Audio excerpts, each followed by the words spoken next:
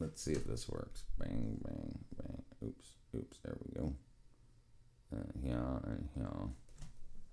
Okay. Oh, bam, bam. Oops, bam, bam, bam, bam. There we go. All right. What up, Katra? I didn't see. Hold on. Let's see if we can find out when you came in. 12, 13. Looks like 32, Katra. Hi. What up, Plastic? What up, Shiva? All right, hold on. Let me get this set up. Bam, bam, live. Live. Over here. Over here. Over here. Oh, come on. This over here. It's over here. It's over here. Here. Okay. Dang it. Live chat. Live chat. Here. Show notes. Show notes. Copy. That video was done super well. Thank you, Plastic. Thank you very much. Thank you. Thank you very much. I really appreciate it. And if anybody has any hype points, absolutely. If anybody has any hype points, I'll post a link to the video. I'll really appreciate it. Trying to get there. Dude, I'm about to take my freaking shirt off in here. You know what I mean? Yeah, girls. What? It's hot. It's 87 degrees. Current temperature.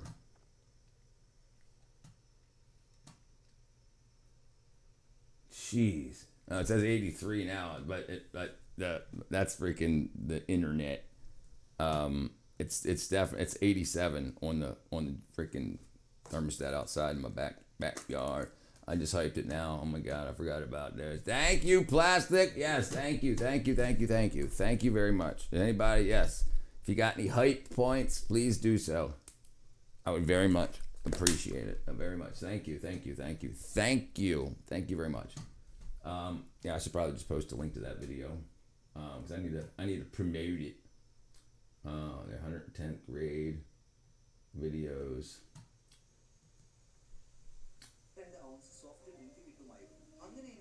Oops.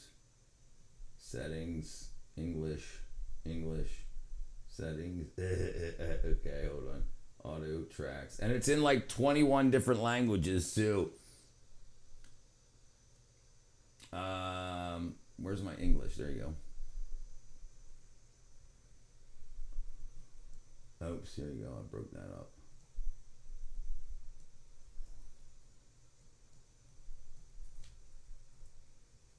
See if that works. Okay.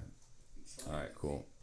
Thank you. That's freaking, I don't know, man. It's warm here. I'm going to guess it's 65.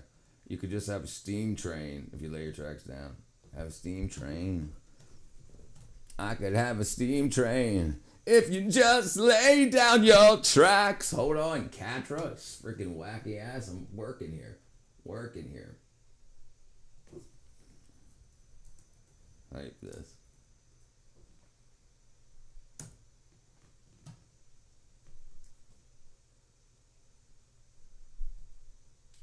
There we go. I'll put that up. All right. Thank you. All right. Let's see. All right. Now let's see what wacky ass has got. Oh.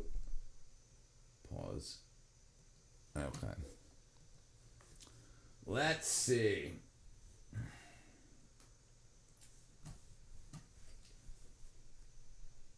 Yeah, that looks like you're going to get there. Tornado, wind, and hail all getting on top of you. This amusement. It never ends. Yeah, boy, getting hyped. Thank you, freaking Plastic. Bam. All right.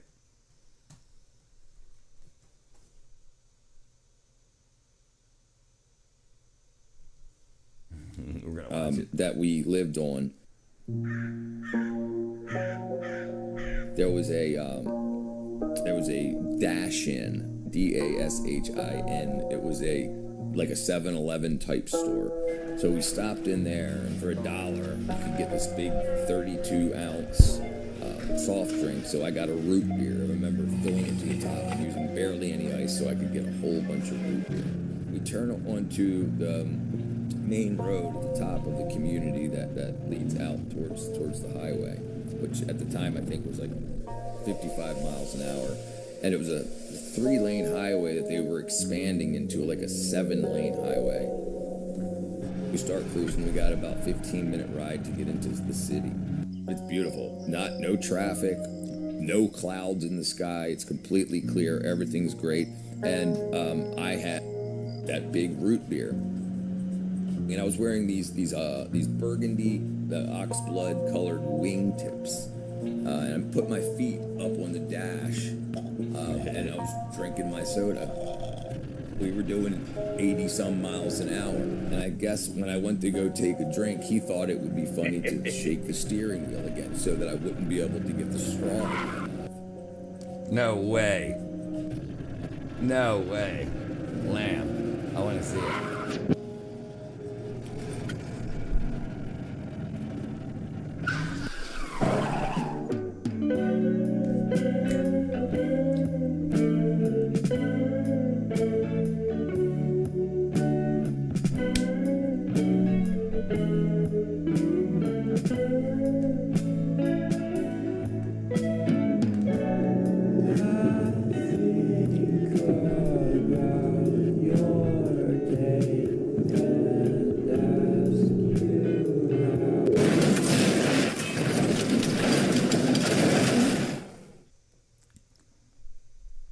We hit the wall so hard, the styrofoam cup that the root beer was in just disintegrated and went everywhere. We were completely covered with root beer.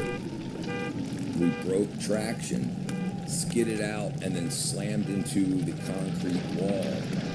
The car didn't come to an immediate stop. It basically bounced off, but my feet were on the dash, so when we hit, my feet slipped up and kicked the windshield out. But Brad slammed into the steering wheel. I didn't have the lap belt on, so I just crawled.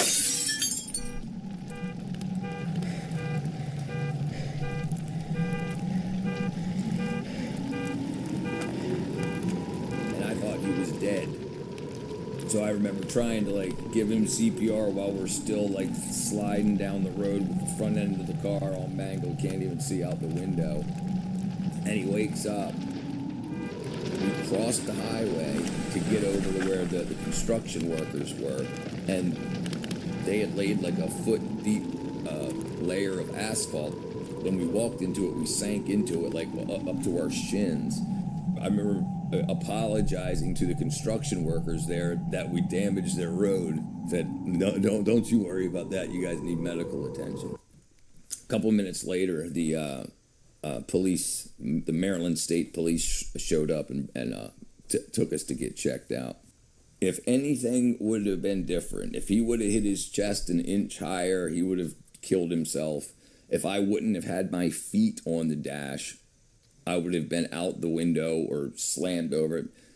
It's amazing how things happen to be in the perfect place for this to become a learning experience rather than a funeral experience.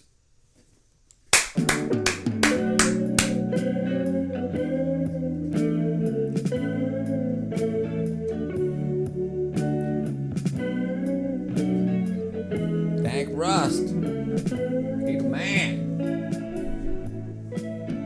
Beautifully done. Me and Rust. You'll meet Rust. You'll meet Rust. You'll meet Rust. He my boy. He my boy. I'm waiting to see this AI link from Lamb.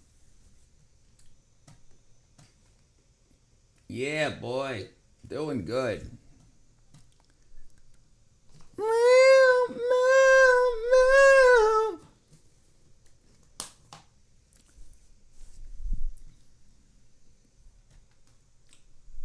All right, let's see what this looks like.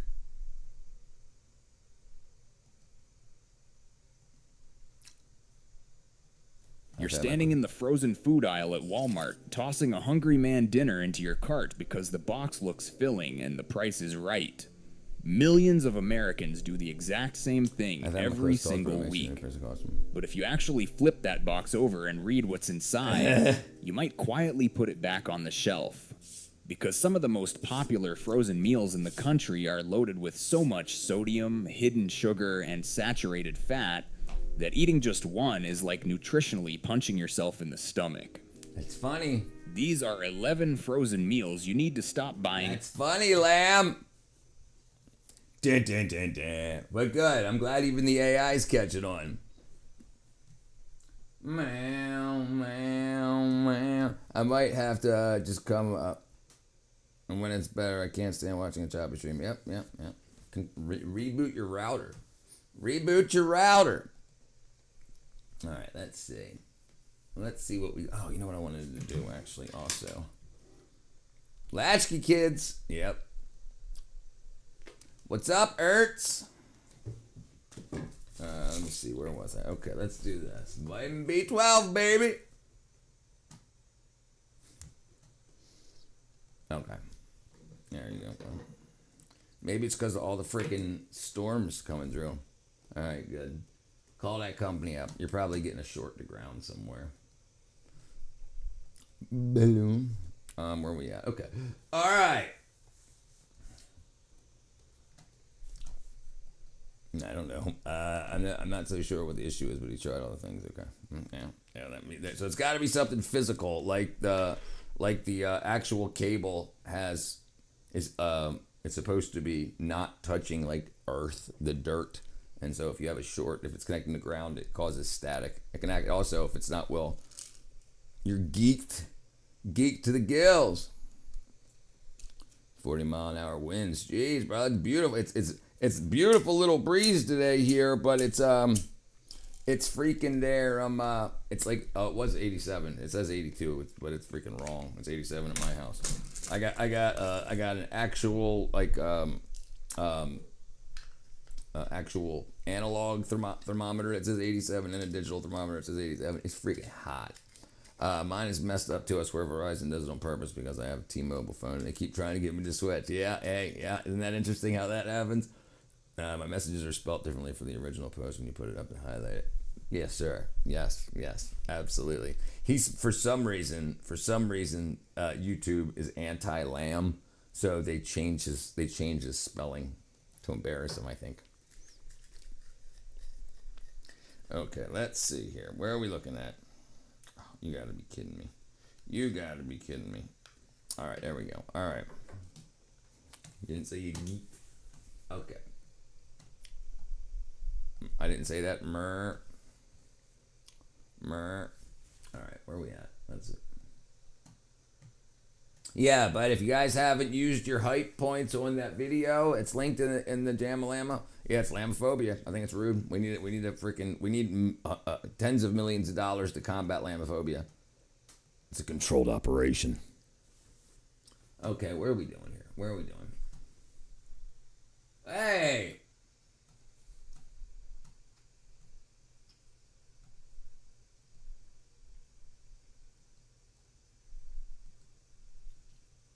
There we go. Oops. How office jobs. So there was a really interesting thing. There was a very interesting thing came out the other day saying that because all the AI wackadoodles are basically a bunch of liars and the AI can't do what they say it can do, they plan on all companies that did AI layoffs will have rehires by next year. I am the false flag, chat. Bring it on. Hey, look at this guy. He's pretty freaking good looking. Pretty good looking guy right there. All right. Sorry. I like seeing myself on the internet. Vice president's headed back to the U.S. Okay, let's check out Himalayan sea salt. All right, one second. Wow.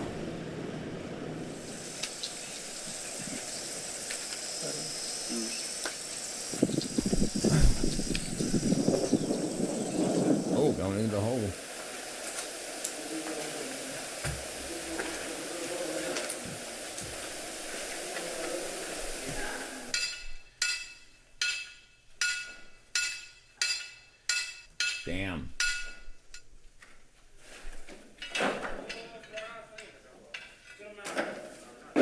honestly, it takes forever. A lot of what streamers' message is dictated by YouTube people.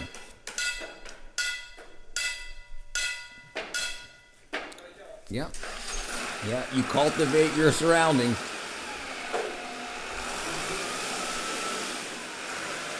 That YouTube can make you mad. YouTube can make you mad. And it gives bonuses, or social media. I give bonuses. You get more views and likes when you say something that they agree with as a company, and they shadow ban things you don't. So if people are just chasing likes and views, then I say, hey, if I say vote for this person over that person, I get 1,000 views. If I say vote for the other person, I get 6 views. So it cultivates their way of thinking. A person who brings you to their anger is your master. Brings you to anger is your master. Yes, that's true. I want to narrate a video in a style of AI saying years. I want to narrate a video in the style of AI saying years like 1,908. Do it. Why don't you do it? Why don't you script one up, Lamb? You could probably have it done by the end of the stream.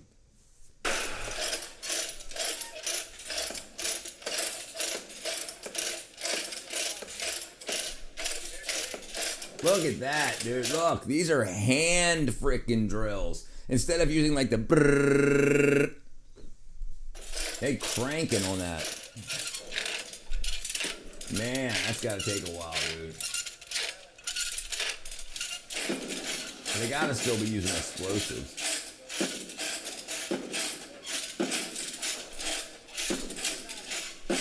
Damn.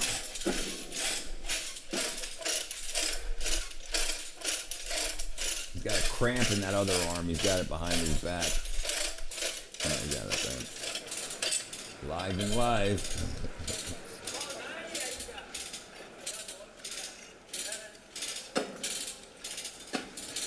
Damn, that's gotta take forever. That sound like the intro to Sally Love Songs? Silly Love Songs? Oh, I don't call them.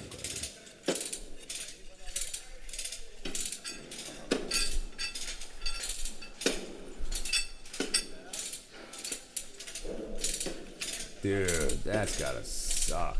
Why did you choose my birth year, Lamb? Maybe because I'm special. For flux. Wait a second, they're not using explosives? Get out of here. Get out of here. Get that hot ass thing out of here. Dude, that's gonna suck so bad.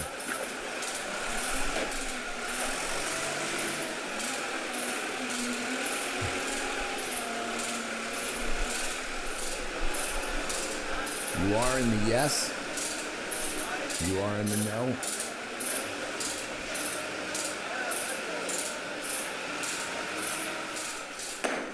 Dude. Isn't that amazing? That makes our food taste good.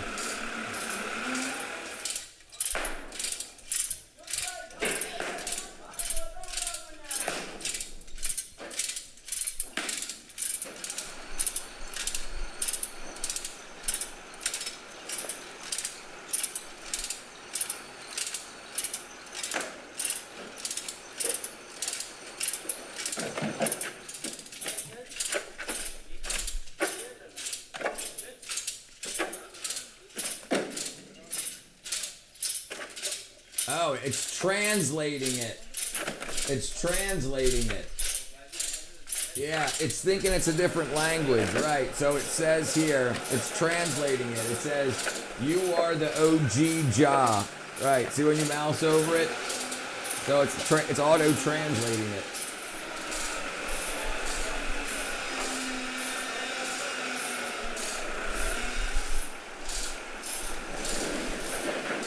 Baloney is what you said before instead of balloons. Okay, I see. I don't know why. It's translating it over to mine.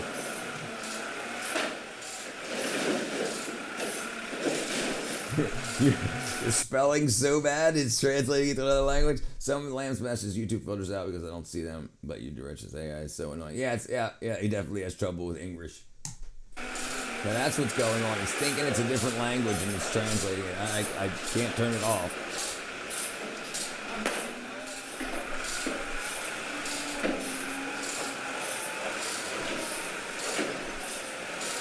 Dude, that's gotta suck. That's gotta be the poster boy for back pain.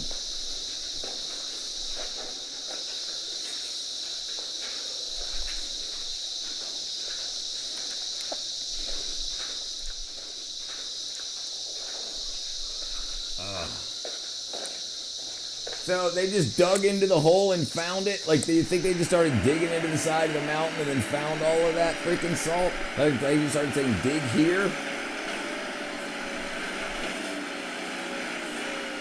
No, it's not just you. It's all you poor spellers. Hello, is it me you're looking for? I can see it in your eyes. I can see it in your smile. What's going on, Papa Rompy? Hello, is it me you're looking for?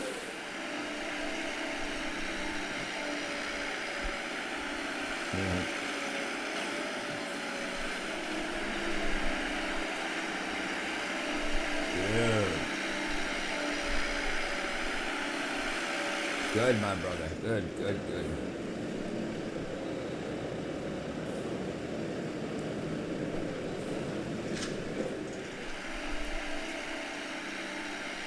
I just went now, but I haven't got a clue. I love this. Yeah, good song. Dude, imagine how dried out your skin is. Freaking touching salt all day. What up, some non-Jewish guy?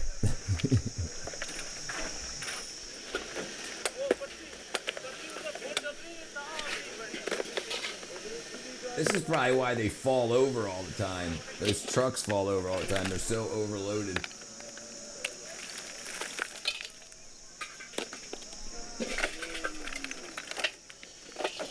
Is it me you're looking for? I can see it in your eyes. I can see it in your smile. Shalom bag. Gotta have some cracks like hell. Yeah, yes, right. Like freaking serious. Dry, calloused crack.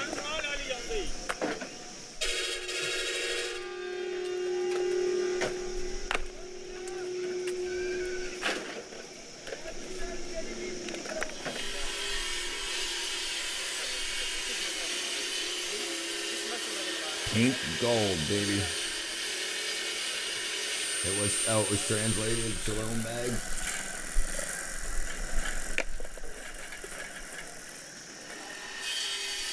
Shalom genteel. Shalom bag.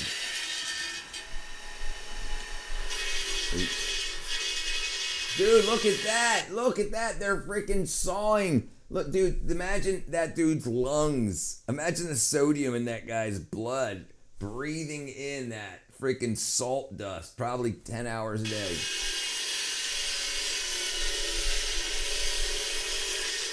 No guard on that thing. I was missing a thumb. Oh, he's got a thumb. Never mind.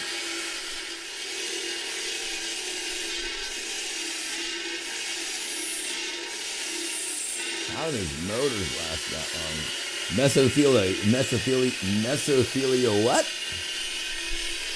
So dumb. Sodium.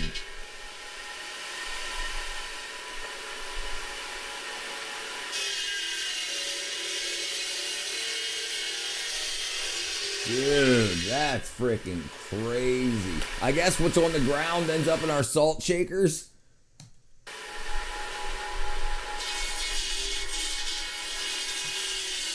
No, that's salt. That's salt. Silica is crystalline. Silica is silica. This is going to be sodium. Sodium, not carbonate. Sodium carbide, not sodium carbide. Chloride. So this is going to be sodium chloride. Yeah, it's salt. Yeah, it's Himalayan sea salt. Yeah.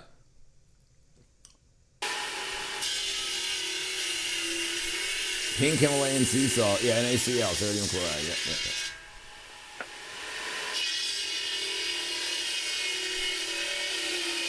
and whatever rocks they're cutting through to get that out, right?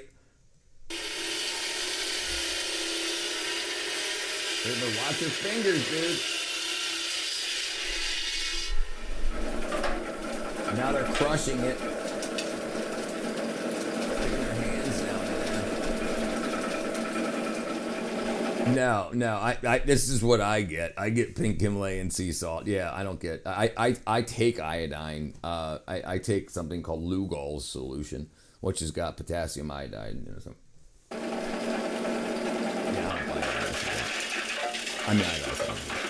I mean, hold on.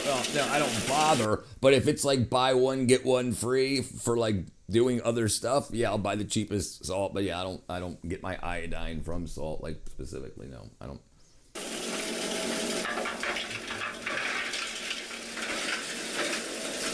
Dude, look at that, just freaking salt breath. I can't imagine. This is yeah, I got pink, I've got red, I've got pink, I've got black. I got, you know, it just what's that? What I've come across over the years, and I got a bunch of Mandelbrot fractals. Oh yeah, there you go. So that's just the dust. Look at that, dude. There's no way. That's gotta suck hard. These guys probably don't rot when they die. Yeah, like, can you imagine this much salt in your skin and body and everything? Like, you're just freaking preserved. You probably die at like 35 and then never rot. Just stand in the corner. He hasn't blinked in a while. Yes, right. Yeah, but last night we watched the Indian leather trade. In India, where they after they slaughter the animal, they take they have such a backlog in leather making that they just salt the hell out of the skins. Yeah, hold on one second. But yeah, that's crazy that you said that. We spent like an hour watching that last night. Saxa, it all tastes the same. All right, hold on one second.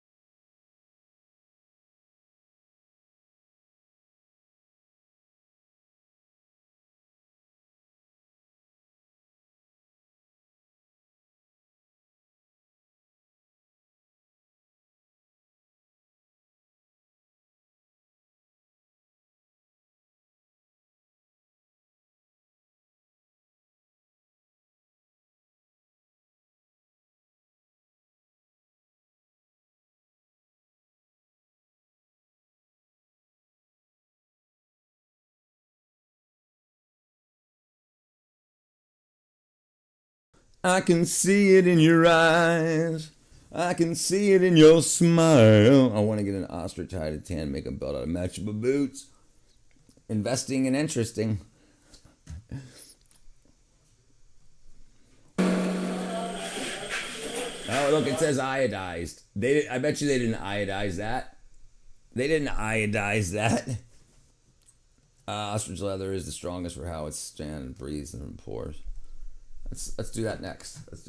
So this says I mean, maybe they did iodize it. I doubt it. Maybe it says non-iodized. I just can't read. Dude, this dude looks like he hates his life. Oh, look how he's heat sealing it. He's just folding it over and tapping it against a hot piece of freaking metal. And then his fingers, his bare fingers. Another bag. Dude. I can feel the breeze on my toes. Look at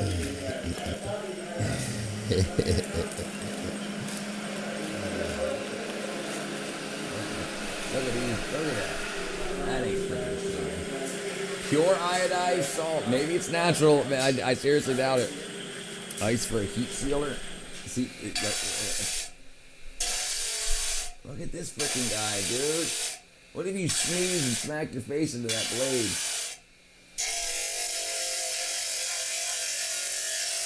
Dude, that's freaking crazy. No, it ain't no freaking OSHA. Not a damn chance. There wouldn't be no freaking... No, jeez, no, absolutely. OSHA. Oh, he's carving it. Okay, I saw the little statues behind him. Oh, that's a grinding wheel. Okay, I thought it was a cutoff wheel. Well, that's basically what it is, a cutoff wheel. No. No eye protection, no hearing protection, no freaking dust mask. Here he being goblets and high vis, right.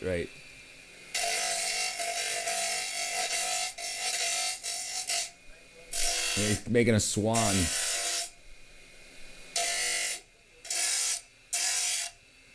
Or a duck, or whatever you want to call it.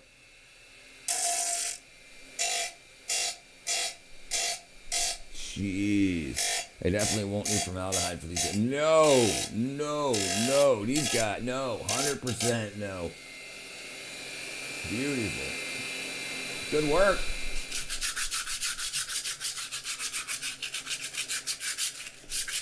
And then they're just going to polish it with steam, probably. Yeah, these guys are freaking... It's acid.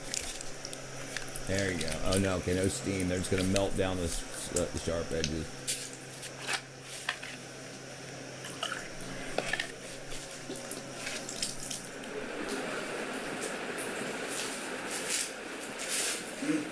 I mean, that's what I would be selling. Mortar and pestle. And they're going to glue it together with water, probably.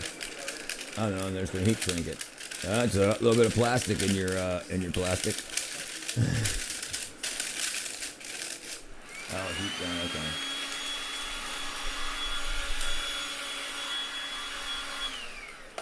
Yeah, make good money, $5 a day.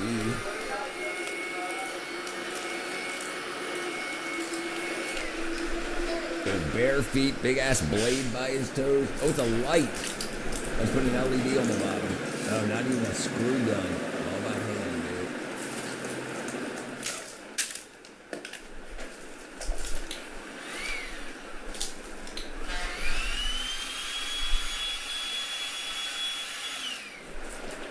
There you go. Oh, cool. It's a color changing. Yeah.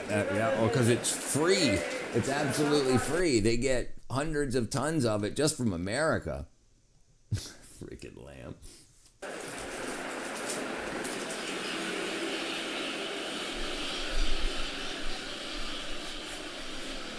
That's probably $60 a lamp in America.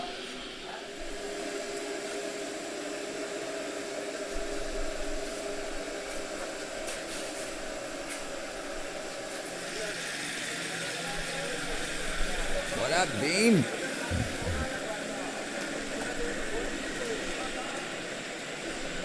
So basically, the edible salt is the side product of the gift and lamp making industry. I hate watching street food videos from every damn thing in the plastic bag. Yep, including the drink. Yep, it's crazy. But the plastic's not the worst part. The plastic's the least worst part. What did you mention? Big up? What did you mention before? You mentioned ostrich.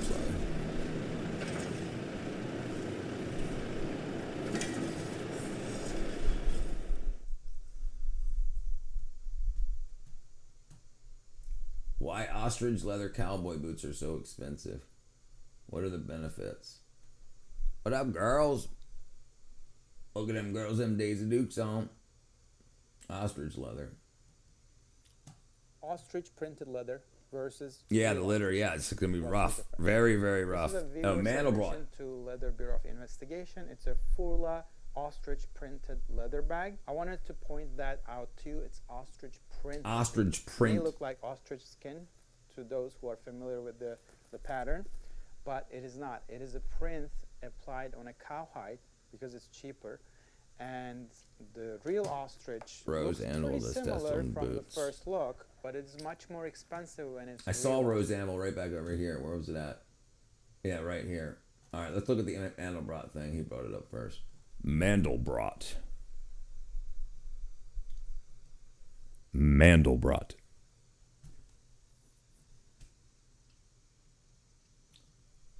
The Mandelbrot set is one of the most iconic images in all of math, but do you know how it's defined? Like stress You start testing, with some that's- complex okay, we'll check it number, out, check it C, which we'll visualize with this movable yellow dot, and then you recursively define a sequence of complex numbers where the sequence starts with 0, and each new value is defined to be the square of the previous value plus C.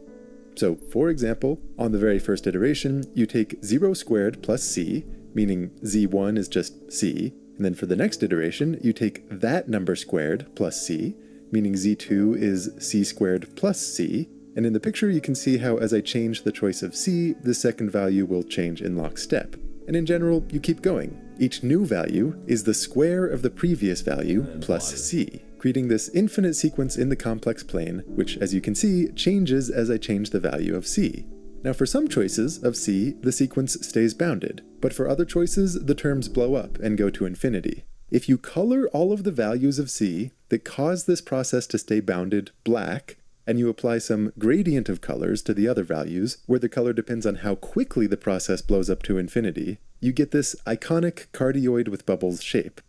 And you can say a little more. The main cardioid in the middle corresponds to all of the values of C, where this process will approach a single limit point. And this big circle on the left corresponds to all the choices of C, where the process tends to approach a state where it kind of bounces back and forth between two values. And then the You just missed people self-preserving themselves. circles on the top and the bottom of the picture each correspond to choices of C, where the process will get caught in a cycle between three values. And in general, each part of this image corresponds to some qualitatively distinct behavior of the sequence. Mandelbrot, baby. All right, ostrich leather.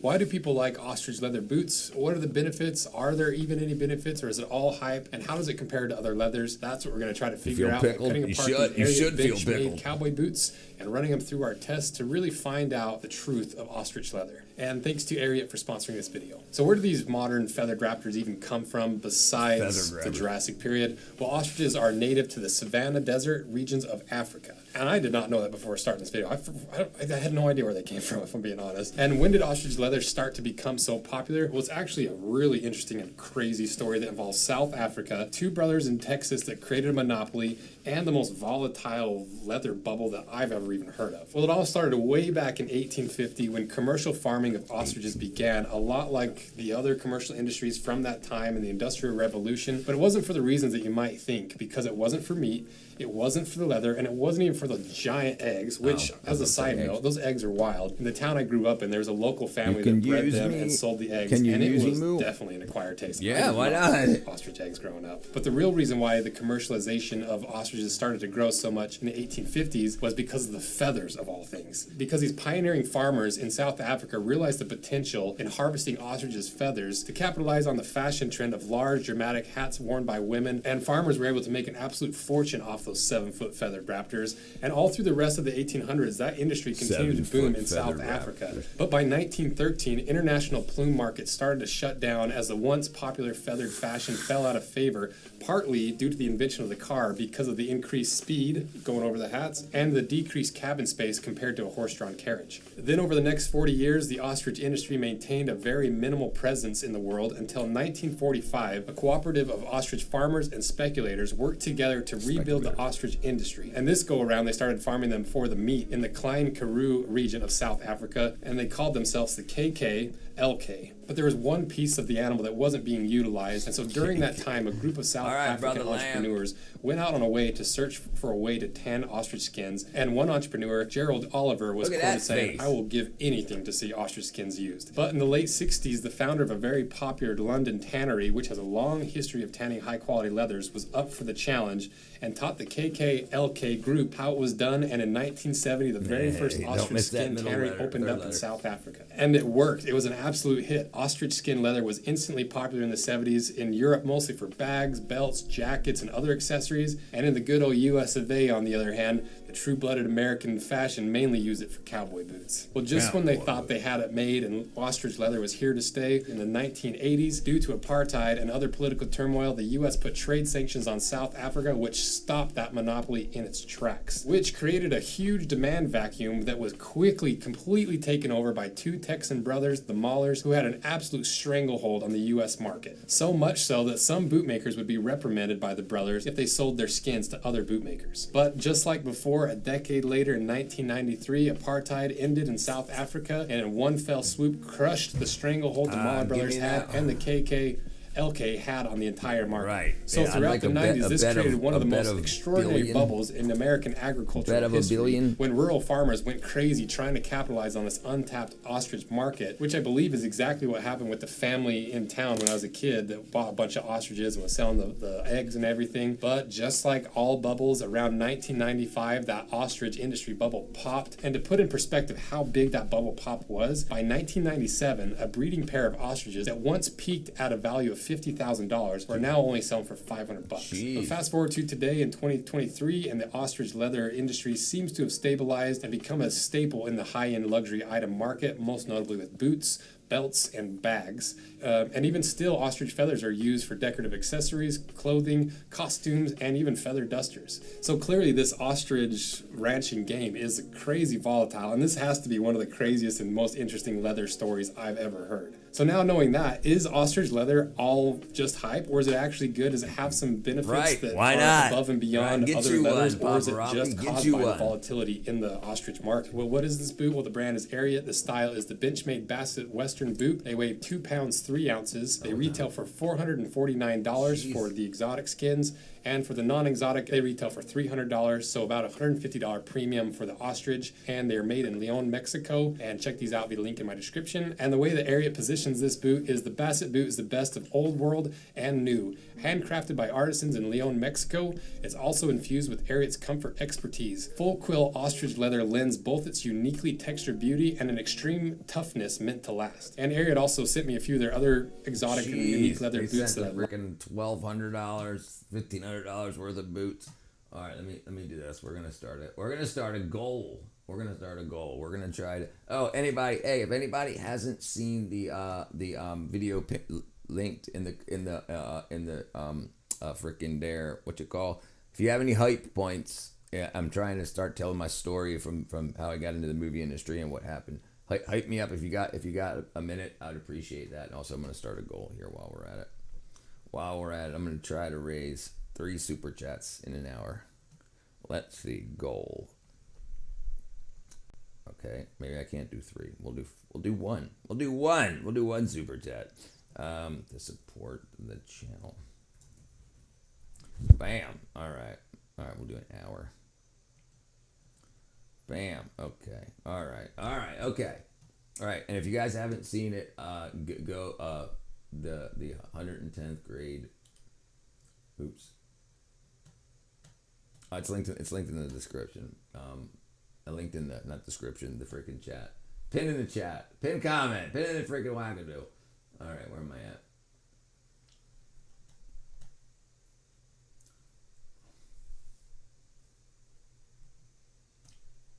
I'm trying to think of a metaphor.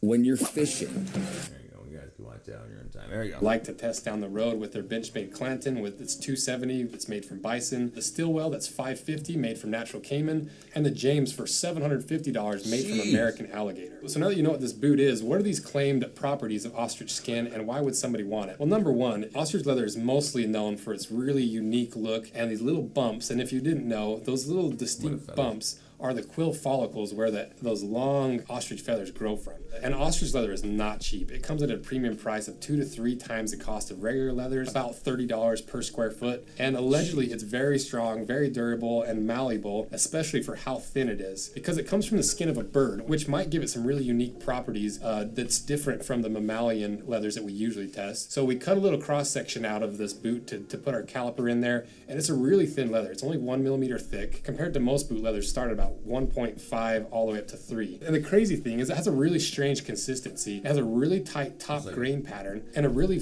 loose and fibrous layer underneath that you can kind of pull apart, and it stretches. The weird thing is those fibers run parallel to the leather rather than perpendicular like cow leather. And so I think that's part of why it's so flexible and malleable and all these claimed benefits of being extra durable for how thin it actually is, because it is very different. But to test that, we did the puncture test first on the upper, because it is a cowboy boot. We got to do the rattlesnake test. And it took 86 pounds, which is right in the mid-range. It's the follicle where the feather comes out of the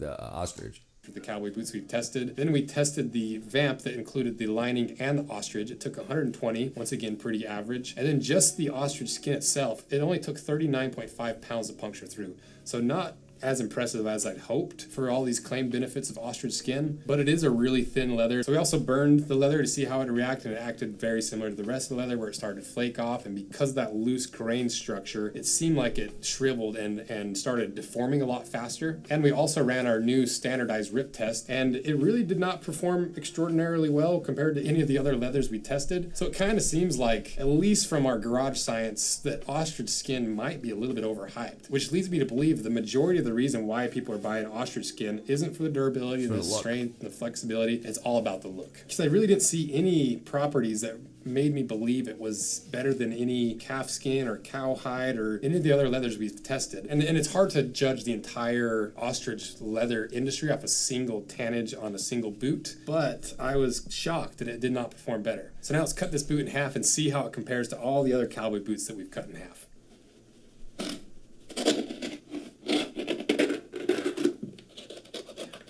Jeez.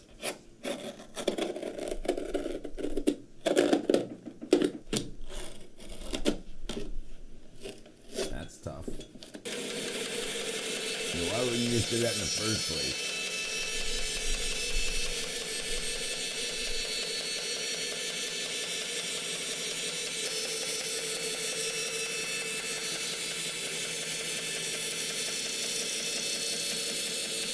$73,011.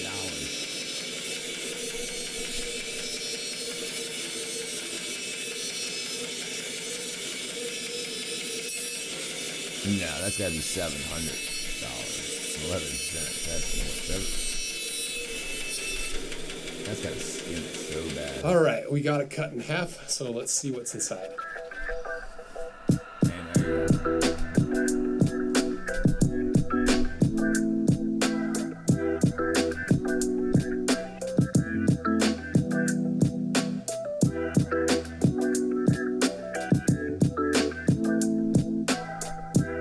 So what's on the inside? Well, let's start with the pros or the good first. Love the veg tan counter cover. Pretty good lining on the shaft and through the vamp of the boot, where a lot of these boots have really cheapened out. Both don't have a plastic coating and have very minimal pigment into them, so they're going to breathe really well. A pretty nice insole, and I like the fact that they gapped this to receive an insole to give you a little bit of squish on these hard cowboy boots, and it's honestly a pretty decent insole. I like the leather that's on top. A really nice fat slab of veg tan leather on the insole that is channeled, unlike a lot of the other boots, especially just boots generally that have a canvas gemming along the bottom. The Goodyear welt is channeled into the insole itself. It has a full leather heel stack and a butyl treated outsole that helps prevent water from absorbing through the outsole that boot one inside, is and the it helps with the tone. wear resistance. It has a little bit of a cork filling to help absorb some shock, and it will help prevent some squeaks. Traditional lemon wood pegs through the arch, a channeled outsole stitching to give you a little bit more protection before you wear through those stitches, and even a leather rand. It has a composite composite shank, which won't be as supportive and rigid as a steel shank, but it will give you a little bit more flex. And it's pretty thick, which gives it that really distinctive cowboy waist. The cons, on the other hand, are the synthetic counter. It's going to break in faster and be more comfortable initially, but it's not going to be as durable as a nice veg tan leather counter. And I just personally rather have leather, especially after how good all the rest of the components are. It does have a layer of compressed cardboard over the shank, which is there to help prevent some squeak. And they got a little heavy-handed on the sanding up here at the toe of the boot where they worn through the grain of this lining leather. And that's really about it for the negatives. There's not a whole lot to point to that's bad about this boot component-wise. And so the next question is it worth the price? Well, personally, I don't really love the look of ostrich skin. So to me, I wouldn't spend the extra $150 for the premium pair. But if you look at all the different boots out there using regular leather and ostrich, the premium most brands charge is usually $100 to $150, so it seems right on par with that. But if you look at the non-ostrich skin boot as a baseline to compare it to all the other boots on the market for this particular model, I think it's really fairly priced. If you look at the cross section and all the components, it's right on par with the other boots in this $300 price range, and I think even the ostrich skin version is right in the right ballpark compared to the other brands. So to me, they're clearly worth the price, but if you disagree, let me know specifically what you think I got wrong compared to the other cowboy boots we've dissected, because I'll put the links in the description, and let me know your Dissecting cowboy boots.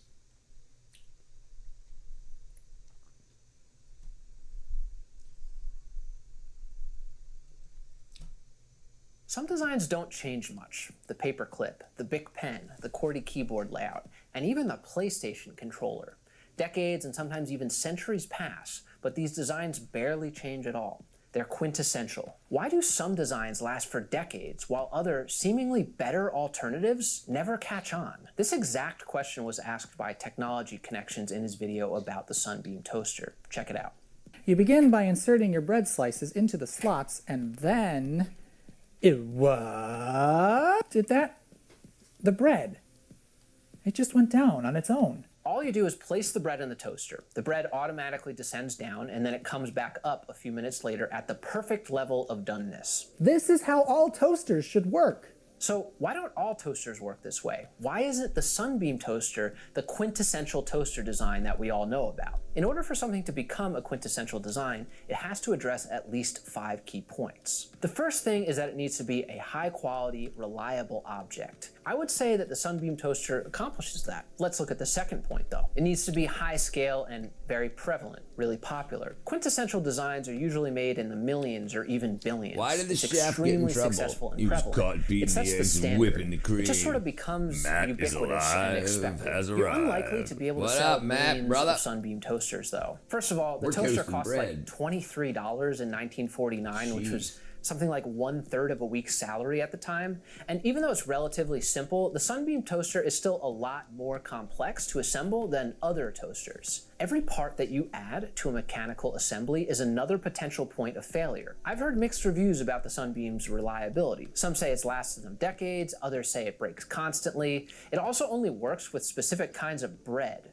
Also, the biggest selling point about the Sunbeam is the fact that it's automatic. You just put the bread in the slots and it does all the work for you. But for most people, I'm not sure that's a big enough reason to shell out 1/3 of your weekly salary. There's value in pushing the lever down yourself. It adds just enough personal touch, and it also adds some tactile feedback that's kind of nice. The Sunbeam toaster is high quality enough to be a quintessential design, but it doesn't scale. There aren't enough people who are willing to spend so much money on a toaster, and the mechanical complexity makes it harder to manufacture millions of units effectively. Now, a regular toaster isn't perfect, but it's good enough. We learn to live in a world of imperfect things, just as we learn to live in a world of imperfect humans. The Sunbeam toaster is appealing to a very small audience, and that's great, that's okay. You shouldn't always cater to the masses. Look how excited Alec was about the toaster. What is happening? That's a special thing. And the Sunbeam is still a great design, but it isn't quintessential. Designing the process of how something is made is just as important as the design of the object itself. The paperclip is a great example of this. This design is unbelievably effective, and the fact that 11 billion of them are sold every year is proof of that. But there actually are better paperclip designs out there. This paperclip design was patented over 30 years ago. It's much stronger and therefore can hold more papers than a standard paperclip. It doesn't deform as easily. So why isn't this the quintessential paperclip design? It comes down to large-scale production. The standard paperclip making process is insanely efficient. It's just a 4-inch wire bent 3 times using a beautifully simple machine. The standard paperclip we all know was never patented, but the process for making one was. You need a quintessential manufacturing process to support a quintessential design.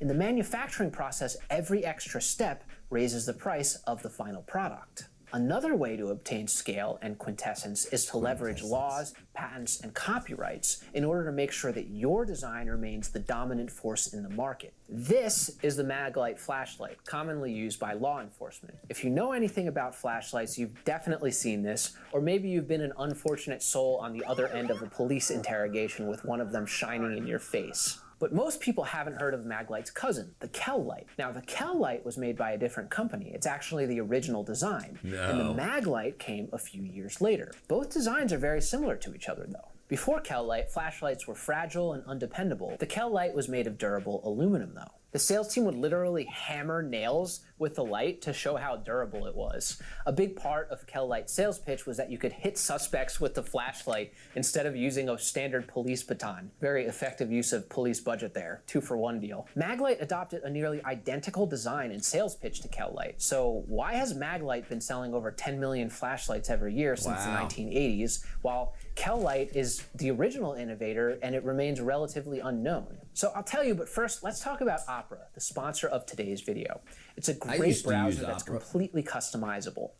Have you ever opened up 50 tabs and gotten completely lost and confused? Opera automatically groups tabs for you. And they got a built-in freaking VPN. It even has chats and messaging services right in your sidebar, which keeps your browsing experience nice and tidy. I connect WhatsApp, Telegram, Instagram, and YouTube Music without ever leaving my browser or going to a different tab. There's also a built-in screenshot feature called Snapshot, so you can quickly capture inspiration. And for the multitaskers, there's Workspaces. Keep your tabs organized for work or play. One click and you're in a whole new zone. The overall design and layout is super intuitive and clean, and even the transitions between the tabs just looks really great. With intuitive tab navigation, integrated messengers, awesome screenshot tools, and customizable workspaces, Opera is the browser that's got everything you need to seamlessly and intuitively browse the web.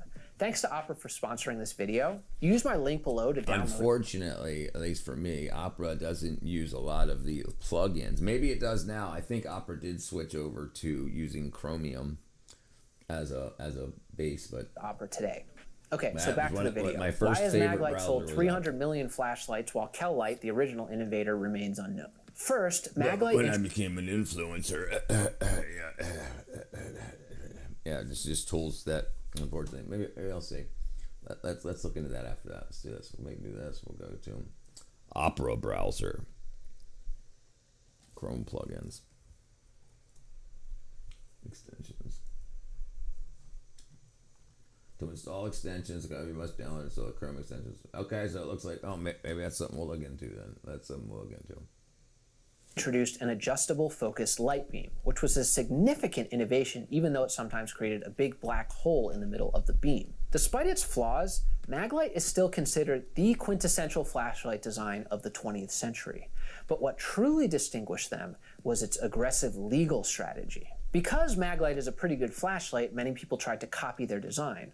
From 1986 to 1989, Maglite spent $17 million on lawsuits to protect its designs. That was over 3 times its advertising budget. The real genius of their approach came after winning one lawsuit in the mid-80s against major retail chains like Sears and Kmart, who were selling imported copies of their design. As part of their settlement, Maglite required these stores to purchase 5 real mag flashlights for every fake knockoff they sold, solidifying their market dominance. The founder, Tony Maglica, even sued his own stepsons when they tried to start their own flashlight company. They wanted to address the Maglite black hole issue. Even though they succeeded in improving the design, a jury awarded Maglica $1.2 million for lost business and damages due to his stepson's alleged theft of Maglite research. This put his stepsons out of business. And basically, Maglite just sued all the competition out of existence. Maglite also became standard issue police force equipment for decades,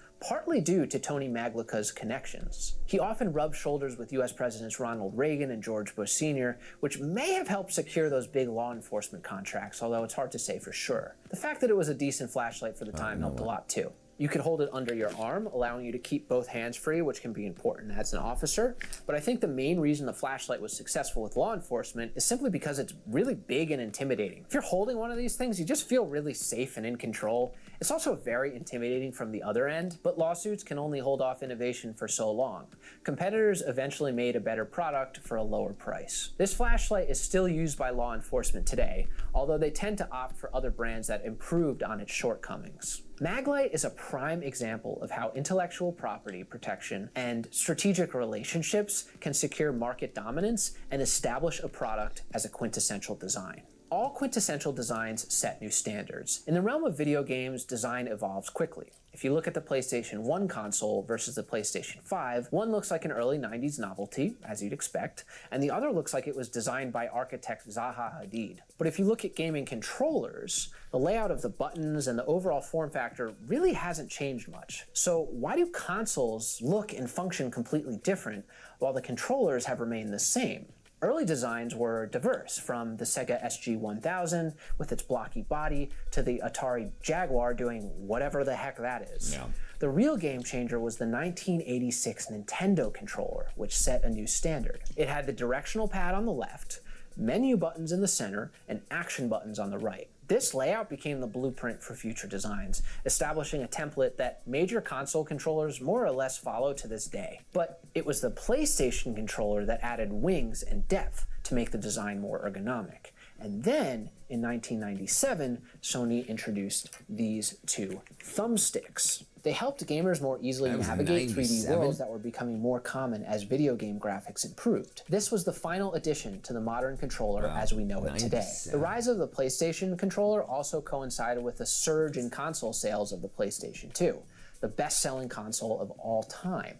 Sony PlayStation 2 will be the biggest thing to come along since TV was invented. The controller naturally followed suit. Even the Xbox controller and the Switch controllers follow a similar pattern. How many other consumer electronics can say they have the same basic form factor even after 30 years? The list is pretty short. Now, that's not to say that other companies didn't try to improve the PlayStation controller. Nintendo's motion-controlled Wii Remote is the most well-known example, but it never really set a new standard. To be clear, it's not that the PlayStation controller is the best design. It definitely isn't, at least not for everything. It's not ideal for first-person shooter games. A mouse is actually a lot easier to aim with.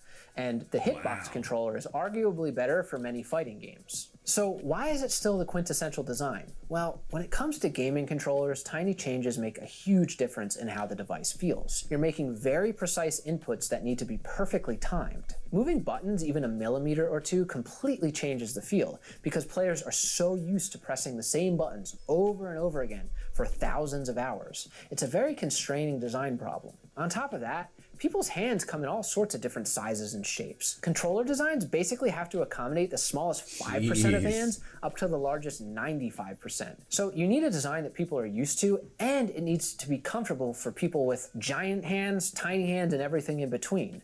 There's just not a lot of design flexibility. But probably the biggest reason is that it's just what gamers are used to now. You see this everywhere, by the way, even on your keyboard. The QWERTY keyboard layout is not the most effective or fastest way to type the English language. Other layouts, like the Dvorak, are arguably faster. The QWERTY keyboard was designed to fix a common problem with early typewriters. The type bars, these metal arms that hit the paper to print letters, would often jam if certain keys were pressed too close together. This setup helped typists to type smoothly without the machine constantly getting stuck. But keyboards don't have mechanical type bars anymore. The only reason why other keyboard layouts aren't used is simply because we're just used to the QWERTY keyboard layout now. It's the standard. It's not worth spending months learning how to type all over again just for a tiny improvement in speed. And it's the same thing with gaming controllers. For a new design to get adopted when one standard is deeply embedded, it can't just be a slight improvement. It needs to be way better to justify making the change. Eventually, a new controller design will set a new standard, but it's probably going to be a little while. Maybe we'll see a change with VR gaming, which has completely different design requirements. Now, up until this point, we've talked about quintessential designs that defined a category of products. But there's another level to all this. What about designs that completely change culture as we know it? Let's take a look at one of the most quintessential car designs in history. Cardiff, UK? Cardiff University? Where's Cardiff? Sounds like the UK.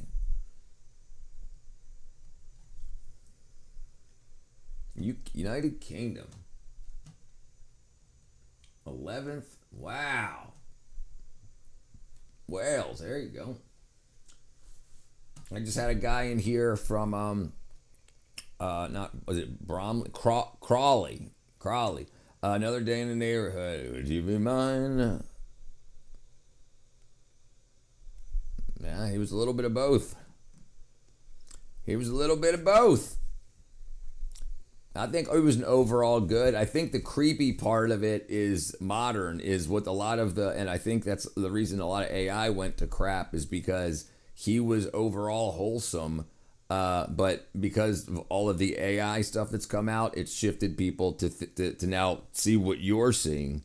The could you be mine? And now they're thinking of that like sexually, But was it wackadoo, or was he being wholesome and just trying to do something good? And then now they've retaken his entire image and made it into him and Bob Ross, two of the most wholesome people on television. And now they're, people will misremember stuff that they said. I always thought he was creepy by that point. Cardiff. Wow.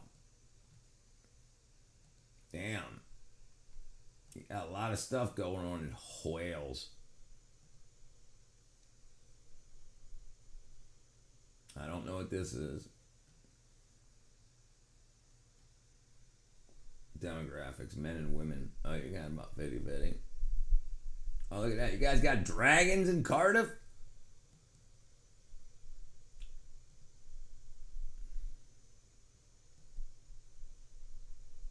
That's pretty freaking cool. Oh, it's southwest. What up, Husafel? Wales is the land of fairy tales and singing boys.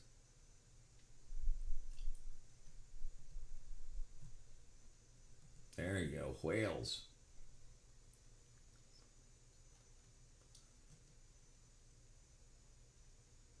Damn, nice looking place though. Look at the old school and new school. Freaking Cardiff. Look at that.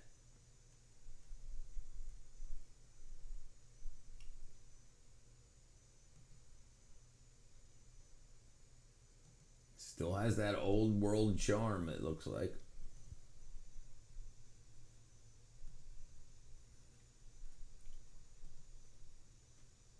Just freaking crazy.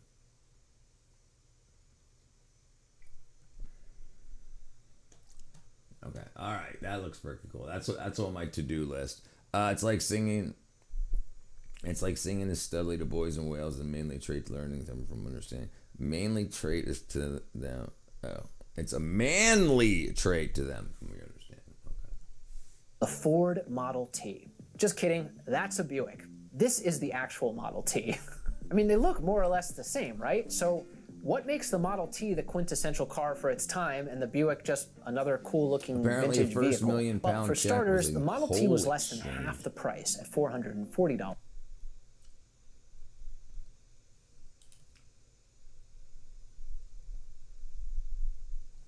What was the first £1 million check written for?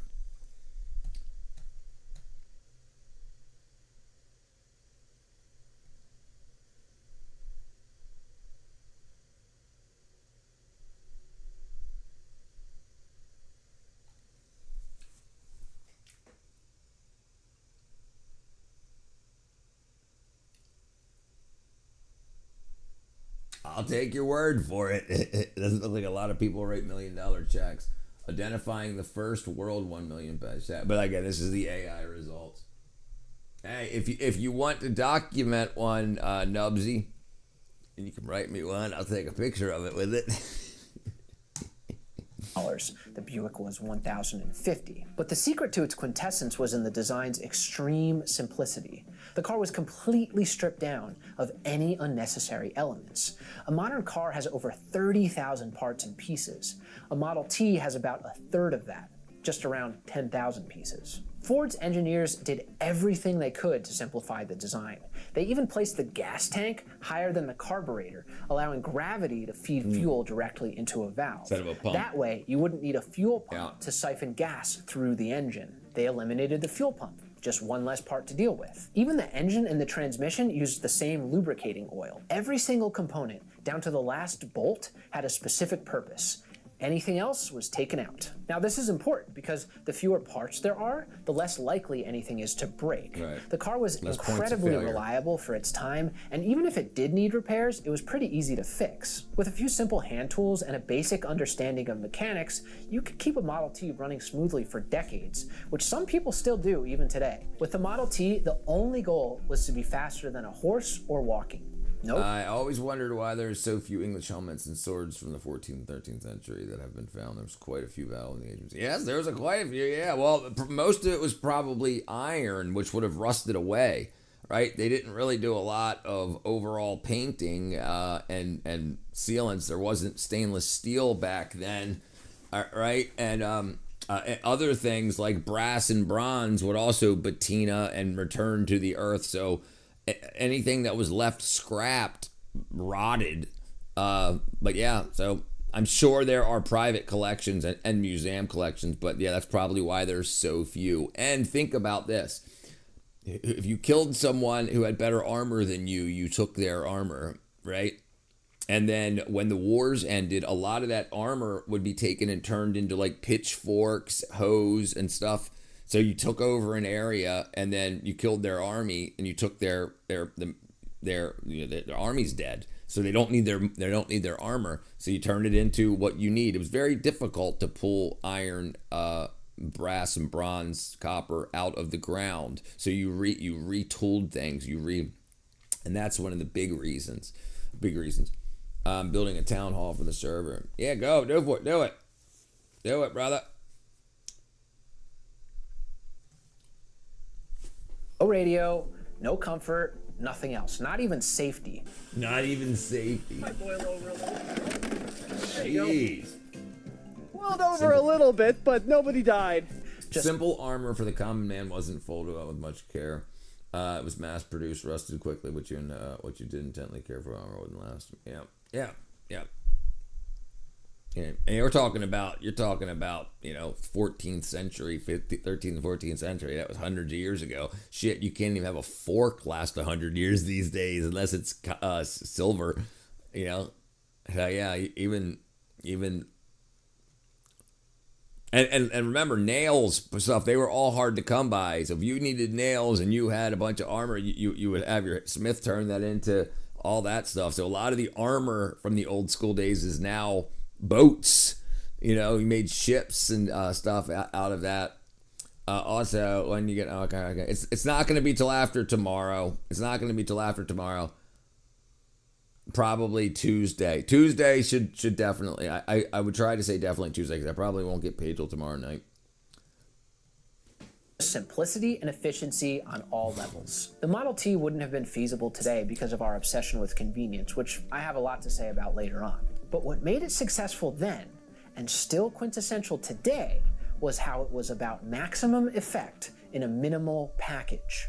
And that's the third key point of quintessential design. But there were other things that made the car excellent. Model Ts were made of vanadium steel, which was an incredibly strong alloy, which made the car durable. It could also comfortably seat 4 people, which was very rare for a car of its price at the time. While the design is pared down, the process that allowed for this car to be made so efficiently and cheaply is its absolutely maximalist supply chain and manufacturing process. The company's founder, Henry Ford, was obsessed with control. By 1920, he bought out all of the other shareholders, making him and a few of his family members the sole owner of one of the largest companies in the world. He controlled the entire empire. But his obsession with control didn't stop with corporate governance. It extended to the way his cars were built. Remember how I said the process of how an object is made is as important as the object itself? This is especially true with the Ford Model T. He started by pioneering the factory assembly line. Now, before, building a car was this really long process that took 12 or 13 hours to build a single car. Ford's assembly line changed all that, reducing the time to just 93 minutes. But Ford's drive for efficiency and control didn't just stop at the assembly line. As his empire grew, it became impossible to coordinate production and shipment so that each component and material would arrive at the right place and at the right time. Anytime he waited for parts or materials to arrive at his factory, he realized he was wasting time. And time is money. So at first, he tried ordering an extra surplus of parts ahead of time and then storing them. But he quickly realized that was costly too. The storage warehouses were expensive, the parts could degrade, and transporting the materials to the manufacturing facility wasted time. So instead, his plan was to control every single aspect of the supply chain. He didn't want to rely on any other vendors or suppliers. He bought an entire railroad system so that he could quickly move all the components and materials across the production empire. He bought 700,000 acres of forest to harvest timber. He bought mines to extract ore near Lake Superior. He bought a fleet of Great Lakes freighter ships to transport this ore to his smelting plants to turn the ore into metal car components. He purchased 16 coal mines to power these factories and smelting facilities. He even bought a glass-making facility for the windshields. Ford had complete control over his entire manufacturing empire, from harvesting materials to production to assembly. It was complete vertical integration. It would then be manufactured and turned into a finished car on the Ford assembly lines. In only 28 hours, Ford's manufacturing empire could turn this into this. Isn't that f***ing crazy? Yeah, Let's be clear, crazy. this wasn't all good. It completely dehumanized the average worker. It's been said that Ford doubled the workers' wages at his factory and he shortened the workday to 8 hours a day. And that might sound good, but he only did this because his employees found the work insufferable and soul-crushing. Prior to raising these wages, it wasn't uncommon for employees to quit after only a few weeks. As if that wasn't bad enough, there was a point in time where every Ford Model T even came with an anti-Semitic newspaper called the Dearborn Independent. So yeah, Henry Ford wasn't exactly the best guy. But in spite of Henry Ford's questionable behavior, there's no doubt that the Model T completely changed culture, for better and for worse. Being able to move around whenever you wanted was pretty revolutionary. It even completely changed social dynamics. I mean, before the Model T, the way that men and women entered romantic relationships was a lot more formal. It was usually supervised by an adult chaperone who was present at all times. With the automobile, going out on dates without any supervision from parents became a much more common practice. Young people loved this freedom because, you know, they could get busy in the backseat of the car. Where to, miss? To the stars. And many parents hated it and they called the car the devil wagon.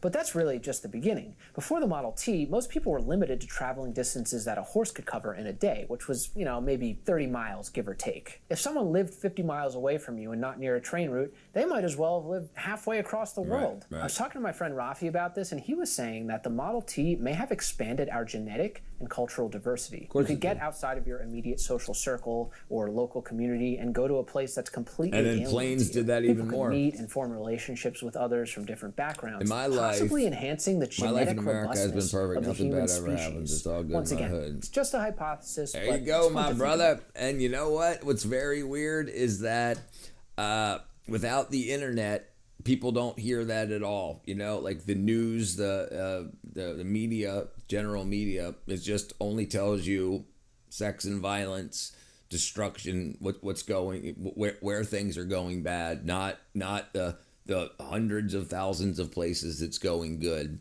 You know, like if you hear people bitching about America, they're in a bad part of America. There's lots and lots of good parts, more good than bad.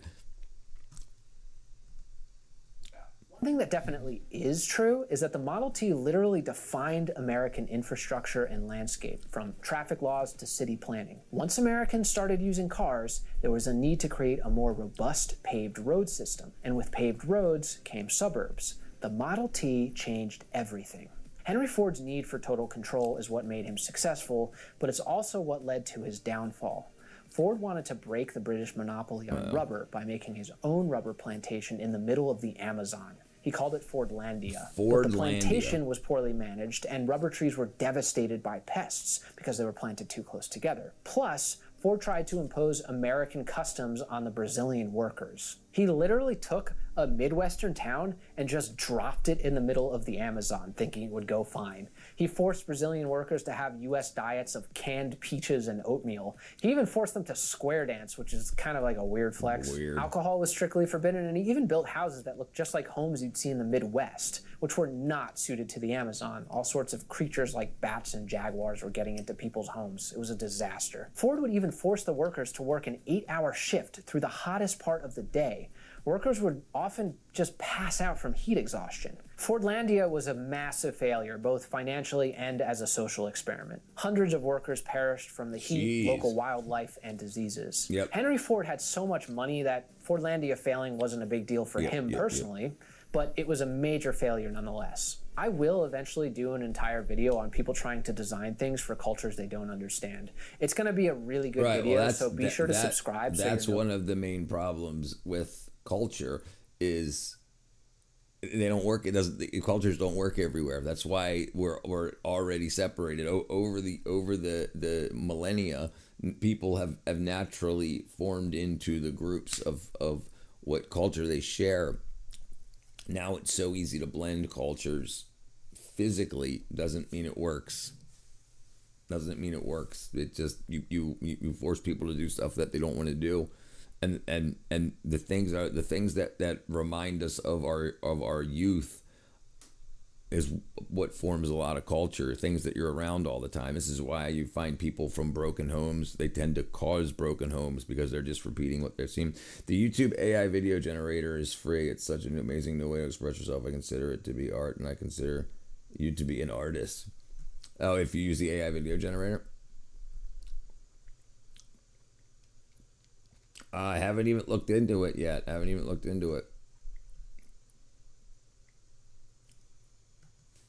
Notified when I launched that video. Well, I mean, so when it first, if we're talking about the same thing, I did one thing, when it was first being offered.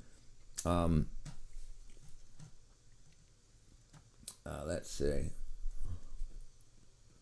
if I can find it. Wow, I've got 1,000 shorts. It's got to be like a year ago. Wow, how am I supposed to freaking sort all this stuff? All right, let me see. It's got to be around here somewhere. Okay, here, like this.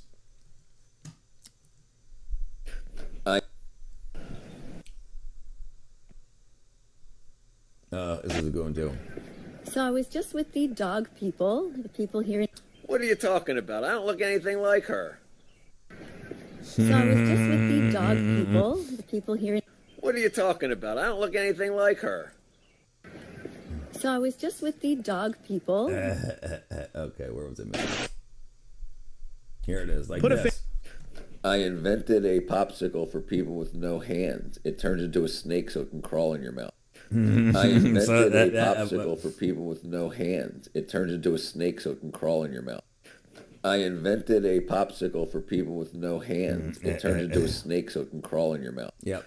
Right. Well, evil exists, John, and we have to understand that the progressive movement has went too far. I mean, I was very progressive, but when they started trying to say that everybody's the same, they just grow up in different circumstances, that's when I was like, wait, no, that's not the truth. The truth is there are people with inclinations to destroy, and there are people with inclinations to build and create. It's two different things, absolutely. Like, yeah, not everybody is good, and evil absolutely exists. Addicted to vegetable soup. You like vegetable soup, Plastic?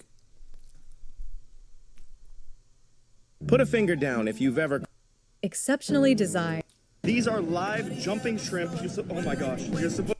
Go outside. No. Why? The sun is a deadly laser. Go outside. No. Why? Delivery robots.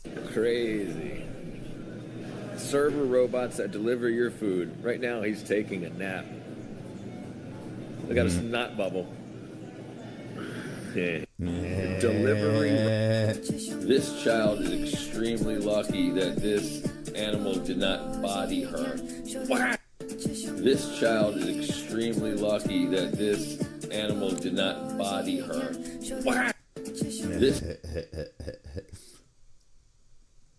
But anyway, for 19 years, the Model T never really changed much because Ford was more concerned with offering the same car for cheaper rather than offering something better. Throughout the 1920s, General Motors was offering better cars in a range of colors and configurations. And the Model T really couldn't compete. Ford was about to go out of business. But they answered back with the Model A, which came as a sedan or a convertible in a wide variety of options. The Model A saved the company, but for better and for worse, it was the Model T that defined the cultural and geographical landscape of the United States. All said and done, Ford sold 15 million Model Ts over the course of about 19 years. It was the best-selling vehicle until 1972, when the Volkswagen Beetle surpassed it. The Model T is, without question, the most influential car of the 20th century, because of the car itself and because of what it represents, both good and bad. The key to achieving that influence as a quintessential design was in how it offered the maximum effect in a minimal package. Another key component of a quintessential design is whether it's indispensable. It needs to be an essential design that you would be lost without. It's even in the word, quintessential. The smartphone is the first thing billions of people look at within seconds of waking up every morning. It's hard to think of a more indispensable device. I think the iPhone is the most quintessential smartphone of them all. I know how cliche it is for another designer to be freaking out over Apple, but it's hard to think of many other devices that have reshaped cultural norms as profoundly as the iPhone. And for the record, before you accuse me of being an Apple fanboy, I've never owned an iPhone, and I haven't bought an Apple product in like 8 or 9 years. So why focus on the iPhone? So 100%, I absolutely do not support Apple. I can recognize the innovation. I can recognize that two things can be true at once. And there's no way that I'm going to spend a week's wages or more on a freaking phone. Like, I ran my entire channel, everything that you see up till like the end of last year ran on a let's see, when did the 10e come out? Galaxy, Samsung Galaxy 10e release date. Okay, 2019. So for the past 6 years, or for 6 years, I had everything. So everything I did with that, and it wasn't until the 25 came out. And then I got for $80.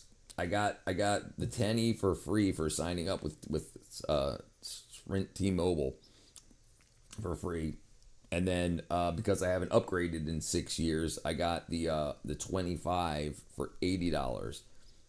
Yeah, and it's all yes, right. Keep it simple, stupid. Yes, KISS. Keep it simple, stupid. Right, listen, some people need to work in the mines. Some people, not everybody has the same brain, 100%. And the people with the brains need to protect the people without it. Absolutely. And the problem is, what we've been doing lately is we've been taking the people without the brains to try to help the people with them. And people that are like, no, you can freaking be a fish and still, breathe air. It's just society holding the fish down. No, you're a moron.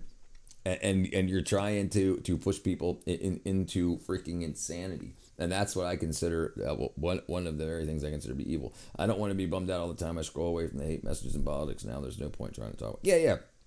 Look, if you're not going to run for office, why are you helping other people? It's not your campaign to run. You're just free labor. If you're, you could let people know, but you don't have to, especially not in your state. Why do you, you ain't got to worry about AOC or freaking Bernie Sanders or whatever. They're not, vote differently in your state, in your local elections. But people that don't know what they're talking about get involved in other people's states in stuff just because they see an R or a D. They got no idea what they're talking about. So it's not worth it. And then like what always happens is you can be very knowledgeable on a particular candidate, but you can't know everything. And then so if someone says blah blah blah, and you're like, they didn't say that, then yes they did, then you get discredited, and then everything all good you tried to do is considered, in those arguments is taken away from you. Yeah, it's not worth it. It's not worth it. Yeah, politics ain't worth talking about. I mean, we could talk about what's going on in the world, but we have too many people outside of New York arguing about New York politics to people and like breaking up friendships in Texas over what's going on in New York. Now, don't do that in your state. Absolutely not. Let them fail, and then when they fail, it'll restructure. It's got to fail first. Yeah, How can you benefit off of it? If you can see the future, how can you benefit off of it? How can you move your money and your investments around to benefit off of this insanity? Remember, socialism has to be funded. So if people want to be socialists, what companies and stuff will be set up for socialism that you can benefit off of and then sell before it fails? It's majority kids.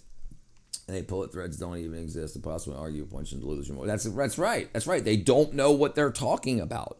They want to. They know that they're dumb. They know that they don't understand, but they think that you just say the talking points because they're not going to get caught in a conversation. They're not in real life. It's only a few words on the screen on the internet. So in a debate, they would be annihilated. But if they say, "Oh, I love Bernie Sanders," then they'll get 1,000 likes, and they'll be like, "Yes, Bernie Sanders must be the greatest." And they know nothing about it. They just see the resulting response that they've gotten.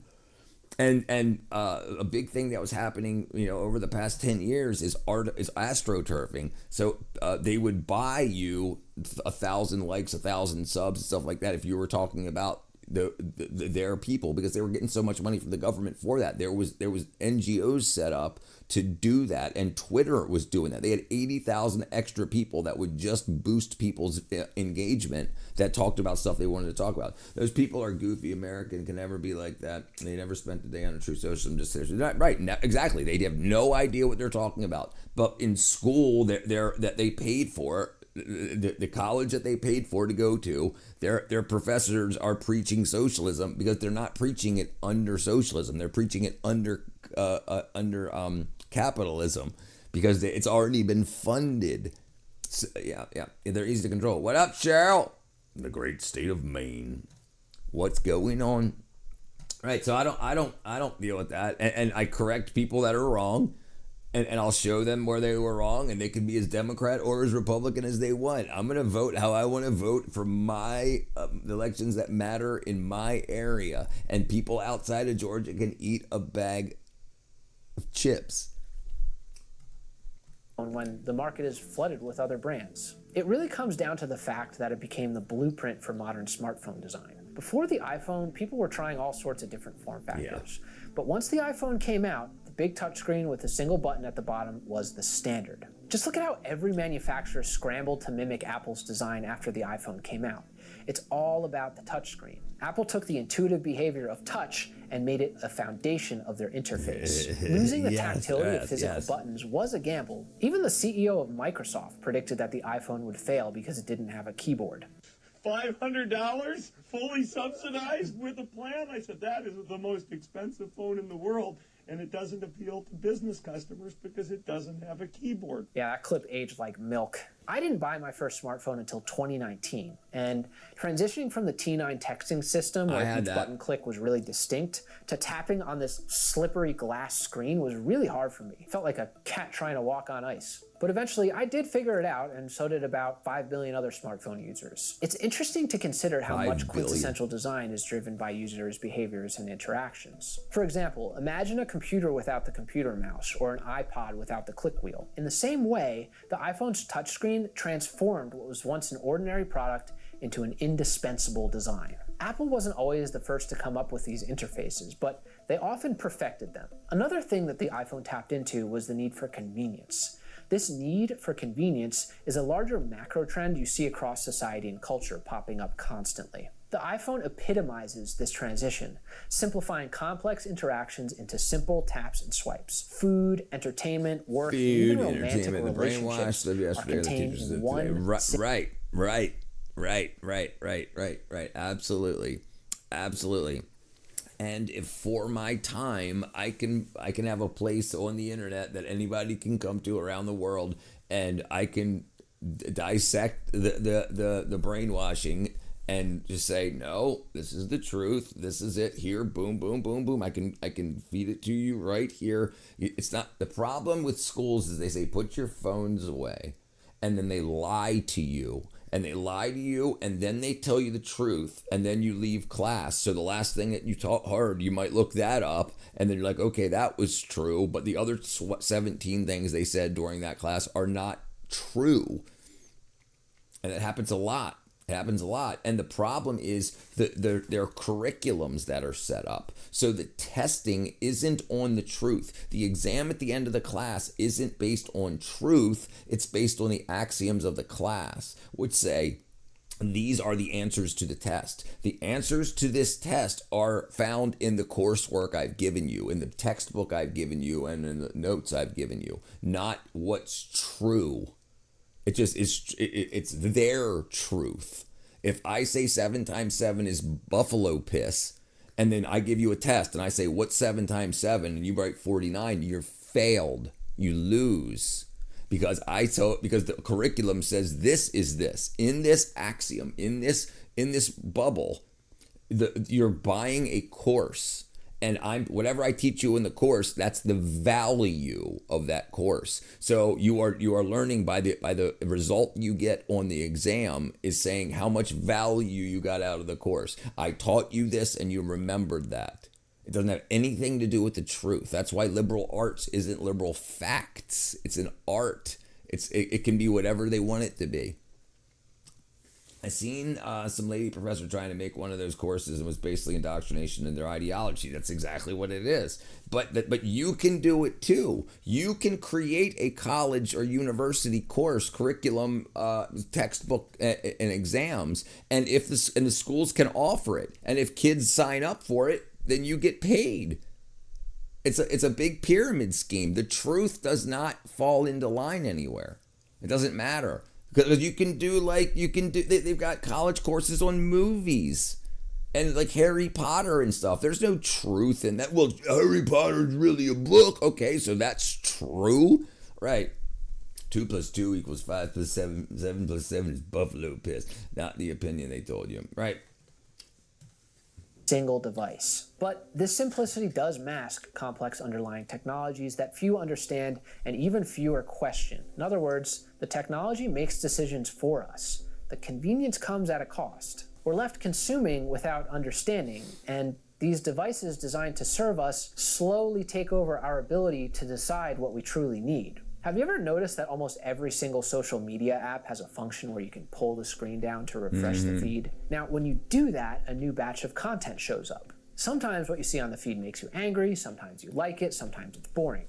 No matter what, it's a little bit random, and that's very intentional. Right. When things turn out the way we expect, the reward center in our brain stays dormant. But when something unexpected happens, those same reward centers in our brain absolutely light up. It's the same dopamine circuitry triggered by drug use and gambling. There really isn't a big difference between pulling a lever down on a slot machine versus pulling the screen down on your smartphone to refresh the feed. The smartphone I heard they were saying Lord of the Rings is racist and burst out laughing.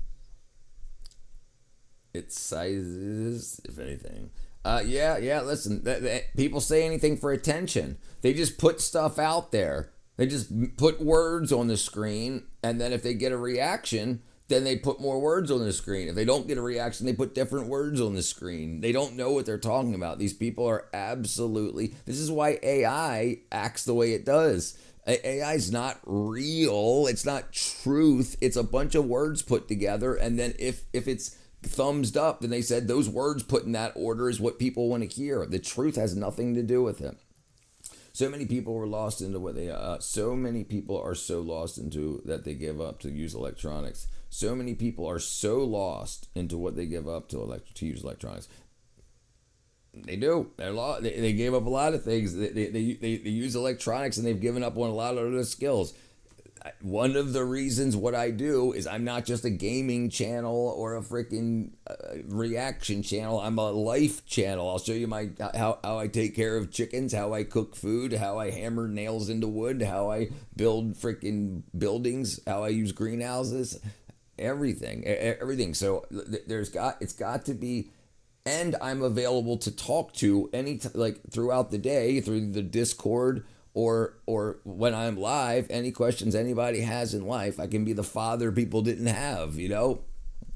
Younger generation probably thinks ChatGPT is Jesus to them. They absolutely do. I was talking to Lamb about something like that yesterday or the day before about how people rely on the hallucinations from ChatGPT because they sound so, like when Jesus was saying things that sounded wackadoodle to people because it was so new.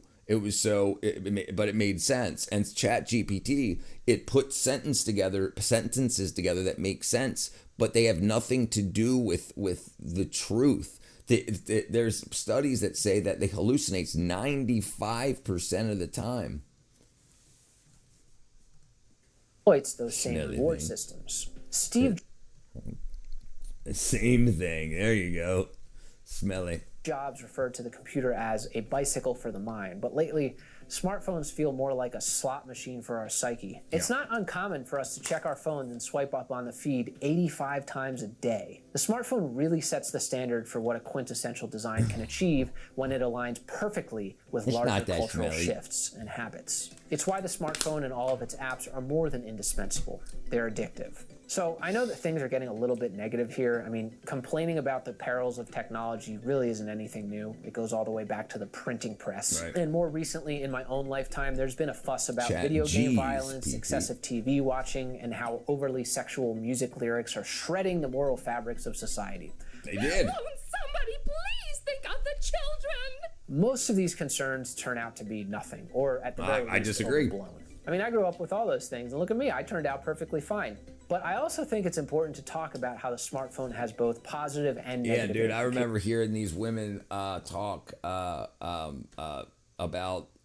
their kids and everything, and the way that they said is, I did everything fine. None of my kids are dead. Like that's the scale that they determined on whether they were a good parent, that their kids have a heartbeat and eyesight and so surviving and thriving are two different things. I think I saw that it wasn't the ChatGPT wasn't able to beat a Microsoft chess program, predicted it could win. Sure.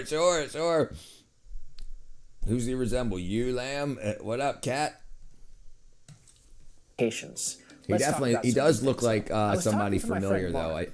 When I first watched one of his videos, he was saying that when the iPhone came out, it felt like a piece of alien technology, and it still kind of does. It fits perfectly in the hand with its generously curved edges, and everything about this design just makes you want to reach out and grab it. The chrome bezel around the screen draws your eye into the display nicely. Hey, you're corrected, but I was referring to electronic surveillance, privacy, and the news they care around it. Oh, gotcha. And then the home devices are spying as well. Yeah, they have no. Oh, right, they're giving up their privacy. Right, I see what you're saying. I thought you meant their skills. Yeah, they're giving up their privacy. My ChatGPT definitely hallucinates sometimes, nowhere near 95%. Though, how do you know? The guy needs to charge his phone before he calls his plumber. This is that's why I come here. I come to channels that are number one, informative, number two, I have community, number three, important, enjoyable. Thank you, my brother. Oh, also, if anyone it's got any hype points and they want to know my story, it's linked. This is linked in the top of the chat or the bottom of the chat, depending on what you're watching on. This is my video on. I'm trying to think of a metaphor. When you're fishing, you're just casting your rod, putting the bait on, casting your rod, reeling it in, land 10 fish. One of those fishes might turn into a great dish. It's like asking the people that are enjoying that fish dish. This is the best fish I've ever eaten. Well, I caught it myself. Like, I didn't know how awesome. Give me some hype points if anybody's got it. After the ingredients were put together and whatnot. That's what Yeah, go check out about the root beer incident. If anybody's got any hype points, I would appreciate. Yeah, thank you, Lamb. This black plastic piece on the bottom not only creates a nice visual contrast that breaks up the form to make it feel less blocky, but the plastic also offers a warmer, grippier surface for your palm. Even though the iPhone is mostly celebrated for the groundbreaking touchscreen, it's still a very tactile device in terms of materials, form, and finish. My main criticism is with the headphone jack at the top. It goes really deep into the phone. It looks very out of place. But besides that, this design really is well done.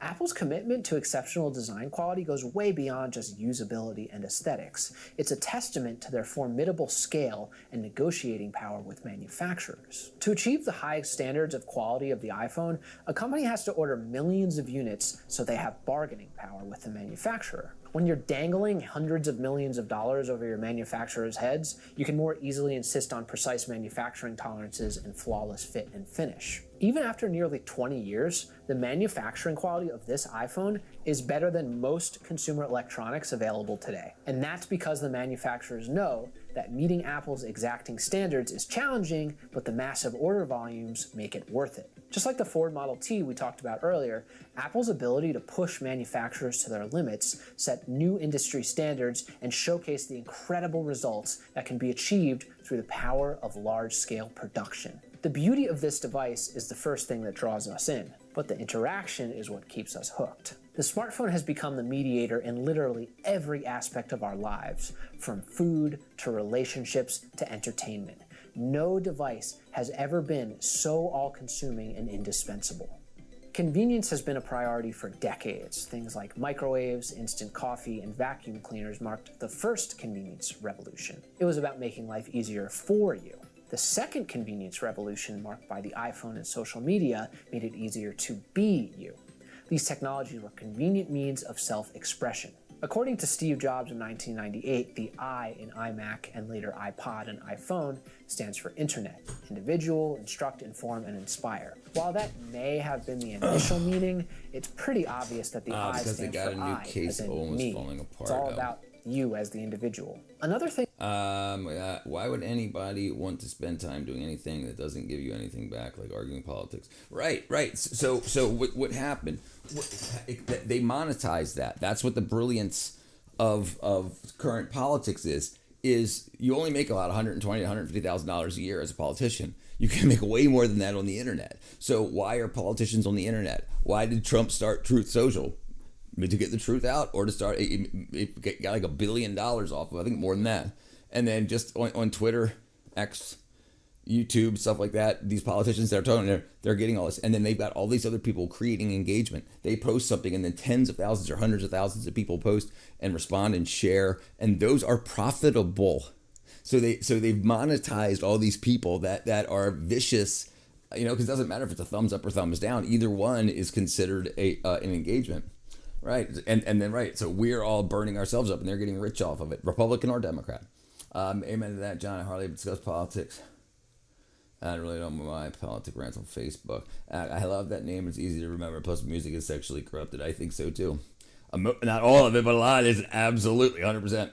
It's giving a listen to the actual music, not the singing. Yeah, look what happened at the Super Bowl. It was the most sexually corrupt music that they could have put out. And it wasn't in English, so a bunch of people just looked it up and then read a bunch of "I'm banging him in the friggin' butt cheeks" and this is, and all this crazy. You mean I love username Lansdowne? The band Lansdowne. Have you seen them cook popcorn with cell phones? I have not. He's in a great mood. He's always in a great mood. Your username's so cool to remember. Oh, there you go. I love it because I'm looking to change mine after 11 years. There you go. Change it, brother. 11 years. Time for a change. I prefer to be called Cat. Change your name, Cat. Change your name to Cat. Well, she started to use actual factual because we were going to do a podcast about actual facts. Like, rather than lies in media, we were going to do a podcast about that. So that's where actual factual came from. She came up with that when we were trying to figure out a podcast to do. She's my cousin, my blood cousin.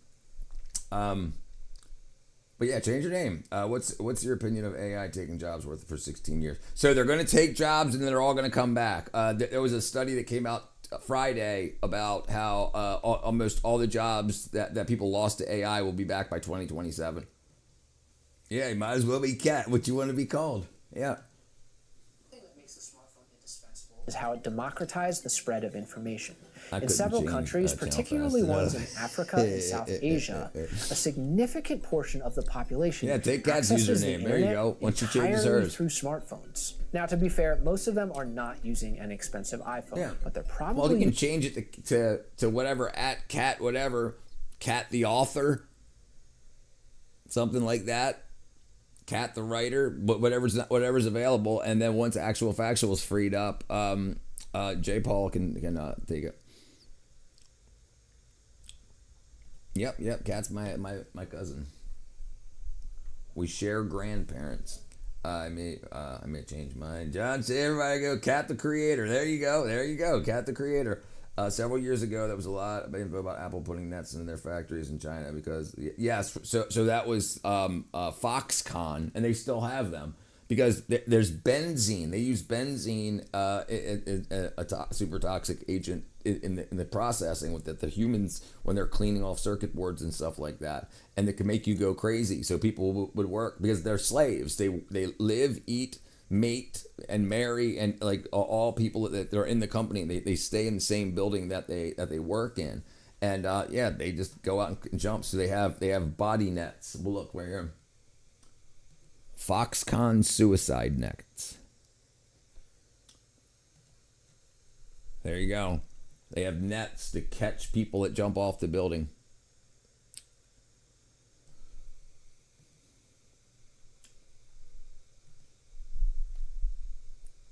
And here's how people live and sleep at Foxconn. They got big ass nets that people can't, they just get caught. I love Foxconn. Look how happy those people look.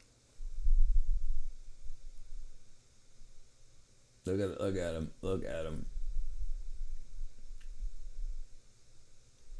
But and now because of the tariffs, the phones are being made in India. All right, change it up. Cat Creations. There you go, Cat Creations. Catastrophe. There you go. Cat the creator. I guess it worked. There you go. Yeah, catastrophe's good, right? I love creation. Mine's too long to use as Mr. Propo Gregorio from Vegas Vacation. Yeah, there you go. It's time for a change, everybody. Do it. Freshen up for the new year. I actually should have went with catharsis. Yeah, there you go. You can do that too. You can do that too. You can do whatever you want as long as it's available. The smartphone can be used for good things. But Cat the creators, it's crazy that no one's taken it. There's probably someone to see, but that's the democratization of information is undeniable. Looking forward, we're not just in need of smarter phones. We need phones with better social skills. We need smarter people. What we need is a more polite and quiet device. It's almost like the smartphone has become too indispensable, and we need to take a step back. Right now, several new tech companies are trying to create a more healthy interface with the digital world. The Rabbit R1, the Daylight computer, and the Humane AI Pin are all trying to create a viable alternative to the all-consuming smartphone. Whether they're successful or not depends on their ability to maintain the indispensable Rabbit R1 was complete smartphone, while also giving users more control over their lives. The true innovation in future technologies will not be measured by the speed of processors or the display resolution of screens, but by how well they harmonize with the rhythms of our human needs and social conventions. The ultimate goal is to create a more thoughtful digital environment with more depth. Whoever figures this out will usher in the next revolution in quintessential computing. So we've talked about some things that make a design quintessential. It needs to have these features. But there's another element that we haven't really discussed at all. To understand it, we need to look at the origin of the word quintessential. Quintessence is a term borrowed from ancient philosophy, originally referred to as the fifth element. Quint means five.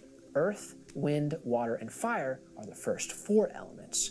Ether is the fifth element. It's an invisible ingredient believed to fill the universe beyond the four tangible elements. Now, modern science has moved beyond the concept of the ether, but the metaphor survives in our language as a way to... And this is an interesting thing about modern science. Whose modern science? So, like in Catholic or Christian scientific academies, and in atheist, secular scientific academies, they come up with two answers. But who gets the most push? right? And that's the thing. So like when I learned about evolution, I learned about it from a secular school, how we came from bacteria and got a virus and blah blah blah blah blah blah. But then when you learn about it from Catholic or Christian sources, obviously they don't say that, but they have the science to back what they're saying too. So it's like, who are you going to believe? And this is what I'm talking about. Like, no one knows, because no one has the original bacteria. No one has the original puddle that we were created in to recreate it. Billions of dollars have been spent on lab work trying to do that, but somebody just came up with a hypothesis, and they're getting funding to check it. And because that funding exists, people want their funding back. The people that have invested in it. Cat the creator is different too. Doesn't emphasize writing. Yeah, I think I'm stuck. I can't take the leap. If I do, it'll be in this chat to be sure. Okay, do it, brother. Do it. Don't worry about it. You can change it back. You can change it back, J-Pole. It's not gone forever. I ate a protein pudding. Cat, you shouldn't have said that out loud. I just ate protein pudding. Who's Modern Science? Right. Who's Modern Science? Right. Thanks, Cheryl and John. More than just a writer. That's why I went with creator. A rotund David Copperfield. Oh, yeah, that's kind of who he looks like. David Copperfield. The purest and most essential part of something. I was talking to my friend Rafi about this, and he was saying that it's poetic how we use the word quintessential. It's a word rooted in the elusive and the intangible, but we use it to describe very tangible, concrete objects of enduring value. Quintessential design is about tapping into an emotional resonance that hits us on an almost... Right, so there's the ether, the emotional resonance. So he said that science moved past that, and then he says he's talking about what the science that hasn't moved past that is talking about. The emotional resonance, the things that, why you can feel someone else's emotions, like why do these things happen? Why can you tell when somebody's looking at you from behind and stuff like that? I like the double K's. Cat creator was nice. Do it, brother. Think about that for a second, Cat. Think about it for a second.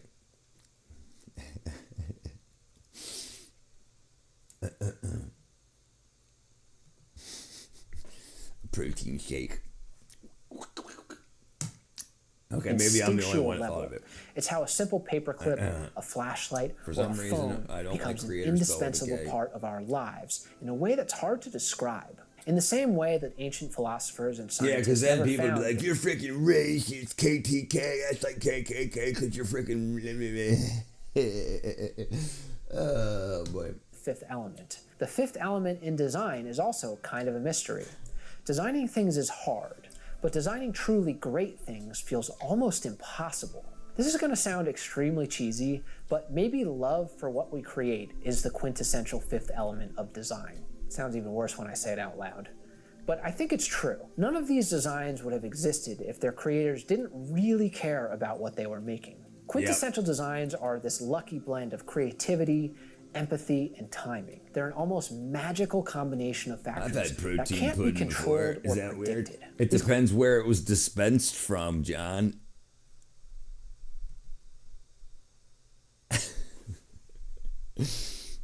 Yeah, right. That's what I was saying earlier. Yeah, and the guy had to make sure he said KKL. Okay.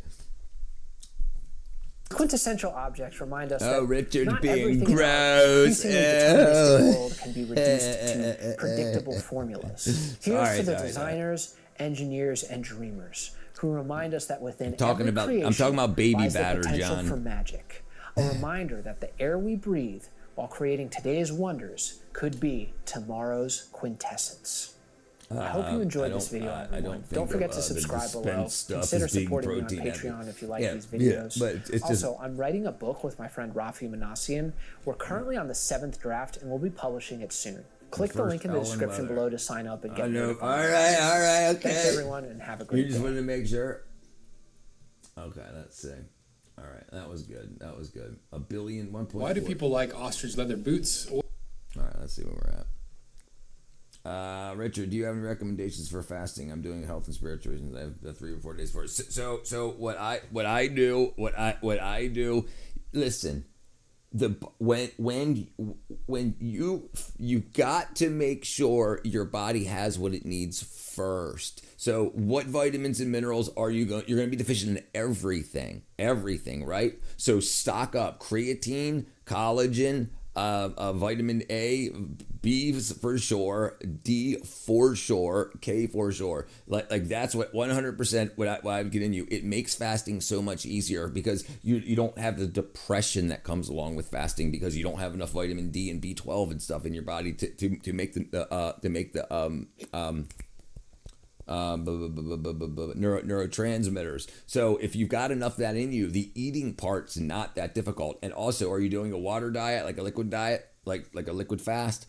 That's what I recommend. So I still have coffee with creatine, cocoa, creatine, cocoa, coffee,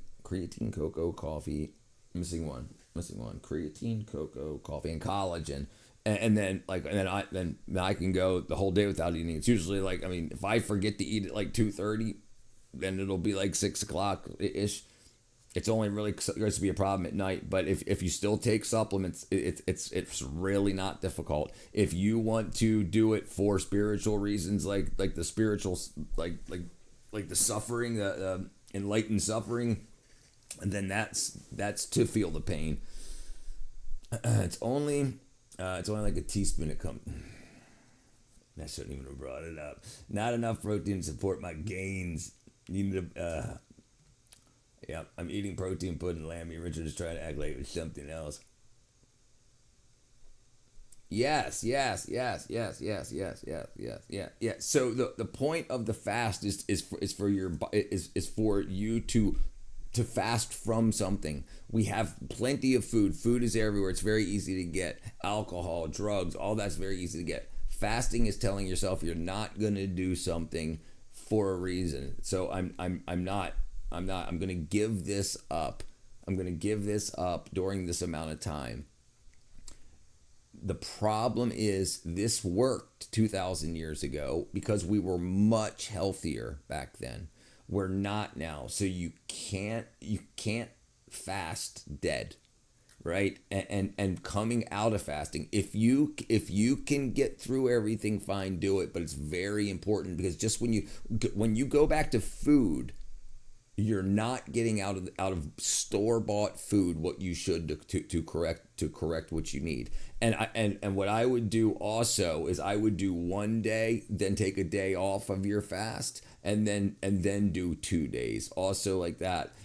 Once you get to the point where you're just hungry because of routine, rather than your body saying no, I need all this stuff. It's very good for you, by the way. Fasting is very, very good for you if you're healthy. It's not going to make you healthier. One very good thing about fasting is it kills parasites. I think this might have something to do with why it was so prominent in history, because we didn't really have a lot of anti-parasitics back then. I mean, we had the foods and stuff, but if you by not eating, the parasites will leave your body. They'll leave your body to go try to find food somewhere else, and that was a great reason to fast. And like the more you learn about parasites, toxoplasmosis, and how they make you think things, which is very interesting, by the way.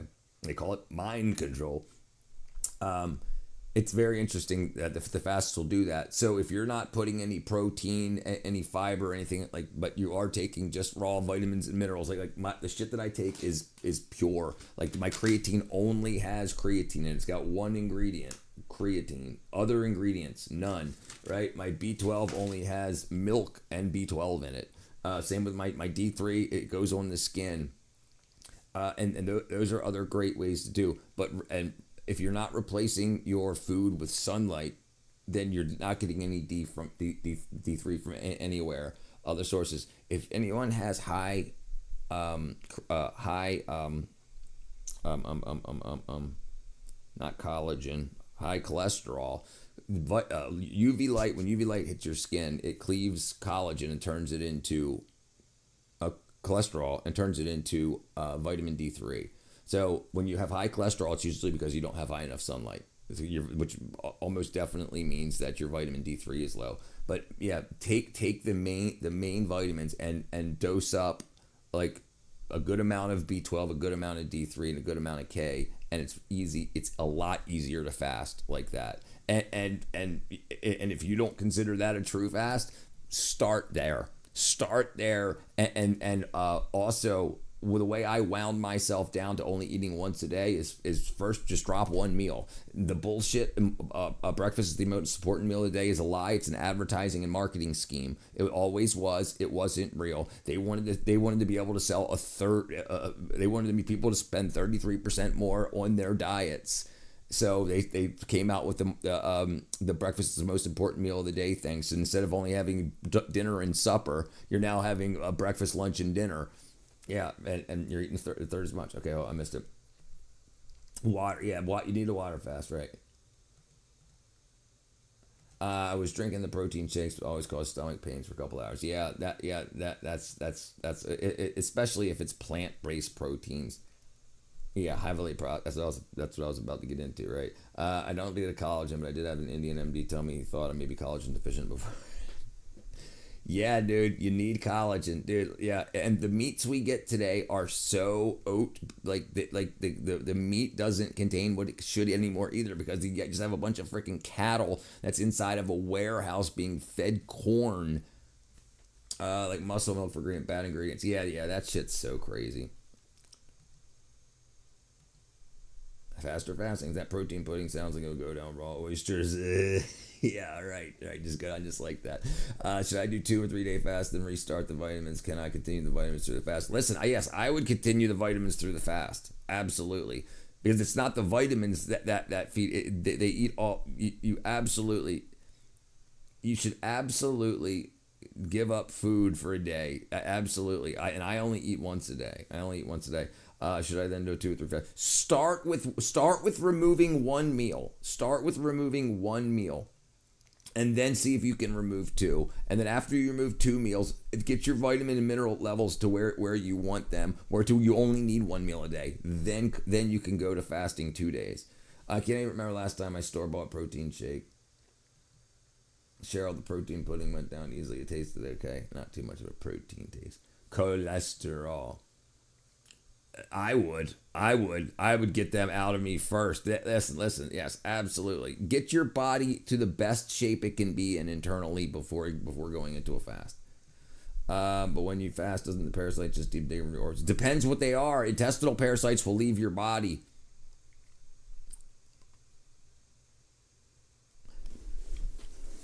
But also, so parasite cleanse after the fast is really good too, especially if that's how you break your fast, is with the anti-parasitics. I think pudding is usually overrated though. What do you mean? I love pudding. I'm a pushover for chocolate. Me too. I love chocolate pudding. I love I love vanilla pudding, like with like freaking not Ritz crackers. What are they called? What are those cookies called? They're Nilla wafers. Dude, yeah, I used to take a 4-pack and eat the whole 4-pack. Joe Paul, I think banana pudding's the best as long as it's not artificially flavored. Wegmans. I don't usually find chocolate pudding too rich. I find it usually bland. Yeah, it's because it's not real chocolate. Yeah, right. Artificial stuff is absolutely a waste. Do it right. Right, listen, you only do 3 things for your body: exercise, eat, and pray, or meditate / whatever, think, right? So you have to make sure you do the best with all 3 of them. You got to really start putting in you what you need. We've been lied to about a balanced diet being fats, sodium, cholesterol, blah blah blah blah, and they completely don't say anything about vitamins and minerals. And you got to push past the propaganda bullshit. I take 3 sugars in my tea. Even the petite pot chocolate pudding by L'Infiniment is bland. It might be real chocolate, and then a whole bunch of crap. But listen, collagen is super, super important. What is the meat? What is meat? If you had to break meat down to its components, what is it? And then that's why creatine. Let me show you an actual study, not an article, a study.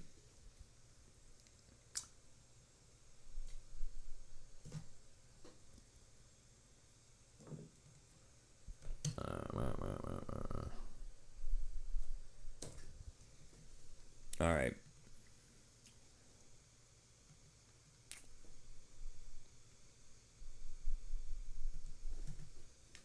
Okay.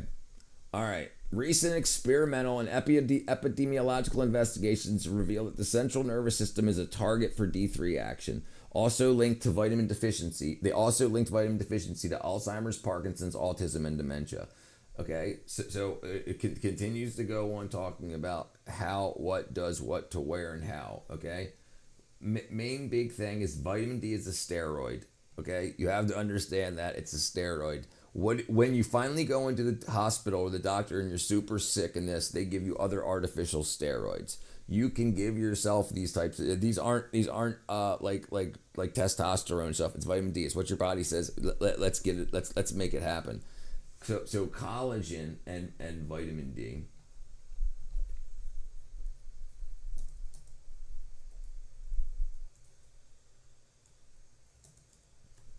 Okay.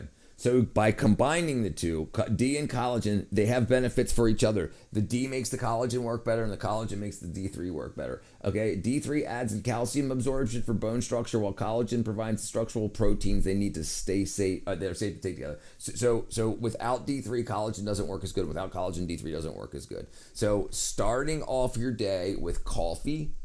Okay, coffee is great because it filters the water. Like if you have tap water bullshit, it's dripping it through, drip coffee, drips it through, and that works kind of like a carbon filter. Okay, like an earth filter, a carbon filter. So it filters your water. I use filtered water anyway. But anyway, then in my coffee, I use cocoa. Cocoa is very good for free stem cells. Okay.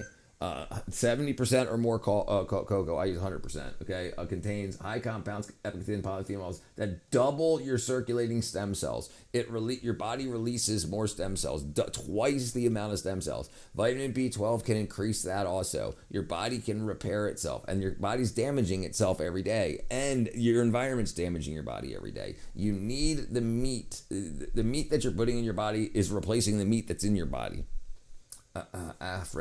Fromage. I have some delicious cheese in my fridge. I'm trying to stop by. It says marinated in canola oil. Yeah. Canola oil just stands for Canadian oil low acid. That's what canola stands for. Just Canadian oil low acid. It's not a canola plant.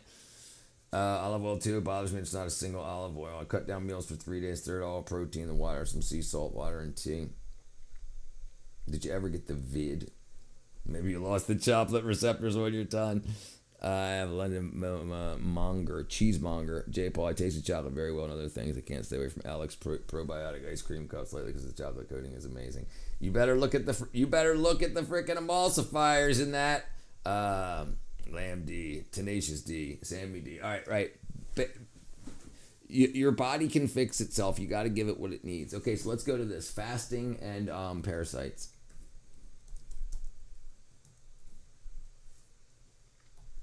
Okay. Fasting has been used historically in an alternative medicine to manage intestinal parasites. By creating a nutrient-poor environment, they'll starve and weaken them, forcing them to release their hold on the intestinal walls. And now it says extended fasting can reduce the number of fertility in certain intestinal worms. So you don't have the nutrition you need, you lose fertility, and you lose the ability for your body to work the way that it should. Same thing with parasites. Interesting thing about chemotherapy. Chemotherapy acts the same way. It gets you so close to death that it either kills off parasites and cancers and whatnot. So if you can get so close to death that they leave your body or die before you die, then you win that round. I thought they called it canola oil because it was all rapeseed so bad. Now, canola stands for Canadian Oil Low Acid. CAN Canada OL CANO Canada and then CAN Canada O oil LA low acid. Definition of canola.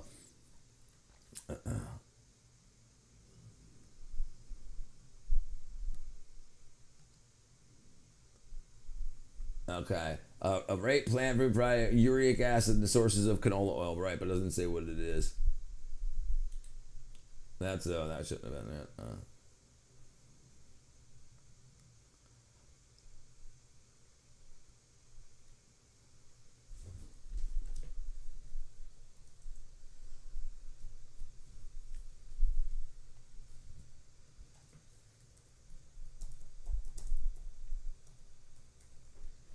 All right, canola, the contraction of Canadian oil low acid, a marketing term adopted in the 1970s for a hybrid variety of rapeseed, is specifically blend of uric acid below 2%, making it safe and nutritious for consumption. I think the brand of chocolate pudding from the watered down taste. It's definitely watered down. It's all wackadoo. Fruit bars have a chocolate coating. Granola and canola. That sounds possible, but it sounds like you tried several brands. Next time, check the brand for you. It's great. Okay, let's see. Yep. Yeah. Get yourselves healthy. Fasting. Listen, we're trying to do two things: keep parasites out of us and keep nutrition in us. So fasting is good for that. And now we've got processes and that we can help rid ourselves of that stuff much quicker, much better, much more efficiently. But you have to give the body what it needs, especially after you do a parasite cleanse. You're going to be you're not physically, but you're going to be weak internally. Like you've had these things eating your food for decades.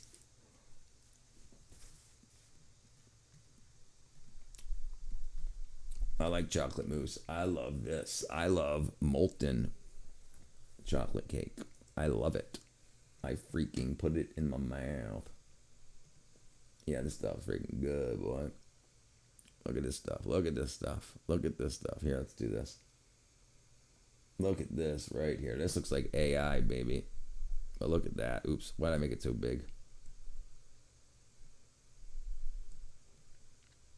Ah. Yeah, boy. Yeah. Look at that, man. Look at it. Look at it. Look at that. Oops, hit the wrong button. Oh, man. Jeez. Oh.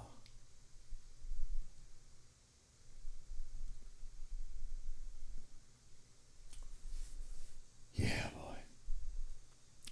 I've generally been avoiding desserts that are indulgent, but you're making me want some.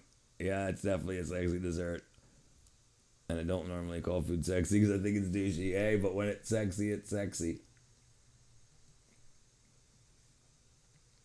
And I think the cravings that we get, like why we like chocolate so much, and you go back to looking at chocolate cocoa releases stem cells from your bone marrow. So imagine your body saying, "I need more stem cells. I gotta repair it." So chocolate looks good, much better than it, first chocolate mousse I ate was on my wedding night, and Mrs. teased me with it, and was more interested in the mousse than her. All right, let's go on a trip. We're gonna go check the chickens here. Freaking, it's like, do you want me now? You're like, hold on. Let me grab some mousse to go. The Passion of the Lamb. I've been losing weight uncontrollably. They've tested everything. I'm going to request stool samples tested.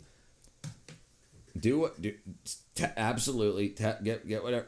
Get on the anti-parasitic lickety freaking split. Look. Absolutely. Did you order it yet? 110thgrade.com. 110thgrade.com. 110thgrade.com. 110thgrade.com. 110thgrade.com.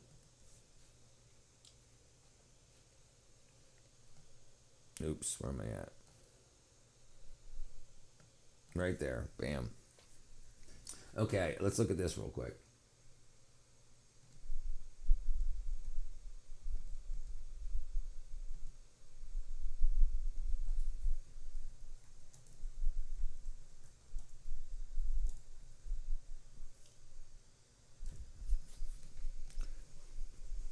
The unintentional weight loss often caused accompanied by malnutrition, abdominal pain, diarrhea, and fatigue. As parasites steal nutrients or cause significant metabolic changes. So they don't only just eat your food, they also change how your body absorbs it, the nutrition from the food. They can slow down your intestines so that they can eat longer. And that's done because they eat the dopamine basically. In the intestinal tract. Dopamine regulates how your, well, not only dopamine, but dopamine helps regulate how your intestines undulate and move poo through. Reminds me of a Friends episode where they're saying whether they'd rather give up food or sex if they had to give one up. So here's the thing. There's a lot of different types of parasites. There's parasites in your eyes and your brain and your freaking guts, intestinal parasites, meat, bone. So you want a broad spectrum. If you're gonna do it, you might as well get rid of as many as you can. So 110thgrade.com, get yourself some Zoller Paragard. I got it right here.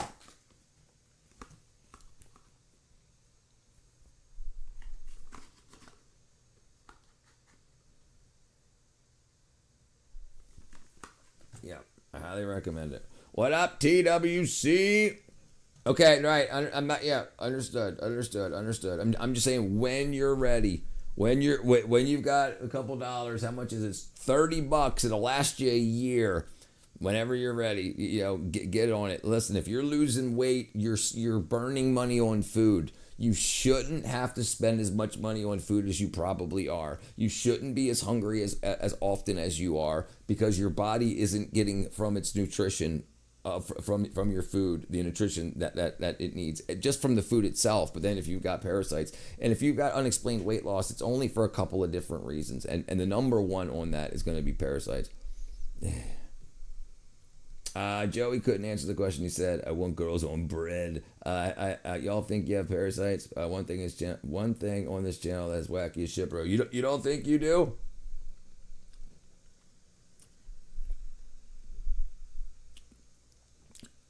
Y'all think you have parasites? One thing on this channel is wacky. Okay, whatever. Give me a reason why you think it's wacky.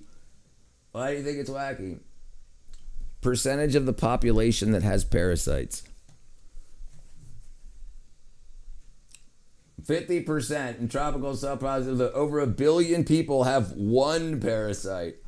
And if she's losing weight uncontrollably, you don't think that that's a good reason? And she's been tested for everything else but parasites, brother. I don't know what you're saying. You guys help me think on the parasite things. You're very welcome. You're very welcome, Cheryl. Yeah, absolutely.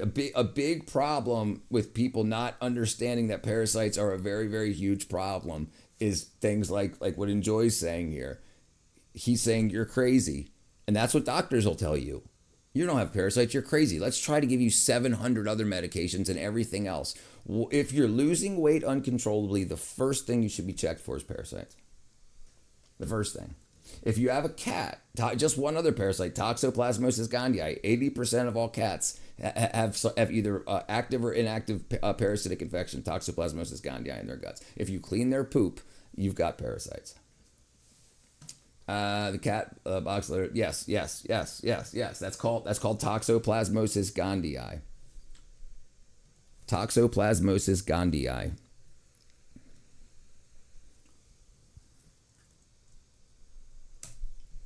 Toxoplasmosis gondii. There you go.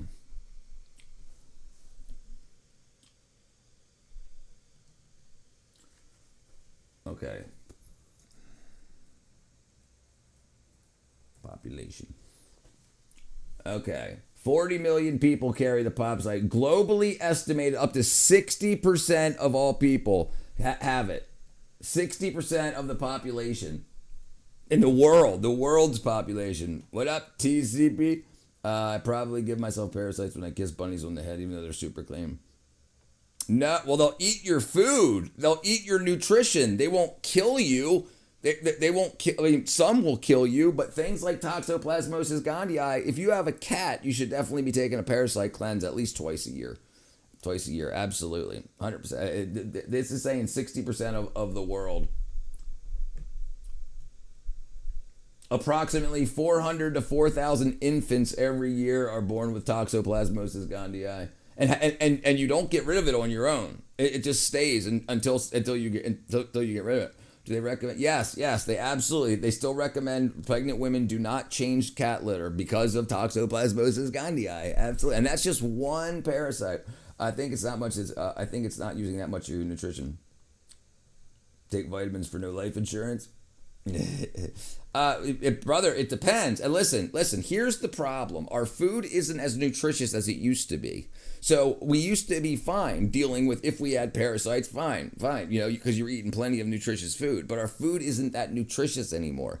Like we were looking at iron yesterday. They actually put metal iron in our cereals to say it's iron fortified, but we don't absorb the metal iron. Only the little bit of that dissolves in our stomach acid do we get.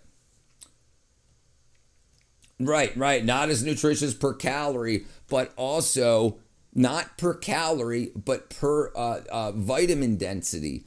So you have they'll eat some of your vitamin A, some of your vitamin B1, 2, 3, 6, 7, 12, 9, D3. They'll take some of that. So if you're only getting 100%, you're probably if you're only putting 100% into your mouth after what's destroyed in your stomach acids and what parasites eat, you're probably only getting 30% of what you need daily just to be healthy.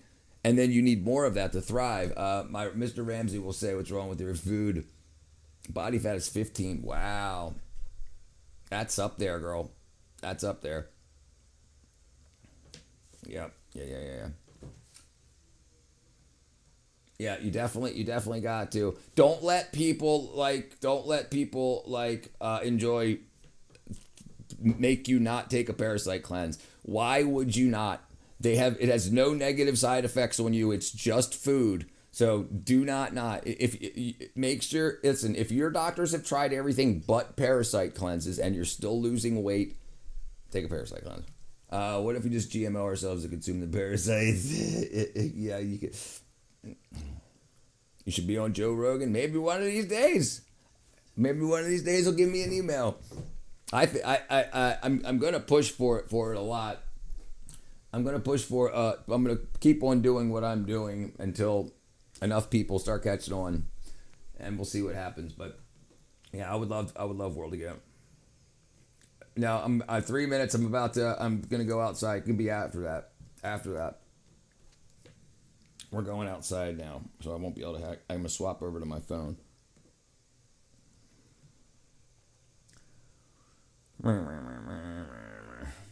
man. Okay, bang. Yes, brother, I agree. Best views, absolutely. Let's do it. All right, what are we doing here? Let's go here. Remote camera feed.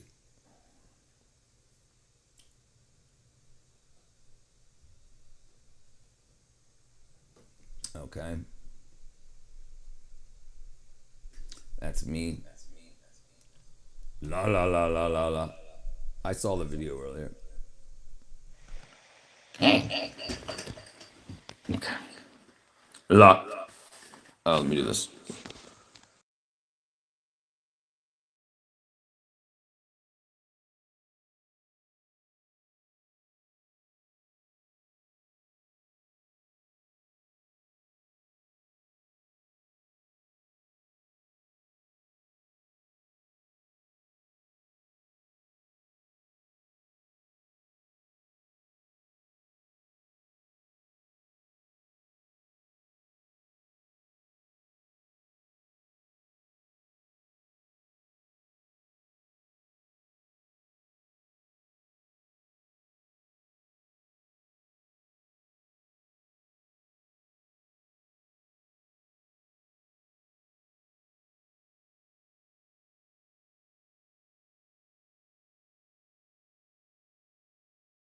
Can you hear me now? There you go. How about that? What do you feed your chickens? Have you heard of the Great Rift? Raft. Right, raft. No, I don't think so. Okay. What up, Blanco? Okay, so I feed my chickens. They feed themselves. I'll show you. I have some food for them also, but 1 second. Let me get you guys out here for 1 second.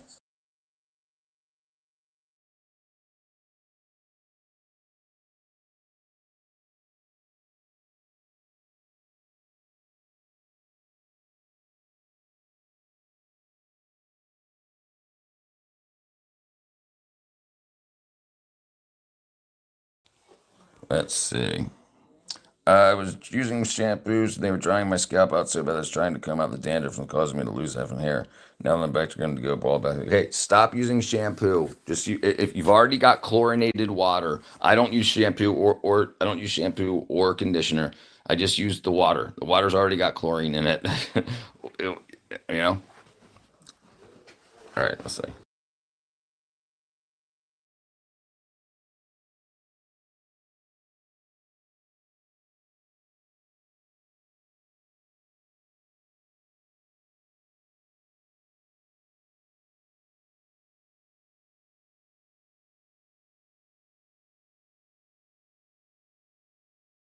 Okay, let's.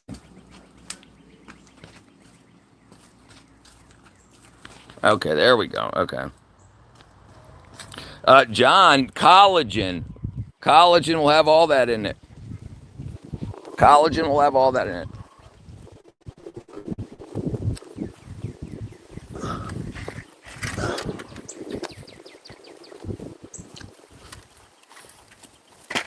Yeah, you need collagen, brother.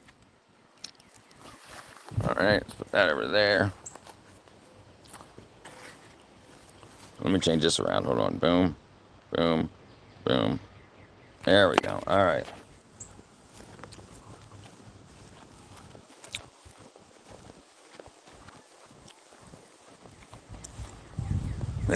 Richard told me to stop and I listened. Yeah, brother, I tell you what, it'll make a huge difference. It'll make a huge difference. Just stop using that. Stop using that stuff. Why would you use, like, we're told to. We're told to by our parents. Our parents want us to be healthy and happy. So they think, brush your teeth with this, use this shampoo, blah, blah, blah. But it's not helpful. It used to be back in the day before they added all the wackadoo to it. But now that we have chlorine in our water, we don't need it. You don't need it. The chlorine can clean it.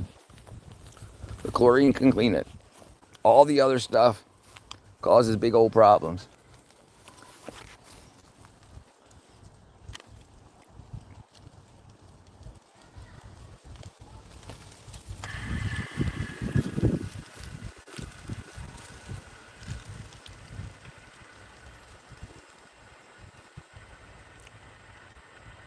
Let's see how far it goes.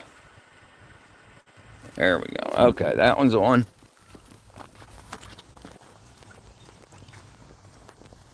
Later, Lamsky.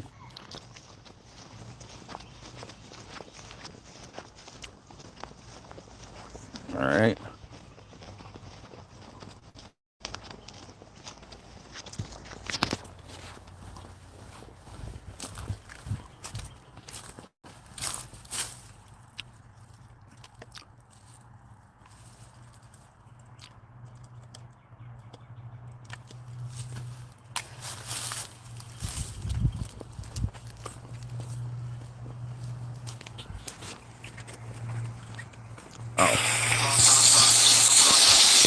Next subscriber name is Ivan. Oops. Next subscriber.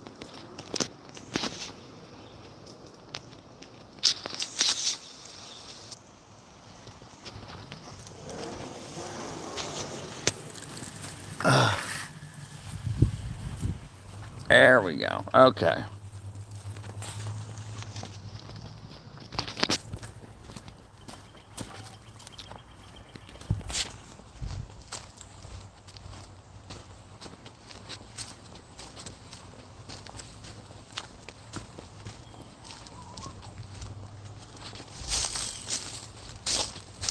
What's up, girls? All right, so I've got this here. This is chicken feed, and they just do what they other than that. So they've got some chicken feed in there and some water, and they go just get bugs and eat leaves. You see, there's almost no leaves anywhere around here. They eat everything.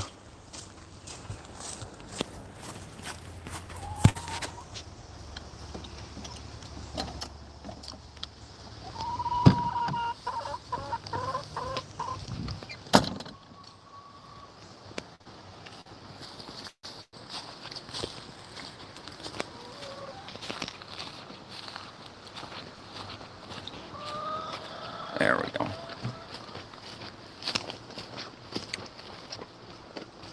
Man. Any issues with the critters go? So I also have this stuff here. This fence is, this fence here, it's got pepper, it's capsaicin impregnated in it. Chickens don't have taste buds. They can't taste spice. So they can eat it and it's no problem. But if any other animals, coyotes, foxes, whatnot, bite through the fence, they get burnt up. So they also have the birds. Their biggest predator is birds of prey. So they can hide. Like when see how there's some in there, and when birds of prey get around, they'll start making noise and they can come in here. And this has a sealant on it, of you can see the stick floating, but you can see and birds don't want to break their wings, so they won't swoop down and attack if there's branches and stuff around. So this stuff keeps the birds of prey, and so they can just walk around and eat all the bugs.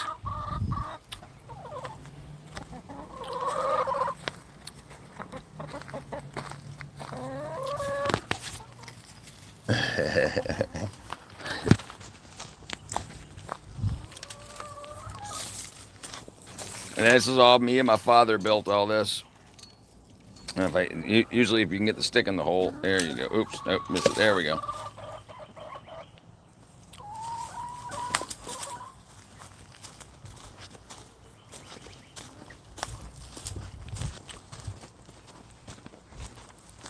There we go. All right.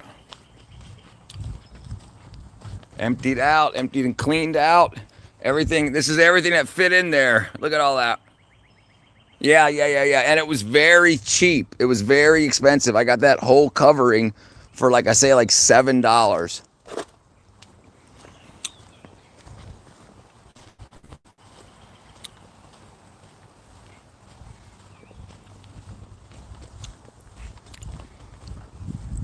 Big old palm trees.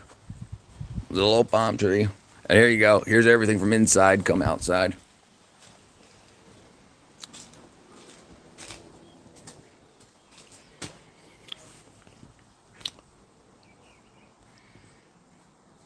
Oops.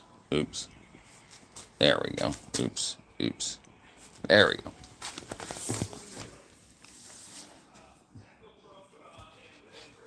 This is where everything came out of.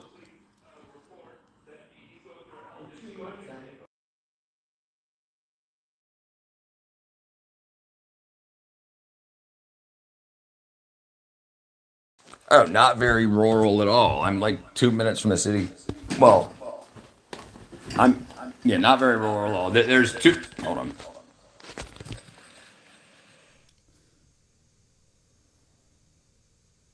Two miles from Peachtree City, 5 miles from Noonan, Georgia, 20 miles from Atlanta.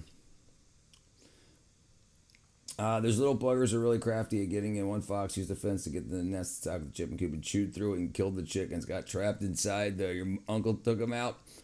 Yeah. I've been lurking the stream for the last hour or so. Need to call my parents for a while.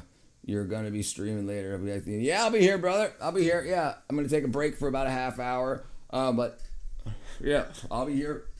All night. All night long.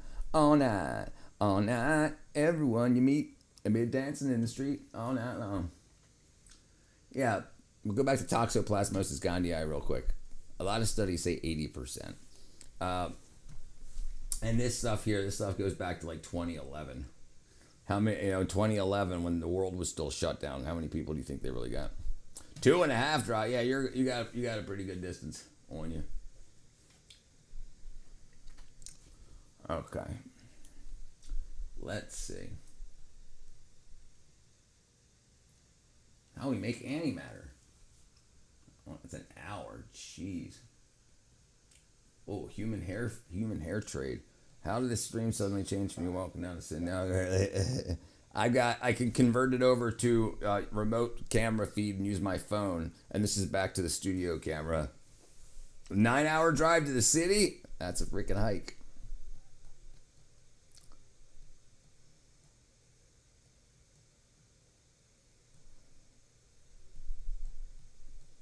All right, let's see.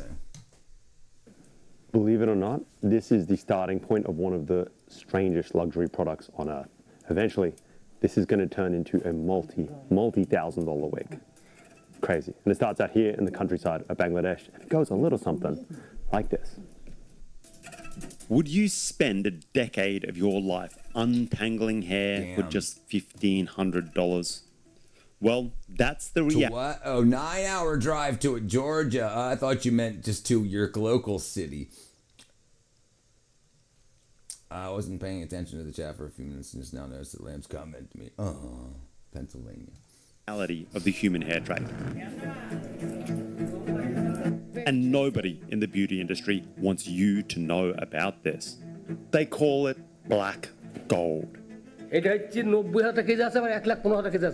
is the human hair trade, and it's growing faster than almost any market on earth. It's already worth more than $10 billion annually, and it's climbing. Guys, that is an $11,000 box, 44 kilos of human hair. Oh, yeah, I had. What ends up as a multi-thousand-dollar high-end wig or weave starts out being collected tuft by tuft from some of the poorest villages on earth. How much do they get paid per hour? So 6 hours per day, like 60 taka per day, 10 taka per hour. Today, I'm tracing the painstaking reality of the human hair trade. Every single step from the village floor to the finished wig to expose exactly how a few cents becomes $1,000. Who's pocketing the difference? Do they get paid like per bunch of hair, per kilo, per hour? How does it work? They get like 50 cents a day. 50 cents a day. Oh, 50 cents a day. And why nobody wants you to know about it.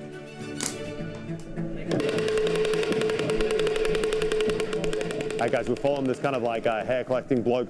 We're gonna go door to door, see how much hair he's able to buy, how much it costs, see how much time is put into building one of the most insanely strange luxury products that you can find. That's so crazy. It comes from a 65-year-old man walking miles every day with a heavy shoulder pole.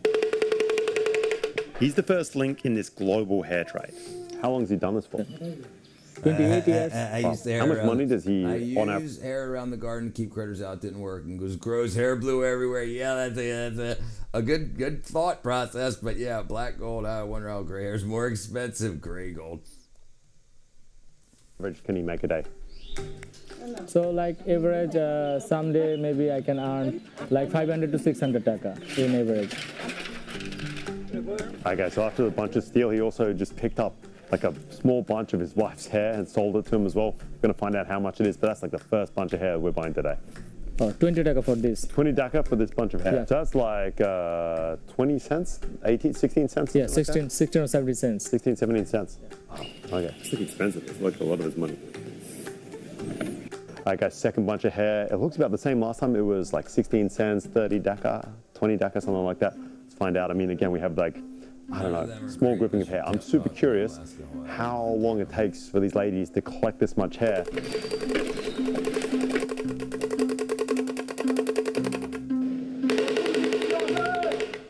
Alright guys, kind of a score. Second house, this lady's willing to sell her hair. In these kind of areas, it seems to be this kind of same house, like the mud floor, corrugated iron roof, bamboo or wooden exterior. Really, really like old school traditional style. Oh my god, she has a lot. That's crazy, guys. So they're sort of using the old school Bangladeshi coins, which I don't think are in issue anymore. At least I've never used them. And they use those as weight. So that's like, how many grams is that? 14 grams. 14 grams, so it's like 140 taka she's owed for this. That's crazy. She's collected that for 2 months. She just gets like, you know, an extra $1 or so on the side. It's not, I mean, it's just going to be waste hair anyway. This is just dead fall that they get from combing their hair, so a little bit of an extra poke for her. Guys, have you ever been stuck at an airport, internetless, desperately searching for one of those SIM card vendors that may or may not even exist? This trip has been saved by Simify. If you're not on eSIMs yet, I honestly don't know what you guys are doing. There's no queues, no physical SIM hassle, no massive roaming charges. You're just online instantly as soon as you hit the ground in paradise. So if you don't know what an eSIM... I've never been, but my sisters Christy and Tony were family Australia and Greece. They've been over. Sometimes I get jealous. You love eSIMs. Shop at the airport. Eric Everything's loves just managed eSIMs. through the Simify app, which makes it super simple. Watch how easy this is. Before I board my flight, I just open the Simify app and scan the QR code to download my eSIM plan. When I land, I go to the phone settings, switch to Simify, turn on data roaming, and boom, I'm just online within minutes. Simify works in over 150 different countries with data plans starting from just $2 a day. No hidden fees. Yeah, I'm bound to eSIM companies to swap info through run DNS and VPN. He's lacking deal. Everything's prepaid in the app, so you never get hit with roaming bill shock. Use my code for 15% off. Link is in the description below. Change how you travel.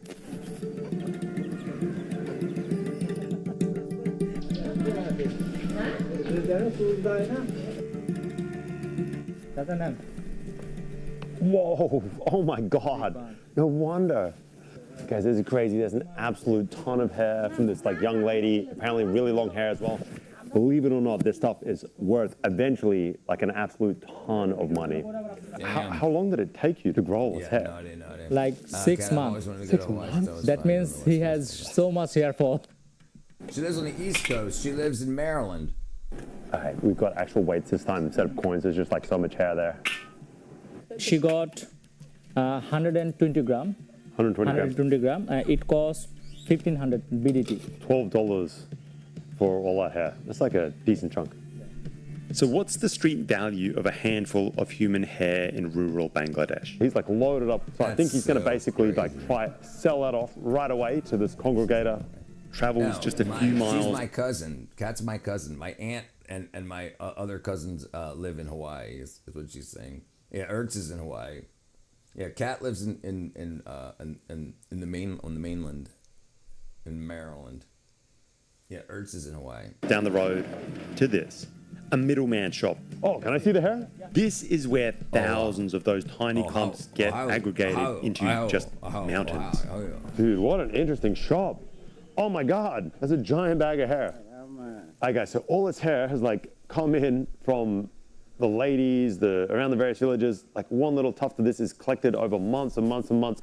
How much is like all this hair? How much will he sell this for? So they sell 12,000 per kilogram.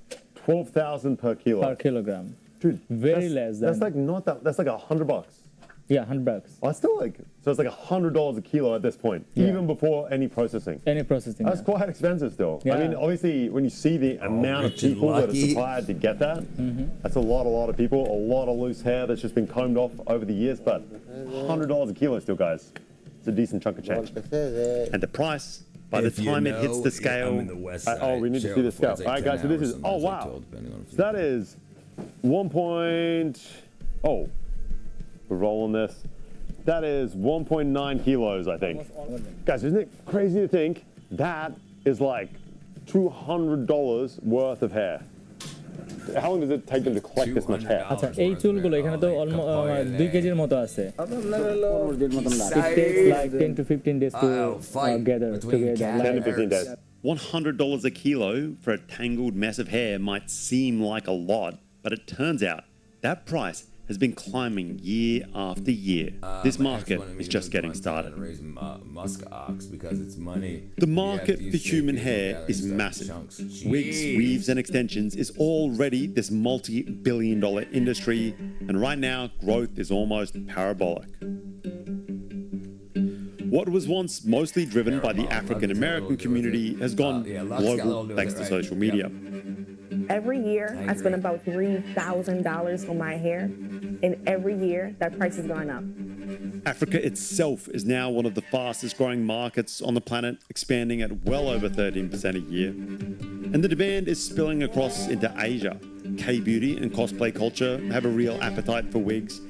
You combine both these things and the appetite for human hair right now, well, it's basically insatiable. And for any of this to work, for any of it to be economically viable, the industry needs two things. A massive supply of raw hair and an extremely cheap labor process. And when I say extremely cheap, I mean it.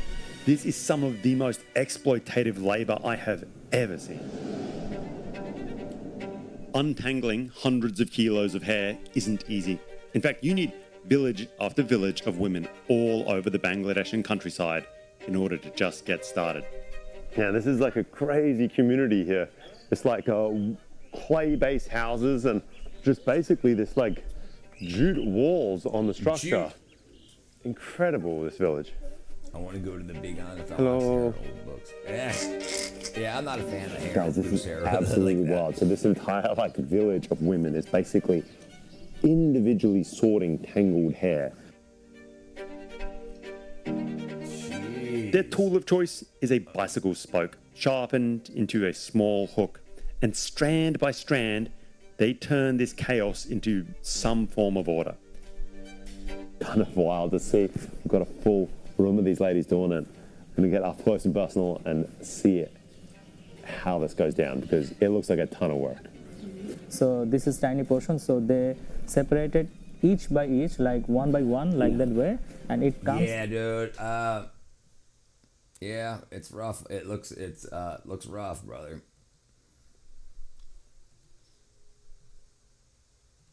Yep, you got Greek blood. It's like a big bunch. Okay. How many hours do they spend doing this? একদিনে আপনারা কত ঘন্টা কাজ করেন? 5 ঘন্টা. Oh, so 6 hours a day they work for separating hairs. Wow, and they get paid like per bunch of hair, per kilo, per hour? How does it work? মাস হিসেবে. They got paid per hour, like per hour 10 টাকা. They work 6 hours a day, like 60 টাকা per day. That's like 8 cents an hour. Less than 8 cents, like 40 cents. They get like 50 cents a day? 50 cents a day. Wow. Guys, that is tough. 50 cents a day. Imagine that. That's so if you work crazy. in America for $10 an hour, you could take that $10 an hour and work to get into this industry and find people, and you could pay them $1 a day and double their wages and absolutely take over. I'm told Sally, no Greek blood. Houses on the Big Island are not bad pricing. Not too bad in the pricing. There you go. Cheap houses. I was happy to hear that. Hopefully I'll still be young enough. See, it's the people that aren't that are willing to exploit these people that get ultra super wealthy. Because think about it. If you get into the wig industry and you go, you could get, like, this guy's here, so you could go there too. You could fly there. You could find these people, and you could say, "I'll give you $1 a day. I will double your income." And for like $100, you could set up a whole big freaking wackadoodle place and make sure everybody's paid. Pay them and. Yeah, and you could start a whole wig company, but you got to freaking be willing to deal with the abuse, like to deal out the abuse. I just want a nice floor bed with a decent amount of land. Yeah, that's the dream, brother. That's the dream. Guys, this woman has spent 7 years of her life untangling hair, and all she has to show for it is $1,000. And she's not alone. We visit village after 7 years for $1,000.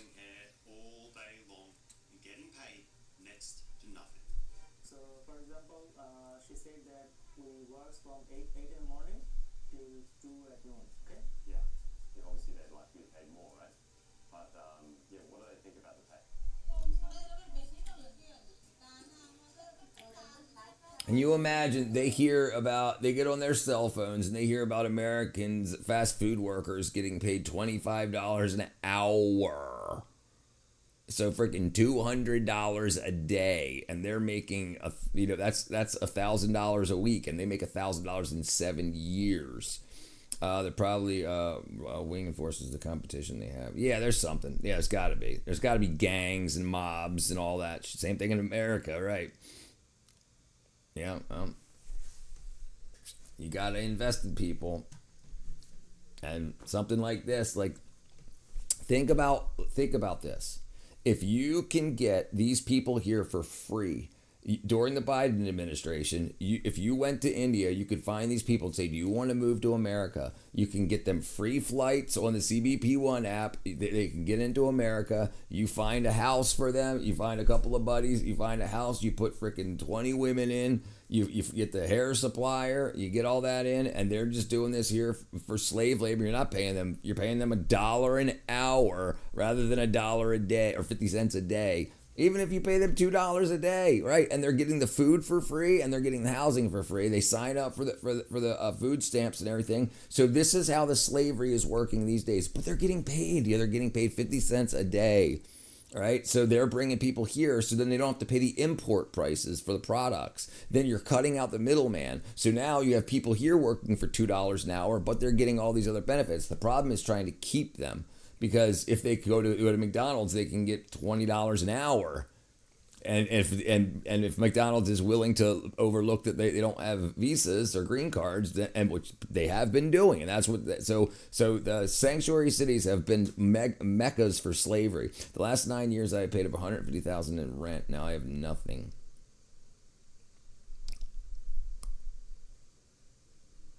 Yeah, dude. Yeah, that should have been yeah.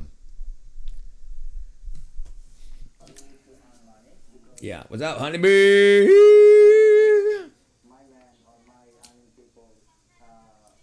Well, what are you gonna do for the next 9 years, Stadio?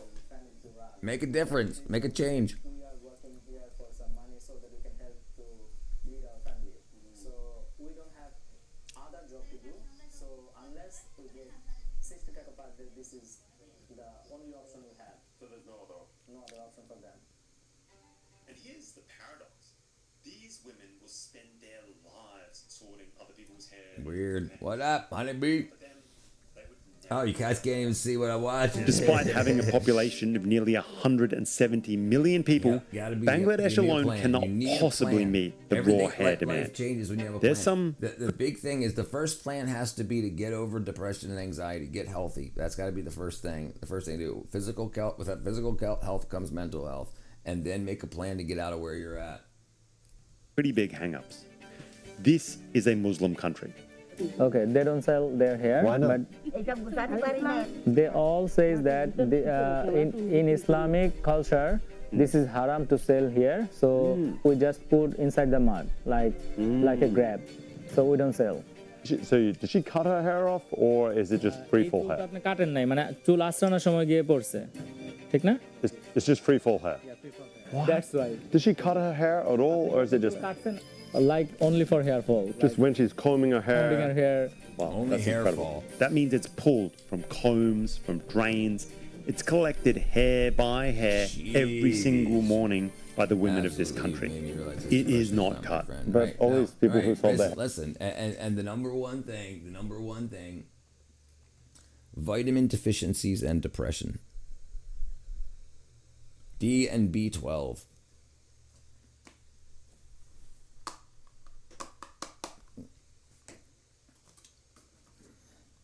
It's about 10 cents a day. I'm super depressed. I don't know what the point of waking up is anymore. Yeah, brother. Yeah, you like the first thing you need to do is see if that's a vitamin deficiency. It was for me, and it was for lots and lots and lots and lots of other people. All these third world people are exploited, and we do nothing because we don't have it in our faces. I'm guilty of it as well. Hard to find made in America, right? No, I agree. Yeah, you definitely. I take zinc as well. Right, and they sit here and they pass these laws to allow this to happen. Oh, no, you want slaves. They just won't come out and say those words. They'll say whatever other words they want to say. They want cheap labor, because if it was everything would be documented. Absolutely, and it's not. It's undocumented means no taxes, means no laws. If you're not documented, who are they writing the ticket to? Unknown dude, unknown chick. Yeah, that's all they're doing. Where no address given.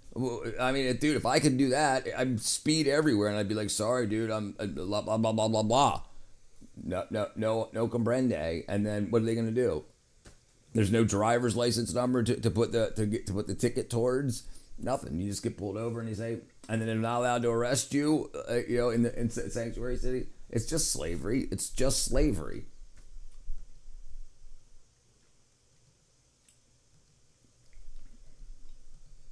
Sahara Islamic also.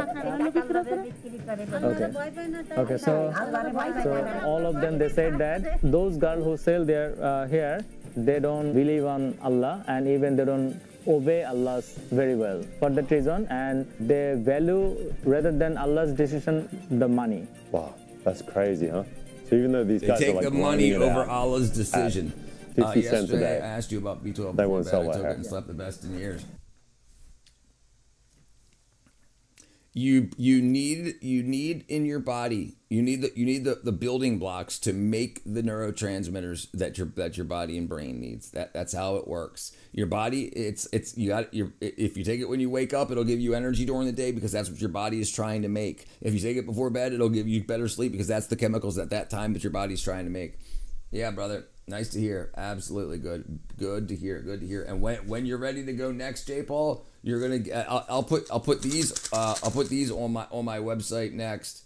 GABA, GABA, and this helps with the absorption of vitamin D3, and it helps with B12 also. It helps with everything.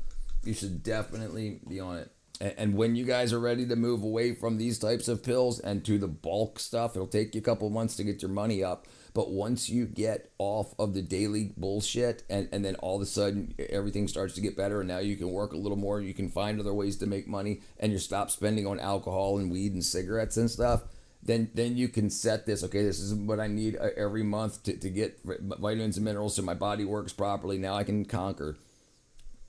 There you go, Honey B. There you go. Yep, GABA. Yep. But we'll get into it. I don't want to overflow people.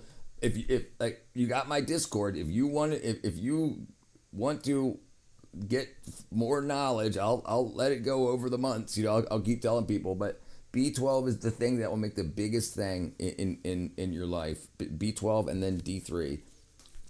You're welcome. Absolutely. That's crazy, guys. So all of them here, they're working for last 7 years, but many other houses or many other women, they have been working for maybe 20 or 25 years now. 25 years for doing this. Yeah. But 50 cents a day. But these factories, they are working for last 7 years. Wow. Yeah. Do they know, like how much hair can they process in one day?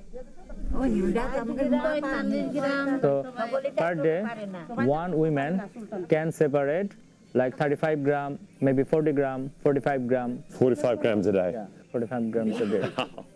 That is nuts. Just 45 grams a day. That is incredible.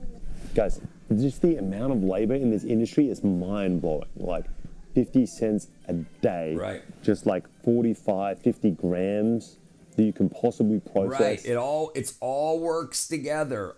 Our body needs all of this stuff. It depends what's going on in the body when, but it doesn't do it like if you take B12, the B12 that's in your body, no matter how it gets there from your diet or supplementation, when it's time to wake up, your body uses dopamine, serotonin, norepinephrine. It uses B12 to make that. And then when it's time to go to sleep, you need melatonin and serotonin. Your body, but it needs B12 to make that. But also, there's other things, just like muscle contractions require dopamine, right? So if your body's not contracting a muscle, and then you don't really need it at that time. So you need the precursors. You need to have high levels of it, the proper levels of it in your body for when it's time for those things to happen.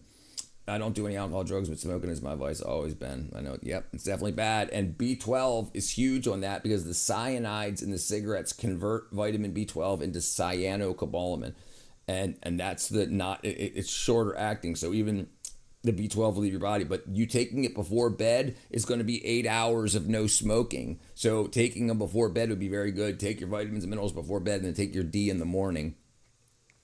And that's you have to fight your vices like that, because if you take while they're absorbing into your body, you're converting them to other things. Exactly the same with me. No drugs or alcohol, stuck on cigarettes. Yep, that's what this is right here. This is GABA and magnesium glycinate. It's gonna be hard to read. I get a better camera, but yeah, it's magnesium glycinate and GABA. Yeah, GABA and magnesium glycinate. Yeah, that's what this is. Collagen might help me with something I'm missing. I'm 51-year-old female. Definitely, 100%. Unless you're eating like 1.5 to 2 pounds of beef a day, you're definitely missing it. Guaranteed, 100%. It's expensive.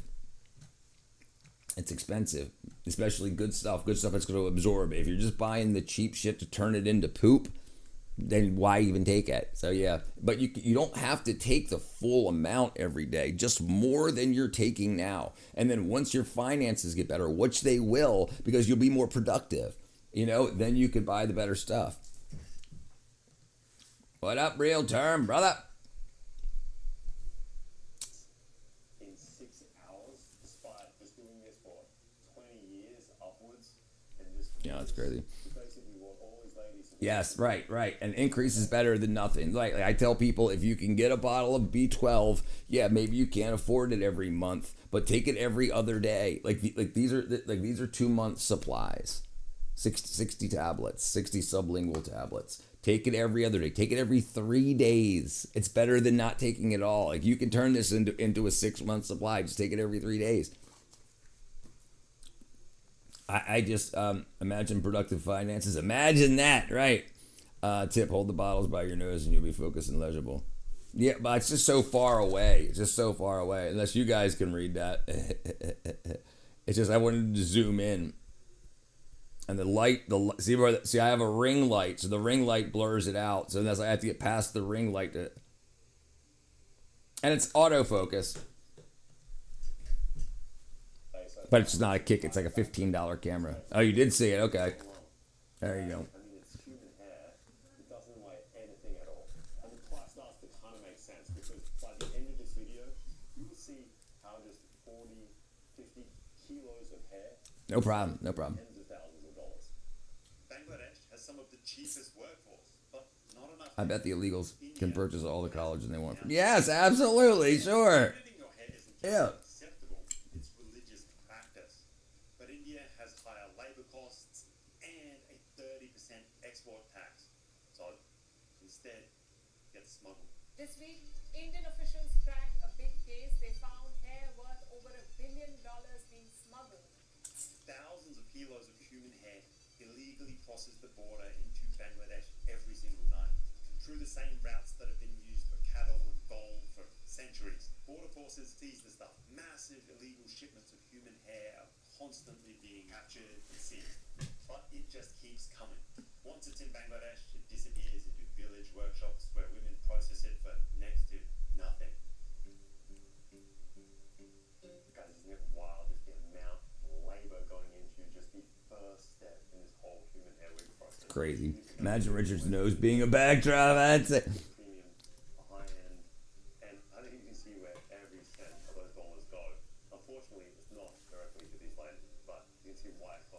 I know you're a very knowledgeable and fun person. Like, hey, no problem, my brother. No problem.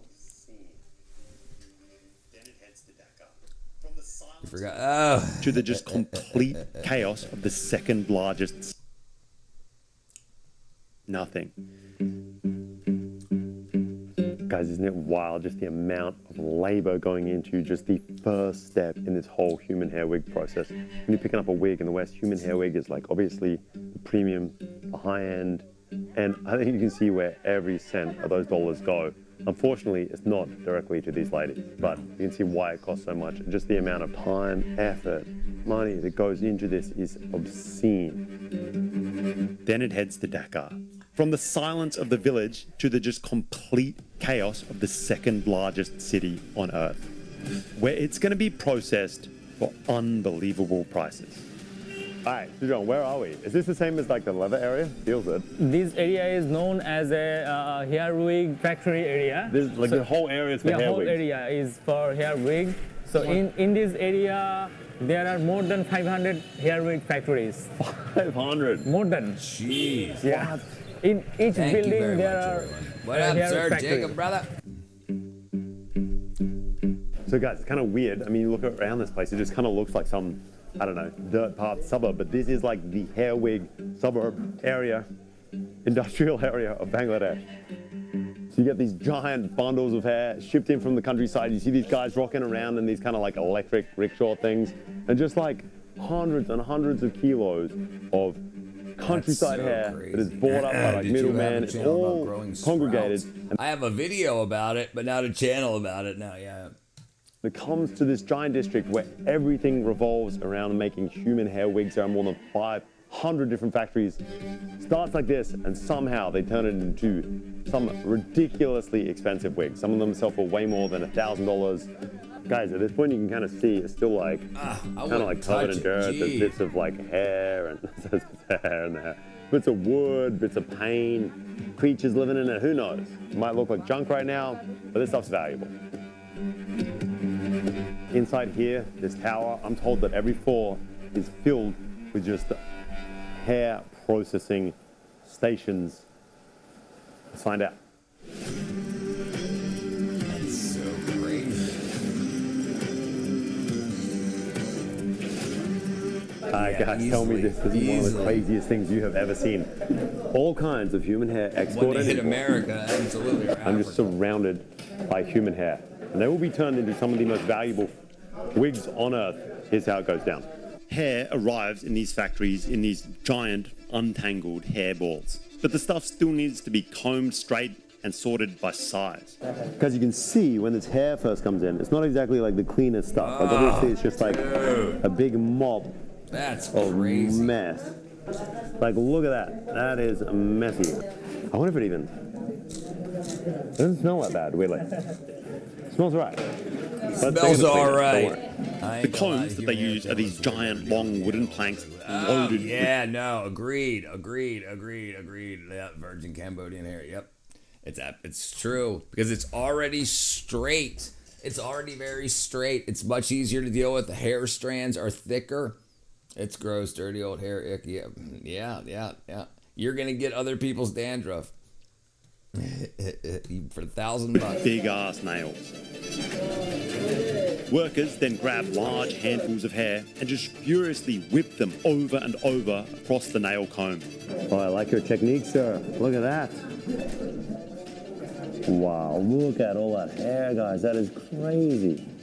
And there's room after room of these guys combing away all day long, just hair whipping back and forth. Alright, in case you thought it was just one room of this, no, this entire building is just like floor upon floor. They said it was $100 a kilo. $100 a kilogram. Of combers and size sorters. This place is wild. That's how much they get it for. Agree, great peeps, great channel. Now, host, hey, I still don't know his name. Richard. Encyclopedia can't beat it. Yep, I try my best, my brother. Guys, wow. Once combed, another hackle or giant nail comb thing is placed on top of the now combed hair. Alright guys, check this out. So basically, we stack up, I mean, that must be 10 odd kilos of hair, and then just put this huge nail press through the middle of it. And then using rope, they begin to winch the two combs together, compressing the hair in between into this giant hair sandwich. With the hair all tied off, the sizing can now begin. I didn't read the bush hair part. Can I see that right? grabber thing? What's he got? Sorry, all right. Oh wow, that's like a human hair grabber. Oh my gosh! Try it before I go. Guys, look at that. It's like this kind of like rubberized. The name of this device is tweezer. Came from China. That's a tweezer? Yeah, tweezer. Wow, those are some serious tweezers, guys. Alright, these are tweezers, if you can believe it or not. Just like, if you want to pull a shitload of hair out, you need something like this. Damn. Rubberized tweezers. Workers use these rubberized tweezers to just work away at the mop of hair, pulling it out inch by inch, starting at the longest and working down to the shortest hair. They measure the hair as they go into particular hair lengths. I've always liked the Northeast. What's he doing? I learned that certain cultures wear wigs all the time. I think it's everywhere. I mean, maybe. I was in the Northeast now. I mean, and the Central. I was in Maryland also, and also now in Georgia. It's There's a lot of people wear wigs. A lot of people. Like, how does he know which hairs to think pull out? about it. Think about the people that don't like their hair. They buy one wig, and then when they wake up in the morning, they just put it on like a hat. It's like how men wear a baseball cap, you know? Why wouldn't they do that? Hey, I guess, you know, if you enjoy pulling hair, Sir Jacob, you enjoy it. Or is he just trying to like pull any of it out so it's a certain length? Okay, so his duty is to bring hairs by inch size, like separately, like 26 inch and 27 inch and 28 inch. Wow, so this is to sort it by size? Sorted by size, yeah. Wow. Okay, now it's going to measure? Yeah. Like and they're measuring it by inch, not by centimeter. All right, so he's doing like yeah, a it's long crazy, hair, brother. 25 It's to crazy. 28. I think you missed a comment. This is what yeah, size? brother, I don't see like it. 12 It must to have got 15. deleted. And this one? YouTube didn't let it go through. I don't see it. There's really good wigs that are like $600 at totally fully. There's wigs at way more than that. Definitely way more than that. The discount hair comes out of the drain. That's what they said. Because in the Muslim area, the women aren't allowed to sell their hair. They're only allowed to sell what's called hair fall, which they say in India is a term used for your hair falling out, going bald. So anything that's left over in their brushes. So they just collect that. Because else, like in the Hindu areas, and in the other areas of Asia, they'll shave the hair so that they get the whole hair, whole length, a whole bunch at once. That's from like one person, and then you can make a wig out of that. And those are the most expensive. This is all hair that falls into the drain with all of your other hairs. Yeah, brother. My wife bought a wig once and said, "Why wouldn't you cover up why would you cover up your beautiful hair?" Right comment. That's exactly right. That's the right comment. At 8, 10. 8 to 10. Yeah, 8 to 10. All right. The lowest size is 6. Oh, got it. For like really short hair. I imagine that's the cheapest one. All right, look how much pressure this hair is under. Like, it takes a serious amount of effort to crank this stuff out. Hi guys, and so for this factory, this is the final product. Just these like perfect wigs worth.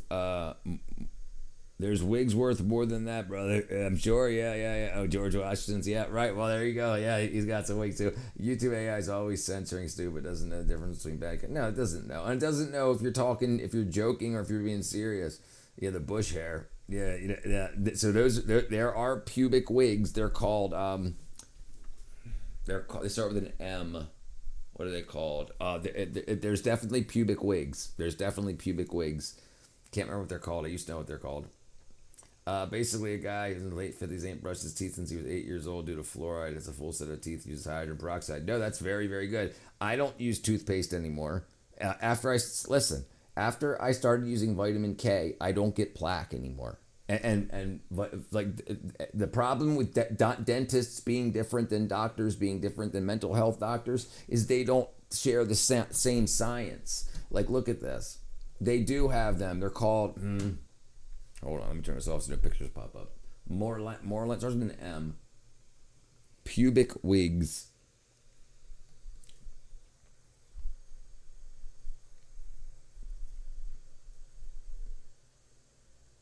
Merkins. They're called Merkins. Merkins.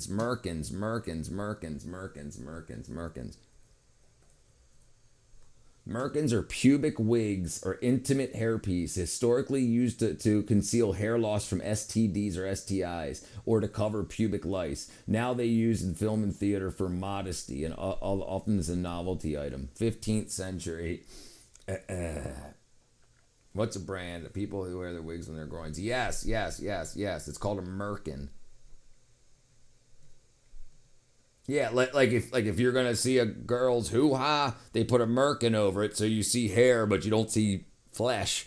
You know, for if it's gonna be like a rated R movie. Like what's her face used in what was her name in Basic Instinct? Remember the first crotch flash when R says it sounds so bad. No merkins in my house. Now I'm gonna get all kinds of crazy ads now because I looked up Merkin, B12 Merkin. Oh, what was I gonna look up before? Somebody mentioned something. Sharon Stone, yes. She her business. Oh, vitamin K and teeth. So if you need to use toothpaste, you got if you got tooth plaque, you got low vitamin K2. Vitamin K2 and tooth plaque. Vitamin K2 is it activates osteocalcin. That's what rebuilds your teeth. When you're born, you've got plenty of it, but if you don't replace the K2 that you're born with, it slowly drops over time and your teeth start to rot. But your gums are trying to rebuild your teeth. That's what the plaque is. But the plaque shouldn't be building up. It should be absorbing into your teeth. Okay.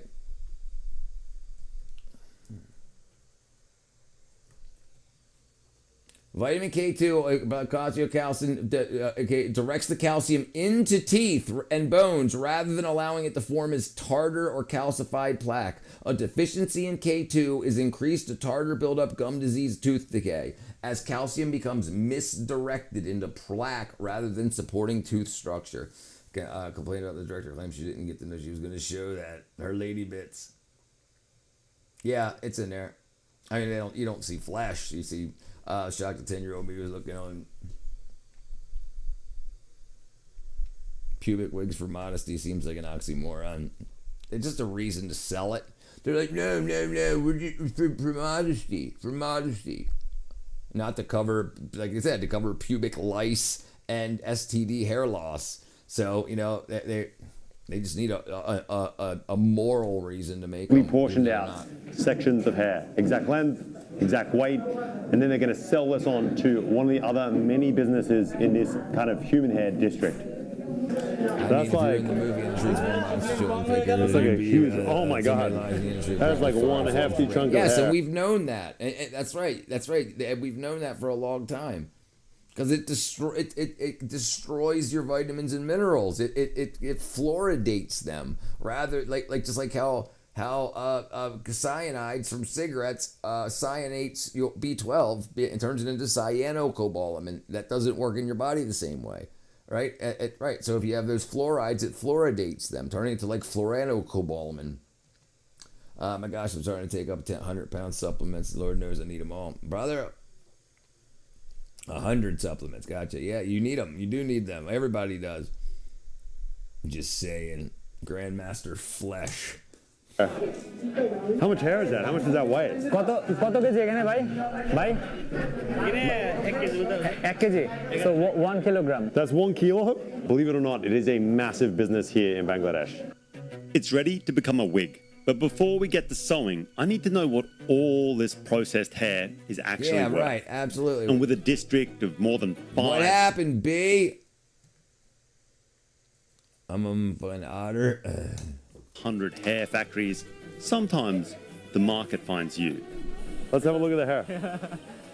All right, this guy, we were walking on the street and he was like, you want to buy some hair? And you know what? I'm kind of in the hair market right now. So let's take a look. That's good. Okay. Wow. Oh, wow. More hair. Hair everywhere. Wow.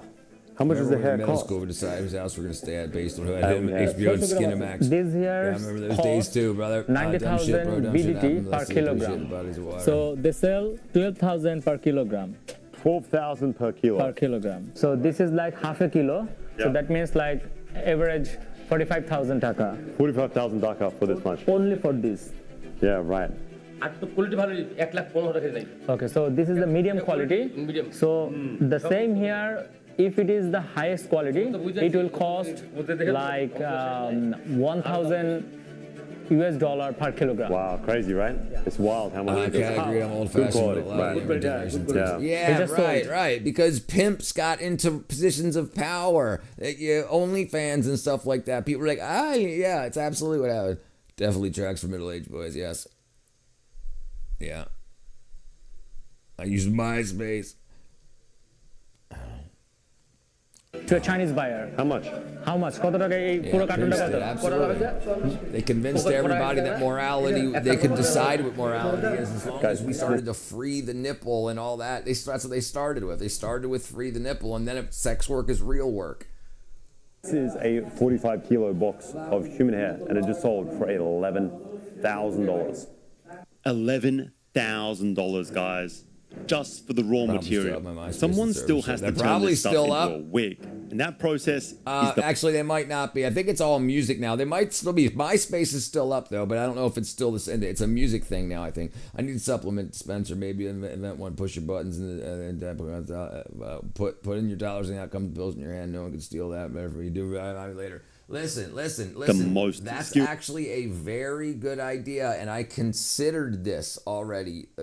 So what we should do is we should make a day pack. So people can go up and put in like $5 and it drops out a pack that's got a B12 in it, a D3 in it, a K2 in it, and stuff like that. And then we could use standard vending machines and then start putting those places everywhere. Maybe a refrigerated vending machine like sodas and snacks are in.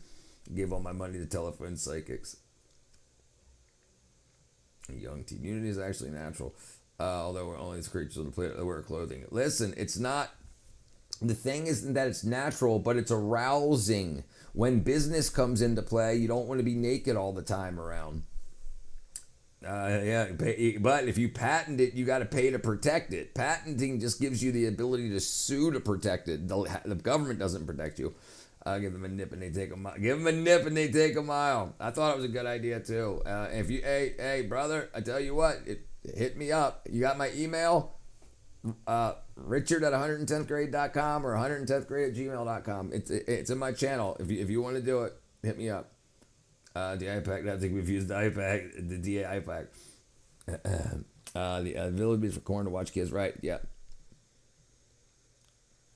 Yes, I'm telling you. Yes, right. I'm telling you, it could work. I'm telling you, dude. We could put them in airports, and we could put advertising on there like about to go to your big meeting. Don't miss out on $1 million deal because you're not up to, And we could absolutely, and it's everything. We'll put everything on there. It's true. We could put iPads type things on there where people can like learn about each vitamin and mineral.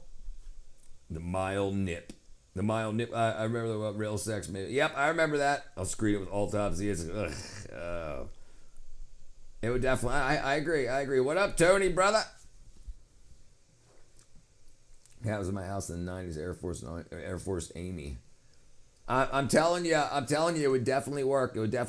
And we, if somebody wants to do it, hit me up on my email. John Cyril Welsh, classic. There'll never be another one like him. Do you know where he's from?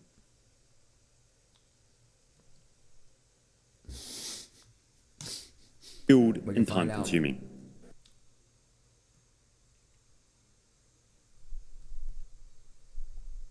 Dang it.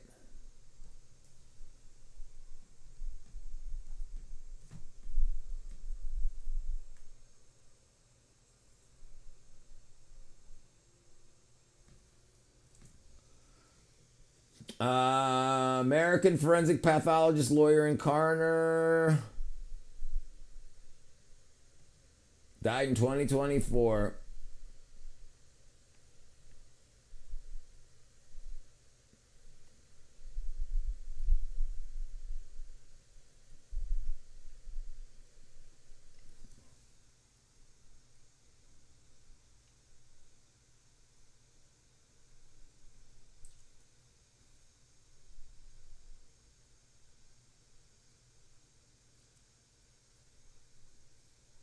He was born in Pittsburgh. Yeah, there you go. When I was imagined, I'm suffering with terrible vertigo. And yes, dude. Jeez, everybody. Jeez.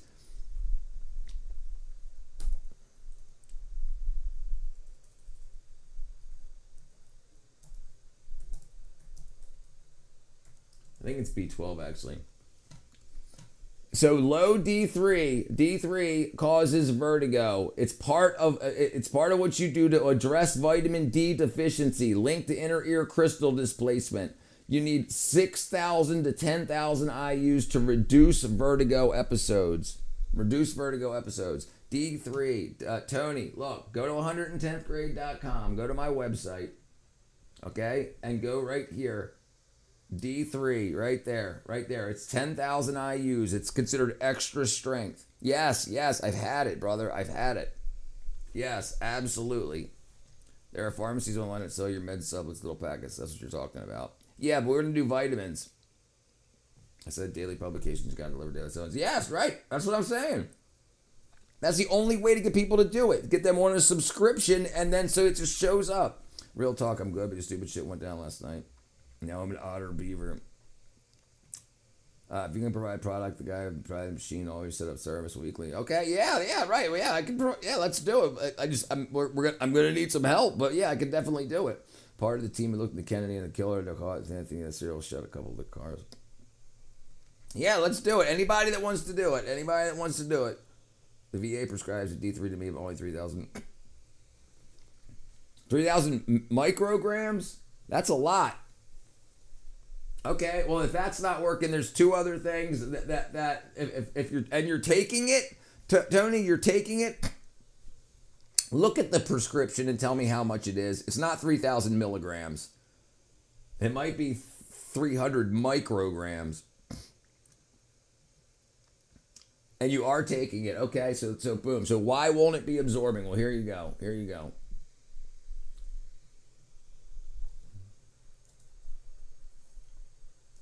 K2 probably. Okay, yeah. Vitamin deficiency in vitamin D is the most common nutrient deficiency related to vertigo. Here you go.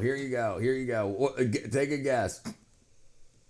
Vitamin B12 deficiency also can cause a dizziness and instability. The most common is D, and the next most common is B12 vertigo. My email here, I'll put it right here. We'll go. Look, you can go right here. Look, if you go to my channel, I'll show you where it's at. You go to my channel, and then you click more here, and then here's my address, and here's my email right there. I'll put it in the chat.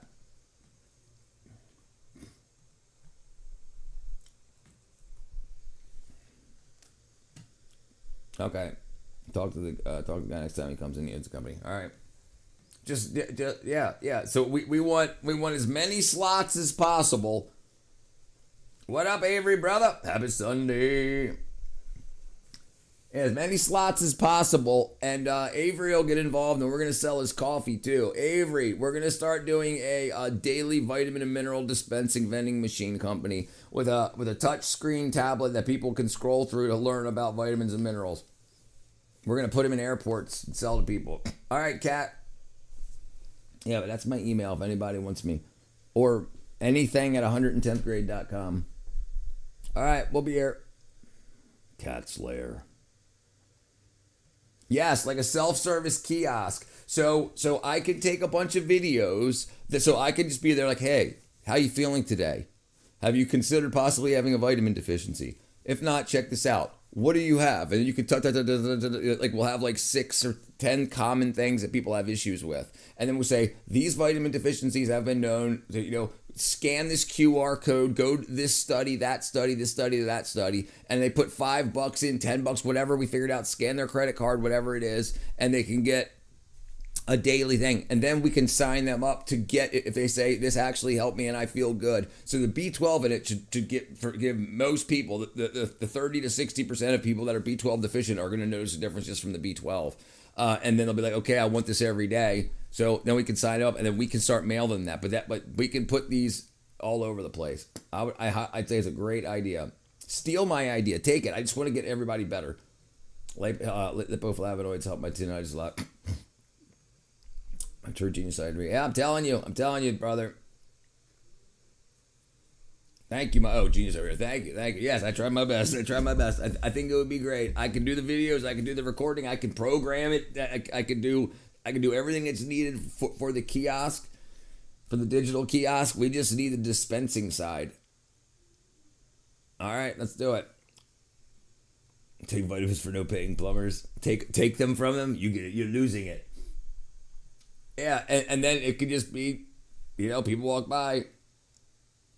Hey, you feel like shit? You want to not?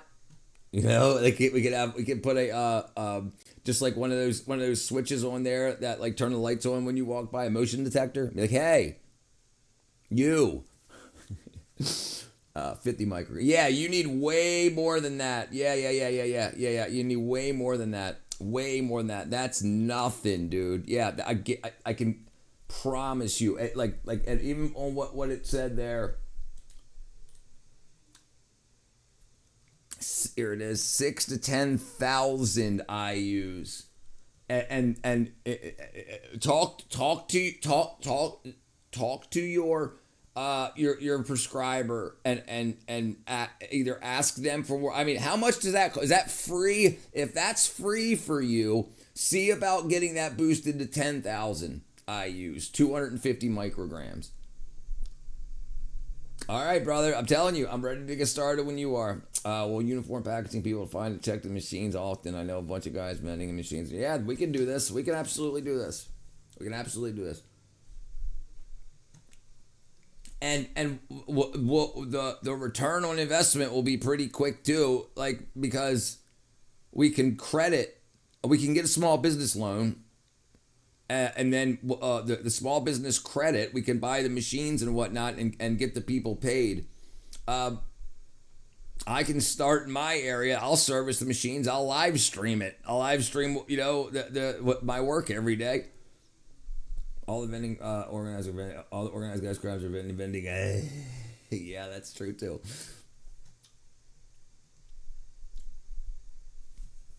And if anybody wants to buy me a coffee, you can go to buymeacoffee.com. Yeah, I entered in 10th grade. I own 3 businesses now. All right, Cheryl, let's do it. Let's do it. Why not? He started giving you a slot in his regular machine to see if we could develop it further. This is Michigan. Right. Well, we could do that, but I mean, I think it would be. We can absolutely start with that, no problem. But I think what we should go towards is a vending machine with a digital kiosk. Vending machines with digital kiosks. Vending. Yeah, here you go. These here. Look, even brand new with a 20-inch screen is less than $5,000, right?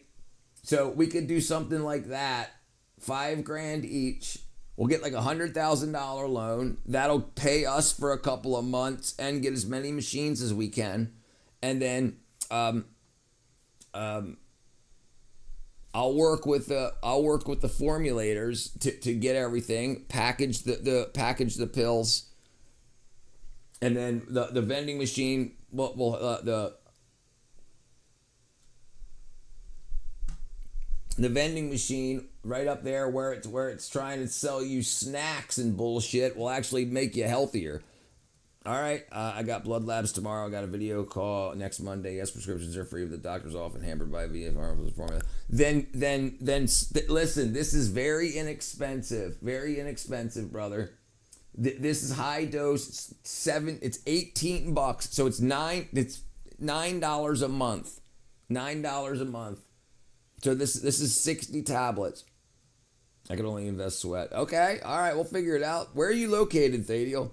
I'm a certified grant writer. Foundations are good. Okay, good, right? Yes, right. And luckily, we can probably contact what's his face, RFK Jr., because he's on that side of like they're trying to poison us and we need vitamins and minerals, and we could probably get something big.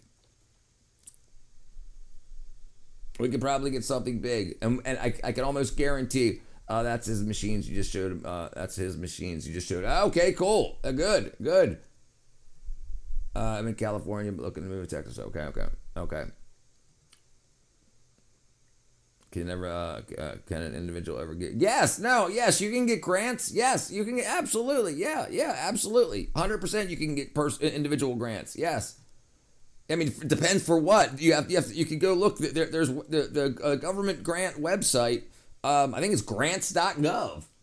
And if you find one of the things that they're trying to give money, they're saying this is the money that's available and this is the programs that they're available for, and you can say you probably have to set up some sort of like essay or grant like what Cheryl's talking about, say why they should give you the money. Yeah. Well, here, Cheryl, if you're willing to answer some questions for her. Yeah, I got no problem. I'll deal with the politicians. I'm pretty knowledgeable. Yeah, there you go. Let's do this. Let's make it happen. His room seems so creepy to me. It's like you're growing something. Guys, we've got like chemicals. I imagine the silicon mix here cooking up, and then we've got the hair just drying out. Long hair. This is the valuable RFK's stuff. in politics, then I'm not She's sure you pulling want to it go by the there. window. Yeah, I understand.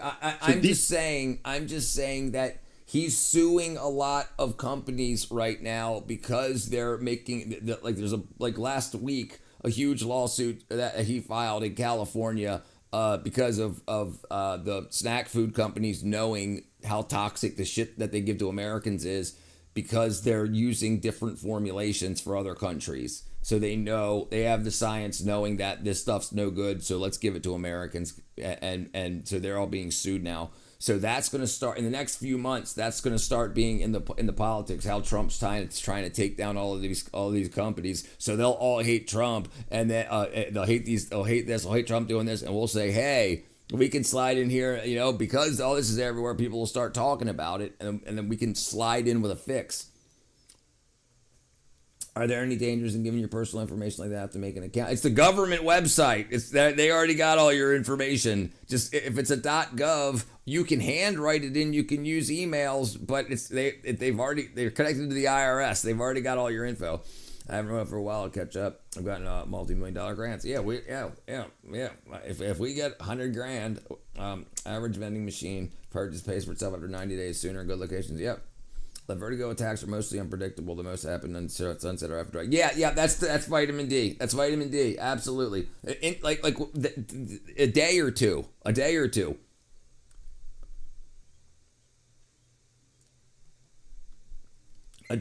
Yeah, that's why near sunset or after dark. Because do you know how vitamin D is produced in your body? Sunlight hits your skin, and the cholesterol in your skin is converted to vitamin D. So your body's not making any more vitamin D when no sunlight's hitting it. And if you're not actually outside in the sun wearing no sunscreen, it's not actively happening. So this is why depression and stuff happens in winter when people spend less time going outside. Here, look.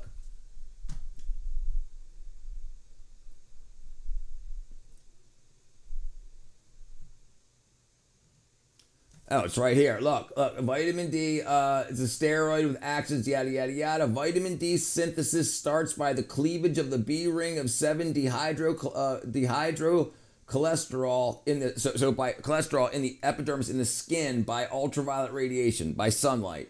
So that's how it happens. Sunlight, you have high cholesterol because you're not getting enough sunlight converting that cholesterol to D3.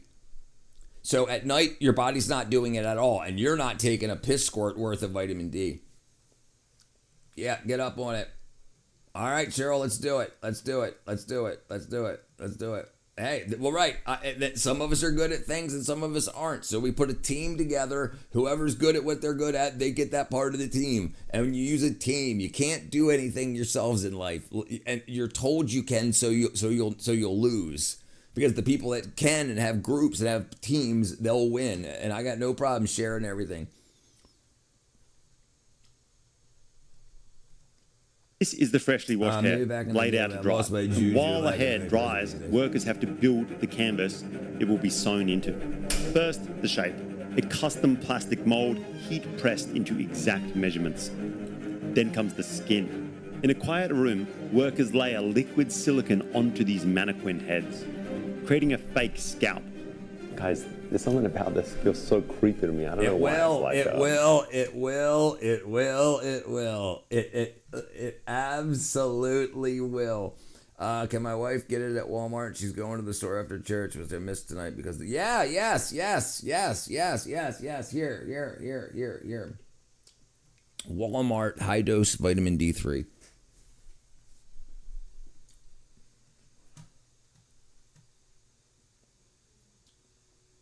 Okay, what you'll probably want to get is like an oil capsule, right? Okay, so something like this, D3K2 is what I would say to get something liquid and oil. This is really cheap, but it's really cheap. It's just like, and you don't want the solid capsules. Something like this right here, like that right here.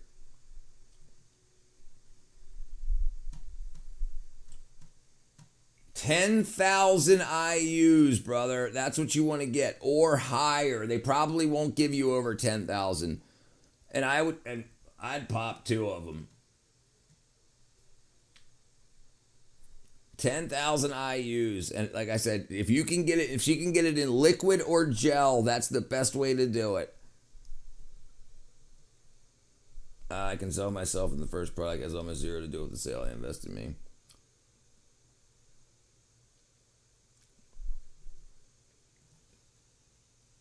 You see it? You got it? You got it, Tony? I don't know what area you live in, Tony. Testing. But,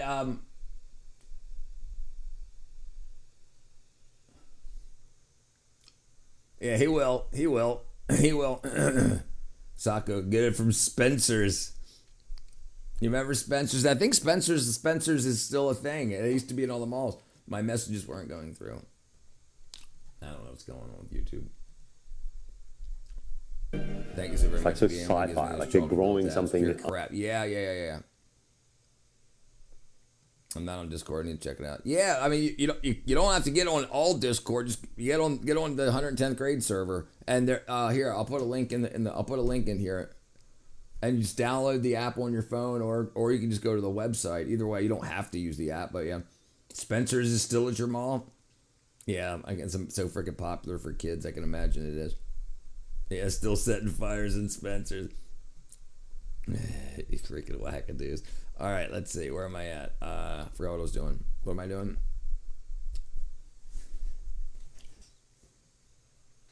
You're on the Discord. You're in my Discord. I mean, listen, you don't have to use it for anybody else, but why not have, just stay in the 110th grade server? Riz me up. To be honest, I don't actually understand the Discord, but it's like, yeah, we can get into that too. Sure.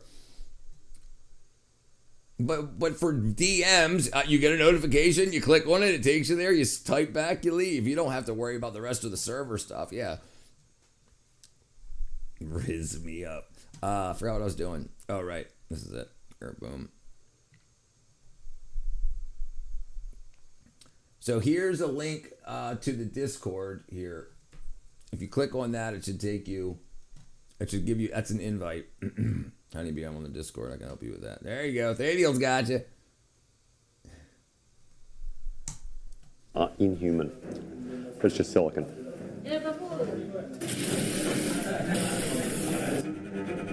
Alright guys, here we have a cap, just kind of like roughly measured out. And it's sort of like this fine netting material. I've never worn a wig, ever.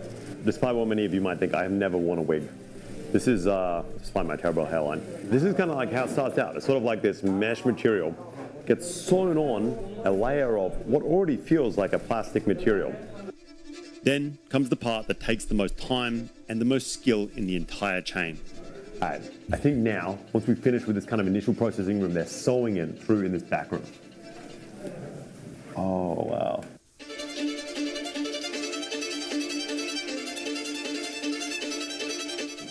Alright, this is crazy, guys. So they sort of have a little, like, needle with a hook on the end of it. They're sort of like punching it through one side of the wig base and then pulling the hair through with the other. How long does it take to do one head of hair? It looks crazy.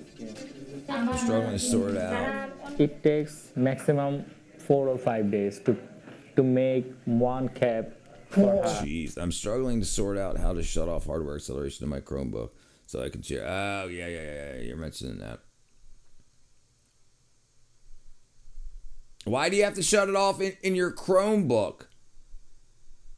It won't let you just...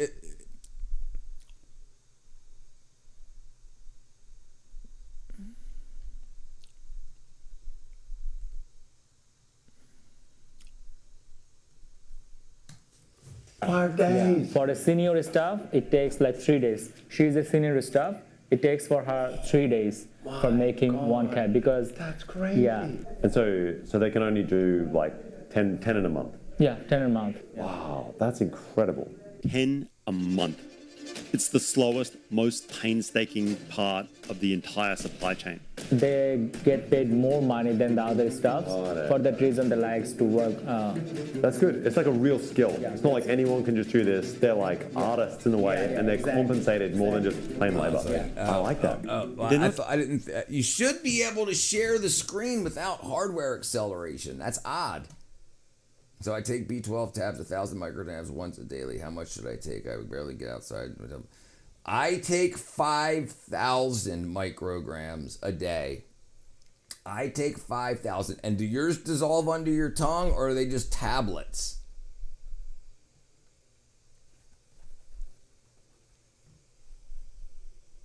Dapper Dan hair gel. Remember old Dapper Dan?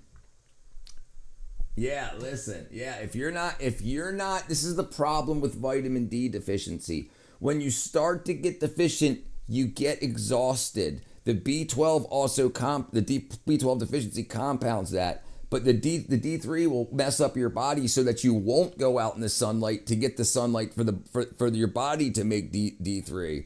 So you get enough cholesterol from your food, and then it just stays in your blood because it's waiting to be converted to D3. Yeah, Dapper Dan.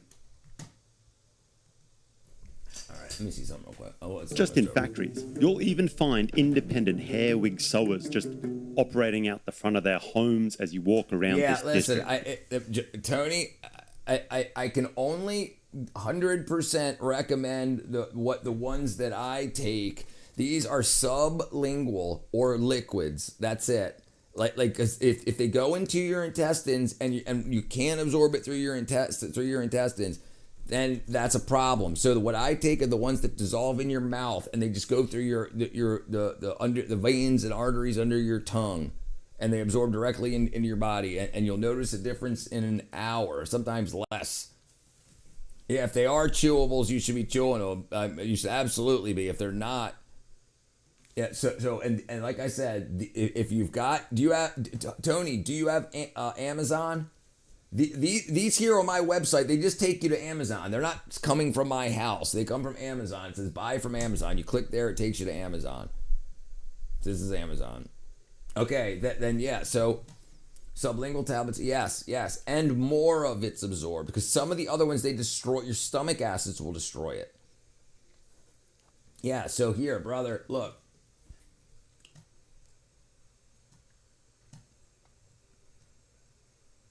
So get whatever you're gonna get from Walmart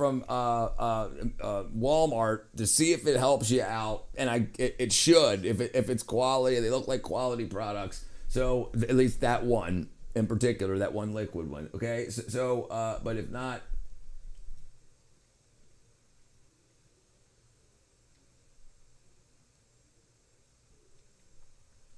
All right. Can you copy? Do you know how to? Here, look. I'll put it here. Oops. So if I post it in the chat, can you copy and paste it out of the chat? Here's the vitamin D. I kind of thought B12 couldn't get into my system because of bacteria in the gut. Right. So this will absorb directly under your tongue into your bloodstream without going through your guts first.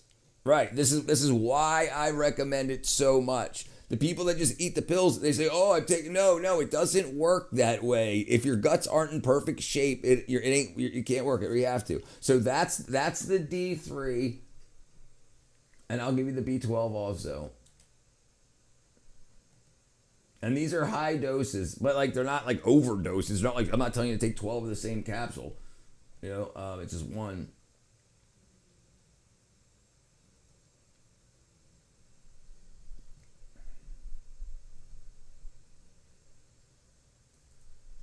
Okay, there, and here, let me put the other one up there.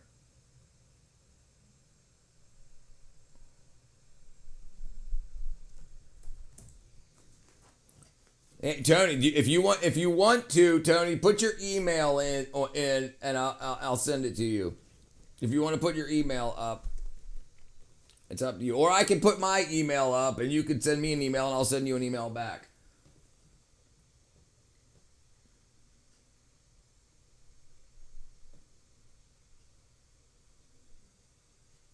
Here's my email.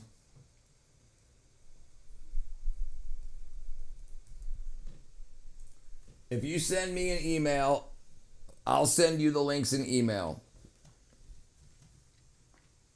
You have a beautiful doe yearling in my yard right now, right? That's haunches and ribs. Jeez. Hey, Tony. Here to help, brother.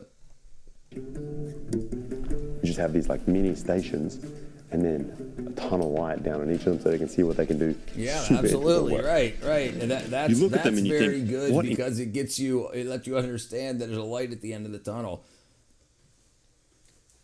Poor banjo under the water. You don't like that? Incredible, unbreakable concentration.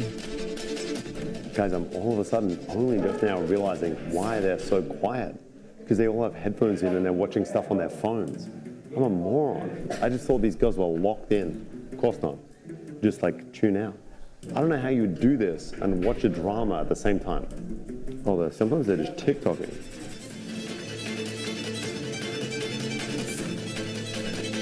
Yeah, of course not. Oh no. Alright guys, power cut, Bangladesh style. I don't know how these guys are gonna do it without lights. That seems tough. Again, New Year celebrations in full swing. But there you go. What a crazy ass district. So here we have like all of the samples of the different styles of hair. I've got to do it, I'm sorry. I've never had a wig on before. I don't know what this is gonna look like. You have to reverse it. Reverse You are a it? pretty boy. Maybe you can take a picture and send it to your wife.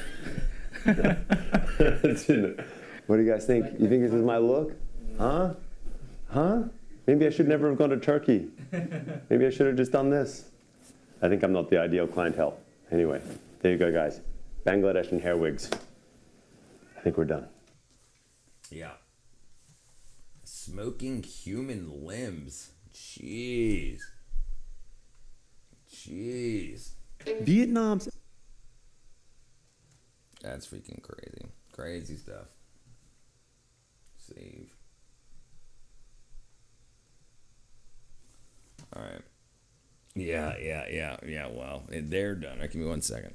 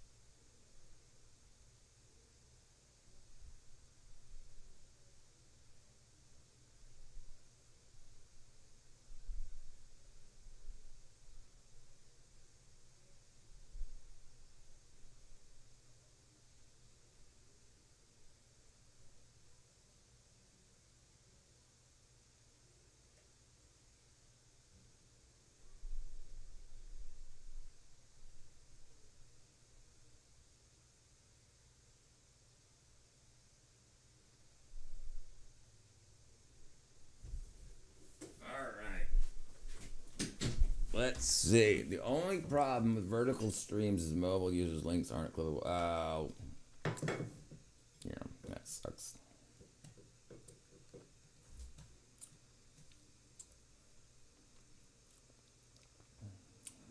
Fluticlosone, that's old shit, 1950s stuff. Yeah, you can say, yeah. Learning method. Let's try this and see what happens. I'm determined by that's all they have good for me. I'm determined that's about all I have good. If it's just perseverance. Yeah, that's all you really need. What up, Yogi? I'm about to say different because I'm being pissed off with every justification. Oh, great. What's going on, brother? What's going on? All right, let me see. Hold on. Homemade steak.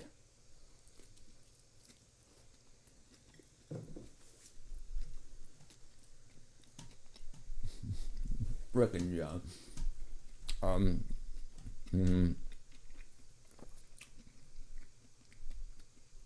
Steak, onions, and Gouda.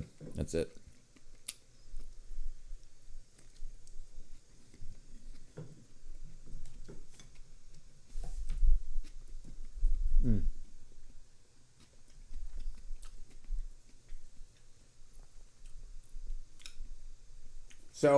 So, John, are you not on zinc either?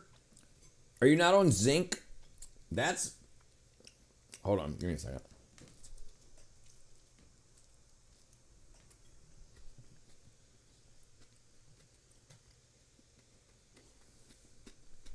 Yep. I'm looking.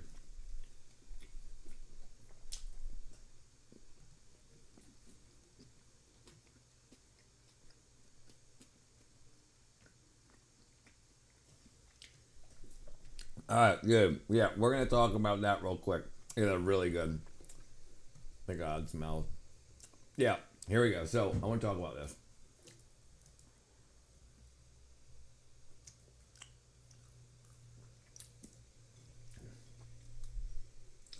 Right, John. I mean, Tony. So, using that does lower zinc levels.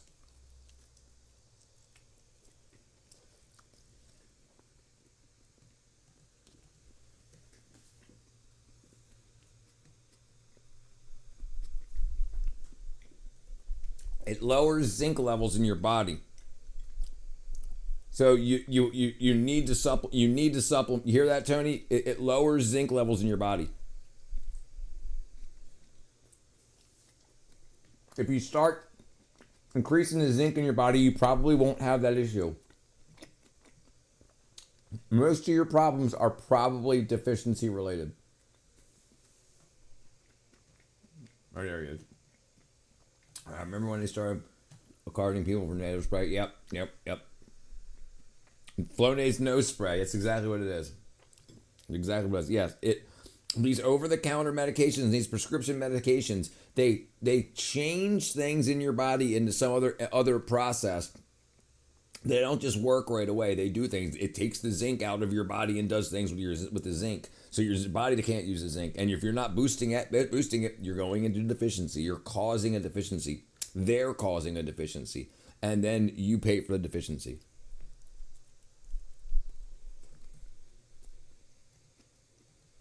Uh-oh, Yogi. What'd you do? You got $1 million?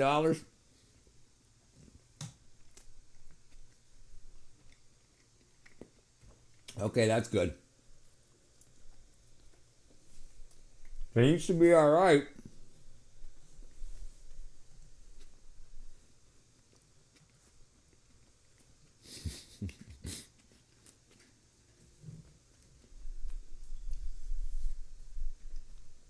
All right.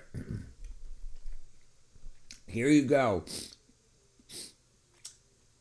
Mineral depletion. Long-term use of nasal sprays like Flonase can deplete zinc, which is necessary for immune function. So you think you're making yourself better, but you're making yourself weaker and more susceptible to needing Flonase.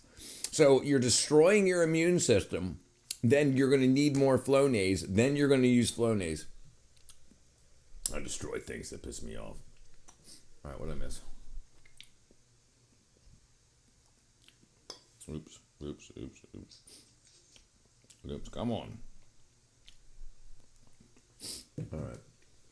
Okay. Let's see what else besides zinc it deals with.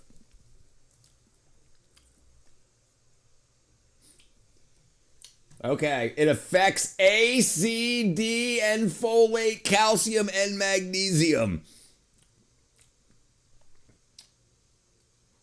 Here you go, brother. Look, and it contributes to low vitamin D levels, which impact human immune health and increase infections such as pneumonia. Yeah, dude, you're poisoning yourself and you're destroying your vitamin and mineral profile in your body. It's a steroid, yes. That's exactly right. I use this. I use this. Okay, if you have a nose, if you have a response, an infection, what do you want to do? You want to kill it. This is silver. It's 2 ingredients: the metal silver and deionized water. That's it. I think you guys could zoom in. There's my nose. You know. Anyway, yeah. So that's what I use. That's what I use. I also spray it on things like poison ivy and stuff. Brother, it's what it is. It's effing obvious, and it should be obvious to your medical professionals.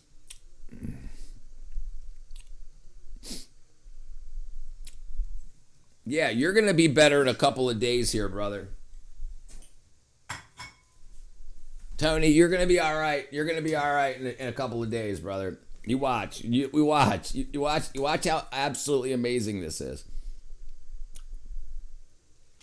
I've used silver for a couple things. Yeah, it works great, right? Yes, right. Yes, right. And we're told to use. Well, why do you think they used silverware back in the day? Because that's how it killed the bacteria and stuff in the food. Yeah, Tony's gonna be doing great.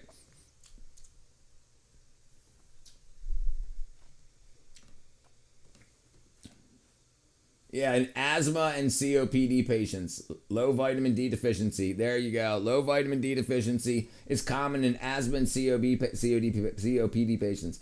Synergy. Some studies suggest vitamin C may increase the effectiveness of it, particularly in allergic rhinitis. Nutrition. Beyond D, they can deplete Ca, folic acid, zinc, a whole freaking host of shit. Yeah, you need to be, you need to be supplementing, brother. It's just eating it out of your body. All I see is vitamin. Perhaps this isn't the time to talk about it then. Penicillin for my birthday every year. Penicillin, yay, there you go. They just sent me 3 more bottles of it. Hey, brother. You know why? You know what? The government's going to keep paying Flonase. You're going to keep needing it, and they're going to keep buying it for you. And that company is going to keep getting every single month or whatever. They're going to get money piled into their pockets. Use it to lube your siding and doors. Richard, create the everlasting gobstopper of vitamins. I considered that too. It's crossed my mind, brother. It's absolutely crossed my mind. I talked to my father the other day about it. I was like, maybe we could do something like Flintstone vitamins, but bubble gum that has vitamin D and DK and B12 in it. So you can give your kids one of these, but you got to make sure they don't eat the whole bag, right? I remember there's zinc swabs for colds taken off the market because it worked. Yep, zinc. That's what you need is zinc. Yeah, that's why I was going to ask him. Richard, the medical professionals do not care about getting you well anymore. Their drug pushers get paid to promote pharma drugs. Yes, I do. Yes, I do, my brethren. Small kid of rocks to suck on. Right. But there is the essentials. There is the essentials. We all have dopamine, serotonin, norepinephrine, and melatonin our body needs. But our body doesn't need that externally. It needs to make it when it needs it. But it needs the building blocks in our body ready for it to use when it needs it. Used to make me nauseous. My mom would try to give me to them, and I would hide them behind her old refrigerator in the house. Yes, we have the all basic needs, but most people are deficient in different things. But this is why I want you to get started on things like B12 and D3 because it makes such a big difference to come out of deficiency. Then you can be like, I'm a fucking idiot. What's next? That's what will happen when you get better. When you realize that that's what your body runs off of is vitamins and minerals. When I was in my 30s, I started taking a senior one a day. So, see, that's okay to start with, but they're out of whack in, like, they have way too little D, B12, and K2 in them, and you would need to take, like, 6 to get what's actually good, a good amount to take. So, it's kind of, you'll still have D3 deficiencies and B12 deficiencies, but everything else will be fine. So, you still need to buy additionals. But the thing is, it'll convince people I take a one a day so I get everything I need. But it's you don't. So it ends up screwing with people too. I like how zinc tastes sweet when you need it. It's interesting how your body does that. It makes you crave things you need, and it makes it taste good. We make rocks for all minerals. I have severe asthma. I'm supposed to take Spiriva with Lexaflexone, dry inhaler twice a day. It reduces asthma attacks. Yeah, is it reducing the asthma attacks? Is it reducing them? And you want to see something very interesting, Tony? Here, let's do Tony today.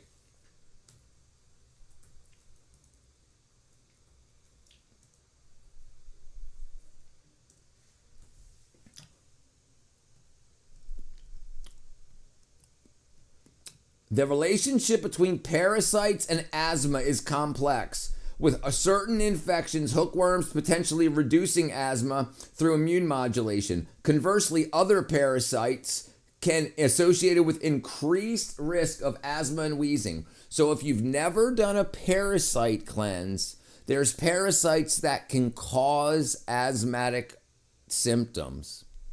And there's parasites that want you to survive so they can stay alive, so they create things that get rid of your asthma symptoms.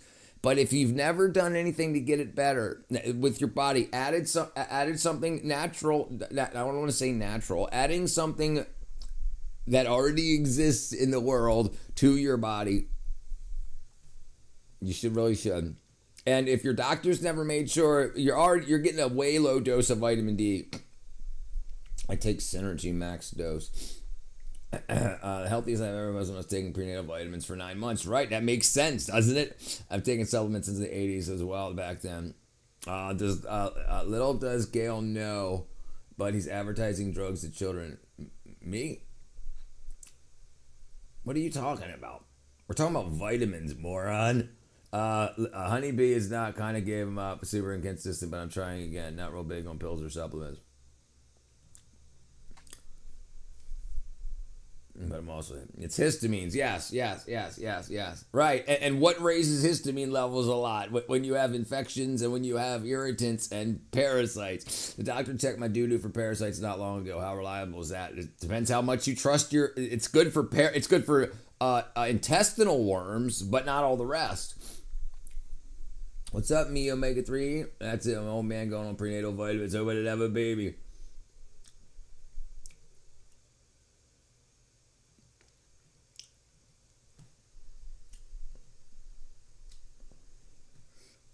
So cortisol you can reduce cortisol with vitamin D3 and vitamin B12, absolutely. So what Park you say about drugs? No, it's not drugs at all. We're talking about vitamins and minerals. I don't want to know what Parky said about drugs. I'm not interested. No, this is all vitamins and minerals. Absolutely. All the water boy would say is parasites are the devil. As the water boy would say, yeah, parasites are the devil. They are the devil. Well, at least I learned honeybees king straight up. Jeez, dude.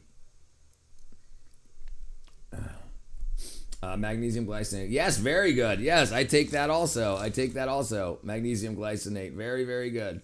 Very good for you. But also, so if you need magnesium glycinate, like for sleep, it's very good. I take it for sleep. I take it, but I just took one a little while ago. Instead of taking 2 at nighttime, I take it in the middle of the day because it's got GABA in it also, which is great for vitamin D while the sun's out. Absorption, but yeah. So yeah, you need magnesium. You absolutely do. Glycinate's a great way to get it, especially because you can just take it at bedtime. He said, "Hell no." Aliens made parasites biological weapons. Prove me wrong. This is, I think it's 250. No, it's 200. 200. It's 100 milligrams. It's 200 milligrams of GABA and 200 milligrams of glycinate. A colonic cocktail is when you mix the anti-parasitic drink with some vitamins and you drink it. Yep, that'll do it. That's usually magnesium citrate to help get the pooper moving. Yeah, but it's a little on the wackadoo. You got to get your body and brain right. Absolutely, and like there's a lot of studies going on about why people crave drugs so much these days. Like why there's so many more people out of control on drugs now than there were previously. And well, if you look up parasitic infection and drug cravings, it's pretty crazy because your body's trying to kill the parasites. So you're putting in coke or freaking meth or whatever to try to kill the parasites. And when the buzz ends, you're still very exhausted and everything because the parasites have eaten a bunch of your vitamins and minerals, eaten your food, so your vitamins and minerals, so you have deficiencies in a bunch of stuff, which makes the withdrawal worse. So people go back to the drugs all the time because they feel bad all the time. Because after all this drug use and everything, they've never replaced the vitamins and minerals that they've been in deficiency during active addiction. They're absolutely in the garden.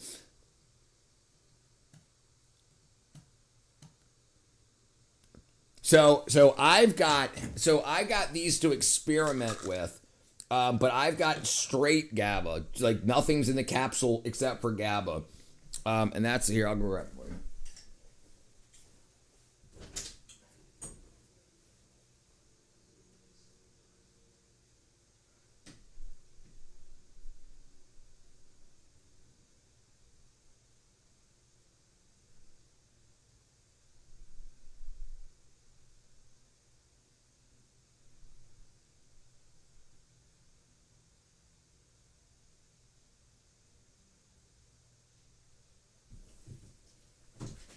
And then so this here is 500.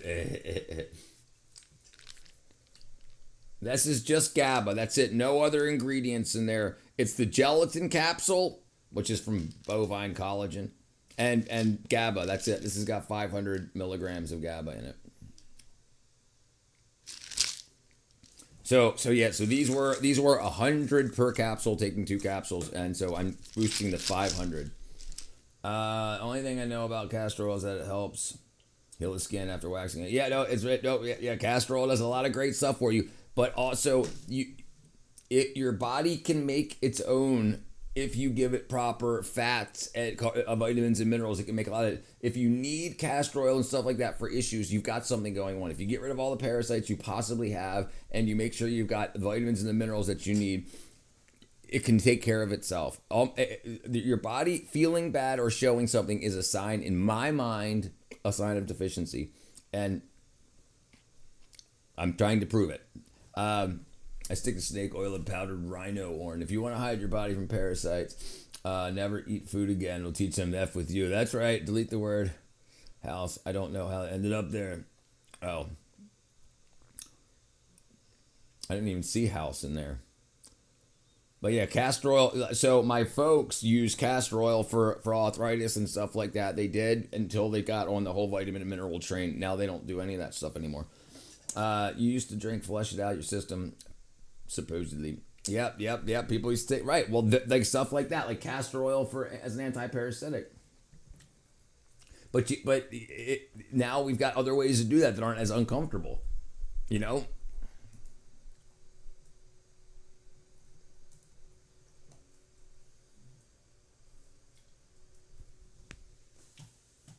Okay, and here's a big problem here. Castor oil is used in traditional medicine, and some studies show that can eliminate worms. There's limited clinical evidence because they're not going to test it because it's not patented. I worry about all the folks buying supplements from other countries that don't trust it myself or calls them Tylenol, ibuprofen. Right. So that's what I have links to made in America products. Yeah, these companies, Pure Bulk, American, and there's for every batch number, there's a you can go to their website and get the lab results from each one. What up, Diddy? I accidentally caught a parasite from eating salad in Italy. A sucker was no fun. I hooked me up with some of that sauce. See what I did there. Internally, a spoonful of cod liver oil. Yeah, that's a lot of omega-3s there too. Yeah, cod liver oil has anti-parasitic properties, particularly against blood-borne parasites. Okay, so that's good. So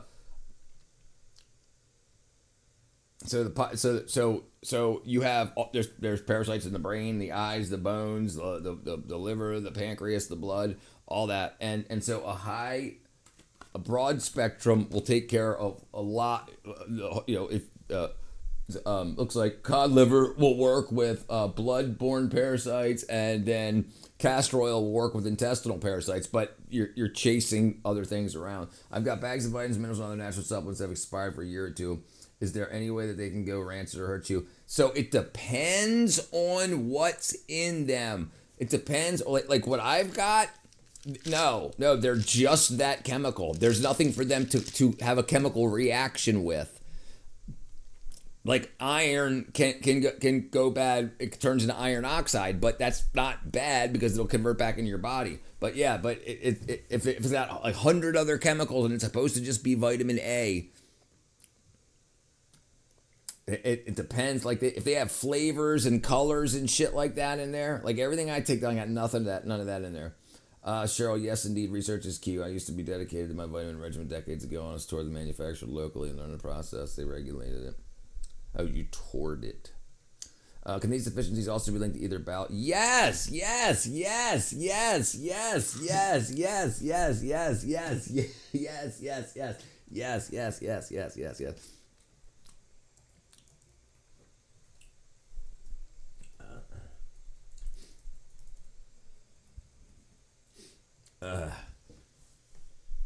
High vitamin D intake is associated with a lower risk of overactive bladder in women over 40 and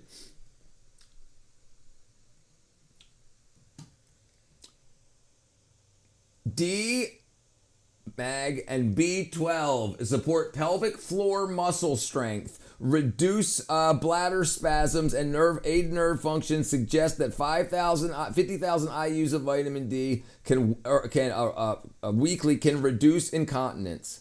Well, 200 to 400 magnesium daily may help. But so 100%, you need to get on high levels of vitamin D. What's wrong with you is classic vitamin D deficiency. What do you take VD if you get out of good weather in Georgia? What do you take VD? Do you not get good weather in Georgia? If I don't know what you're saying. Oh, what is that in there? What do you take? Why? I do get good. The problem is 30 years of not being out in the sun, not eating properly, doing freaking drugs and alcohol and just everything. It takes a while to rebuild everything. High cholesterol, and like I'm out in the sun a lot, but I'm trying to help you guys now that I've helped myself. People understood how powerful vitamin D is. They would never be lonely again. He's talking about incontinence. It's usually pelvic floor issues. It's the muscles down there. And electrical signals with vitamin B12 deficiency can cause spasms. And that's because the insulation on the nerves, the myelin sheath thins out. You need high levels of B12 to keep all that stuff good. And it can be quick, dude. Like, you can be good in like 2 weeks. I don't know.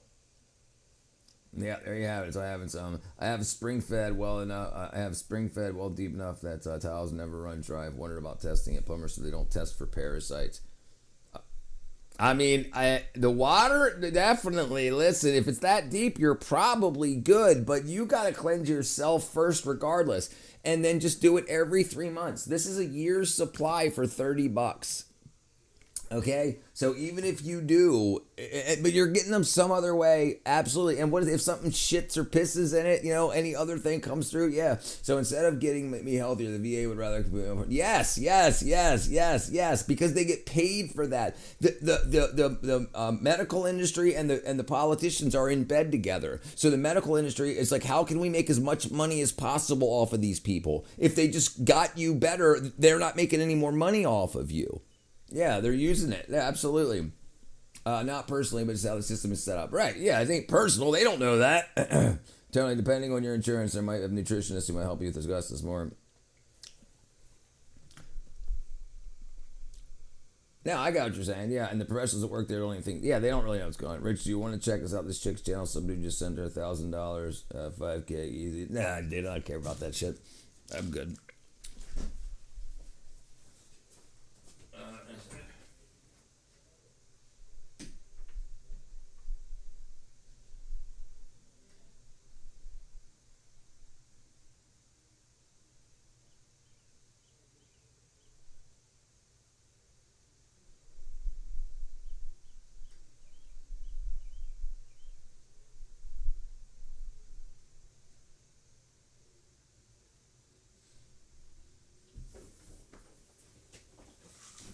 I want to get my boy Tony fixed up.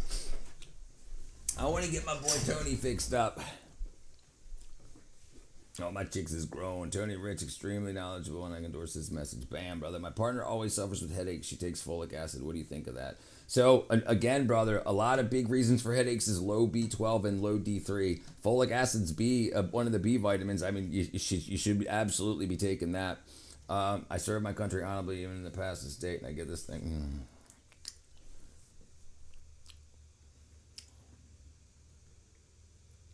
Honeybee, I sent you a friend request on Discord. It's wild. Nice girl. She gets because she's pretty. Then I said, yeah, right. Yeah. That's all right. She'll get it now. She better save it though. Holy medicine, medical alkaloids, terpenes, and flavonoids, polyphenols, and DNA microbes. More yet to be discovered within them. Within that blinded natural receptors benefit your health. Absolutely. So you have receptors throughout your body. But when the key goes into those receptors to release a hormone or a neurotransmitter, your body has to have the proper amount of nutrition in it to allow that release to happen. So yes, very correct. Right, I got a hernia in my groin from doing special peak Kegels. It bragged about for 5 months. My new superpower.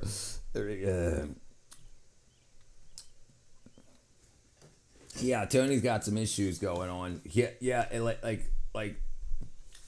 you need okay, so bladder control. D is crucial for pelvic floor muscle strength. Deficiency is strongly linked to incontinence.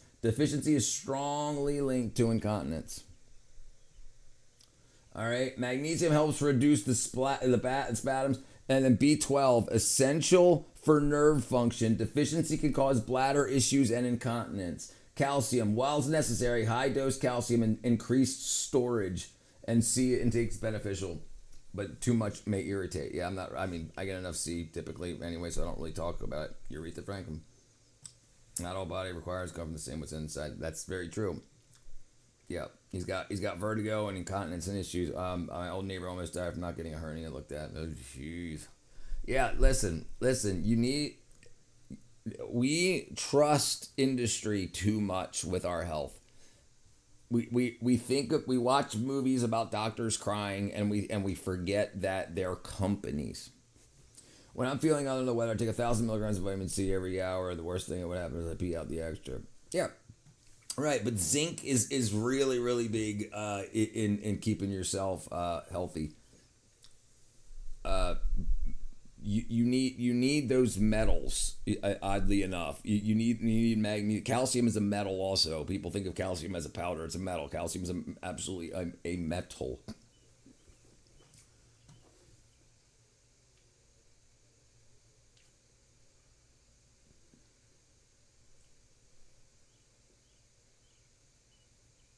Yeah, here's one of the things about the herbs, and I love the herbs, but the thing is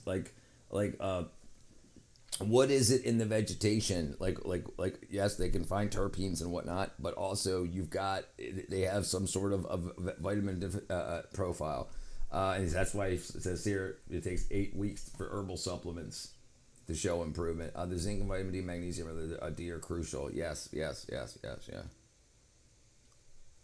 I've never seen a doctor cry. Right? Why don't we get annual checkups with the doctors?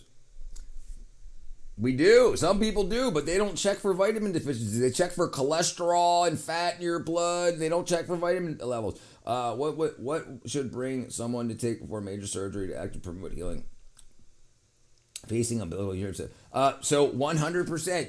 You need B12 releases your blood from your bone marrow.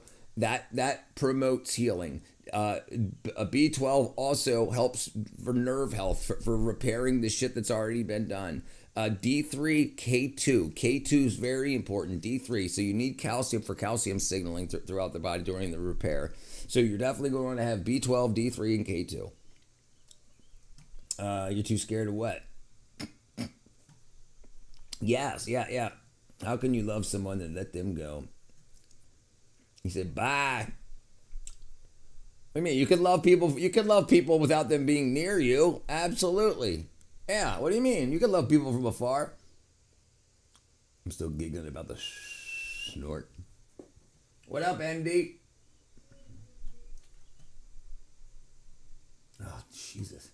Diabetes, sleep apnea, as well as I just had help replacement 2 out of 10. Was on tramadol, but I stopped it 2 days ago. That reduced the vertigo, but not all the way. Right, so here's an interesting thing about tramadol, too.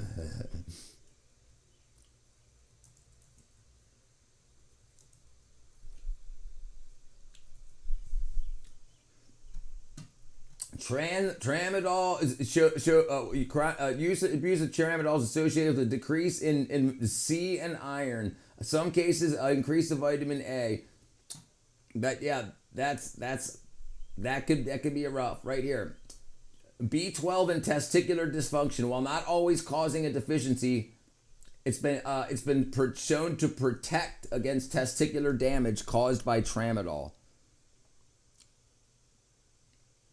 Vitamin B12, yeah, testicular dysfunction. So you notice that you have a lot of people and a lot of commercials out there saying guys' dinglings don't work. And they're saying, hey, just take this freaking Viagra, take this, take that, rather than saying take B12 and zinc and make your dingling work again. Love from a distance, right? Loving an elevator. People are the worst. If you was to take 3 with magnesium, you would have lower the dose. If you was to take 3 with yep.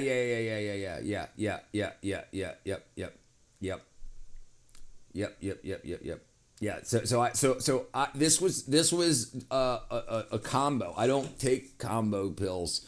This was to experiment with the GABA, and then once I got a very good result, I'm like, okay, I'm gonna get GABA on its own. I haven't been okay since I was a 5 daily time. Unless you go for rich, you have unless you're rich and you go for your executive physical. Real of us commoners, nope. You're just a bomb, dude. Just wanted to say, hey man, brother, I'm here to help everybody as best I can. I have such a great for you. Tomorrow is the first day. How do we explain the testicular cancer? Oh, you ain't got freaking testicular cancer. How much zinc do you think's needed to get morning wood again? We can look at it. All right, here.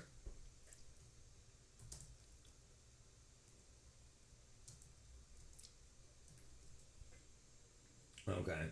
The link between zinc and erectile dysfunction. 3 with magnesium. Which one do you have to lower? So the magnesium, I'm only going to take 200 milligrams of magnesium glycinate a day, and I'm going to take 500 milligrams of GABA. Okay, sorry. Erectile dysfunction, zinc. Okay? Erectile dysfunction may be a symptom of zinc deficiency. You should speak with your doctor and get on Viagra. It's erectile dysfunction is the most common sexual problems. So imagine there's all these companies that are now allowed to sell erectile dysfunction medications over the counter or with a talk over the internet real quick. So if you have industries that's making billions of dollars off of this, and they can make $1 billion more by the companies that they work with, the food industry, by not adding extra zinc, then they're going to make a whole lot more dinglings not work, and then they're going to have to pay. People have to pay for make their dinglings work. The reason is that because it's beautiful. Okay, so let's see.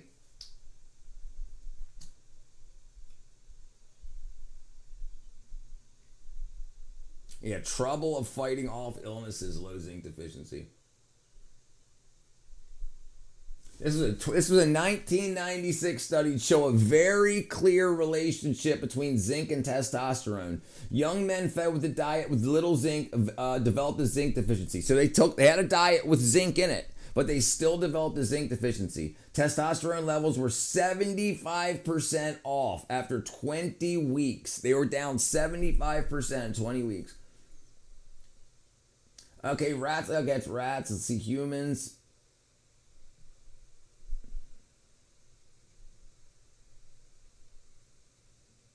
An adult male, 11 milligrams of zinc per day is the ideal. Women should take 8.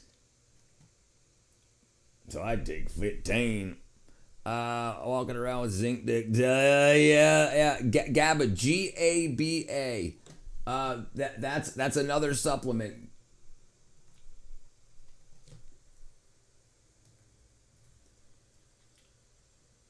Gamma aminobutyric acid.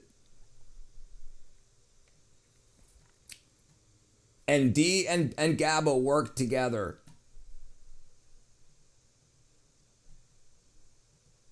A steak can look beautiful.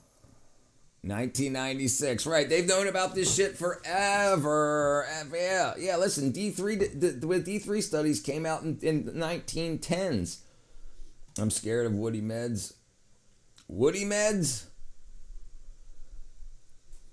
Yeah. Oh, right. Sure. Yeah, stay right, because then you're not fixing the deficiency that's causing the problem. You're taking symptom control. No. GABA is a neurotransmitter. It's a transporter. It's what moves things around inside the brain.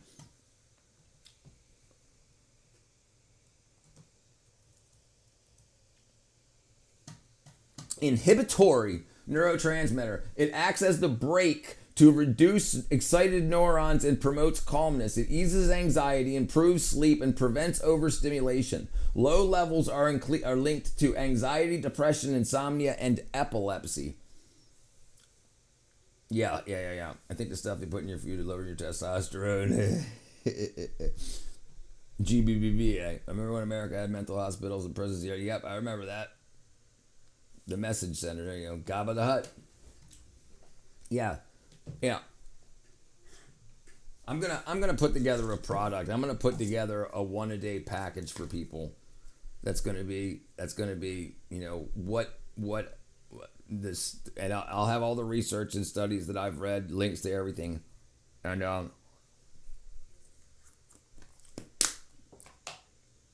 Right, exactly. So people get depressed, and instead of boosting their GABA and their vitamin D and B12, specifically D3 and GABA, they give them Prozac, Zoloft, all that stuff, right? Because they're always going to need it. Instead of having somebody's body create more serotonin, they say, let's use the SSRI that uses the little bit, that keeps the little bit that's in your brain. It keeps it there longer. It stops what's called the reuptake when your body takes it up and uses it. Right. It inhibits it. Jibber GABA. It's crazy. Yeah, right. And you all do too. You all need, if you're eating store purchased food, you do too. Yeah, it's all horrible. The standard American diet can do more harm than good. That's exactly right. Yeah, my opinion, someone responsible. Yes, absolutely. But it's so profitable. Just think about if you were a business owner and you knew what vitamin deficiencies caused, and you supplied the country's food supply. You supplied the country's food.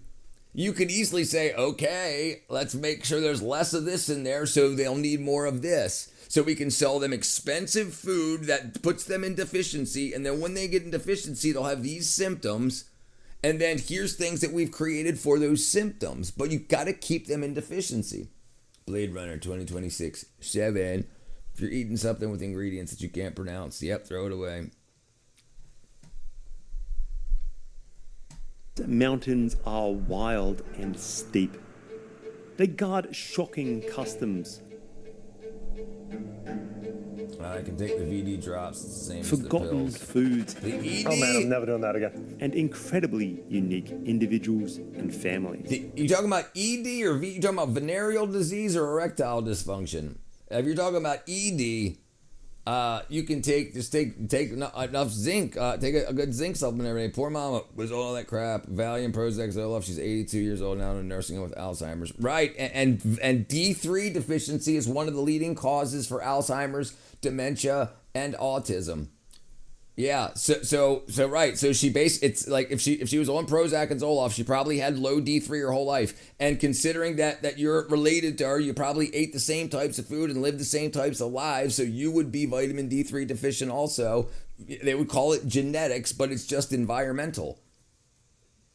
Or there's something wrong genetically where you can't absorb it properly. Yeah, that's what it is. Vitamin D. Oh, vitamin D. Oh, sorry. Can I take? Yes. No, yes. The drops are better. The drops are better in my opinion. Yeah, are better in my opinion, brother. Absolutely. I take the sublingual tablets and I take this. I take it on my skin, so I don't have to. Mama, I'm coming home. That's all right, brother Tony. It's all right, man. Listen, you got to make sure you do for you what you can now, brother. And if you could try, if you want to, if you're near your mom, you can try look at this. Look.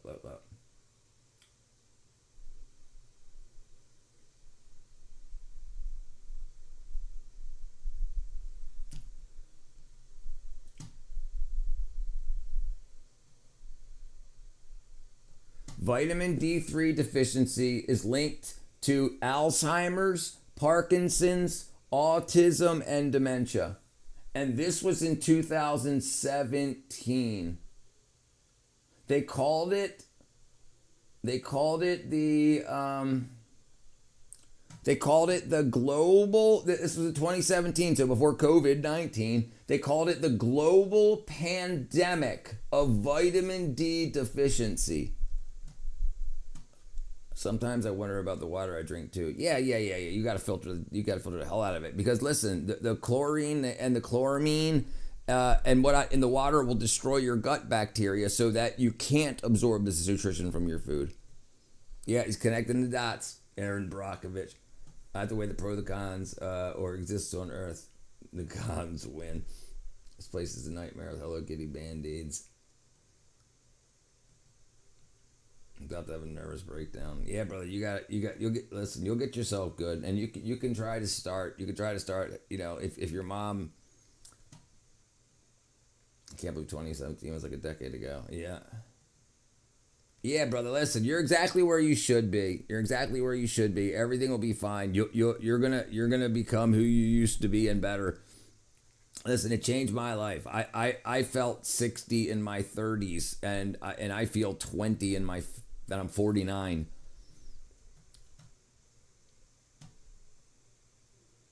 My mother and father are both in their 70s. They're off of all medications. They get their blood tested 4 times a year.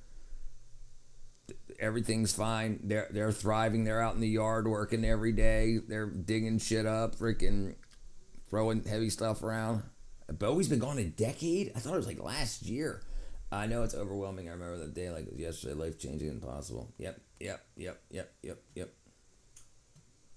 So vitamin D, we were told, like when we learned about it as kids, we were told that it's for strong bones and healthy teeth. But that's bullshit. I mean, I guess you can't say it's bullshit. It is true, but it's so much more than that. 2016, wow. That was a very overwhelming feeling, but it didn't need to be because all this is so much easier than it sounds. Yeah, brother, hang in there, brother. Yeah, I'll tell you what, and it won't take long, man. It won't take long. All of a sudden, all this shit starts to go away. It takes a couple of weeks for the body to start to rebuild, but it only takes a couple of days, especially when you're in deficiency. About a B12 deficiency, you get out of it in like an hour, but vitamin D about 2 to 3 days. But you'll start noticing it by the time you wake up tomorrow. 61 was a beast until I was nifty enough for 50, became disabled at 50. Get that beast back, brother. Get it back. Bad year for entertainers. Get it back, brother. Look. I mean, I know you guys don't know me back when 10 years ago, but I would have been asleep by now, knocked out on taking 3 milligrams of Klonopin to knock myself out. Freaking a restless leg syndrome, ADHD, all wackadoodle out. Yeah, Beast Made version 2.0, 2026 to 2016. In this series, we seek to understand its most extreme traditions, tackling some of the Earth's most daunting foods, delving into the functioning of modern-day polygamous tribes, and uncovering the secrets behind its astonishing superhumans. Yeah, that's low vitamin B12, low B12 and D3. Yep. Look.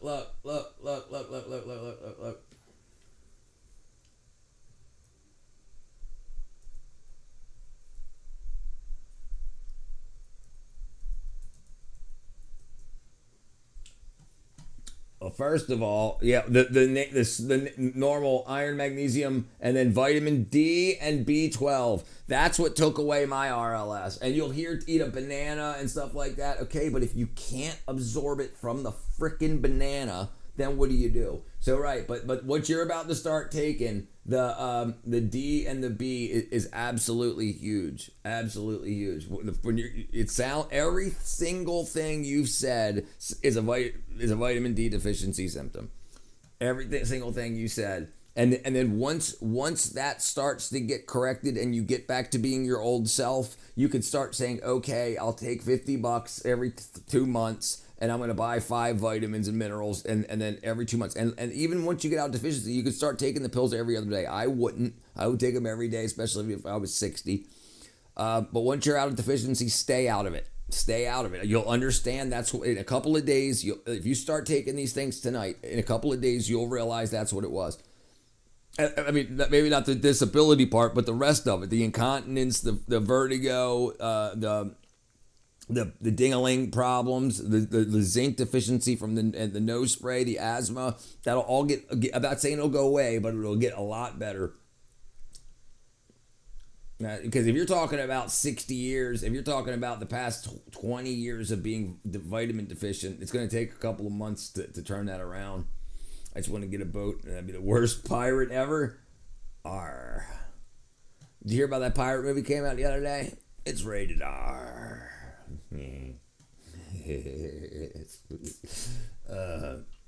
Begins in the lush hillsides of Huangsu, where the Num people's eerie tradition of preserving amputated limbs above the household kitchen shocks. What compels them to continue this grisly practice? Con của anh ấy sợ ghê. His son is afraid of his arm. Đứa nhỏ nó không dám cầm.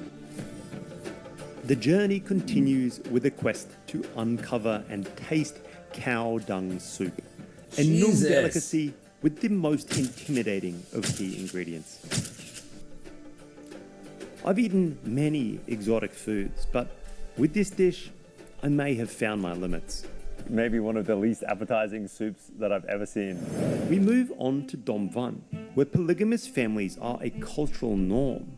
We'll integrate into a family for the day, participate in their daily routines, and seek to uncover the reason behind this tradition and its popularity in this area. Why don't you have any wives? But here, so what can you learn from him? If you want a wife, I'll help you, but you have to love her. Lastly, we spend the day with Mr. Ngop, who hasn't experienced sleep, at least as we know it, for 65 years.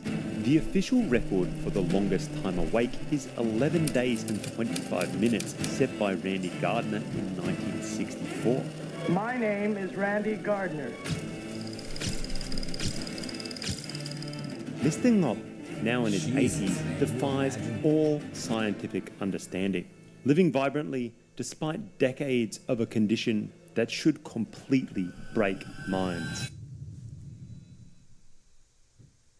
There are some shocking cultural beliefs in remote Vietnam. Pretty heavy stuff to have to deal with. But when I found out about a remote hill tribe in Vietnam that preserves amputated limbs until death, I couldn't help but question what could justify such an extreme practice. Today, I'm venturing deep into the remote northern mountains to explore how smoking meat is an essential tool for hill tribe survival, both in this life and into the next. Và cái chân này đã được cắt bỏ đi 8 năm về trước rồi. So just 8 years ago they cut it off. Wow. And I hope to shed some light on the importance of smoking in North Vietnam, on what initially seemed to me to be a gruesome practice, but turned out to be a vital tradition, central to the Num people's cultural identity. Let's go. We are exploring Hoang Su Phi, a remote rural area along the mountainous border with China.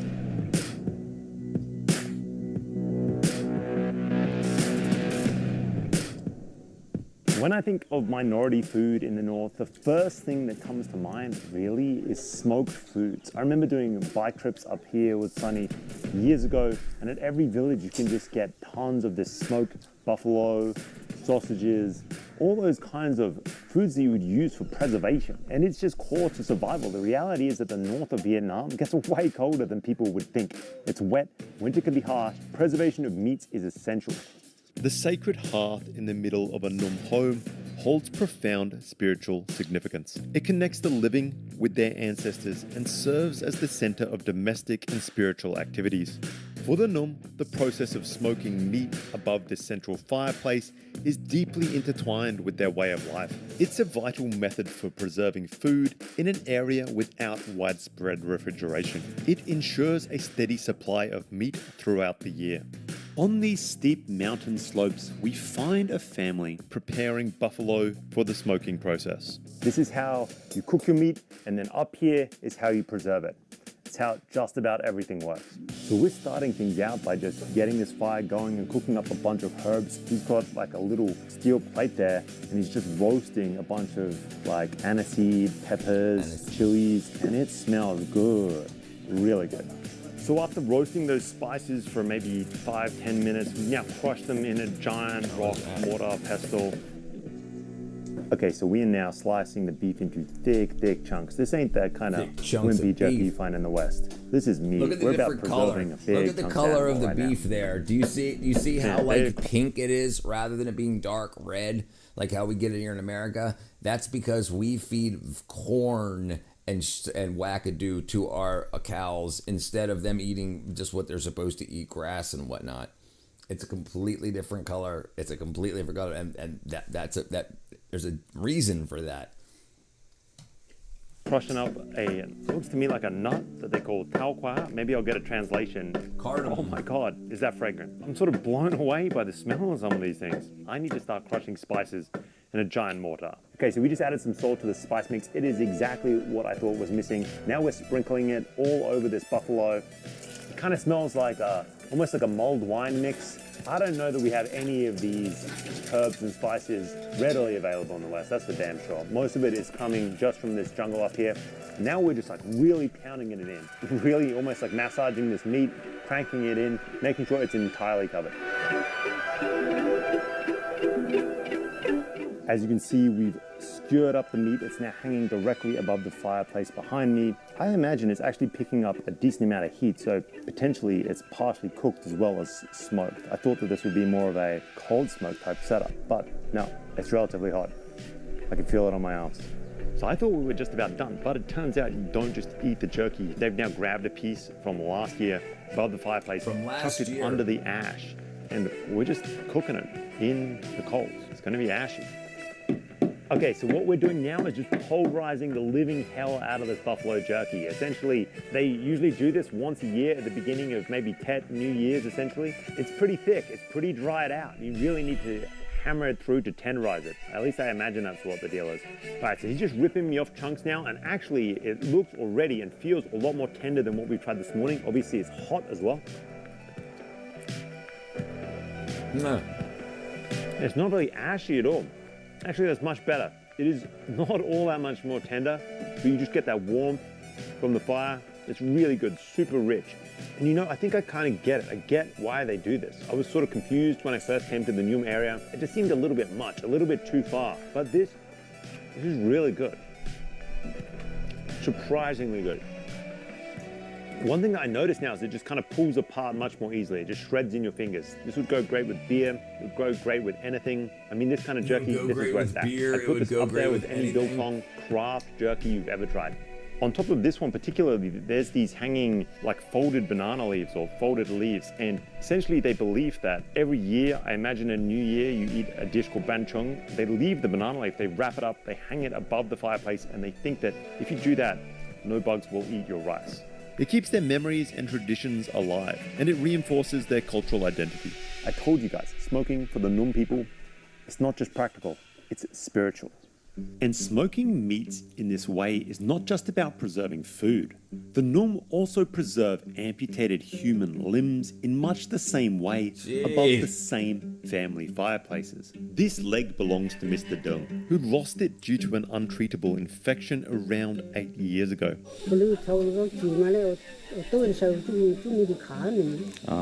Khi mà phẫu thuật cắt bỏ xong cái chân ấy, thì bác sĩ có nói là có lấy cái chân đó hay không. Nếu không lấy thì bác sĩ sẽ tức là mang đi để hủy. Nhưng mà đối với cái phong tục của người dân tộc Nùng ở trên này là giữ lại cái chân đó để mang về. He lives as part of a remote Num community. In fact, so he goes to the dentist. He goes to the doctor, gets his leg amputated, and the doctor's like, "Do you want this? Do you want everything? You want to leave with everything you came with, just not connected?" And they were like, "Yeah, our customs." These remote communities are so remote, they maintain incredibly distinct traditions and spiritual practices. I know I said this a lot, but this place is absolutely beautiful, just stunning. I love these kind of villages. Beliefs here are strongly held, especially those around death and the afterlife. Walking around these stunning villages, you'll see coffins prepared next to homes. And essentially, what they believe is that if you do not prepare for the afterlife, if you don't prepare the coffin in advance, then death will come for you even sooner. And because you're accepting death into your life, he's going to give you a little bit more breathing room. Imagine building your own coffin before you die. Kind of trippy, huh? But the most unique belief here involves missing limbs.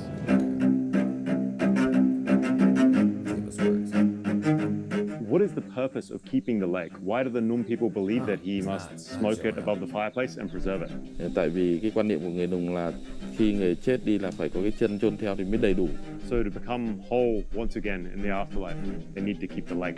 Alright guys, so here's the leg. And as we found out, I thought that this was just smoke, but in fact it was put in alcohol first for 3 years, and then it was put above the fireplace for 5 more years. Okay, there we go. So certainly they don't have cryogenic freezers.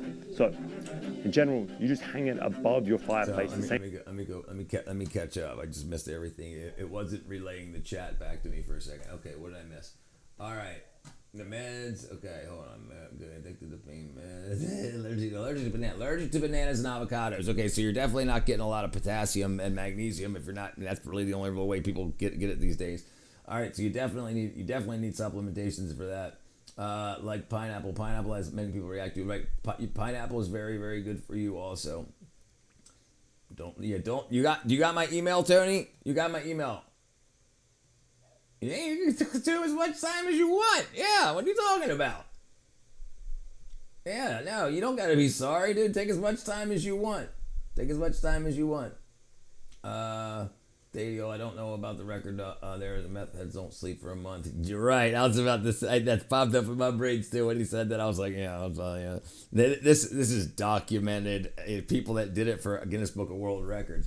I gave gluten 30 years ago and helped a lot in my immune system. Right. So there's a big thing about gluten. Let me talk about that real quick about gluten. So gluten allergies didn't start until they started spraying grain with a desiccant to keep it in. They used to put it into silos and blow air through the silos to dry out the grains, and everything was fine. Only very few people that had particular diseases were gluten intolerant. But once they started spraying chemical desiccants to keep the grains dry so they wouldn't get moldy, the companies would come and they would scoop it right out. They would buy the grain right out of the silo with that shit sprayed on it. Then they would just grind it up and make it into flour. It would end up in our flour. So those were the reactions we were having. It wasn't gluten intolerance. We were eating the frickin' the desiccant that was sprayed on there. So that's why stopping eating, if you don't have Reynolds, I can't remember the name of the syndrome. If you don't have that, and you're talking about 30 years ago, so it was in the 90s, so yeah, about 30 years ago, 94 is when they started spraying it. If that's when you started to have issues, and then you stop, but that's very interesting. So it's not the gluten. It's not the gluten. It's how they treat the food. Remote mountainous area. Yeah, it's in what up, Hippocrates? You know what they grow there. Yep, poppies. Tony, my American dream. It's a health gone to shit, so I'm rebuilding too. Yeah, we'll take care of it. We'll take care of all that. Same color poppies. Our cows are fed corn flakes, bubble gum, and loads of antibiotics. That's true, and they'll give them freaking Skittles and all of the candy factories. If something comes out wrong shaped or wrong colors, it all goes. It's just energy for the cows. Soy steroids, yeah. Celiac. Yes. So the pesticides, yeah, but they found out a particular herbicide, could be used as a desiccant. So they used to spray it on the fields, and then they found out that if they sprayed it after it was harvested, that and they put it in the silos, the bugs didn't eat it. So that's what they did. But people were supposed to wash it off before creating the grain. They just don't do that. They take the grain, they grind it. They want dry grain to grind into flour. You don't have to moisten it and then let it to dry again for weeks and whatever. It wasn't worth the time. I feel like the biggest scam now is done to the poor people because I put in bioengineered food into canned goods fresh. Yeah, they know it. Yeah, I think everybody should. I mean, you know it and I know it. Most people should know it. Right? They just don't care. What potting soil do I need for dragon fruit seeds? You should. Like, I use freaking Miracle Grow, dude. Miracle Grow garden soil, green bag or yellow bag. Yeah, that's what I use. Yeah, you shouldn't have a problem. It's not. So, and with the seeds, what I do is I take a paper towel and I moisten the paper towel. You wring some water out of it so it's damp. You lay your seeds on and you fold it in half. And then I stick mine inside of a plastic Ziploc bag. And then you just wait a day or two until they start to sprout. Then you put them into soil and you chill. Lord Damon. I'm going to roll out and go do a few things. God bless you. God bless you, John, brother. Less smelly than Dorian. It's true. Dragon fruit. Dragging these nuts across your chin. Sorry. Same fireplace where you're cooking your meals, making your tea, and it dries out and you preserve it. The same way they preserve meats, you preserve your legs so that you're able to be buried with it. Kind of wild. Sort of like shriveled up, mummified. There's no moisture left in it. They added no salt, which I thought was kind of crazy. It smells like really herbal, smoky meat. Yeah. And doesn't normal people often preserve meat in this way? Buffalo jerky, or do they preserve pork like this?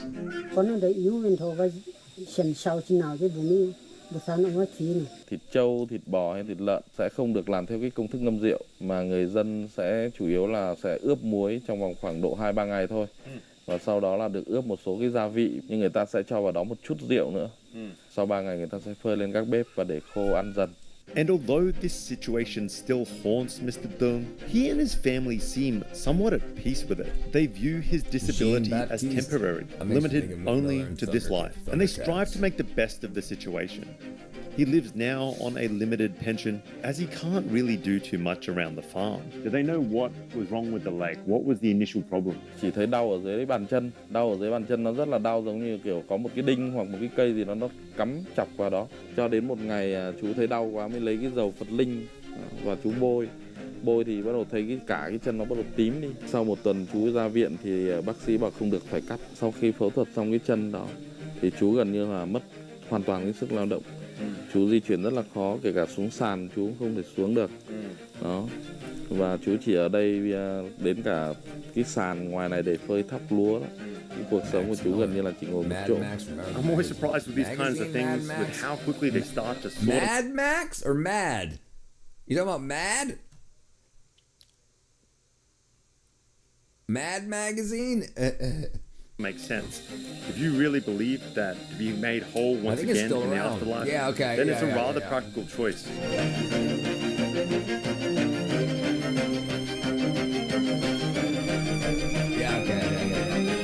I used to freaking collect them when I was a kid. Cracked and Mad, yeah. This isn't I always think we the should case. import these people to While America. visiting these Num Yeah. communities, I heard of a man who's been it struggling was Mad deeply Magazine, but with I the think burden their of name was Mad. maintaining this belief.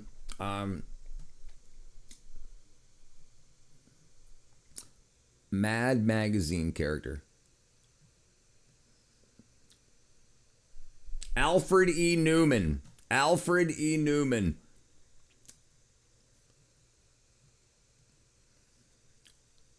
Alfred E. Newman. Belief system and this practice. I agreed to meet him. Love us, yeah.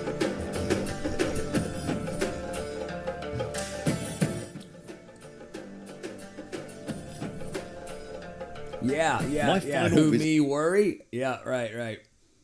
That is to Anne Van. Back A more during recent Cold Num War, that's entity. when that stuff came Van out. is younger, fitter, still able to perform most of his subsistence farming daily tasks. He seems in much better shape, to be honest, than what we witnessed earlier this morning. Seems like he's putting in some decent work with one arm out here. Nhà đi thì còn một phần đâu.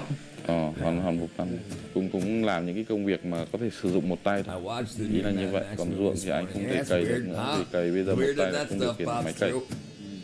But being only 3 years away from an incident in which he lost his arm, it's clear right away to me that things are far more raw. That's crazy. So let's get into it. Yeah, I used Find to, out I a bit used to about his collect story. them. Yeah, I used to collect Mad and Cracked magazines. I think they were like $1.25 at the place up the street from my house. Me too. Mine would come in the mail, and they were saying, "Yeah, I couldn't get fancy subscriptions like that." Hiếu phải đi TikTok phải chút. The only subscription I got, magazine I got was Highlights. I think it was called Highlights magazine. They had like the What's Missing. Thì nó quấn lấy cái tay anh đi và bị đứt nên là phải đưa ra bệnh viện để cắt bỏ. Chinese mechanical buffalo are a type of hand-operated tractor that are now pretty common in the north of Vietnam. You see, buffalo are an expensive animal. Yeah. A That's the buffalo only like one this I had subscription to. Might cost 30, 40 million I think he DMD, must be maybe Sugar Mama. a bit less than 2,000 US dollars. A mechanical buffalo, one of these Honey sort of Mama. hand-operated tractor-like devices, that might cost only 10, 15 million VND, maybe half the price. And so a lot of people up here are selling their buffaloes, replacing them with mechanical buffaloes. But with questionable quality and with no real training on how to operate these machines safely, accidents are unfortunately quite common. And so now what has happened to the arm? Khi lâu giờ đi tôi gắng xài. Gắng xài đã chú. Thì anh cũng như cái phong tục của người Nùng thì sẽ bảo Follows the toàn lại known custom and has decided to preserve the amputated limb. những cái phần cơ thể bị mất đi và anh ấy mang về cũng mang ngâm rượu. Sau khi ngâm rượu một khoảng thời gian thì anh ấy mang đi treo các bếp. Treo các bếp khi mà thấy cái cánh tay nó đã khô thì anh ấy gói cẩn thận và để vào trong cái bình thủy tinh. It's a tough Hey, subject. you had it good in the beginning and rough in the end, right? Bob Newhart, great, yeah. Jack Benny, who's Mr. Warmth? I remember Benny, not Benny. Who's the other guy? They ran around like chasing women all around. What was it called? Benny Hill Show. The Benny Hill Show. Benny Hill, yeah. Bring up. Von wants to share his culture, but it's hard to listen to him retell the story as it's clearly so raw and painful for him to relive. Far from being therapeutic or emotionally comforting, keeping his arm is a heavy burden for him and his family, at least at this stage. I don't know why it feels so different than what we saw this morning. The fact that it's so recent and so raw and it still holds so much weight for him, it feels so much heavier. Con của anh ấy sợ ghê. His son was Anh ấy đứa nhỏ nó không dám cầm. The knowledge that he will be whole once again in the next life is outweighed by the constant reminder of the traumatic event that led to his loss. And the physical maintenance required periodically is a constant reminder. Was he? What is I your guess I could plan have now guessed that. with the arm? Now that you've already kept it in alcohol for a certain amount of time, how do you keep it pristine until you die? Thật sự tôi điวิ่งไปเลยที่บุกคนเดินหนูแม่โซดาไว้บุมมันนะครับ Chỉ quấn mỗi cái rẻ xong là anh cho vào trong cái lọ thủy tinh và anh cứ để vậy bảo quản cho đến khi mất thôi. Tại vì là bây giờ là sau khi ngâm qua rượu và được treo khô như vậy thì nó sẽ không bị thối nữa. You see, there's no real guidebook on how to do this. It's largely trial and error. It's based on what you've heard from other families or other... Yeah, he was on Carson, right. My aunt, Frances, was a nun and then a teacher. She gave me Highlights and Kids World magazine subscription as a gift when I was 9, 12 years old. So I'm a liar. I had Boys Life magazine. They sold firecrackers and stuff in the back, and like how to make hovercrafts and like all kinds of wackadoodle stuff in the back of Boys Life magazine when I was in the Cub Scouts. My brother was in the Boy Scouts, right? Other than that, the only other subscription I had was Highlights. It was Highlights and Boys Life magazine. Yes, my brother loved Boys magazine. He would buy the stuff in the back, the Chinese throwing stars. Yes, I remember me and my brother got that stuff too. Nunchucks, we got nunchucks all in the back, yeah. The villages, the maintenance is a burden. It forces him to relive this event and it hinders emotional healing and acceptance that might have come sooner. There's a clear psychological impact, evident as Van talks me through the event. Perhaps this is inevitable after living through such a traumatic experience. Okay, well, look, I hope that things get easier for you. And hope things work out. The nunchucks, yeah, the X-ray glasses, yeah. We definitely. I didn't end up getting. One of my buddies got like everything that was in the back of there, like the how to build dude. It was like a helicopter. They had how to build a helicopter. It was like $5,000 plans or $500 plans or $5,000 for the helicopter. All that, yeah. Buddy of mine, the rich kid in my neighborhood, he got all that stuff, and definitely the X-ray specs. He painted them black with a marker so he could try to look at girls' boobs through their shirts without them knowing they were X-rays, even though they were like plastic and they just had little dots in the center, but they were colored black. Yeah, they were good days. Good days.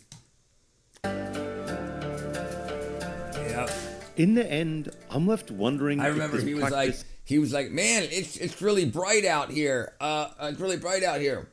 Putting on the fake black sunglasses that were painted all shitty with the little dots in the center. Like, you ain't got to get 3 inches from her freaking chest, dude. Jeez. Because it looked like when you looked at your hand, it blurred everything that made your fingers look like bones. It didn't work, though. But it was obvious he was trying to see some boobs.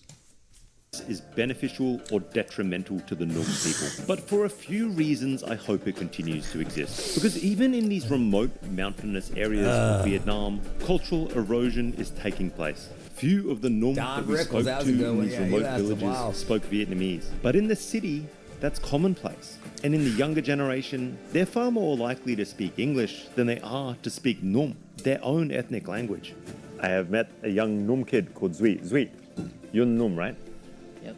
Can you speak Ting Nung? I just know a little bit. And so, as jarring and as shocking as some of these beliefs are, I hope it sticks around. It's core to their cultural identity. It's one of the most important spiritual beliefs. And I think it's this kind of rich cultural diversity that makes Vietnam great. The journey continues with a quest to uncover and taste cow dung soup, a Nung delicacy with the most intimidating of key ingredients. I've eaten some in my life, but never literally. Holy this is some of the most insane and skin-crawling kind of growth I've ever seen. I've eaten rats, scavenged and recooked fast food, live fish. Oh man, I'm never doing that again. Every kind of insect that you could imagine. And oddly enough, even if I don't like it, after I try the food, I kind of got why. I understood why people would eat it. I sometimes slap cow like soup. It's just one of those things. Yeah, right. A favorite of Vietnam's Nung people. I'm just at a loss for why.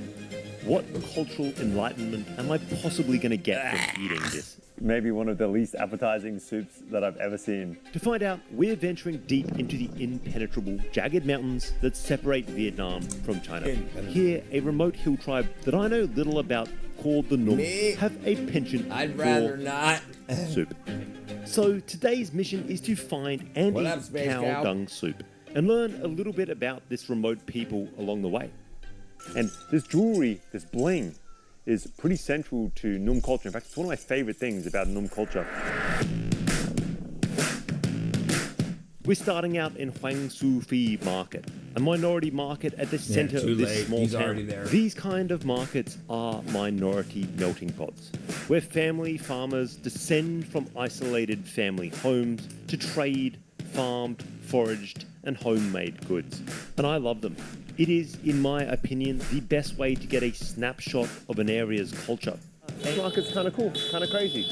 A lot of ethnicities walking around. I see Thai people, I see Hmong people, very colourful Hmong people. Seems like a lot of fun, so let's check it out. But I'm in search of something specific, and that is cow soup.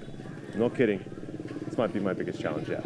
Much of Vietnam's north is dominated by the Hmong, but this area is a bastion for the Num people. And that's a good sign, because from my research, I'm aware that the Num people eat cow dung soup, but I know little else about them, and that's why I'm here to learn. One of my favorite things about these kinds of markets is just the ways in which all the different people transport the goods. And so if you buy a pig here, you've got to find a way to get that back home, and it usually consists of some kind of pig tube. I don't know why I love it, but I do.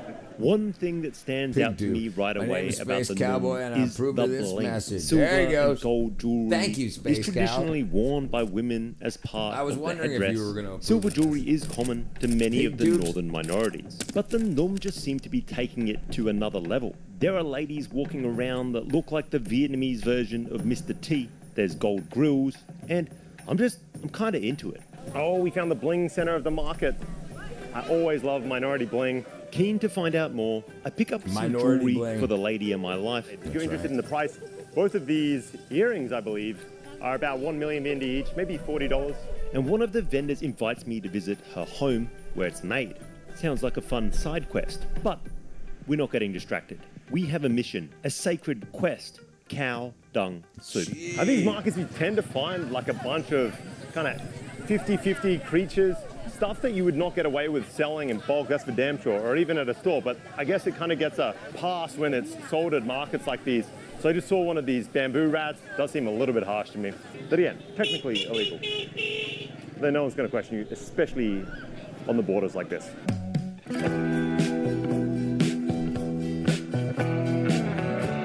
Alright, so these lovely young ladies have been kind enough to gift me some of their, I believe, rice wine. It's actually pretty good. Usually I find rice wine to just be like absolutely gut churning. And you can get this full mix from relatively light all the way through to just paint stripper. This is pretty light. That's good rice wine. I'm going to be a total outcome by the end of this trip. It's kind of rough. A lot of interesting stuff. Killer market. But no cow shit soup. How disappointing. No matter how hard I look, I just can't find any. I'm scouting every inch of this market for a dish, and I'm just coming up stumps. And then hope. A local butcher is selling offal next to his store. It's a dish called Tenko.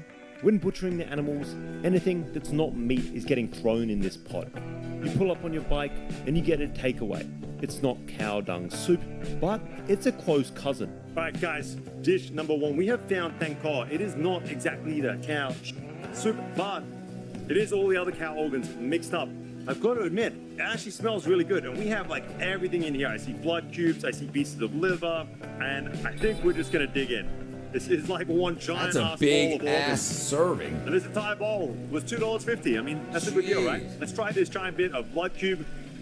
So, wow. And no, it's great. I'm a big fan of blood cubes, but here in Vietnam, it's usually pork.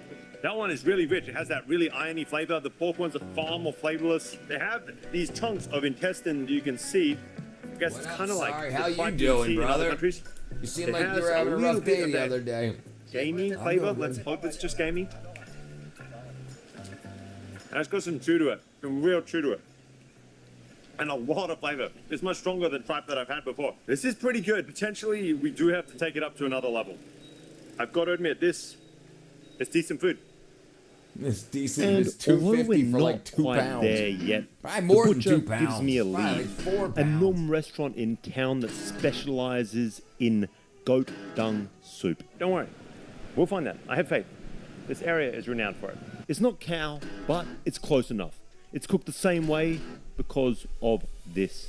Ruminant digestive systems. Goats, like cows, have a ruminant digestive system. This system is Listen characterized up. by its 4-chambered stomach, which includes a rumen, a reticulum, omasum, and abomasum. They start out by chewing and swallowing grass, Right. which enters the rumen. That's right. Microbes break down the fibrous content.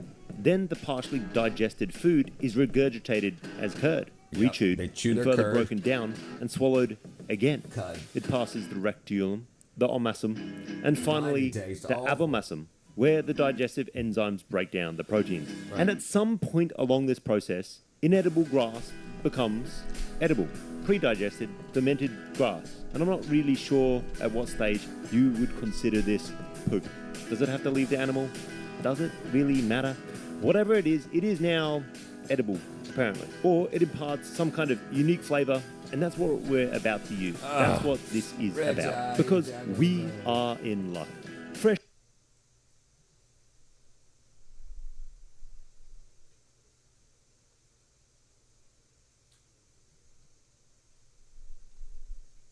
Go into fail voice.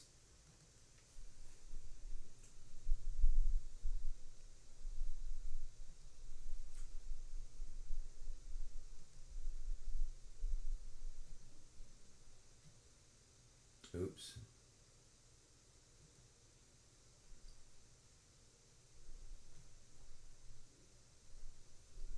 Let me know when you get the fail voice, John. I'll watch on you. There you go.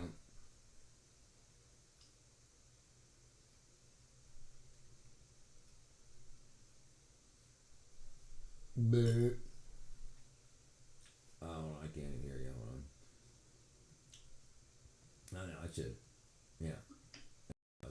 There you go. All right. All right. Watch stream. I see something. It's just gray though. Oh, now it's spinning. Yep, I got your screen, brother. I got your screen. It says activities and stop sharing. Yeah, there it is. There you go. Now you're sharing. Hold on, I'm gonna take it off this. I'm gonna take it off the stream just in case.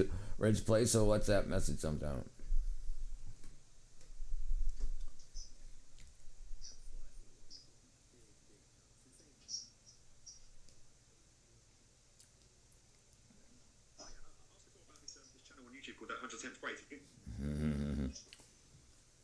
Birds chirping, it says. Okay. Am I playing it live or just for me? Hi, I asked before about this channel on YouTube called 110th Grade. Can you tell me about that again, please? What do you think of it? I think it's awesome. Of course, the 110th Grade channel on YouTube has a really fun and quirky vibe to it. They host various segments that bring in a lot of playful energy, and it's definitely one of those channels that doesn't take itself too seriously. So if you're looking for something a bit zany and lighthearted, that channel might be right up your alley. I'm not sure about anything being up my alley. I don't know what to say that. But who's this lamb person that I hear about on there? Well, I can totally understand if it might not be everyone's cup of tea. And just to circle back to Lamb, he's basically a character that appears in some of their segments, and they just have a bit of fun with him. So it's all part of that light-hearted, playful atmosphere that the channel's got going on. And I think the guy that runs it is called Richard. Is that right? Yes, exactly. The person behind the 110th Grade channel is indeed named Richard. That's He's me. the one who brings all that quirky charm to the channel and really fits his personality. So you've definitely got that right. I think I love Richard and Lamb. Oh, that's wonderful to hear. It's always nice when you find a channel or a couple of characters that just click with you and bring a smile to your face. Yeah. So definitely enjoy their zaniness and all those fun moments with Richard and Lamb. Yeah, It's great to have. they're great. They're great. Hey! It's fantastic when you find something that you just click with and enjoy. So I hope you keep having fun watching their content and getting those laughs in. Thank you. Damn. Where's that? Was that Chat GPT? The guy speaks more clearly than Lamb. That was Lamb. Hey. All right, John, I don't know if you're still there. I still see you in the what's it called. Yeah, what was that you were talking to? Lamb? Oops. 1.5, yeah, it makes it easier. Was the post woman. She's a fan of the 110th Grade also. Fresh from the market we were just at, we've got a goat. And in some ways, being a little disappointed, we have finally located a Norm restaurant up here on the hillside. Yeah, that's what you had. They serve all kinds of goat, including goat fear, I believe it's called, which is essentially goat soup. It's not exactly what I was after, but it's a decent substitute. I'm not exactly looking forward to it. Things start out with an entire goat carcass because nothing goes to waste here. Then a bag full of organs and intestines filled with our key ingredient. And boy, does She's it a make all lady of the letters. difference. Yes, Because she this is. looks absolutely nothing like the dish that we just ate earlier here. Our chef starts out by washing the goat intestines and organs. She adds a squeeze of lime juice for a touch of acidity to ensure that everything is fresh and a little less slimy. Next up, we begin preparing the organs. Each part is meticulously prepared and chopped up. In a cast iron pan, she fries the chopped organs, adds a little bit of water, and brings it up to the boil. This is why they're not deficient up there. This is why they don't have issues with deficiency, because they're eating organ meat. Super lots amounts of vitamin A in the liver, the kidneys, you're going to get the brain, like that, everything that the cow brain, the calf brain needed to operate, the B12, the D3, all of that is going to be in there. And so this is why we need supplementation and they don't. Efficiency. That was a perfectly waste of a good lemon. Full of fresh coriander is chopped up to be added to the mix. And finally, with a pair of scissors, she carefully opens the intestines, still containing the half-digested grass or goat dung. The mix is brought to a vigorous boil, and a green, bubbling mass of what some might call nature's leftovers is now ready, and this will be the base of our soup. Finally, the small intestines, once vibrant, green, and stuffed with grass, are now steamed and a little less colourful, are sliced into macaroni-sized pieces. These go back into the wok as the final ingredient of our goat dung soup.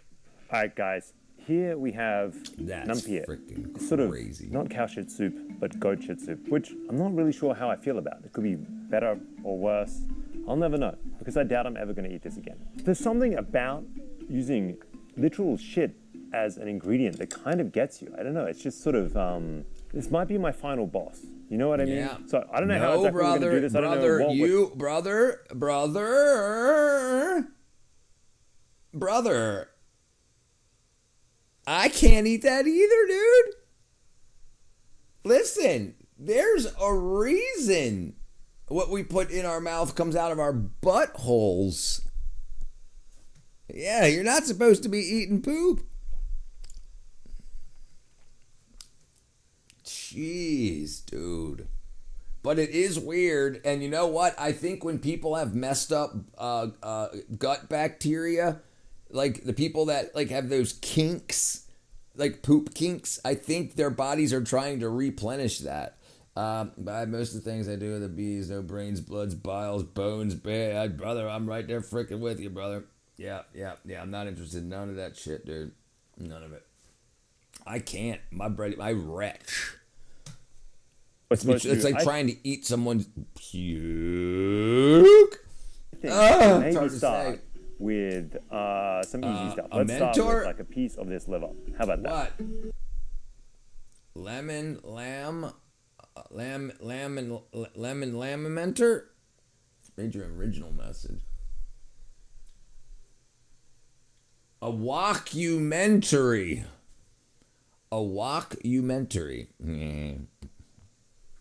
I gotta figure out how to turn off translations. Walkumentary. Oh, I was about to say there's not much flavor to that, but no. You get that real bitterness, almost from like a bile-like flavor. I mean, everything that is in this dish, I think it's gonna have that really strong, rich bile-like vibe. That was absolutely intense. I need to take some of this juice. Poop juice. I'm telling you, man. This juice is maybe one of the least appetizing soups that I've ever seen. Yeah, I'd puke right into everywhere. But it's also the smell. It's just about everything. Oh, wow. That is like awful. Intensely bitter. Again, I think whatever you get from that flavor, that bitter flavor that I've had when I'm eating bile before, that is by far the strongest flavor that comes through here. It's just intense how overloaded that is. Let's start working our way up to one of the more loaded intestines. This here, some random organ. A bit of the banana flour with some of this intestine. You imagine the ladies just sitting there looking at you, like waiting for you to finish the whole bowl. They're like, this dude's a freaking moron. He's eating the poop chunks. They're doing special balls, wax and blaze. They're doing a special at the balls 3 for 2. 3 for 2. Oh, that's got chew to it. And again, that's got that barley flavor, man. Oh, I mean, some of that intestine is so chewy. An insane influx of just your mouth tingling. Yeah, it's the toxins. Oh. Okay, so imagine this. They're so freaking healthy that they can eat shit and not get sick off of it because their bodies are so freaking packed full of vitamin C, A, D3, B, K, all that they can eat literal shit. I just got off the phone with my wife and she bought the D3 liquid gel caps, 10,000. I used them. There you go, brother. Good. Did she say how strong the B12 was? Hopefully it was at least 1,000 for the B12, but whatever. That's fine. That's great. Yes, get started on it, brother. Yeah, it doesn't even matter. Even if it's only 100, and I doubt it'll be 100 if it's liquid. It'll probably be 1,000. That's fine. Yeah. 5. Good.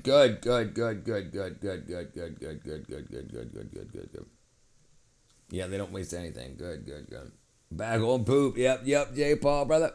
Yeah, Tony, you're gonna wake up feeling better than you went to bed. I mean, after you wake up, you know what I mean? You're not gonna open your eyes and be like, oh, today freaking rules. But tomorrow day, you're gonna feel better than you felt all day today. It'll be noticeable. It'll be a noticeable difference. And then tomorrow, when you take your B12 and your D in the morning, the D you might not want to take at night. I mean, you're so deficient that you might want to, but the D3 can some people, not me, I don't have a problem at all. I can take it right before I go to bed. But some people, it takes them a couple minutes to fall asleep. But you have some sort of sleep aid anyway that you're on. It's hyperbolic or something. Is the B12 have to be what kind of? No. It's got to be methylated, and what he's got is most definitely going to be methyl B12. I'm guessing if it's 5,000 milligrams, it's going to be methyl. It's not going to be the cyanocobalamin. Yeah, usually you can't get cyanocobalamin in 5,000 or liquid. But yeah, hopefully it's the methylated version. Regardless, if it's over 1,000, it's probably methylated. Lakota would dip their arrow in spear tips and cook dung to guarantee death. Right. The infections. So think about it. But these people eat the brains and the kidneys and the pancreas and the liver. So they're so healthy, they're so not deficient that eating poop soup doesn't make them sick. We get a little bit of poop and we get freaking hepatitis. What up, diplomat? Methyl, not menthol. A Shakespeare. Closest thing that I've ever had to this actually was a sort of horse intestine soup in Mongolia. That was prepared in a relatively similar manner. Maybe like less chopping up, but just everything within one bowl. I think that's like the definition of gaming. Wow. How are you just sucking that down like that? And that also was maybe one of the more difficult things that I've had to eat. I've got to admit, maybe it's because I haven't found a chunk of it yet, but the fact that it literally has the sort of undigested shit juice in here, that's maybe more mentally off-putting than really the flavor is. Again, I would say this is around about... So cyanocobalamin, especially if you're a smoker, is the non-active version of B12. Your liver has to methylate cobalamin. In order to make it cheaply, they can make cyano. They made it with it's got cyanide group connected to the cobalamin. Cobalamin is B12. The liver will methylate B12. But when cyanide's connected to it, it releases the cyanide, methylates the cobalamin, but the cyanide can reattach and basically demethylate it, turning it back to an... So some of it you'll get a little burst of energy a little bit, but then it'll leave your body in like an hour. So this is why they put it in energy drinks. So you notice a little bit, but then you're right back into deficiency in a couple of hours. And then you want to grab another energy drink. But the methyl, so if you have liver issues, you'll have problems doing anyway. If you smoke cigarettes, there's even more cyanides in your bloodstream. So you want the less as possible. So you want the methylated B12, methylcobalamin. And this is a problem with not knowing the nutrition, because they'll just say vitamin this, vitamin that. Which one? Which version? Right, this is methylated. Methylcobalamin, methylcobalamin, methylcobalamin, methylcobalamin. I know it's blurry, but anyway. Organ meat has the most nutrients. That's why animals go for the organs, leave the skin flat. Right. And we only eat the bullshit too, right? So how are we supposed to be healthy without eating any of that other stuff? Where are we supposed to get the organ nutrients in our diet if we don't eat them and you don't supplement? You don't. You just don't. You don't get them. Yeah, it can be a little upsetting. Yeah. I used to be addicted to Red Bull, zero sugar. Yep, that's no good for you. And that's probably why you're addicted to it, because you were getting little bursts of B12 that made you feel a little bit better in your vitamin D deficiency. And there's a lot of niacin in them too. As that soup in Mongolia, there you go. That's what I'm looking for. It's kind of compressed down now, but this has whatever was inside it. I don't know whether you would call it shit or bile. This really does seem to be a kind of like Nom specialty. This entire region is filled with the Nom people. At the market this morning, they don't exactly have this, but they have another organ soup. So I'm glad that we're able to tick it off the bucket list. Good, brother. Maybe I'm just procrastinating. Oh yeah. Yeah, yes, we do. That has that flavor. It doesn't have a grassy flavor, I've been up all day watching Dwarf Gang videos and stirring a really cheesy bowl of back. Sometimes that's what you gotta do, Stangable. I ain't seen you in a while. How you been? Oats eaten. It just has a really, really more of a bile-like flavor than anything else I would imagine. There you have it, guys. Goat soup. Guys, I've got to admit, I thought the eating scene was over, but now they've just borne out a bunch of raw goat meat. Some kind of iffy-looking sauce and wasabi. I've been told to mix the wasabi in this sauce. We have some leaves that we've sort of picked from this nearby tree here. We're going to put a little bit of wasabi in here. I'm just going to put a little bit in. I don't like too much wasabi. So we're going to mix. Whatever this mystery sauce is, I can smell some kind of like citrusy flavors coming out of it. I've been told off camera to dunk it quite hard. Right. Wrap it in a leaf. Also, maybe this is going to make it easier. Also, in China, they give their kids vitamin B12 that have testing anxiety in schools, so that they do better in school than kids around the world, because no other freaking country cares about their kids' nutrition like China does, because they're competing with us. So they want to make sure they're doing good. So when kids have depression or anxiety in school, they give their children B12 there.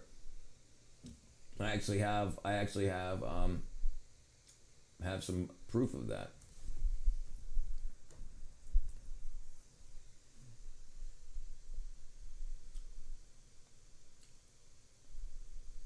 So here, it's hard to read, but it basically says that the relationships between B12 and inflammatory markers and the severity of anxiety or depressive symptoms was evaluated, and then the degree of correlation was significant. 95%, they were logistical regressions were performed to estimate the odds ratios, and according the severity of the depressive symptoms with vitamin B12, the anxiety depressions were removed with a 95% confidence level. 95% confidence level. That means it was either God or the vitamin B12 to them. Did they supply the star? My connection tonight is hot. Wackadoo, the joys of no Wi-Fi. Suffering a tooth infection or something right now, though. I have my wisdom teeth removed. One of them is killing me right now. Not what I should do about it. Brother, listen. Do you have any ginger? Like ginger that you cook with? I mean, even crystallized ginger. Ginger for tooth infection. Not temperature. Ginger. Ginger is a natural anti-inflammatory and antimicrobial agent that can help temporarily relieve toothache pain and reduce swelling. And it can combat bacteria buildup. If you've got it, brother, listen, I've used it before, yeah, dude, it sucks. They put me on trophy. I'm 8 years old for ADHD. Yeah, so you probably have a B12 deficiency. You probably had it just like I did. I didn't get off of that shit till I was 45, and I got on B12 methylcobalamin, and it turned my ADHD from a disability to a superpower. I actually have one bad wisdom tooth left. Can't wait to get him out. It shouldn't matter. It shouldn't matter, brother. It shouldn't matter. Just as long as it's ginger. Yeah, bite down. Okay, direct application. Ginger paste, ginger tea. You can take fresh ginger powder, mix ginger powder into a small amount of water and make ginger paste. Then apply it with a cotton swab. So if you've got like a Q-tip, just mix up enough ginger and powder, and then take it and then just rub it on there. Ambisol, if you can get Ambisol, that stuff works really well. Yeah, if you ain't got it though, like if it's 3 o'clock in the morning and you wake up and you ain't got no car, no nothing, and everything's closed, ginger will do the trick. If it kills all that bacteria quick, you know, that'll take the swelling down. They'll take the swelling down. It'll take the pain down. Like it's spicy, so be ready for a little bit of spice. But if you're in pain, the spice will be a welcome pain change. It works fast. It works really fast. Ginger provides a few hours of relief from the discomfort. It cannot fix the root cause, which requires a dentist. Too much. Bread is that crazy little cookie guy. Bread is. I stopped a couple of tooth infections with colloidal silver. So that's what I use. Tony. Colloidal silver. Yeah, you can buy it now. You can buy it at Walmart now. It's just called Sovereign Silver. It's a nasal spray for sinus infections because the silver destroys the infection. Oil of clove. Yeah, so yeah, clove can also do it. Yeah, and you can if you've got clove in your pantry in your cabinet, you can also use clove. That numbs it, but the ginger will actually kill the bacteria and fight the infection, to get you through. You might have to reapply it, throughout the night or whatever. But yeah, then you can get back to those videos you were watching, Stang. So I can't concentrate on this. I'm gonna try this ginger thing. Hey, you're very welcome, Stangable brother. All right, guys, there's that taco. I don't know if I'm going to do this again, so you guys are getting a close up right now. It works great for me. Great. Yeah, like absolutely. Yeah, it's great. I can send you a link to that too if you want, or you can try to find it wherever you want to find it. But if you want to order it off of Amazon, you can probably have it there sometime tomorrow. But yeah, Sovereign Silver is what it's called. Here, let me do this. Yeah, let me send you a link.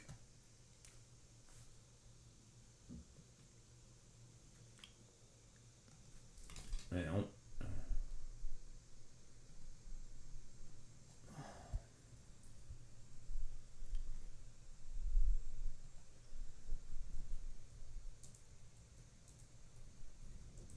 Okay.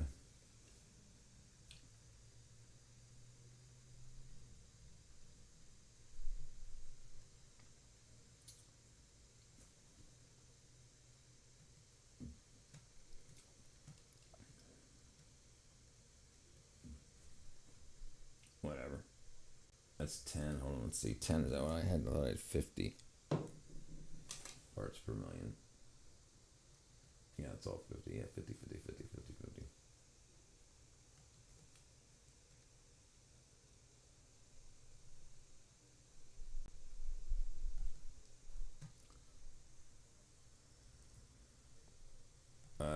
Test it. I think it might have been. We'll take a look in a second. Here, I'll put this near Tony. I don't know what you want to. You can. I don't know if you can click it down, copy, paste it, whatever. But if you can't click on it, copy it and paste it, and that's 50 parts per million. That's better than the 10. The 10 parts per million is $9, but if you got a couple extra dollars, it's worth it to have the.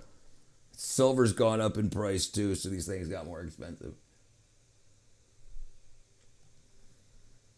Oops. Bam, back to the poop soup. because I almost have constant sinus infection. I've taken seriously every day. Yes, yeah, it'll help. Yeah, it'll help. Yeah. It'll kill all that infection. It'll kill all that infection. Yeah. Just take it like a normal aspirin spray. Yeah. Yeah. You're gonna notice a big difference in a couple of days, brother. Oh wow. Huge difference. And that is spicy and garlic. Because this that will rip your head off. actually kills the infection.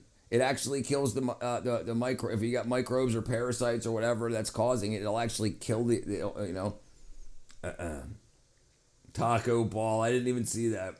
I'm gonna take his Percocet, lay down in my ginger bath. I'll be back for that. All right, brother. Let me know. Add to that is the raw buffalo and lamb.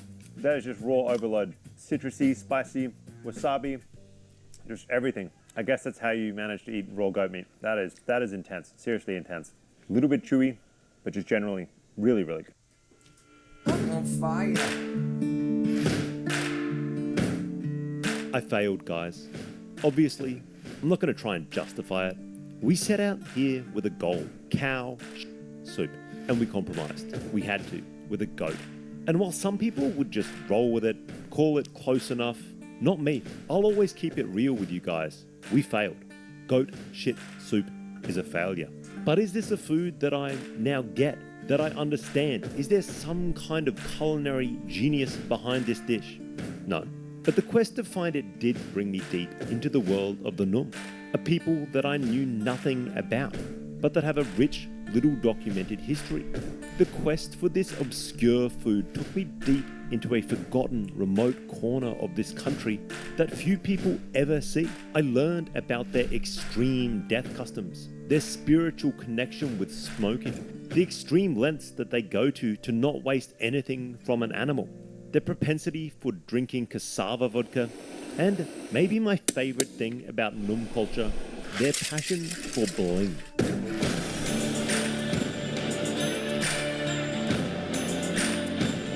And so the next day, we initiate the side quest, and we kick it out to a remote village where the silver jewelry is still made. Num jewelry was traditionally handcrafted from silver trade dollars. It holds deep cultural significance. These elaborate pieces are used to symbolize social status and wealth.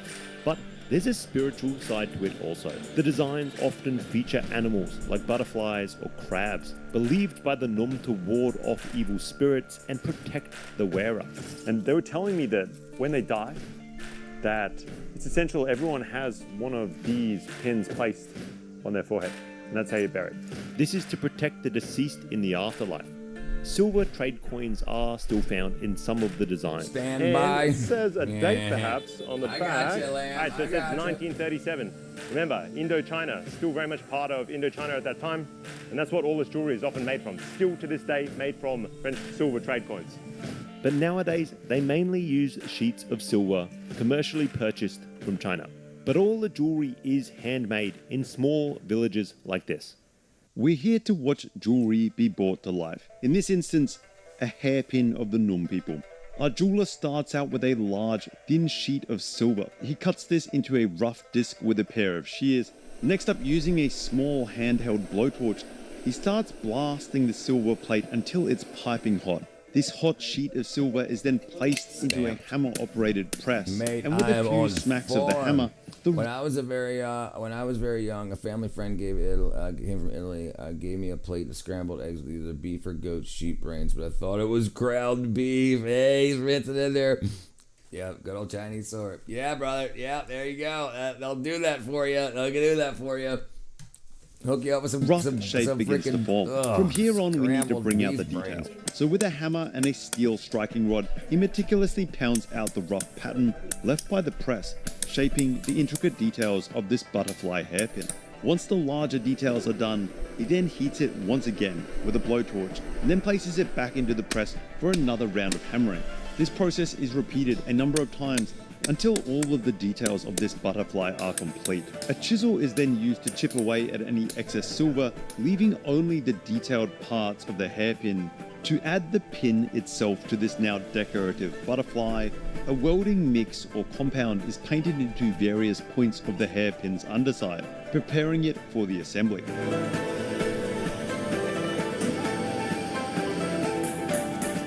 So the reason he's using charred wood is because charred wood doesn't burn again. So once it's burnt once, it doesn't light back on fire again. So it actually insulates it. I've never had haggis.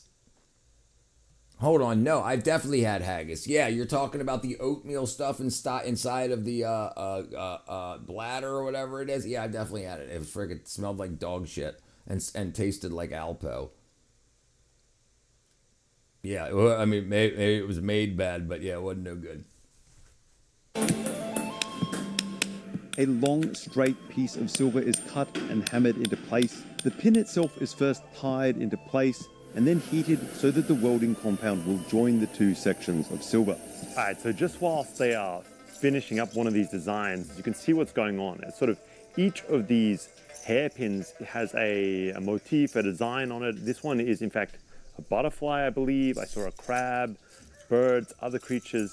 And this jewelry, this bling, is pretty central to Num culture. In fact, it's one of my favorite things about Num culture. Finally, taking the jewelry outside, we begin to scrub it thoroughly with rice husks, removing any dirt and oil.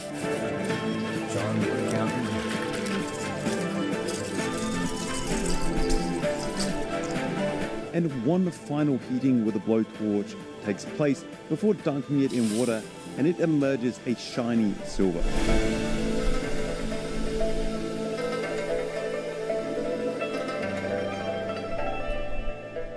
It's got to be loud around there. Sheep stomach filled with oats and organs. Yeah, polygamous families sheep stomach, right? Yeah, oats. Yeah. Ugh. Yeah. Cultural norm will integrate into a family for the day. Mine had onions and stuff in it. I mean, I'm guessing it was onions. Participate in their daily routines and seek to uncover the reason behind this tradition and its popularity in this area. One man and 3 wives. I used to think that polygamy was all about wealth. But my friend Hao has always insisted to me that for the mom at least, it's far more complex than that. So today, Pao has arranged for me to visit with his friend Chu So and his 3 wives. Why don't you have any wives, but he has 3? What can you learn from him? He said he's going to help me to have a wife, but the problem I have to love her. Well, that's not a bad deal. You want to love your wife, right?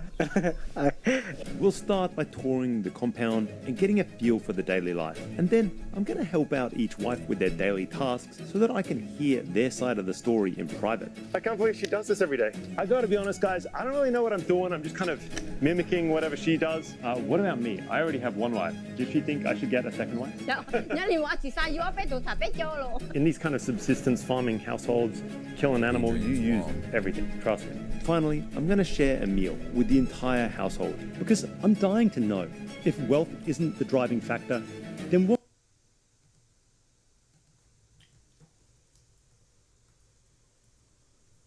Hadrian's Wall.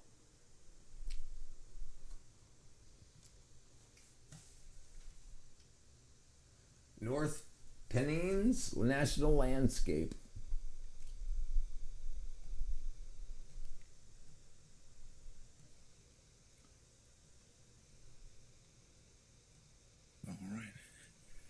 Hadrian's Wall, built in the 2nd century AD by the Roman Emperor Hadrian.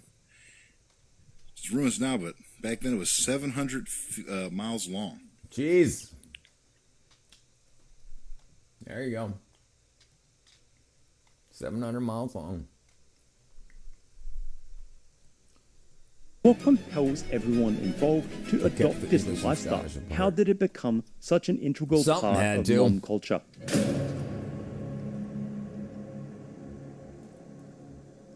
Inside this house right here is a family consisting of 1 man and 3 wives. And weirdly enough, that's actually pretty common around here.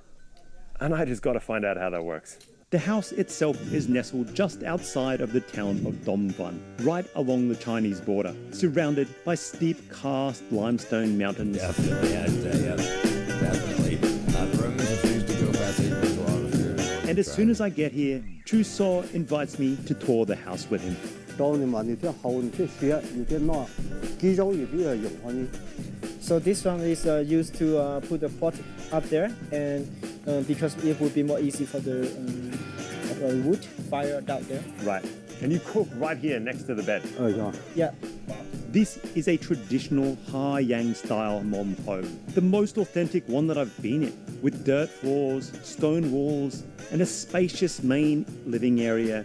It exudes a quintessential rural and agrarian vibe.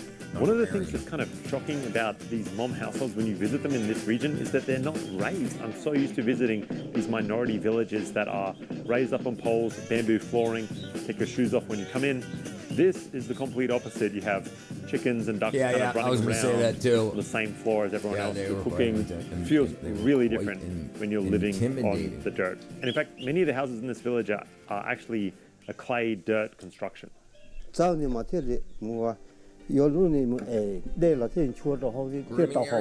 this one they bought from the market, and they also bought this one, and they take the water, small one, and then they put it together here. Wow, I see. So basically there's no running water around here. Yeah, no. Okay,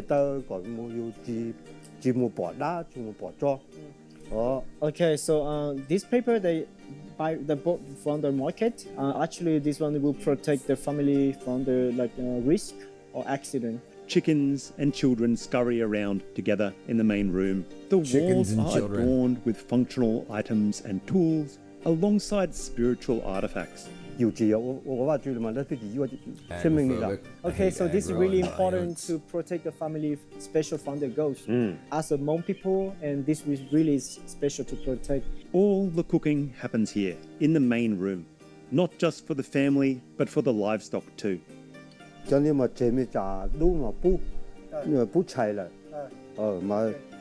the Hmong people, they have the kitchen like this one is used to cook the food for the pig, and special this side is for put the wood inside for burn. Okay. And this part is for they separate it, and this one for breakfast, and this is for dinner. And it's just for the animals. Yeah. This second level is the closest thing they have to a fridge. Their own kitchen for the animals' food. And they cook the animals' food. That's odd. And meat hangs openly next to a window alongside sacks of rice and corn. Oh my God. Right, so this is filled with meat, guys. Sacks and rice and corn. I see Seriously some aggressive sacks of kelp grains, stacking. and I see a monkey running around in the corner. No kidding. Painted blue. Wow. Yeah, This pork that is hanging up here in the rafters of this household was butchered during the Hmong New Year period, December, January-ish. It is May right now. It's not overly salted. It's just the residual smoke from this household that keeps this fresh. This is Vietnam. It gets hot even here in the north. And it still smells pretty damn good. Crazy. We are way too careful with our food in the West. Yeah, I agree. Just outside the main So room. I think a lot of what we do is we overkill the bacteria that would end up in our guts. We over-clean, over-sanitize everything, including ourselves. And then that ends up killing off the good stuff that can help pull nutrition out of our food. Is an area dedicated to the livestock. 4 large cows, pigs, geese, and chickens all share this space. So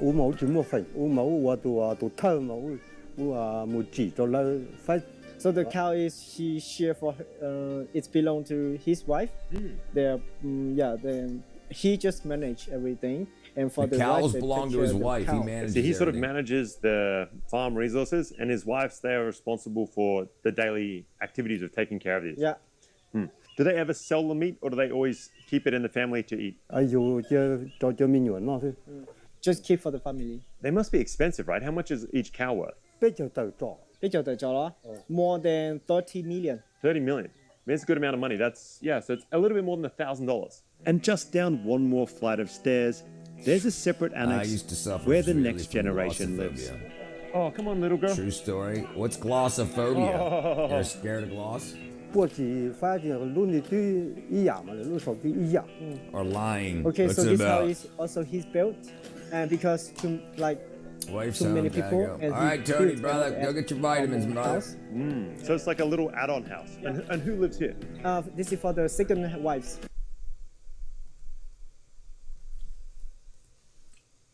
Fear of public speaking. There you go. I never heard of that one. I could have swore that was something else. Hey, you're very welcome, my friend. Let me know how everything goes. Watch this old Italian dude cure ham prosciutto. He says it's sell today. Hung it on his basement for 10 months. Something. Yeah. What? Right. Listen, we weren't born like humanity wasn't born with freaking fireplaces, ovens, stoves, refrigeration. That's what you did. You know. Yeah, that's the way it was made. Think about the hams and stuff that are still cured hams. They're salted and hung, or they're smoked in the place of salt. Yeah, salting it. Yeah, wash off the mold. They don't even call it mold really. They call it age, and some people eat it. Yeah, I used to work at a restaurant that did 28-day dry aging, and when the chef was cutting it off the bark, he would eat some to check the. Depends what you like, right? Some people eat freaking testicles.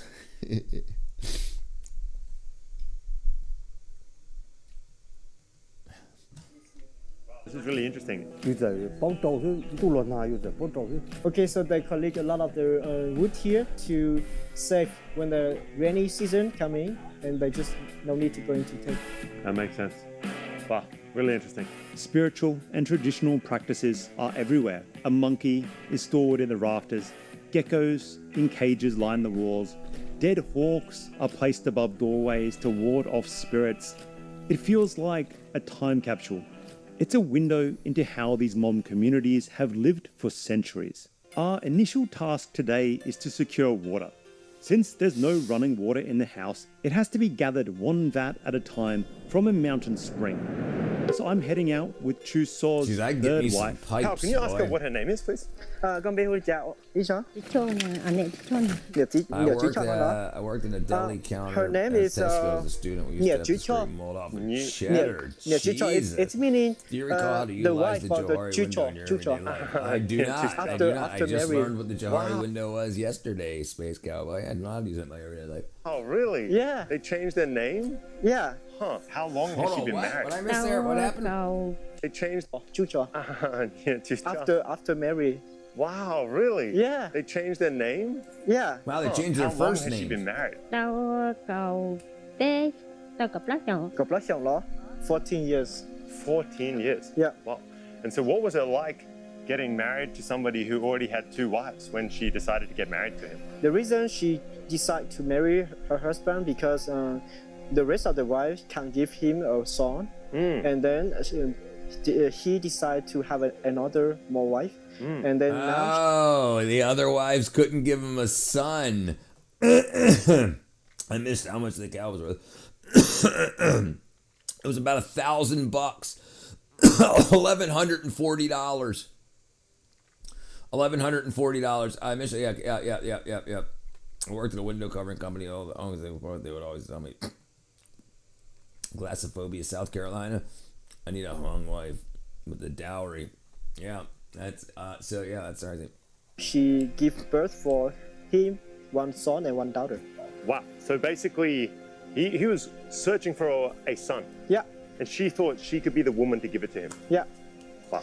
And she said living with the life with few like wives, for her it's okay. Yeah. Interesting. Did she get married before she was married to this husband? Or is this her first husband? 28. Ở dưới tuổi thế là? Yeah, once before. One time before? Yeah. Ah, I see. So this is her second husband? Yeah, right. Does each wife have a different task that they do every day? Or do they sort of share the tasks? Like, is it always her that gets the water? Or does sometimes the other wives do it?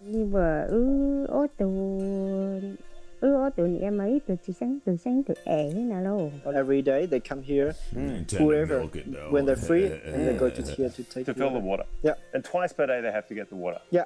Oh man, she can't carry this water. I better do it, right? Yeah, I feel too weird. All right, man, that's pretty heavy. Yeah. Oh my god, that definitely weighs a lot more than my camera bag. It's so heavy. I can't believe she does this every day. Okay, like this will be good. How is she able to do this every day? It's so heavy. Carry on the hand is heavy, so just carry on the back. Oh yeah, I mean, I've got to admit, this does sound a lot easier than in the hands. How does this family make money? What is their sort of main source of income? They do agriculture, so they're using that. That's fine. Yeah, that's how cheese is made, from bacteria and rennet You know, solidify it eats the freaking milk and turns it into cheese, right? Yeah, I mean, look at blue cheese. Blue cheese, you keep the mold in it. Yeah, yeah. Survival. So really, they're sort of like subsistence farmers. Yeah. And Are any not of these all her children? mold is Her children bad. go study the other- Listen, only if you're allergic to molds is it bad. Like some black molds and stuff like that. Like people grow. You see, some people live fine and it's all over their house, right? It's only if you have an allergy to it and you have a reaction to it. Right, but man, mold. I mean, like penicillin and stuff. Right, there you go. I heard mold on cheese is actually just similar. Yeah. But let's look it up. Let's do it right now. Beneficial uses for cheese mold. Not official. Beneficial.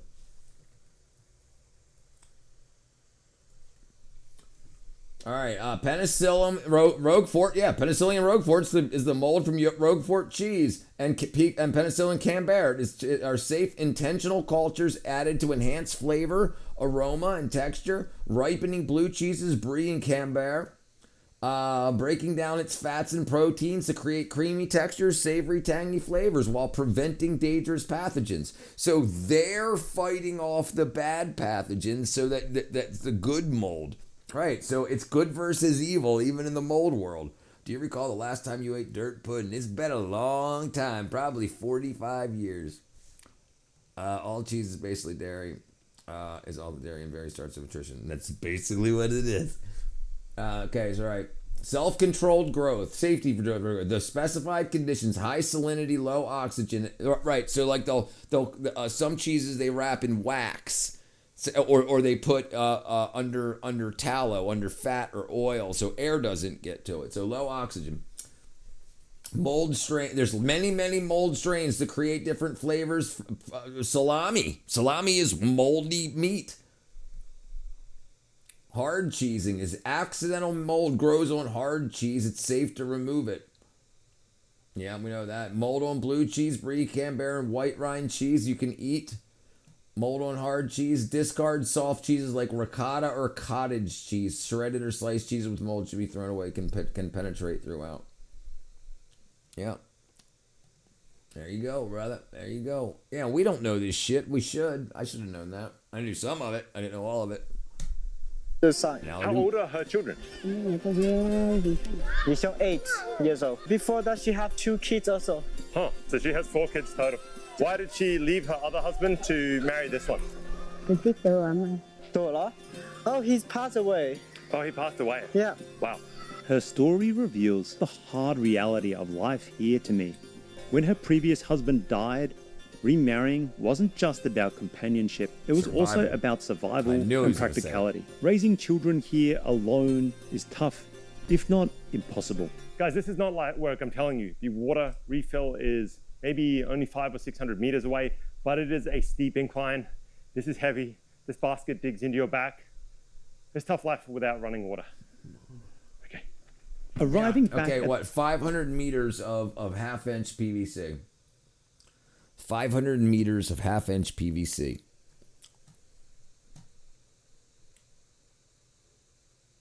Okay, 100-meter rolls. Okay, so you need 500-meter rolls. How much?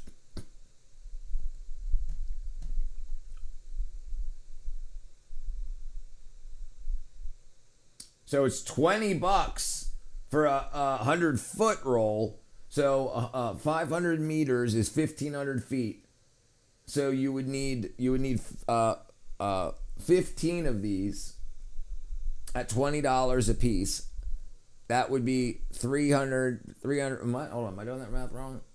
Yeah, $300. So $300, and they never need to. So $100 for 300. Yeah, okay, right. So $100, and this is if you bought it separately, and like you could just put it under the stream and start a siphon, and then you only need to start the siphon once. Huh? Feet, not meters. What are we saying? Okay, that's what I was thinking. Right. So three feet to a meter. Right? Okay, so let's do that math again. Okay, let's say. All right. Agricultural tubing, 100 feet is $20. Okay, multiple places, 100 feet, $20, $20. All right, $15 for ranger. Okay, so $15. So 100 feet. And I said, how much? I said 500 meters is, say, 1,500 feet. So you need 15 times 15. 15 times, say 15 times 20. 15 times 20. All right, oops. Oh, that's my problem. 300, right? So $300. Yeah, $300. Right. $300. So one of those cows, but they don't sell the cows. So how many other people are in that area? I bet you. And why don't they think like this is what's weird. Why wouldn't everybody in that area all scrape together? And that's in America. And they're right next to China, so they can probably get it for like $70. Like they could get a big ass 500-meter roll, you know, and then do all the work themselves, and then just a freaking 50-cent valve. Hold on, I'm listening on Discord here. Zenfei's in there. Hold on, let me hang up. There we go. So 100 feet, you get a 50-cent valve. And then once you start to siphon, open the valve, start to siphon. Once the water gets flowing, you shut it. And then whenever you turn it on, you got water. Right. Dude, I didn't even consider that. Right. They got that for free. Let's math. We're working on it. We're a bunch of bustards. Yeah, right. So they got all that bamboo. Why would you not just do that? I mean, she goes twice a day to get, looks like 5 gallons twice a day. Yeah, dude, then you'd have all kind of good stuff.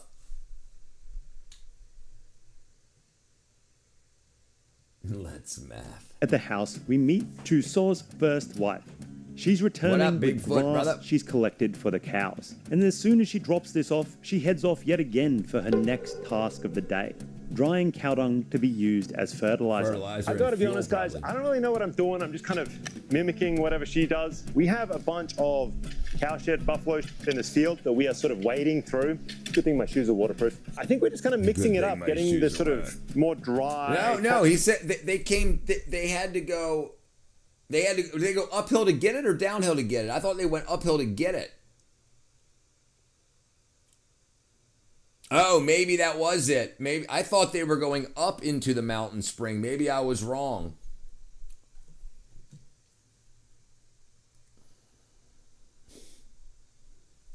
Lamb's showing you how to use a tube here.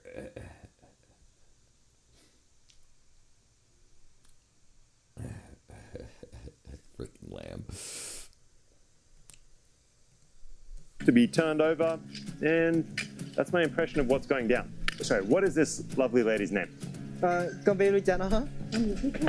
It's Nia Chu Cho Lo. Nia Chu Chong Lo. Nia Chu Cho Lo. It's meaning the first wife of the Chu Cho. How old is she? She is 50. Her name is First Wife. He was trying to get free water. My tube. 58 years old. Wow, she's in good shape for 58. When did Chu Cho ask her about getting a second wife?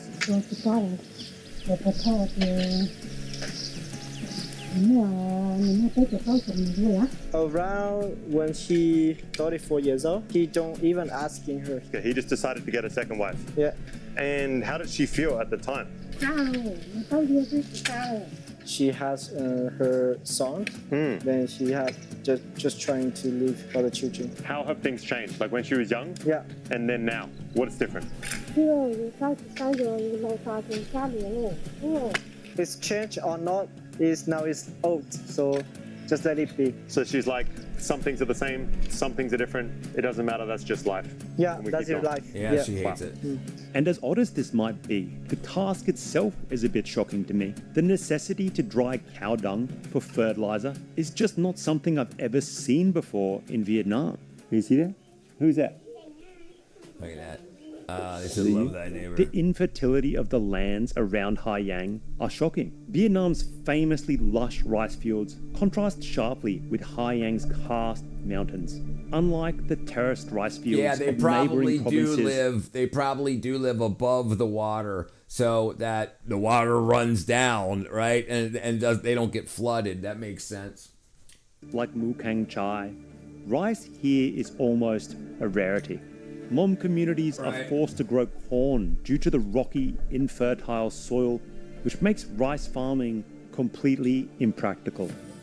Corn, which is rarely consumed by people in these parts, is viewed as animal feed or as a purely emergency food. The mountains of Haiyang hide the difficult reality that they bring to agrarian communities here. With scarce rice, harsh winters, and one single growing season, the terrain makes life really tough.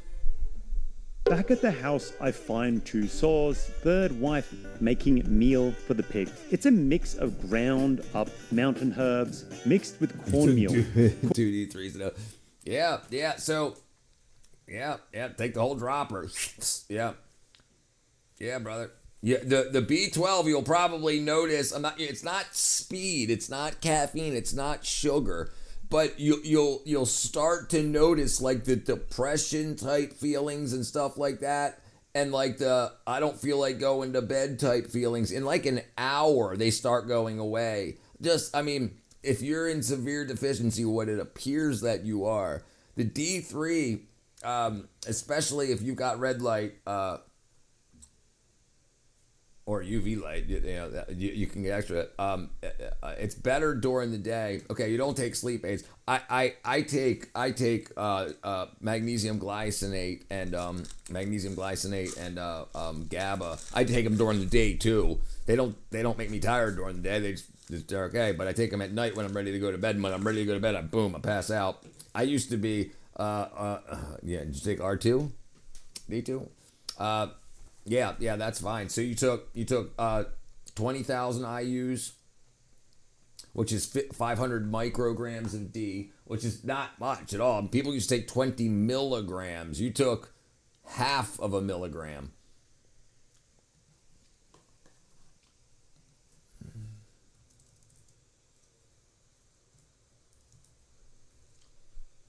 Oops.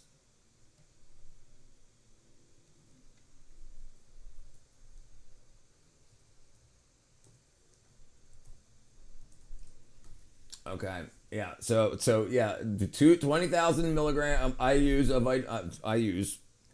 is a high potency dose typically used for treating deficiency on a weekly, monthly basis rather than daily use, often aimed at strengthening bones immunity and managing conditions like osteoporosis. While effective for raising low levels, it should have blah, blah, blah, blah, blah, blah, blah, blah, blah.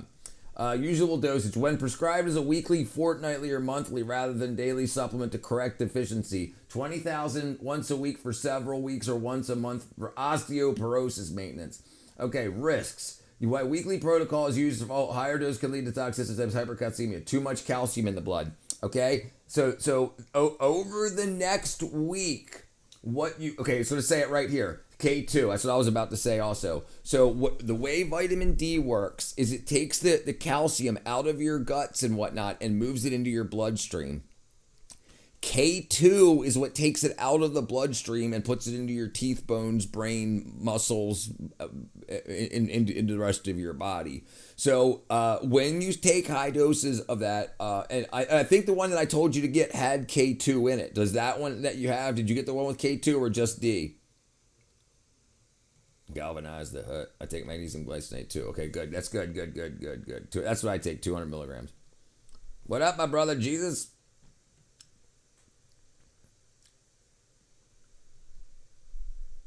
What, Tony, does it have vitamin K2 in it? If not, you're going to want to pick some up tomorrow or whatever. Okay. Yeah. So yeah, if you're going to be taking high levels of that, it's going to take care of the D3, but to avoid issues with high D3, there's not a problem in taking high D3 if you've got K2. The problem with high levels of D3 is calcium in the blood, and that can turn into like kidney stones and stuff like that. But K2 will take the calcium out of the blood and move it where it needs to go. And you probably you're probably very deficient in K2 also. If you're deficient in D3, you're probably not taking K2 either. So, So yeah, that's what it says here: magnesium, zinc, and K2. So you're definitely low in zinc, also guaranteed, and you're definitely low in magnesium. All that, everything you said for restless leg syndrome is the same thing for me. That's fine. That's fine. That's fine. You listen. You got a couple of days to fill up your tank. That's fine. No, you can. That's absolutely fine. But you need to put K2 in your mix. Like sometime in the next week. Like you've got a lot to fix up. You got a lot to fix. But you've got to be able to move the calcium out of your blood. It's not going to happen in a day. If you took it for a year like this, 2 a day for a year, you'd have a problem. Not in a day, not in 3 days, not in a week, not in a month. But yeah, so 40 milligrams is what I take. Micrograms is what I take. Let me show you right here. This is what I take. 100. If you need any, look at what I take. 110thgrade.com.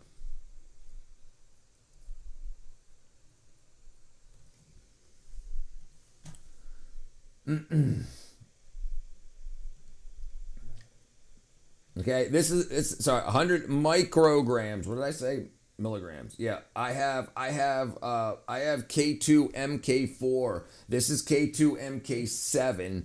So this is 100 micrograms, and but let's do it with math. That 100 micrograms is great for what I take, which is 10,000 IUs of vitamin D. So it's a 100 to 1. Sorry, it's a half to 1, a 2 to 1. So I take twice as much D as I do K2. So you should be taking approximately 100 micrograms for that. And this is a dissolve under the tongue also. You got your okay. Send me an email and I'll send everything to you. And just whenever, like get the K2 in the next couple of weeks. You know, I would get it sooner than later. And that's it. So in the morning, you're gonna want to take the D3 and the K2 together, and the B12. I what I do in the morning is I take my B12 under my tongue while I'm making my coffee. It takes a minute, 30 seconds, a minute for it to dissolve while the coffee's brewing, and then the coffee's done brewing, and then I have my coffee, and then I'll take my K2 and D3. K2 takes the D.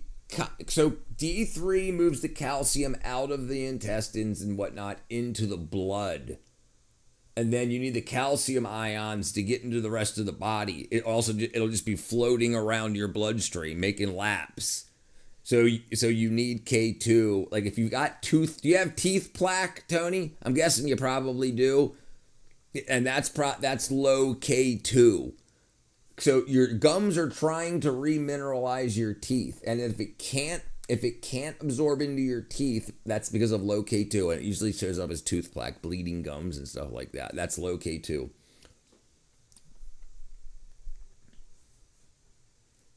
Yeah, send me an email, brother, and I'll send you the links.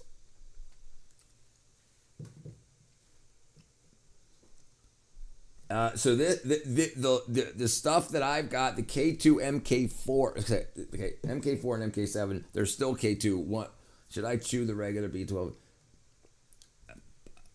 I wouldn't even do anything with them. They're nothing. That's like nothing. 50 micrograms.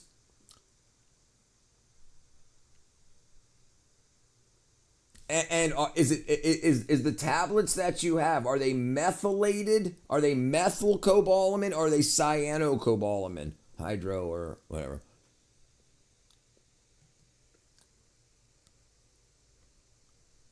It sounds like a game of chess. No, don't take the whole bottle, no. Cyano. Trash them. And the new one you got is cyano? The liquid that you got, the dropper that you got, cyano also? Tell the old lady they are boner pills and see what happens to them. Yeah. They gone.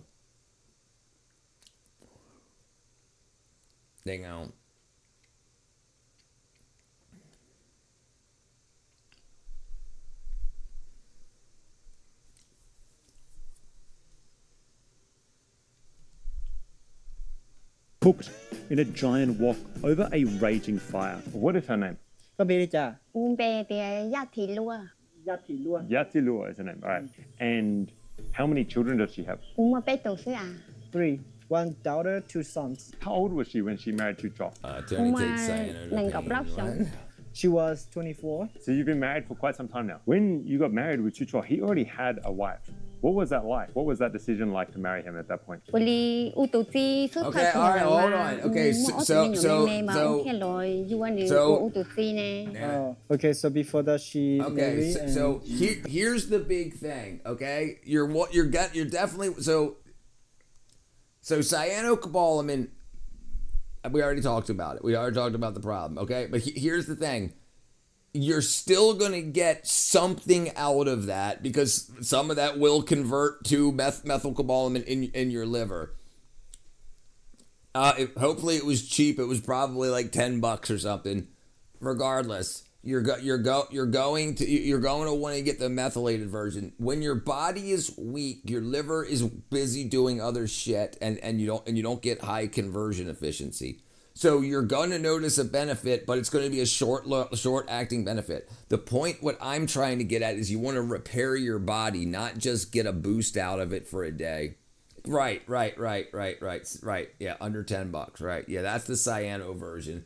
But the methylated version, okay.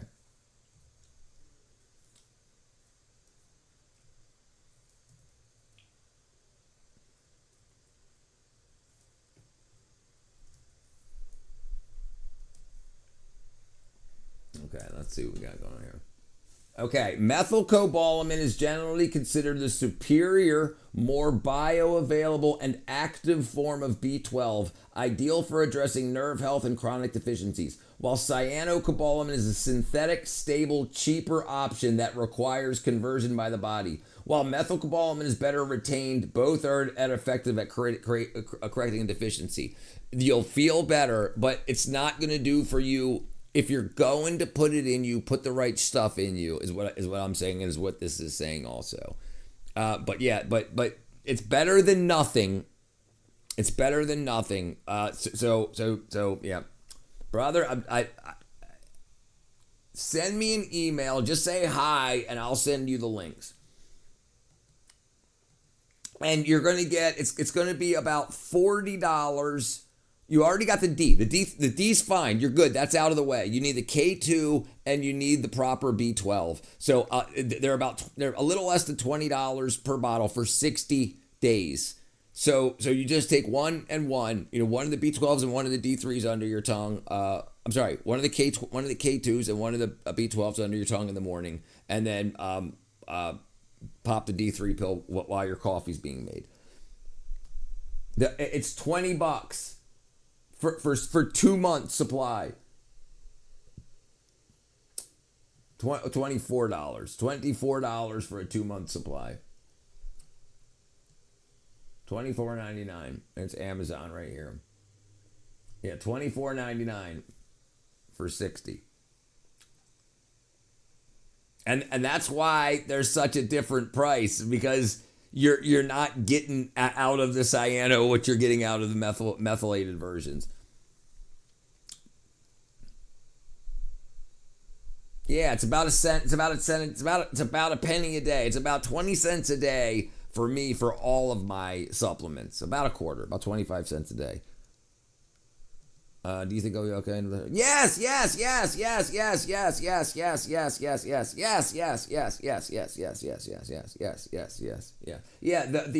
K2 is cheaper than that. The K2 is cheaper, but no, you can absolutely wait. Yeah. Look, listen, send me an email. I'll send you a bottle. Okay? Send me an email tonight, Tony. I'll send you a bottle. Her husband was passed away. She had to. You fought for my freedom, brother. I can at least give you some freaking vitamins. What up, Bax? And then she decided to. I'll get it to you. I'll get it to you, Tony. And does it help that there are other wives here to also help? Just send me an email. I'll get your address, and I'll send it to you. Or I'll send you a link with it paid for, and you just can put your address in on Amazon, whatever you want to do. Tony there, just helping. That's no harm. We're just learning. Yeah. You're all good, brother. Right. We got right. It's like we're driving a hot rod, and we gotta freaking use the right oil and shit. We're all morons. We're all working. Listen, we've all been trained to be morons. We're now working to fix that. Sao đời luôn đó? Yeah, everyone they have Alright, brother. children, and then everyone take care of all the children. So they can all kind of help and come together. Yeah. So does she like this family dynamic? Bé cho mong mà tia dùng gì thế chỉ dùng gì lo do dù lúc mong mà xì lô sao đào nhô lô. Following the Hmong, it's easy or not, but it's belong to fate. So Backs be you right have backs, to- baby. In Hmong beliefs, you kind of just like go with what life gives you. All right, hold on, pause. We've got to do something, guys. We have to stir. That was pretty quick. Yeah. Quite easy. Chucho had one more wife after you. What was it like when he decided to get married again?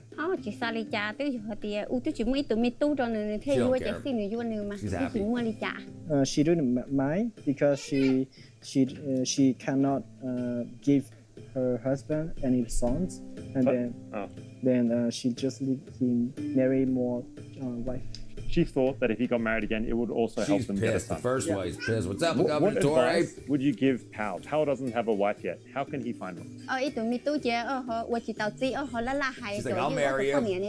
All right, I'm brother. still very young, and then if I marry, I should marry just only one wife. Since if too many wives and like sons, it's also difficult to education. What about me? I already have one wife. Does she think I should get a second wife? Có hai tụi chính giả nó nè. Tụi ní. Có xá đi cha. Tụi chính giả nó nè. Đã tao mua cái Cho con mấy này. sự mà chui vô tay tù hư lô. Huh? She said, for your tribe, you're just allowed to marry. What one up, single track, brother? You still you back in America yet? You're in Florida right now. Thank you very much. Watch out. And it's a familiar one. When her first husband died, remarrying was almost a necessity. And hearing it for a second time, I really started to understand. Mom's Still in polygamy Florida. has a strong practical side to it. The harsh landscapes of areas such as Haiyang mean that communities here are very poor. Life is hard, to say the least, and raising children as a solo mother is, for all intensive purposes, impossible. The rugged environment and limited resources make it essential for families to pool their efforts. Joining broken families together is practical. More hands means more help with the endless chores and demands of daily life. It's a survival strategy, ensuring that children are cared for. Yeah, and right. that If there's you don't have kids, you're done. You're done. You're done. My friend. It's hot. Brother, it was 87 here today in Georgia. What's your hypothesis, Space Count?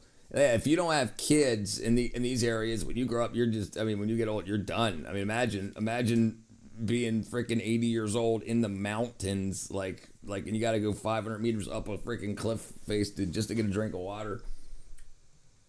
There's always somebody to share the workload. In this environment, polygamy provides stability and support, creating a network of cooperation and mutual aid that is vital for enduring these harsh conditions.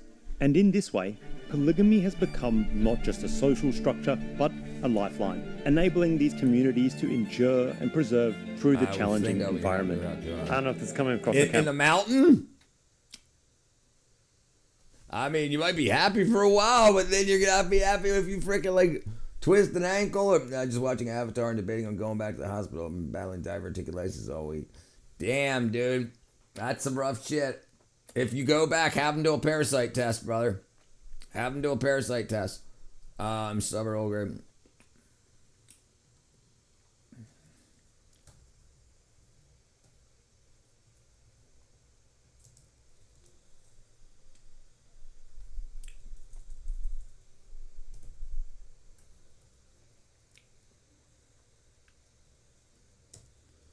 Parasites can directly cause or mimic diverticulitis by invading the intestinal pouches, leading to inflammation, infection, and severe localized pain. Yeah, so they probably didn't test you for it. Maybe they stuck a camera in your butthole after they flushed everything out. I went last Monday. Both cats stand so diverged. Yeah, have them do a parasite cleanse. And listen, you'll be chasing it for 10 years before they finally do one. Have them do one sooner than later. Have them do one sooner than later. Hey, I have a test for the Army tomorrow. Hey, Ken's going in. Some food poisonings are simple parasites. Yes, exactly. Right, exactly. Yeah, they're bacteria or parasites. They're just parasites. But people are like, no, dude, I don't got parasites. I'm freaking clean America. No. Everybody's got some sort of parasitic infection. If you don't get rid of them, you don't, Yeah, definitely do. Listen, it'll be 10 years. You'll be on painkillers. You'll be on this. You'll be on that. They'll talk about surgery. But it always comes back. Why? Why does it always come back? Well, it's my genetics. Okay, maybe if your parents had it, you have it too. But why? Why? Because you share freaking parasites. In the trenches. Right, yes. My hypothesis. What if you decide to create a new cognitive behavioral model that encourages people to socialize rather than scroll endlessly on social media? What up, Governor Torre? Wow, what if you decide to create a new cognitive behavioral model that encourages people to socialize rather than scroll? You'd probably get shot by the government because you're taking over their freaking prop tool. No, that would be great. That would be great. And I think that's what live streaming was going to be originally.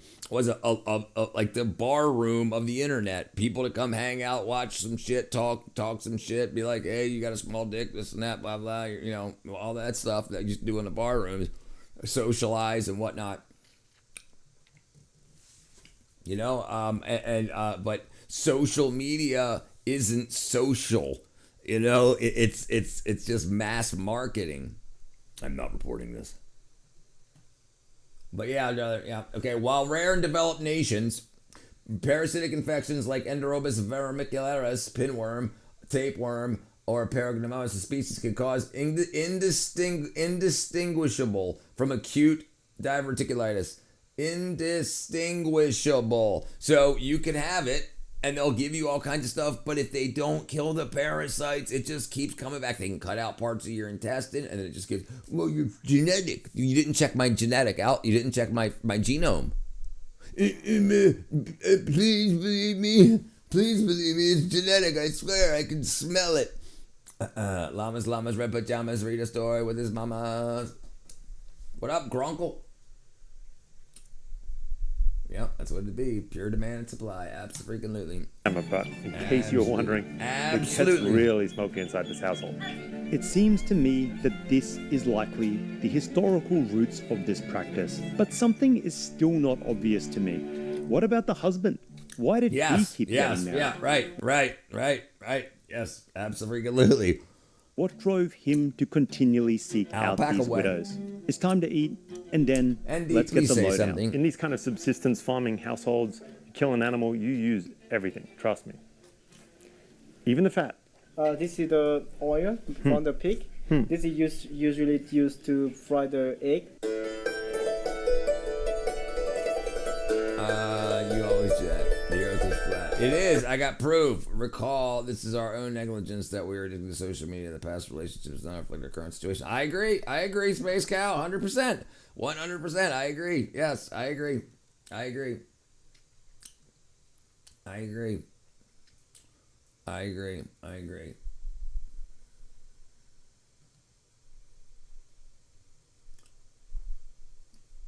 Where are my posts at? Where's my freaking posts? Oh, it's up here somewhere. No, I don't even know where it's at. It's so dumb. Yeah, I got it right here, ND. Don't worry, brother. I got you, my brother. Hold on. Where am I at? There it is. Look. What's that say right there? Looks flat, baby. Someone's to blame for all the misery.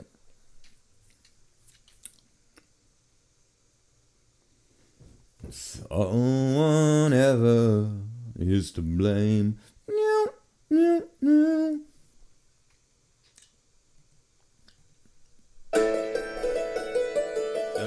A cut of pork belly is skewered, with the skin side being roast open and open flame by hand. I took it myself, Andy. I got a reverse telephoto lens. I'm currently writing an article about social and how I believe it's stifled the real world over the last couple decades.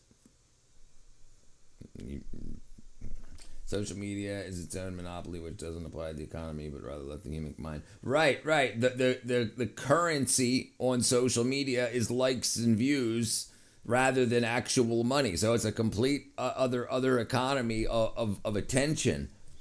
I agree. And they got, and by doing that, they can actually make real money by pushing advertising dollars. That's what they do. Currency. That's all right. Time too. The more time people's eyes are on it, the more ads that they can be seen. He's going to start a commission to have a commission. After several minutes of charring, the hair is meticulously removed with a knife and washed away. Next, we separate the meat from the fat and begin cubing the pork.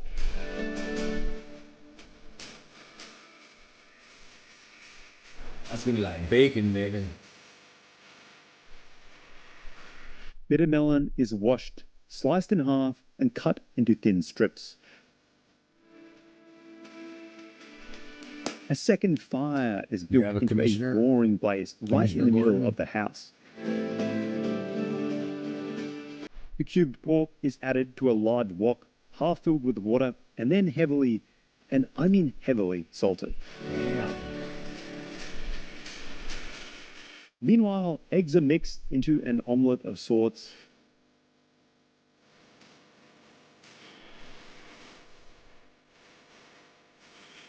It's pork. It's pork. It's that dog. Bitter melon is cooked. And the omelette is sliced. They will be combined into a flavorful egg dish. That's a duck. Finally, Vietnamese celery is now mixed with the stewing pork. Everything is done in a raw, practical style. A simple, authentic, traditional Vietnamese mom meal.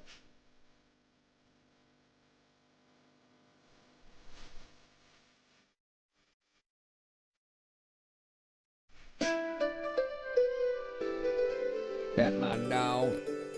That's your people, ND. Corn wine. Yeah, the something now. How do I say cheers in Mom? Trong kho. Trong kho? Thôi xin, sao xây. So say. Sao xây. Sao xây nữa. Oh, that's strong. Oh man, he just downs it as well. Wow. Sao xây nữa. Yeah, so say. Alright, so this is essentially, I think, I would call this mom bacon and eggs. I'll eat that It lamb. doesn't taste anything like that. We have this pork that has been salted, MSG'd. It's in there with salted pork with MSG. Yeah, something like coriander. Wow, and it's like a totally different flavor. It has that kind of a better flavor from the vegetables. It's kind of been half fried, half stewed in like a big ass wok. It's not really a bacony flavor at all because of the fact that it's just kind of, there's so much meat in there at once. Not something I'm going to complain about. All the It's nitrates really and nitrates. in the middle here, we have sort of and like, who is this guy? and a bunch of chili. It looks forgot like to tan really him. spicy. Be careful, this one look like spicy. Spicy? Mm-hmm. And he's like freaking 6'3". Because the more That's smaller, spicy. the more spicy. That is really spicy. And then the last thing I'm going to try is just some of this egg and bitter gourd. Living in Vietnam for so long, I've become quite fond of bitter gourd. It's not something we eat too often in the West. I've never had Bitter it like melon, this, though, he which is calls just it egg and bitter gourd. Is it, everyone Kind of say been MSG isn't bad. It's stir just fried gum together. based. MSG isn't a gum base. No. MSG's is monosodium glutamate. It's a seasoning. It's a salt like monosodium glutamate. Okay, so the umami taste. The sodium is it's the sodium salt of it's the sodium salt. It's a salt, the sodium salt of glutamic acid, commonly an amino acid found naturally in tomatoes, cheese, and mushrooms. But they probably make it some sort of wackadoodle way. Yeah, I have tried to write a dog themed meals, and they've always been blocked. How's your Sunday? What up, Glenn, brother? Doing good. Recall social media used to be basic communication similar to texting, but posts add friends. Now it's expanded into a wide unnecessarily products that entertain people. It does. Yeah, that happens with everything new, though. It happened with the radio. It happened with the television. It happened with the movie theaters. Same as Chinese kids shocked to see black guy for the first time. Yeah, MSG is pretty good. I like it. Yep. It's grass, generally recognized as safe. It just I was saying about other things, about molds. Like a lot of cheese molds, good for you. It's even good for the cheese. And molds only hurt you if you have a reaction to them. And some people are allergic, and some are not. Oh yeah, and you get that bitterness of the bitter gourd. Fried egg is always great. And that is a sensational meal. Why did he decide to get married? I agree, absolutely. Also, remember Space Cow. Comparison is the thief of joy. What used to be older couples, when you grew up, you banged your neighbor, and like the people you married, the people in your circle. But now with the internet, the circle is the entire globe. So every guy or girl you get with, there's always somebody prettier, younger, or better bearded, or longer haired, or shorter haired, or whatever. And somebody is always treating their girlfriend or wife or boyfriend better than yours, Have you ever seen that black African YouTuber who speaks Chinese to the kids? I don't think so. I don't think so.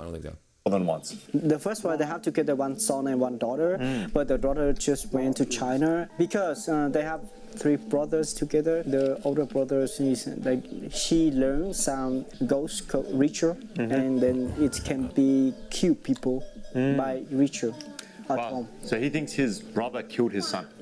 Yeah, by ritual. What happened? By ritual. Son and one daughter, but the daughter just went to China because they have 3 brothers together. The older brother she learned some ghost ritual, and then it can be kill people by ritual at home. So he thinks his brother killed his son. Yeah, by ritual. What happened to his brother after he did that? After 2 years, he's passed away. Wow. Chu So, the husband, is deeply rooted in Hmong traditions. I don't see the question. Where's the question? I don't see the question, brother. Last thing you said is elderly couples are much happier. I seen a white dude doing sim. Yeah, I don't see the question, Space Cow. Spirituality. According to these beliefs, one's well-being in the afterlife is supported by offerings from living male descendants. Fearing he would die without a male heir and be destitute for eternity, Chu So kept remarrying. His goal was to find a wife who could bear him a son, and once he succeeded and had a son, he stopped remarrying, confident that his son would secure his bloodline and his prosperity in the afterlife. Sure, it sounds a little bit different, but Oh, yes, beliefs, absolutely. maybe it makes sense. Absolutely. How many children had he had until he finally had his son? Okay, the second wife have a daughter and a son. No, and not then the down last here. wife, No, not down here. Back where I grew up. Yeah, no, not down here. No. Gave him a son and a daughter. And then they told her they have 4 children. How did it feel when he finally had a son? After he have a boy, he stopped it to have children, and he was really happy. Really happy, right? Yeah. Oh, that's good. I'm really happy for you to finally have a son. Is it hard though? You have this household, you have 3 wives. What is it complicated? Okay, so brother, I didn't get it. Hey, Andy, Blue Cow is gay. They have a deuce, like they have. Brother Tony, I didn't get it. Tony. 110th grade at gmail.com, right?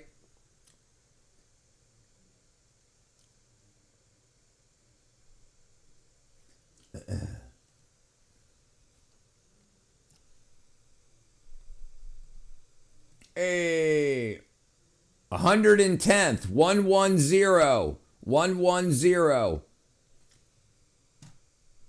This moo cow is gay. I know you like like elevators. I'm taking steps to avoid them. Dun, dun, dun, dun. What up, Matt? Yeah, 110th grade. 110. Here it is. Look. 110th. Somebody in 11th grade got your email. The donation was for you, Moo. That's all right. If you go to the website, you can click on contact and it'll send me an email also.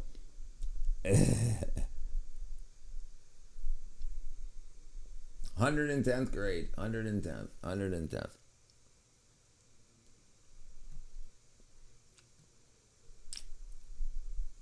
Here, I'm gonna put it in the chat again. Here.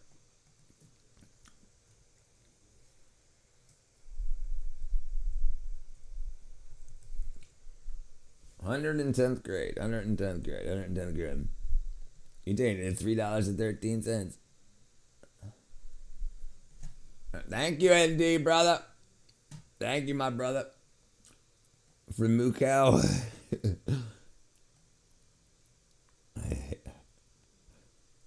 I broke something here. Come on, dang. Come on, there we go.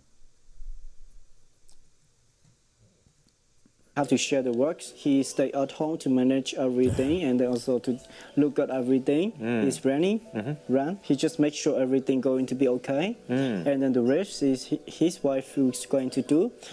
Why does he think that this isn't that common anymore with young people?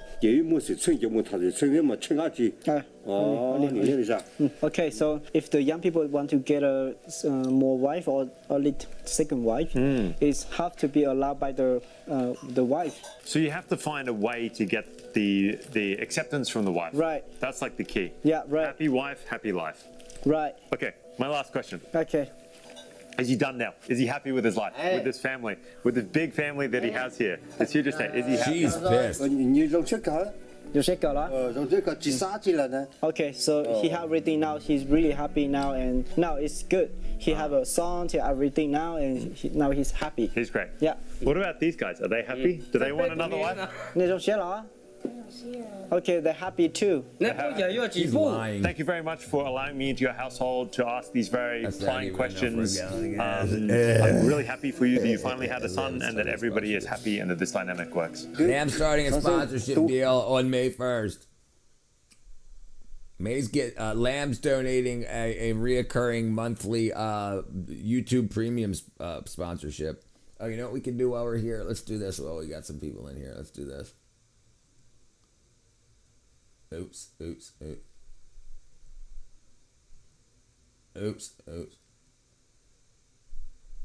There we go. Let's see who gets them.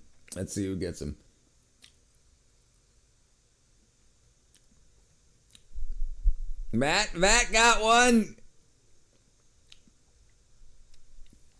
Skylines ain't been here in a while. Lone Wolf ain't seen them in a while. Ain't seen Mark in a while. I don't even know who Cowgirl, Wyoming is. But Matt is alive. Got a membership. There you go, Matt. Welcome to the family.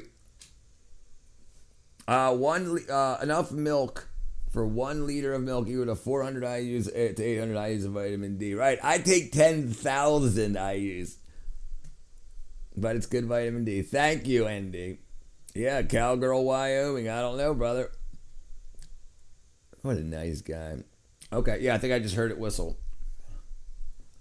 Yeah, Anthony, I got you.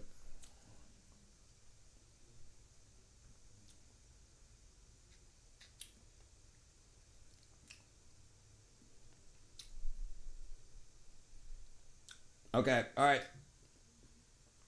All right, Tony. I got you, brother. I got you, my friend. I got it. Oops, wrong button. There we go. Oops, wrong button again. There we go.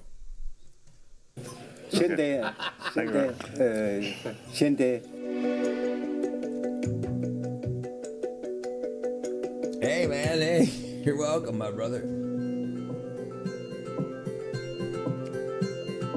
I realize that the tradition of polygamy in Hmong communities is deeply rooted in practicality. It's about survival, about living together in a communal way to navigate the harsh landscapes of Hai Yang. I bet this is the historical origins of the practice. Today, it's not common, and it isn't even technically legal, Oh, and but you it need still some soap exists. in the My mouth. initial preconceived Pepper. notions of one rich guy buying up many wives couldn't have been further from reality. Instead, it's a pragmatic response to the demands of this beautiful but unforgiving area. Where Hey, everybody Tony, works join together too, to look at support that. and sustain each other. Welcome through to class, relentless Tony. Challenges. The journey for me has been a little bit of an eye-opener. I really believe that the true essence of Hmong polygamy is really a practical communal solution. That's what I'm talking about. we The community spent the grows. day with Mr. Ngop, who hasn't experienced Let's sleep save the world. for Let's do it. 65 years. This is Omnop. He's kind of famous around these parts. His condition and case have been covered extensively here in Vietnam. Có một người đàn ông mà hơn 40 năm nay chưa từng có một giấc ngủ trọn vẹn. And even internationally. Vietnamese Andy's here. जिनकी उम्र 79 Andy's in class. He lost the ability to sleep. I haven't slept for such a long The official time. record for the longest time awake is 11 days and 25 minutes, set by Randy Gardner in 1964. Brother, no problem, Tony. My No problem. name is Randy brother. Gardner. So it's understandable why people are skeptical. We'll get you fixed up, and in a couple of months, you can buy me a beer. We're getting the band back together. Watch a documentary about this guy a few years ago. Towards the end of Discovery, he takes naps, does sleep. It seems a bit pointless in the end, it says. Ngop's claim of key element is overlooked everyone that he claimed. Unless he's verified by doctors or scientists, he sleeps every night. Maybe intermittent naps, but he doesn't even realize he's sure he sleeps.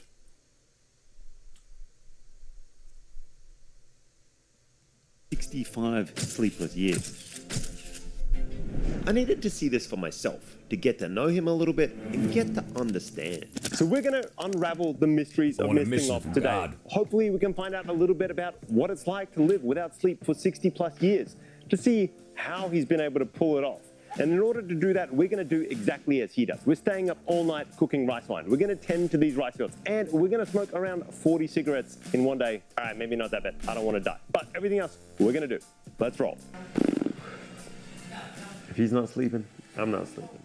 Our morning begins surrounded by the lush greenery of his rice fields. It's here in this tranquil setting that he immerses himself in the rituals of the day, nurturing his garden, caring for his chickens, and sharing the remnants of last night's meal with his watchdog. All right, so basically, we're just trying to clear a bit of space out here around the chicken barn. And I'm trying to help out a little bit. I mean, this isn't exactly my forte.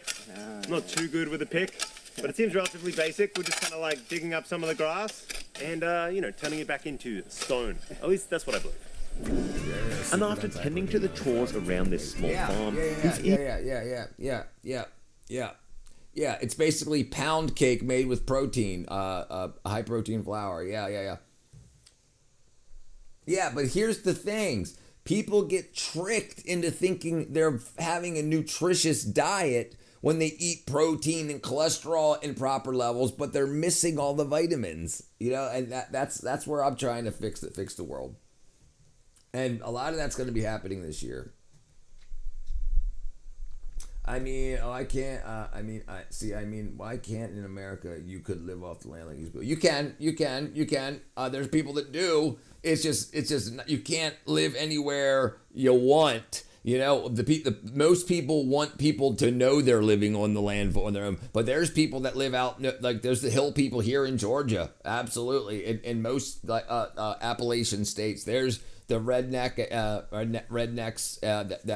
the hill. What do they call them? Hicks that live in the sticks, and they absolutely do. Brother, I wouldn't start trying stuff like that until you make sure that your guts are working properly. Stolen land. Okay, let's see what freaking wackadood's got going on here.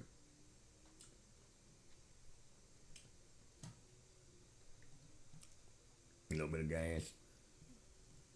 This freaking guy. This guy. Here you go. Talking about attention, the currency of freaking Everyone internet. eating a box of crayons, part 18. Let's get it.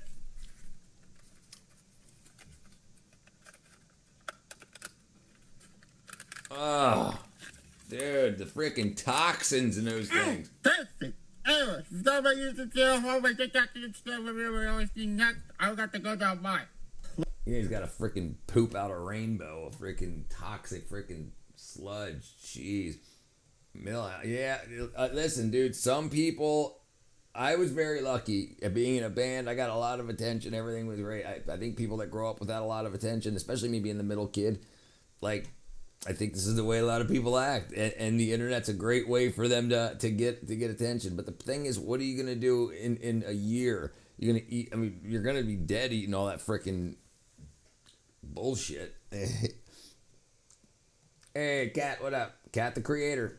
Hey, you see, ND, your wife changed her name. I guess she divorced you. Eager to show me over the lands from a nearby rocky outcrop. And it's notable to me right away just how nimble this guy is for 82 years of age. And while some health issues are pretty obvious, it's the clarity of his thoughts and the mental state that really stand out to me. We sit down, enjoy the view, and he explains a little bit about his life. You seem like you're in great health. What's the secret to your health? Cũng có chứ, nhưng mà ông hai đi khốn đồng cày hắn mệt trong mình mệt. Mad now. Đi khốn. Insomnia is no joke. No sleep breaks minds. At least 1 out of every 3 people will experience some form of insomnia. Insomnia. Their brains are in a hyper-arousal state. They're on edge more than other people. Can have important negative consequences on their health. Nearly 4 times as much chance of having a stroke. Heart disease, cancer and dementia. And diabetes. Sleep is not like the bank, it turns out. You can't accumulate a debt and then pay it off either by napping or oversleeping at the weekend. And while being closer to the village has its benefits, I get the distinct feeling that this is where he feels most at home. He grows rice, pepper, tea, and bananas here, and there's a sense of harmony. It's a life marked by simplicity and a deep bond with the land. Due to his condition, he has to go for health checkups at least every quarter. He has a tough time hearing from one side, but the most notable disability has nothing to do with his lack of sleep at all. During the Vietnam War, he lost most of the function in his right hand. Om Ngop lives inland from my adopted hometown and tourist destination of Hoi An. This place is close to the Ho Chi Minh Trail, and so despite being south of the DMZ, his hometown was right in the thick of it during the Vietnam War, with intense fighting and bombing along this crucial supply route. During these turbulent times, Ngop suffered a grave injury.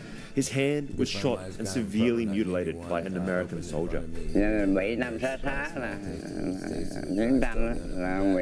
no, I'm not saying it's going to be bad for you. I mean, I wouldn't eat a freaking pound of it. Oh, yeah. I mean, if it's good, yeah. It's just high protein flour. Yeah. High protein lemon bars. Yeah, like this stuff here, lemon cake. Pure protein. Yeah, there are standard, like, weightlifters, bodybuilder, prepper type thing. Yeah. Just euphemism.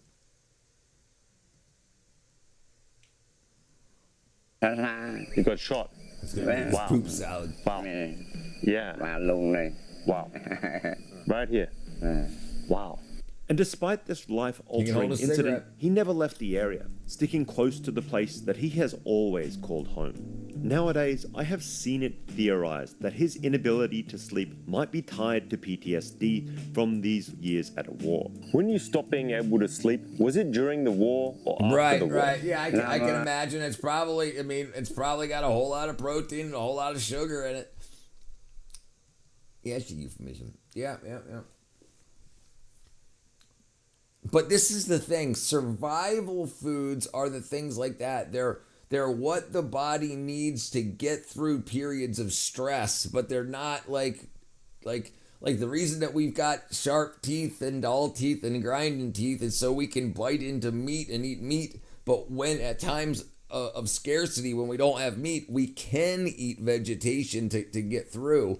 But if you learn how the body works, we need a lot of animal protein. And I think they cheat the studies a lot by saying, oh, you can just use vegetable protein or wheat protein or whey protein or soy protein. And it's just not the same. It doesn't break down in the body the same. It just goes out the same way it comes in. I'm tired as a spoon. I'm about to go to sleep soon. All right, Andy, brother. At least you can, unlike this guy. Hey, we got the same color shirt on. Look at that. During the war, were you in the army? Lính nào nó Mỹ đó. Oh, wow. Lính Mỹ. I have some Really? You fought in the American War? Wow. Pig fat, right? My Yeah, personal probably. hunch is that it is Probably, yeah. related to the war, but perhaps not specifically to PTSD. This area was subject to heavy dosing of Agent Orange, Yeah, I was a about to say powerful Agent Orange, herbicide and defoliant used during the Vietnam War. It's infamous for containing dioxin, a highly toxic chemical compound known to cause severe health issues, including cancer, birth defects, and debilitating diseases. I'm obviously no expert here at all, but the broad nature, severity, and delayed onset of the side effects of Agent Orange make me think that it is at least a plausible cause of Ngop's chronic insomnia. Brother. Yeah, that's low vitamin K2 also, so you're not getting enough calcium. Your teeth remineralize themselves using osteocalcine. Vitamin D pulls calcium out of the gut. K2 pulls it out of the gums and puts it back onto the teeth. So you being deficient, that's one of the big things. If they ain't been knocked out, if they rotted out or fell out themselves, it's not because you didn't brush. That's bullshit. You can find plenty of skeletons before toothbrushes were made that have all their teeth.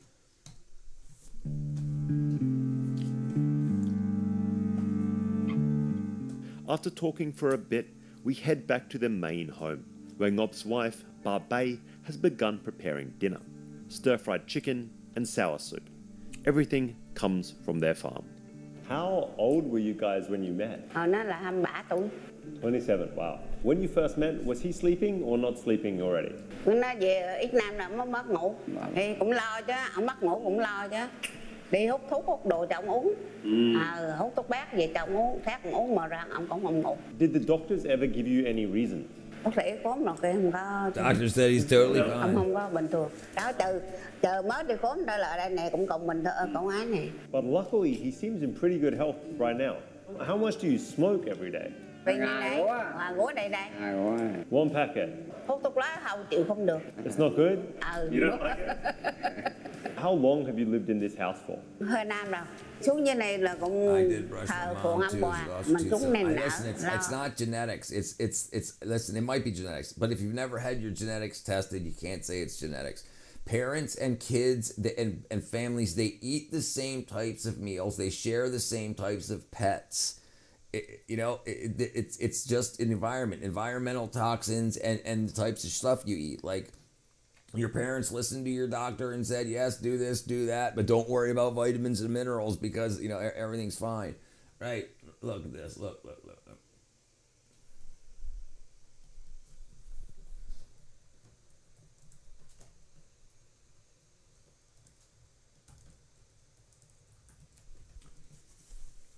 Okay.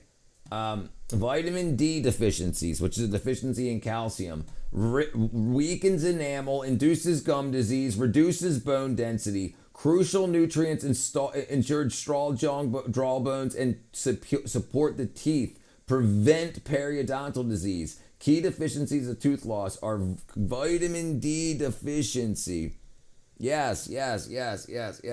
Listen, why would everybody, all these scientists and doctors start saying things are genetic when they have not tested your genes? It's like when I went to the doctor and said I was depressed and I had ADHD, they said, well, it's a chemical imbalance in your brain.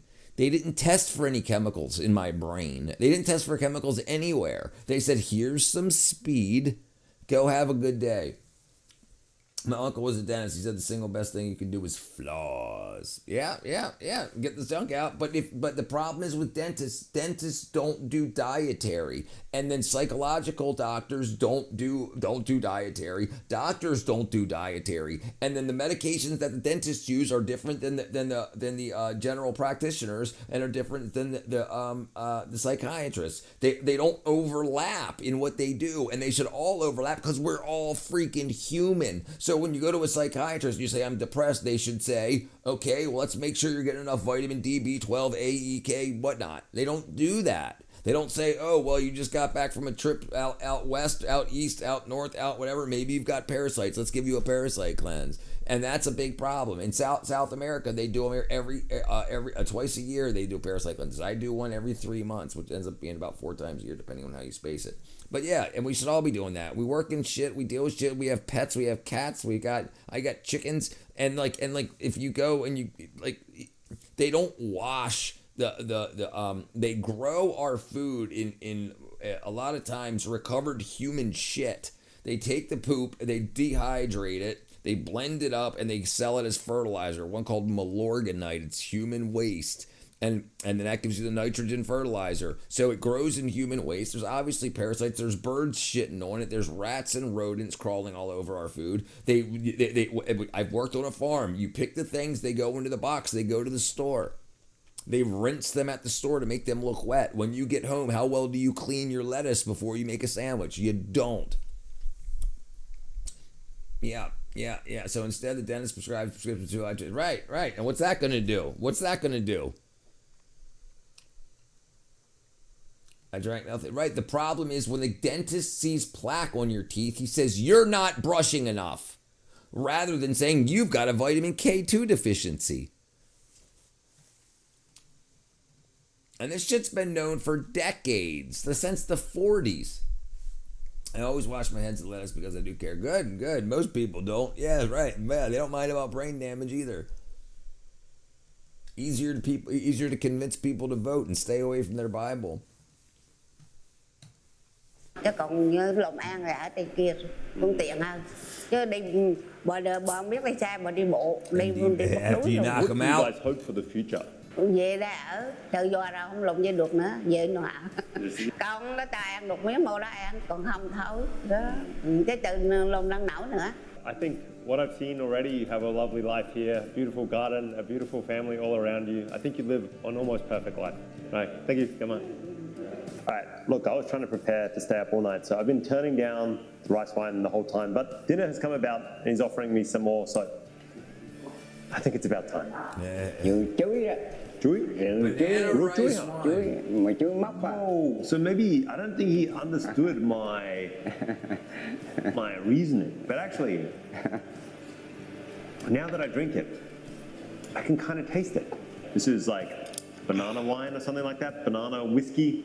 With cocaine. Banana vodka? Who knows what the right term is? But one thing's for Brother, sure. listen, it's so hard to find data on that because the government would get sued to dog piss knowing that they've been dumping fluoride in our water. The studies do show that fluoride works topically, but not in the body coming out. And also, if you read the back of a toothpaste tube, it tells you that if you brush and swallow more than a pea-sized amount of toothpaste with fluoride in it, go to the emergency room and call poison control. Well, the amount of fluoride in a pea-sized amount of fluoridated toothpaste is the same amount of fluoride that's in a cup of water. And we're told to drink 8 8-ounce glasses of water a day. So we're brushing our teeth and then drinking 8 glasses of water a day. We're taking 8 times too much the recommended fluoride. Well, that's your fault. You should have known how much fluoride. Oh, well, I've overdosed on Tylenol. Well, your Tylenol had Tylenol in it. Your headache medicine had Tylenol in it. Your cold medicine had Tylenol in it. Your sleep aid had Tylenol in it. And, it's just like, and they expect people to, people don't read shit. Indeed. They have fancy furniture. They must be rich. Yeah, they're probably rich. And he's probably got a lot of money off of interviews for the not being able to sleep thing, too. But yeah, it looks like fluoride's freaking not kick ass for you. Fluorine's one of the worst chemicals that you can put near anything.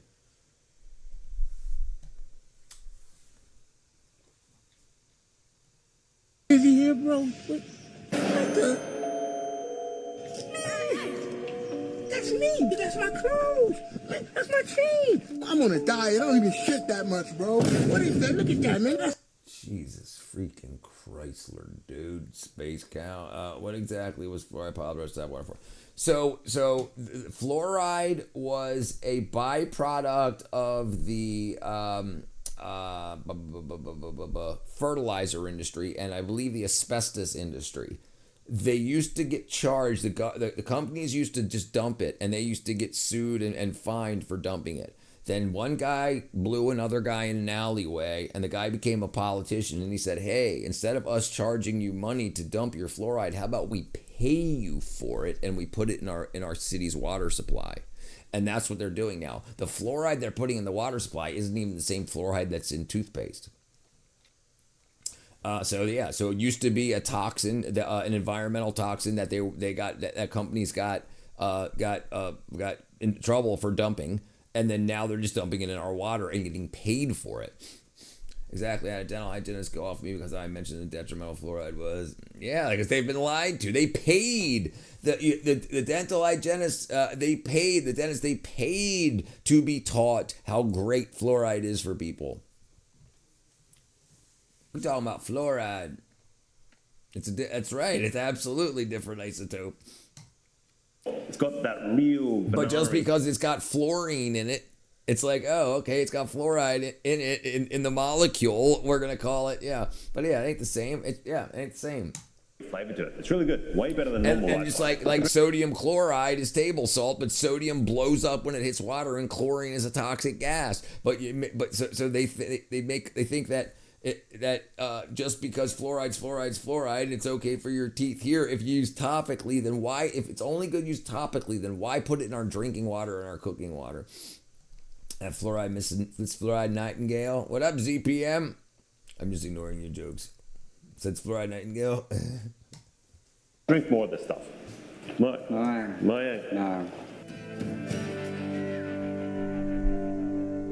After dinner, I begin to realize that one of the big issues with having so many hours available in the day is just simply boredom. To combat this, Omngop is a huge sports fan, following just about anything that involves Vietnam's national teams. It's about 6:37, we're getting ready for the night.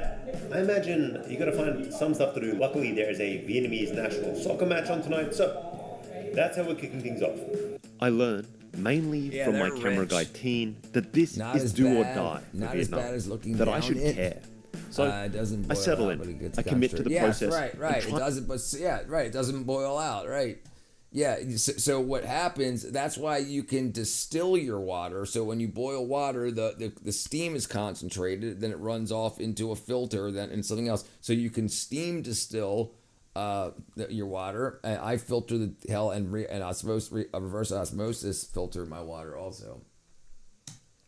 I to don some semblance of nationalism for my adopted homeland. And what does it do to your gut bacteria? When you drink a cup of toxin that kills the bacteria and stuff on your teeth to prevent tooth decay, what does it do to your gut bacteria? Does it kill them too? Probably. Seeing if the water is coming. I mean, it's just not really my thing. The stakes are that if Vietnam loses, they are completely out of the World Cup qualifiers. I mean, it's a big deal here, all right? I'll keep you guys updated. Thế mà chúng ta bị thua trong một tình huống cố định. Đó là một điều rất đáng tiếc. Tuy nhiên thời gian vẫn còn rất nhiều. Xuân Mạnh. Okay, I'm not the biggest soccer guy, but we're 9 minutes in, we're down 1 goal. That cannot be a great start.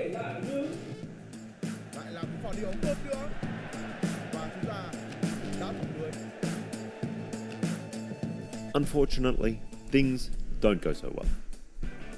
Alright, it's over. A merciful ending. Well, not that merciful. 3-0. But still, this is now around about the time I'd start thinking about bed. 9 p.m. And I just wonder what goes on. Finally, Omngop wishes his wife a good night, and it's on to a seemingly endless stream of 80s and 90s Vietnamese dramas.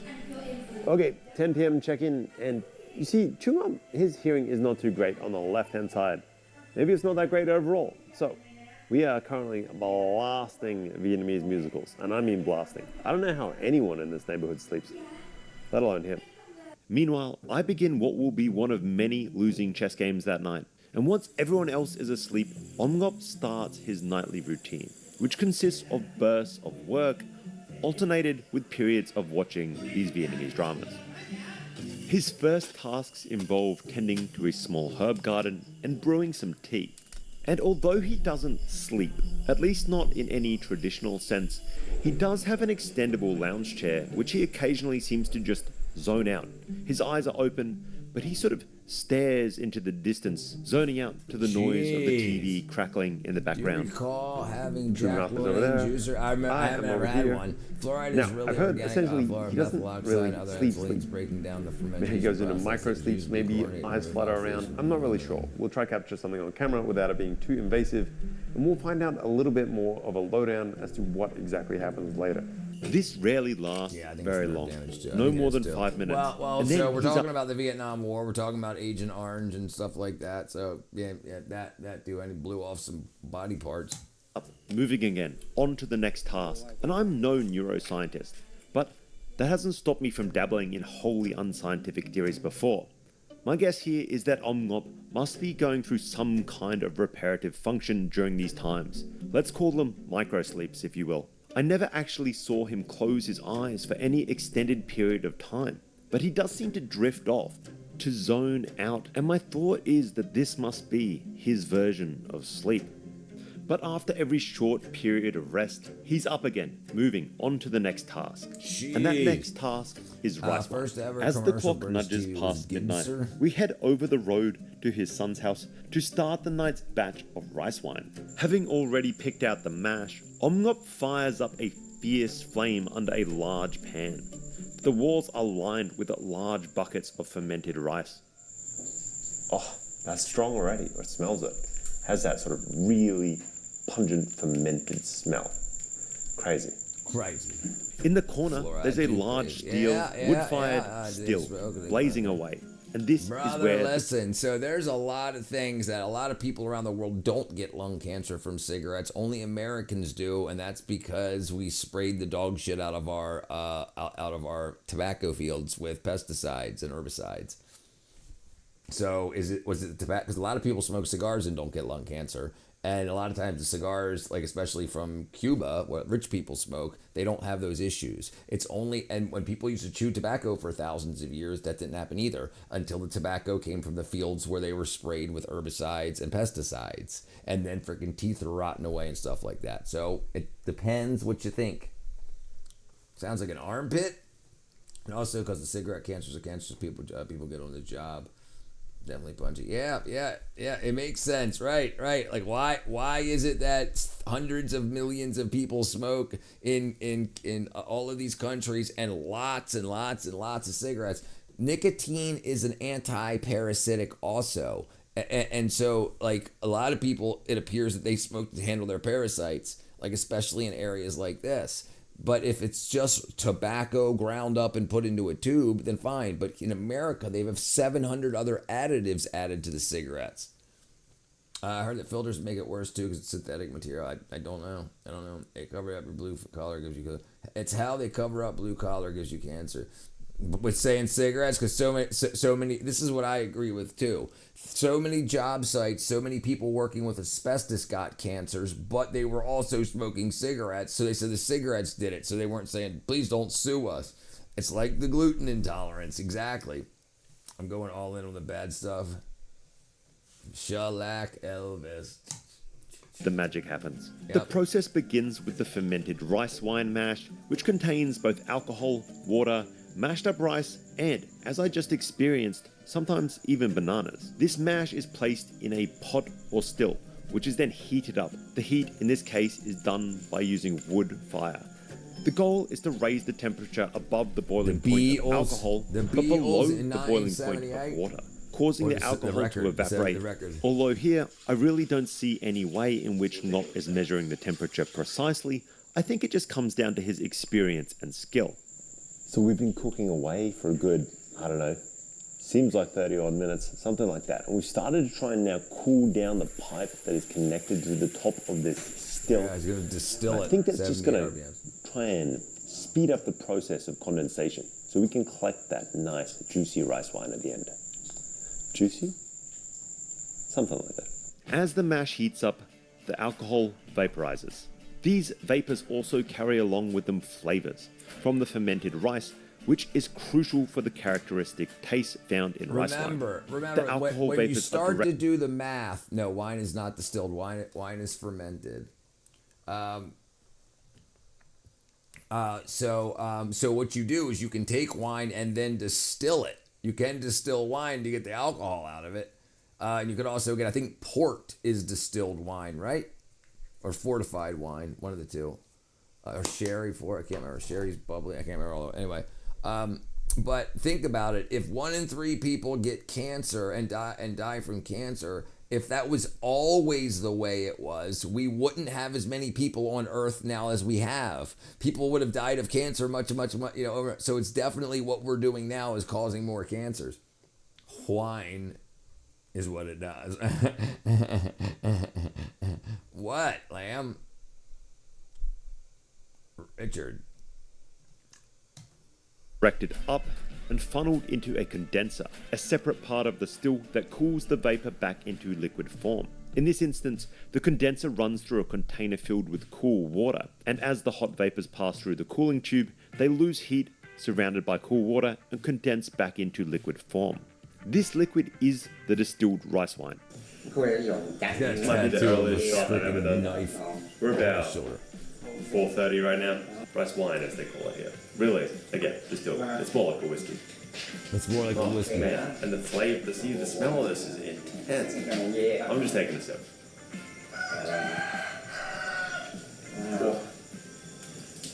Yeah, that's like freaking 150 proof. That's Dad good fine. switched to light cigarettes in the 70s, but he developed emphysema. He was coughing worse to light cigarettes when he learned about the shellac and the tobacco. Went back to Lucky Strikes. Isn't that interesting, brother? Isn't that interesting? That's riceline. Yes, it's riceline. Do you ever call a hammering $2, Chuck?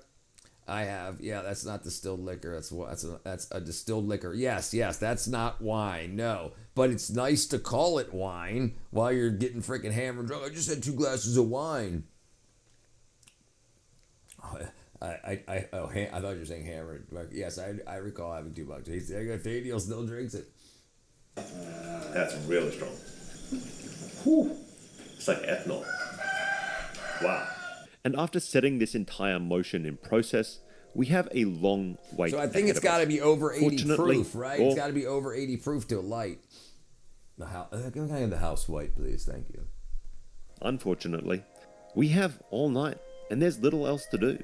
And so the rest of the night is essentially spent this way, with Om Ngop watching endless episodes of Vietnamese drama, myself continually losing at chess games, and Ngop periodically heading over next door to his son's house to check on the rice wine and add more fuel to the fire.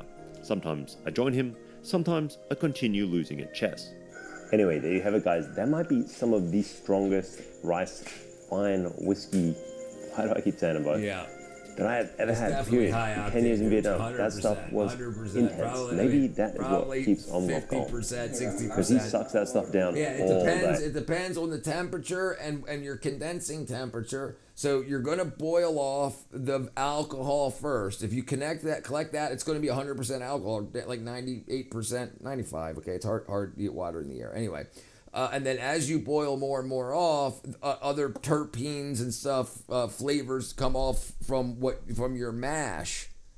But you can get damn near 100. You can't get 100% because it binds with the water in the air. But 90% alcohol, and then it's only if you keep going and keep going and keep going, as it cools down, and then the alcohol boils at a particular temperature, which is under the boiling point of water. So if you boil alcohol and water mixture is what mash is basically, plus whatever. Alcohol boils at a lesser temperature. So if you keep the boiling below water boiling temperature, but above the alcohol boiling temperature, then you're just the only thing evaporating is the alcohol. So the only thing condensing is the alcohol. That's how distillation works. So if you want to distill anything, if you know the boiling point of that you're trying to distill, if you're trying to distill mercury, and you have a bunch of shit mixed together, but you know mercury boils at 1200 degrees, then you heat it up to 1200 degrees. Anything that boiled under that, you throw away. And then once it gets to 1200 degrees, you know that's when the mercury. And then if there's other shit in there that boils at 1300 degrees, you want to keep your fire under 1300 degrees so you're not getting extra shit. And that's how you separate. It's called fractional distilling, fractionated distilling. Bro can't sleep because he drinks 90% rice shine. I think it's freaking 1600 Pennsylvania Avenue. There you go. Fermenting wine is actually a mash. Right? It ain't. Yeah, it's a mash. It's actually absolutely what it is. Yes. It's a mash. Right. Instead of corn, they're using rice. Fermentation got the nation. If it ain't your first. If you ain't first, you last. They're called adjuncts. There you go. Adjuncts. There you go. Trust me. Wow. Yeah, brother. And soon enough, the dawn is creeping over us. Light filtering through the mists of the central highlands, signaling the start of a new day.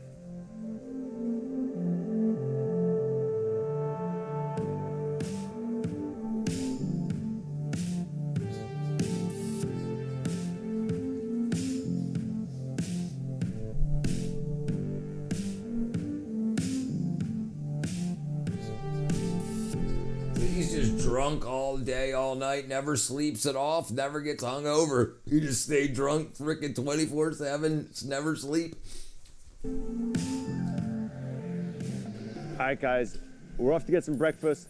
Pho, just around the corner here, breakfast of champions. If you want to know how you can survive without ever even sleeping, the answer is pho. My parents.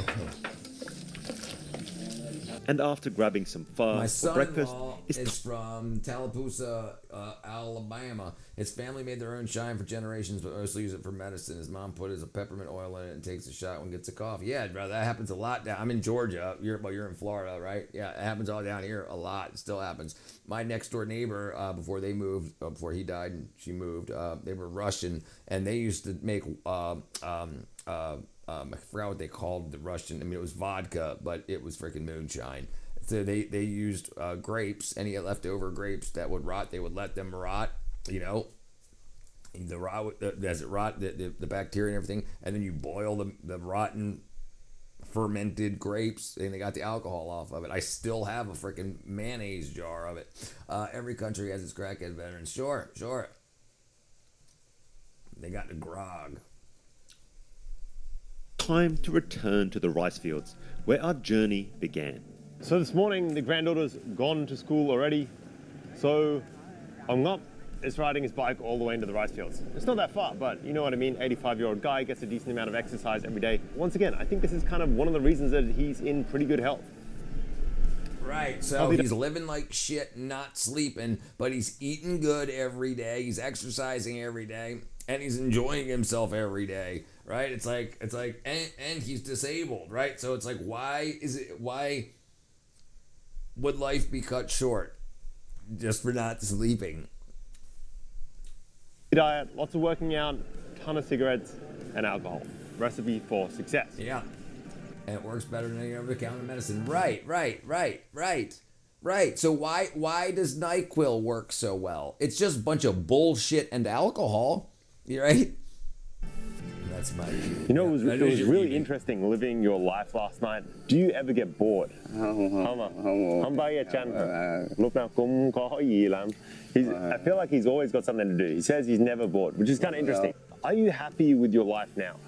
Cuộc sống mà. Yeah, cuộc sống cũng vui, nhưng mà có được buồn quá có chạy dầm lò, muốn lồm không được có che gì, buồn gì đó. Can you imagine if he can't die?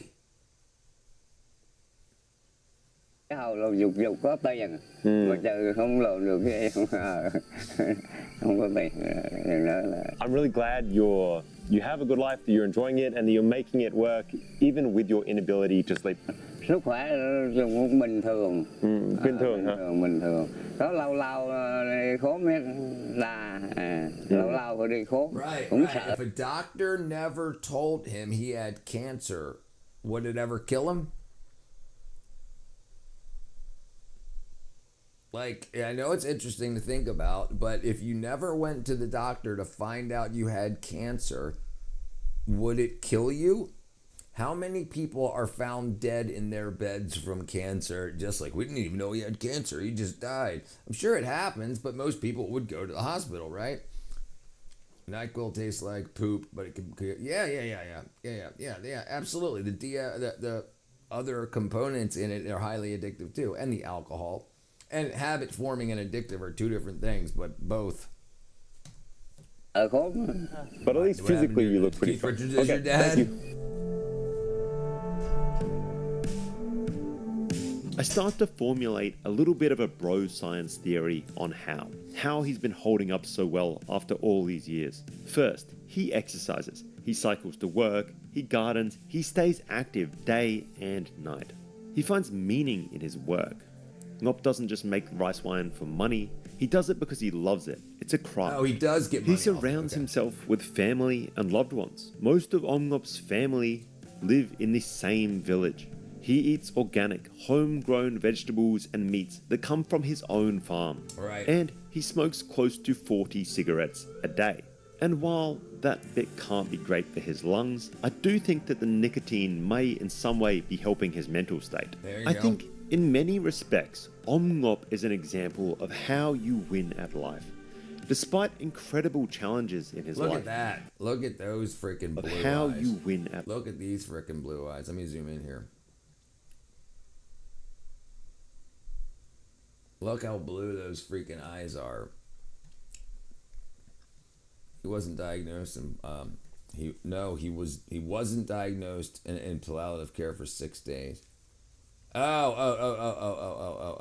like Z-Quil. My friend's son got hooked on an aspirin. He couldn't sleep at night without it. Yeah, definitely got cat eyes. He's probably got 9 lives.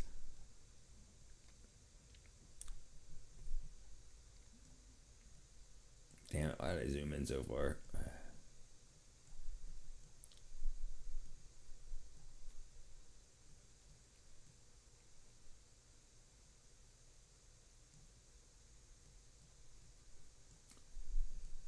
at life.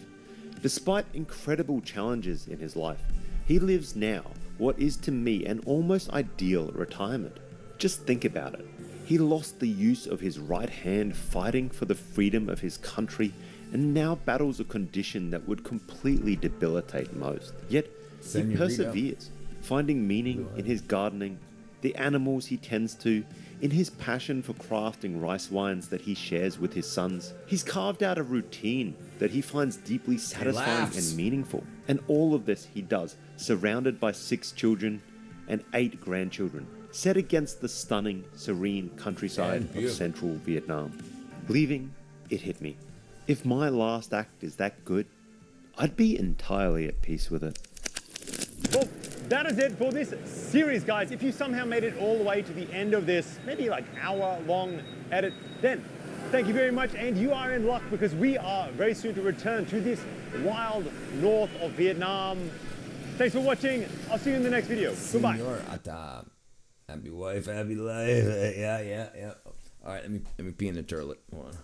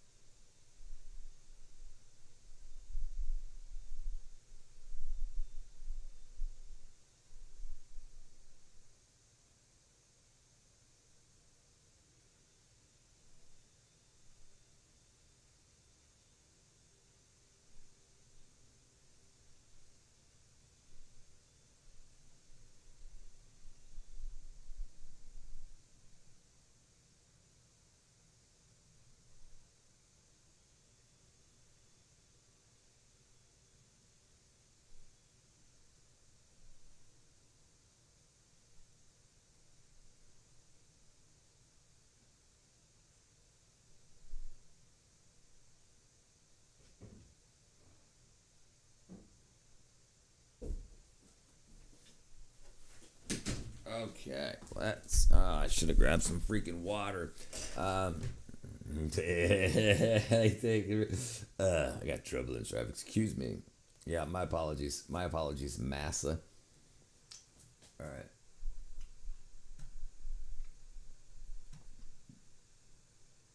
Okay, it says I was shocked. Let's take a look. In this series, we Back to embark on an Vietnam. expedition to the wild side, in Bai province.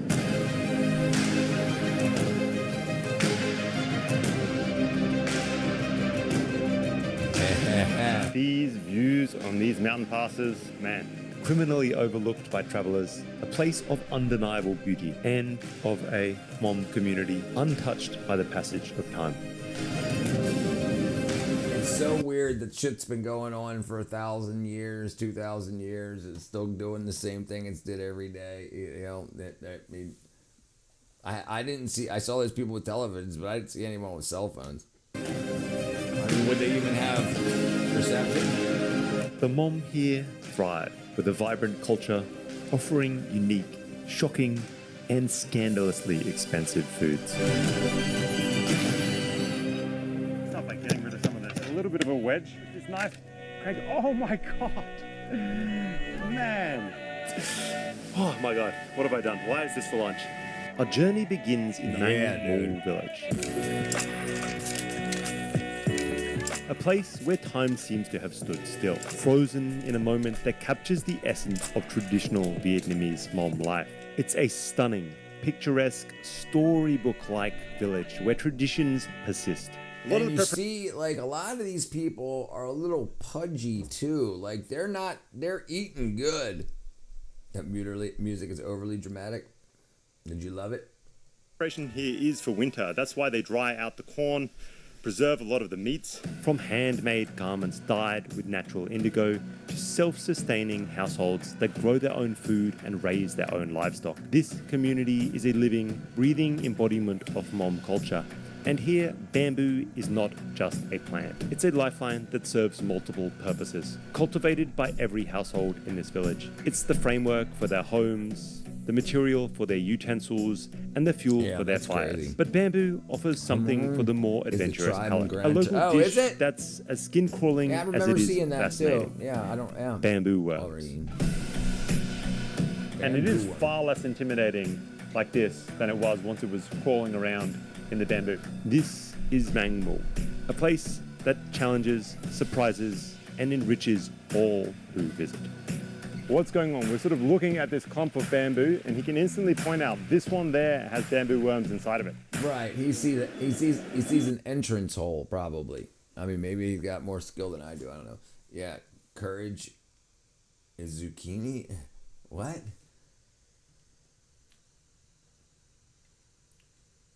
Courgette? I thought maybe it got adapted wrong.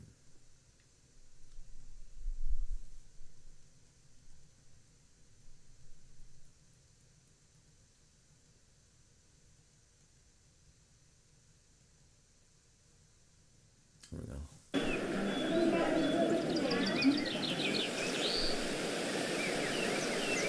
And you gotta wonder, these people drink a much different alcohol. I did. It was the same thing. Yeah, it's the same thing. Like the alcohol they drink, they make. It's not from a frickin' the oats and mash and rice that they use, they grow. It's not from a frickin' super sprayed source. Aubergine, courgette is zucchini. Oh, it is correct. Wow, I just didn't expect it to be. Yeah, so the alcohol they're getting isn't from a sprayed wackadoodle ass farm that then it ends up like even just one chemical.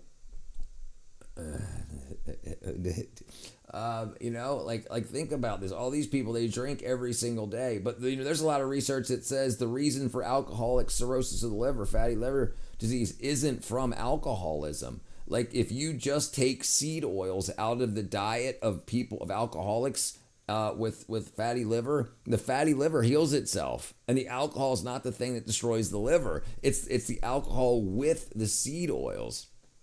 So and that's relatively new, like the past couple of years. Alcoholism, fatty liver, seed oils.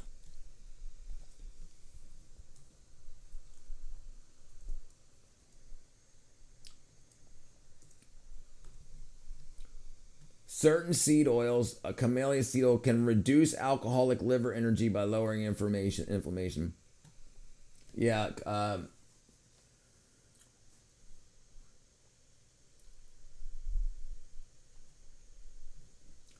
Fatty Liver Foundation seed oil debate is ramping up. That was March 2025. Seed oil is the reason for fatty liver disease. So they had people that quit drinking and didn't stop seed oil and they still died. And they had people that didn't quit drinking and stopped seed oils and they healed their liver. They just continued as alcoholics. I mean, think about it. Before we had clean water, everybody drank alcohol. Even kids were getting drunk at 4, 5, 6, 7, 8, 9, 10 years old. They were drinking like 3% beers and stuff because that's what you needed to kill the bad bugs. I would send the Auburn guy. Yes, it's inappropriate. It's inappropriate. Next, we find ourselves in Mukang Chai, where the annual harvest season offers both a visual feast and a culinary one. The terraced rice fields, already a marvel of human ingenuity, come alive with activity of Hmong farmers harvesting by hand. But the land offers more than just visual beauty. It's also a chance to engage in a seasonal Hmong tradition, catching and eating grasshopper. Wokens, I were paid in beer and mead. I was paid in beer and mead.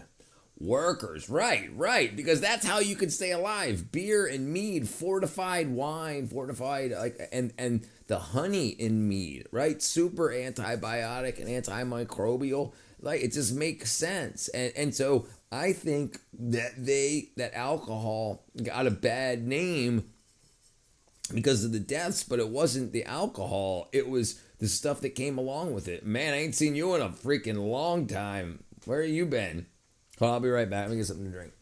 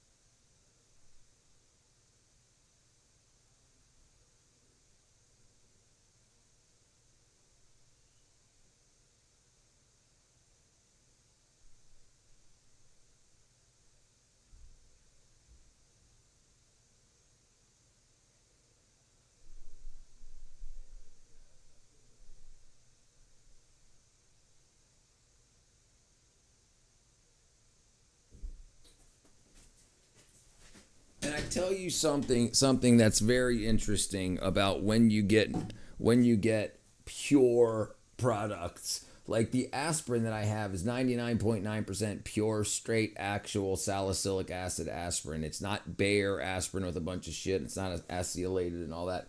That's a really, really, really powerful powerful, very good for you. The farther we get away from the actual products, the more problems they cause. I had some really good meads before. I'm not a big fan, but I mean, I've definitely had many. Calaria and chlamydia were girls to steer clear from. Pomegranate mead was the best I've ever had. Traditional honey is really satisfying too. I've got traditional local honey too. I did not watch The Astronaut. Oh yes. I thought you meant the movie. Yeah, we watched it. We streamed it. Yeah.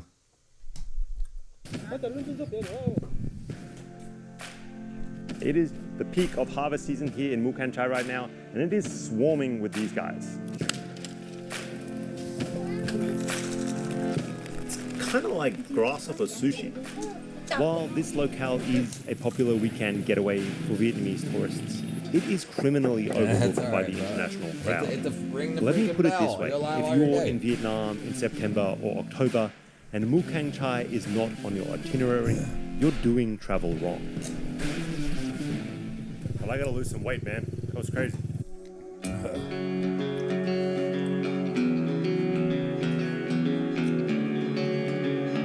Oh, thank you, Max, brother. From here, we visit the highlands of Sui Yang. Sui Yang.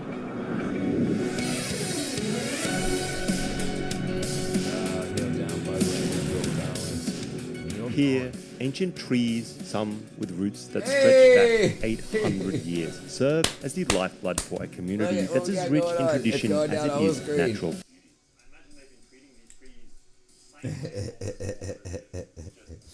He said 2 joules. That's funny. That's funny. It's freaking wackadoo.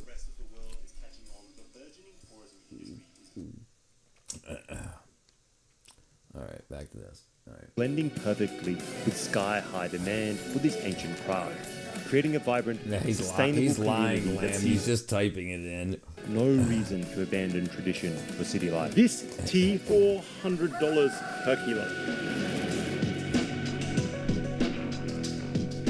From here, we visit Mung Lo Market, a bustling epicenter set in the lowlands but ringed by mountains.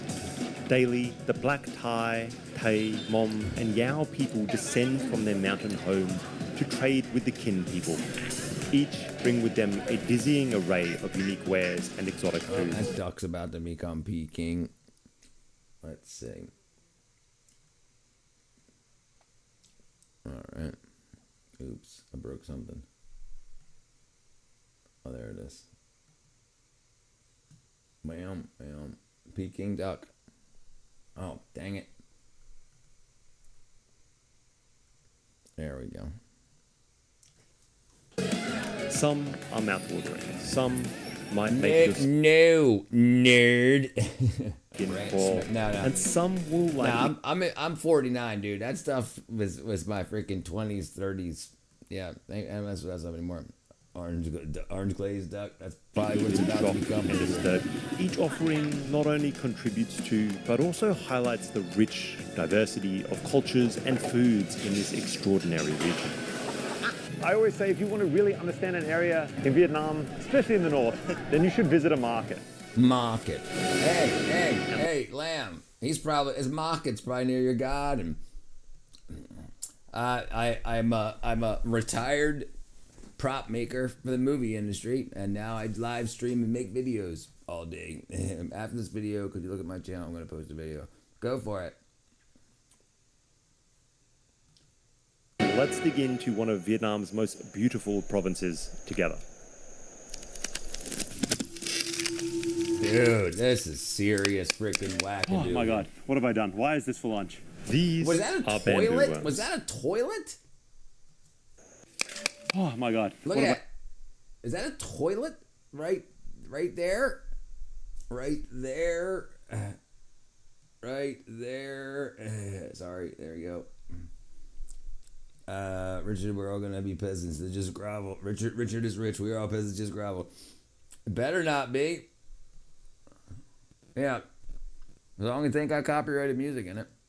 What have I done? Why is this for lunch? These are bamboo worms, a staple of the Hmong diet in Mukang Chai, a delicacy, in fact, and as skin-crawling as they may be, they're a vital part of what makes bamboo so significant in the hillsides of these Hmong communities. Okay, so to get it in, dude, can sandwich you this imagine knife. starting one of these communities?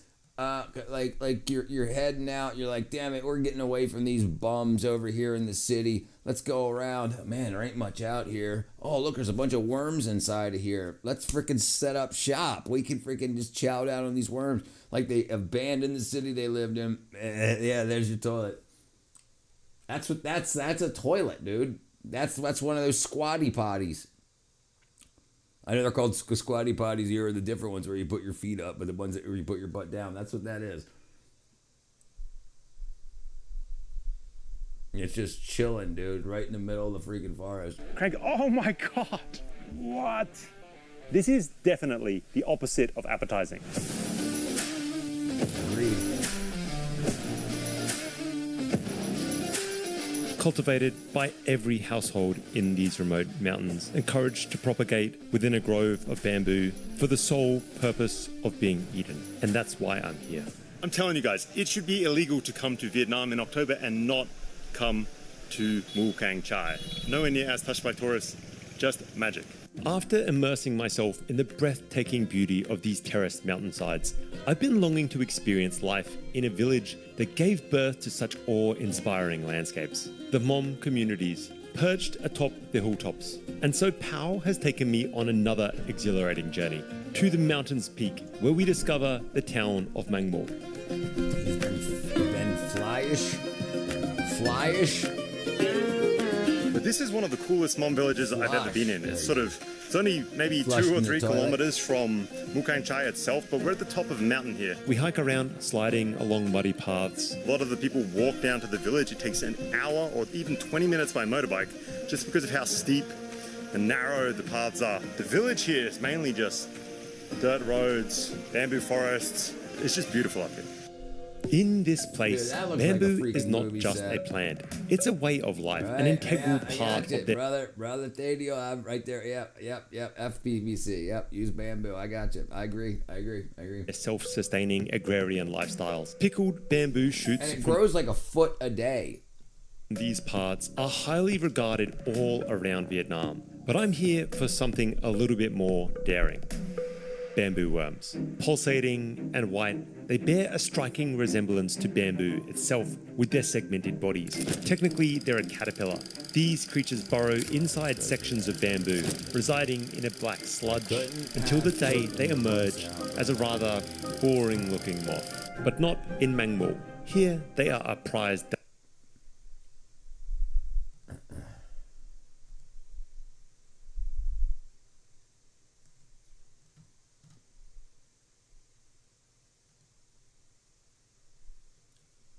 Which one am I looking at? The cat? I prefer LSF cable.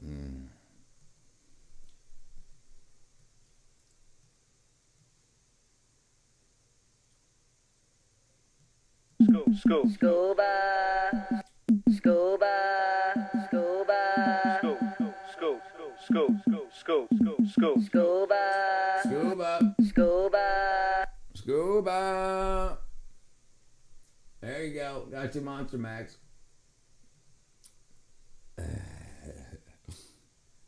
Oops, wrong button. Oh, now let me pause this. Delicacy. Few of these worms reach moth stage in these parts. They are enjoyed by everyone. They even tried to serve these things to me at my homestay the night before the shoot. Not gonna happen. That's me watching Howard just explained to me what's going on. We're sort of looking at this clump of bamboo, and he can instantly point out this one there has bamboo worms inside of it. And essentially he's able to do it because once these worms start growing inside, from what I understand, that segment of bamboo is growing a little bit smaller, and there's also a small hole that the worms have dug into the side that doesn't heal. And that, I imagine, is how they breathe. But that's not how he's instantly picking it up. He's picking it up first just because that segment of bamboo is noticeably smaller, at least to his eyes, than the rest of that tree of bamboo.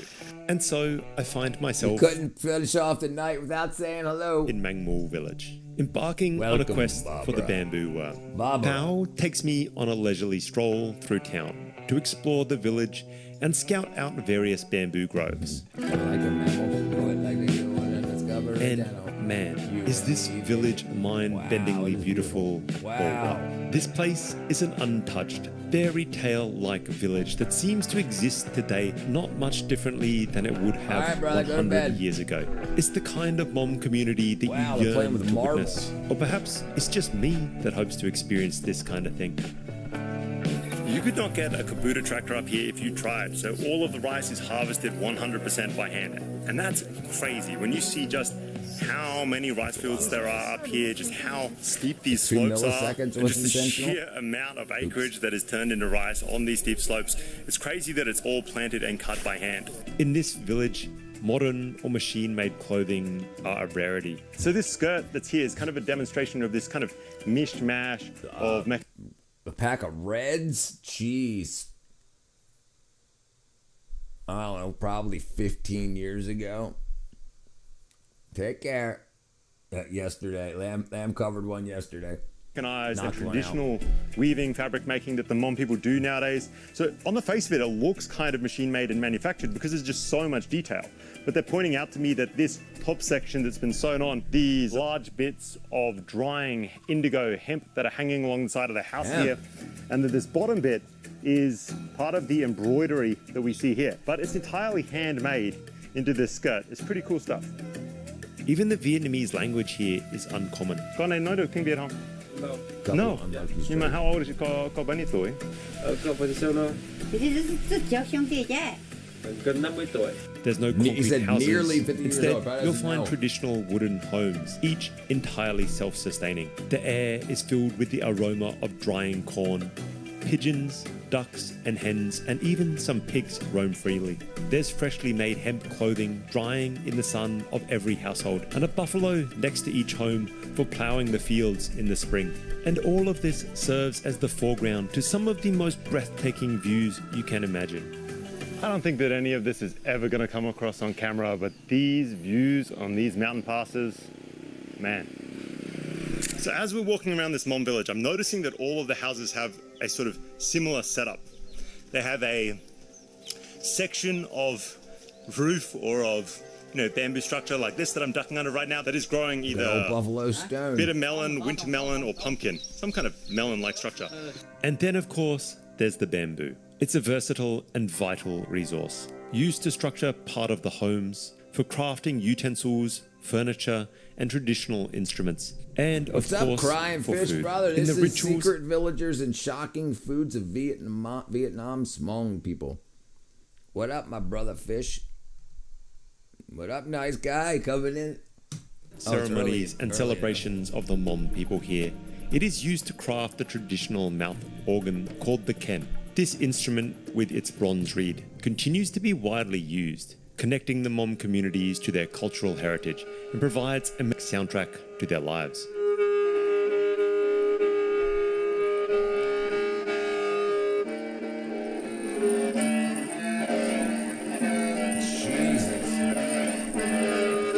Waiting for him to puke into that mouthpiece. Pretty cool to see. And I am really enjoying it. What are you making this reed out of? What material is this? Đồng. Bronze. Yeah, so this is the reed, and I think it's made out of just like a simple bronze. That's now I'm never going to be able to do it. When did you learn how to make this instrument? Đi học của những người ông. Previous instrument. How many Cool, I people think can I've make seen this it guy nowadays? before, you know, live Có fish. nhiều lần bảo là mấy tháng này bảo Andrew Fraser, he has done a bunch có of này travel stuff. chích là phải múa cái khăn chích. Does he make everything himself? Yeah, it's freaking very interesting. How you doing, Glenn? Không có ai lần đó là vợ nó cho con nó biết lặng. What makes a good organ? Có nghĩa là một cái High quality organs have been refined repeatedly. How does he know which bamboo has the right note?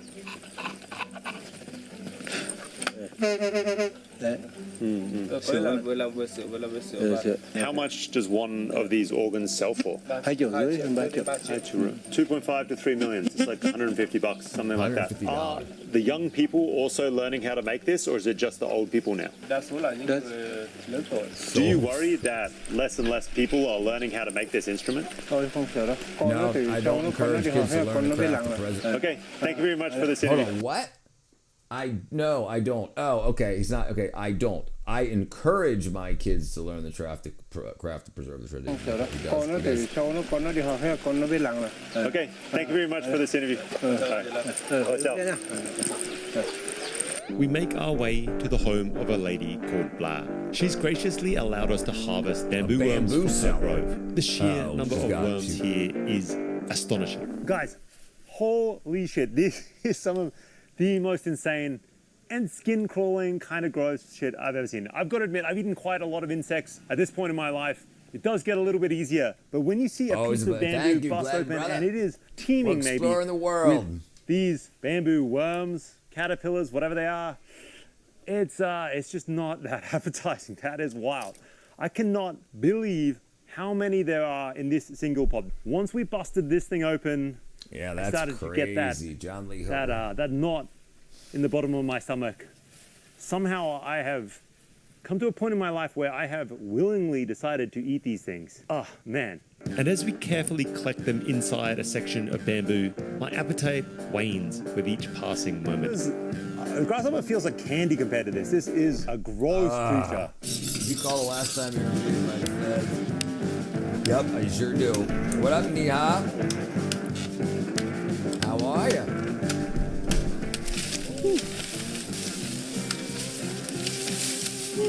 All right, let's see if we got lucky. Okay, so Power's given me the honors of slicing this bad boy open. Let's start by getting rid of some of these sprouts that are on the side. Okay, so sort of get it in, sandwich this knife, crank it. Oh my God! It's a lot. That is so gross.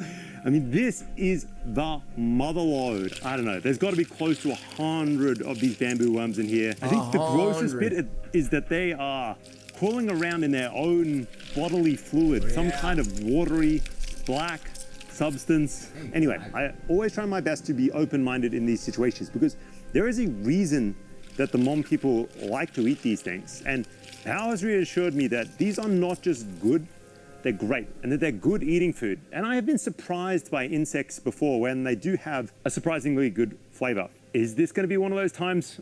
I really doubt it. Yeah, it's going to be a lot. I really doubt it. Yeah, brother, man, it's going to be pretty tough. Glenn, brother, I love that's what I think that's why I like. I'm at 8 hours and 1 minute right now into this stream, and I'm not bored yet. Dear call, typical voice to text. Typical voice to text. Oh, dear call. I didn't even see that. Dear call. Do you recall? Dear call. Dear call. Dear call. Make it my mantra. Thit Ang Con Nei Hong. What up, Cheryl? Welcome back. We're in Vietnam now. She says, don't worry. It's going to taste delicious.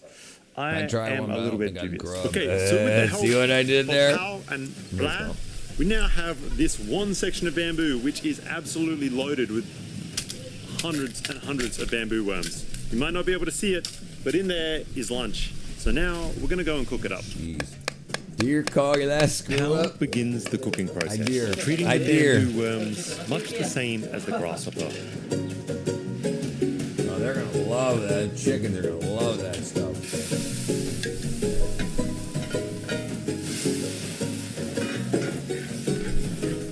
Simmering them with lime leaves and spices for an extended period of time. I take the opportunity to explore the property.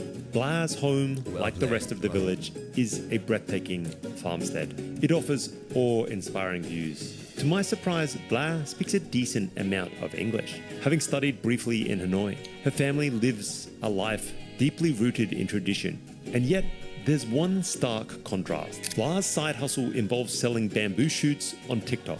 It's a jarring reminder of the rapid pace of change in Vietnam. even in the most remote and seemingly untouched communities. Okay guys, the bamboo worm has been cooked up. We're here with Bao, Blah, and Alec, who is Blah's son, 10 months old, same age as my son. This is a really beautiful farm home she has here. She's been nice enough to let us have access to some of her bamboo worms. There is some delicious looking food on the table, so let's try it. Bao, how do we eat this? Okay, Pick it up and eat it. Yeah, it's pretty How do easy. you Pick it up and eat eat it? it. How do you eat it? You pick it up and eat it. One thing I noticed instantly when I pick it up, it is just like, it's super light. Alec, do you want to try some? Alec's gonna try one. Oh, yeah. Which means if he can eat one, I definitely have to eat one. And it is far less intimidating like this fried. than it was once it was Do you crawling recall around last time you in were the bamboo. fired? Should we try? No. I don't think I've... I don't think... yes. It was when I was like 17. I was working for a window and door company. And it was going door to door, knocking on people's doors, asking... And I didn't get enough sales or whatever.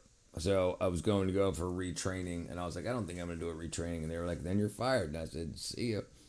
Wow. Huh. Popcorn. Pretty good. Yeah, I wasn't expecting that. You never really know with insects, although obviously fried insects are much easier to eat than live insects. You very rarely get that sort of gush and that. Yeah, well, they have both here. A lot of corn, and because they're so high in the mountains, they've got to hand harvest all their corn. So they don't have machines and tractors to harvest their corn. So it's all hand. So they might eat the corn, or they feed the corn to their buffalo. Get out of here, hippie. Carney. He's a hippie. Liquidy flavor and texture. But this has, almost like a popcorn-like texture to it. And again, what really comes through is the seasoning. Strangely enough, I think I actually prefer this to the grasshopper. Check out ngon hơn. Cao cao. It tastes like popcorn. I don't know what else to say. That's the craziest thing. I do. Dear and it is Carl. surprisingly good. It's fried in here. Yeah, I'm guessing they probably feed it to their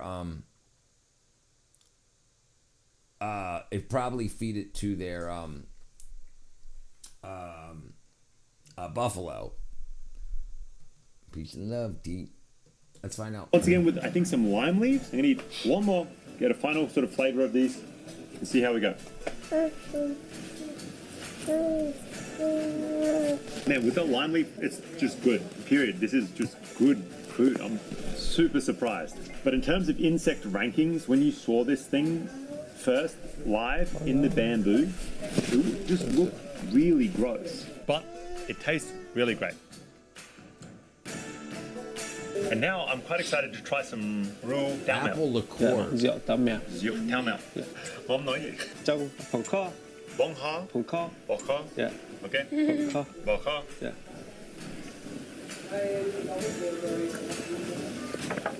Oh wow, that is really not like cider at all. I thought it would be more of a traditional cidery flavor, really sweet. The apple itself is sweet and sour. This is not sour at all. It just has a bitter flavor to it. And now I'm getting that real like warm belly type of feeling that you get from a spirit. Is this made in the same way you make rice wine? Do cái mèo thì mình nấu rượu bình thường, sau đó thì mình để quả táo vào trong cái chung, sau mình đổ rượu vào. So maybe that's why it's so alcoholic, because they basically just add alcohol to the apple juice. How often do you eat this? Thỉnh thoảng. Thỉnh thoảng. Mà có bạn sang chơi thì mới mang ra nhậu. And what's the context for eating this? Is it kind of like a side dish, or is it a dish you eat when you drink? Why do you eat this? Mình ăn giống như một cái món drinking with friends. Bạn nhậu. Yeah, it's like their buffalo wings. Đó là những cái mà mình có sáng mình chặt tại cây về. It really is kind of like a party dish. You just got some of these worms lying around in your house. Your friends come, like popcorn, get some drinks together, and there it is. Like it's nachos. the popcorn, it's the salsa, it's the side, it's whatever you guys drink with. Salsa, here in Mandelbrot, how often do you eat this? Thường là đến mùa thì chồng mình sẽ đi bắt về cho con với mọi người trong nhà ăn. So this is a seasonal food. It's only available this time of year? Yes. Is it really common for people to eat this worm? Có, cái món này phổ biến vì nhà nào có tre thì đều có. Không được đi ăn trộn ra, phải đi xin. Nếu mà đi chặt của nhà người ta thì phải đi xin. I actually noticed that. Like when we were walking around, we were asking a lot, like whose bamboo is this, whose bamboo is this, you know, so it's kind of like it's your bamboo, then it's your worms. Blah, where did you learn to speak English? I learned English in high school and in Hanoi. How long did you study in Hanoi? 4 months. 4 months. 4 months. And then you came back here. Yes. Why? Đến dịch Covid nên là họ về nước rồi họ đóng cửa, không dạy nữa. They don't teach anymore. Oh, that sucks. Chị có thích sống ở thành phố hay là ở đây? Ở đây. Ở đây hả? Tại sao? Kiểu không khí trong lành hơn, cuộc sống bình yên hơn. Mình không thích xô bồ. I like it here as well. I think I could live here. I heard that a lot of young people are moving to the city now. Is that true? Cũng có một phần. Họ đi làm xong Tết họ lại về. How has Mang Mu changed since when you were a child until now? Nó cũng không thay đổi nhanh chóng. But it must have changed a little bit, no? I see like now there's some, like you have spot here for photos, there's tourists coming. This must be a little bit different, no? Or it's just quite similar? Đó là một sự thay đổi. So that's the only thing that's changed. Look, I've got to admit, that's kind of cool though. Usually when I ask what has changed, people say everything is changing. It's changing so quickly. But when I look at this village, it's true. This is one of the villages that I've been to that it feels like everything is still done in a very traditional way. Everything still feels very I don't see the hemp. They must grow a lot of hemp if their clothing's all made me of here it. again. They're not growing cotton, that's really, for sure. really nice. And Bala, thank you for letting me into your home and sharing some of your bamboo worms with me. It's really a surprisingly delicious dish. You're welcome. There's something symbolic about Mang Mu in my mind, symbolic of the current state of Vietnam. Mang Mu embodies the fascinating juxtaposition of tradition and modernity Vietnam currently enjoys. Some of this community don't even speak Vietnamese, while others run e-commerce stores from social apps on their smartphones. How the hell do you ship it?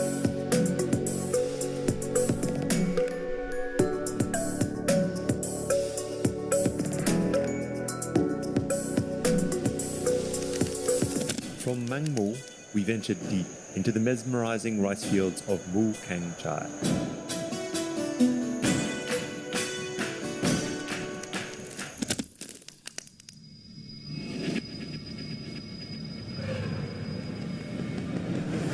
Oh, catching grasshopper. You want their Wi-Fi? It's in the game. My dog used to coax my wife. Mu Cang Chai during harvest season is more than just a travel destination. They're cooking dogs in that it's a bamboo. pilgrimage. I Picture don't know if they have any this, dogs up terraced there. rice Probably, fields that hug the curves of mountains like a golden quilt. This is the Vietnam I moved across the world to live in. And it is pretty up here, man. Really pretty. Nowhere else I have been encapsulates the essence of rice harvest season quite like Mu Cang Chai. Imagine entire valleys set ablaze by the golden hue of ripe rice, harvested by hand by local Hmong communities. But don't be fooled. I'm not just here for the views. Yeah, that's I'm the here rice. for something far more fleeting. The annual eating the Hmong dogs, tradition they're eating the of cats. grasshopper hunting. Yeah, anything that moves got muscle. But first, we got had to get protein in there. it. Anything that moves, yeah. Navigating these serpentine roads requires more than just courage. It demands local expertise. I've biked all over Vietnam, but these trails, not for the faint of Lovely's heart. a dude. Yeah. Apparently I'm too fat for the motorbike to get me up this hill. It was pretty steep. But I gotta lose some weight, man. That was crazy.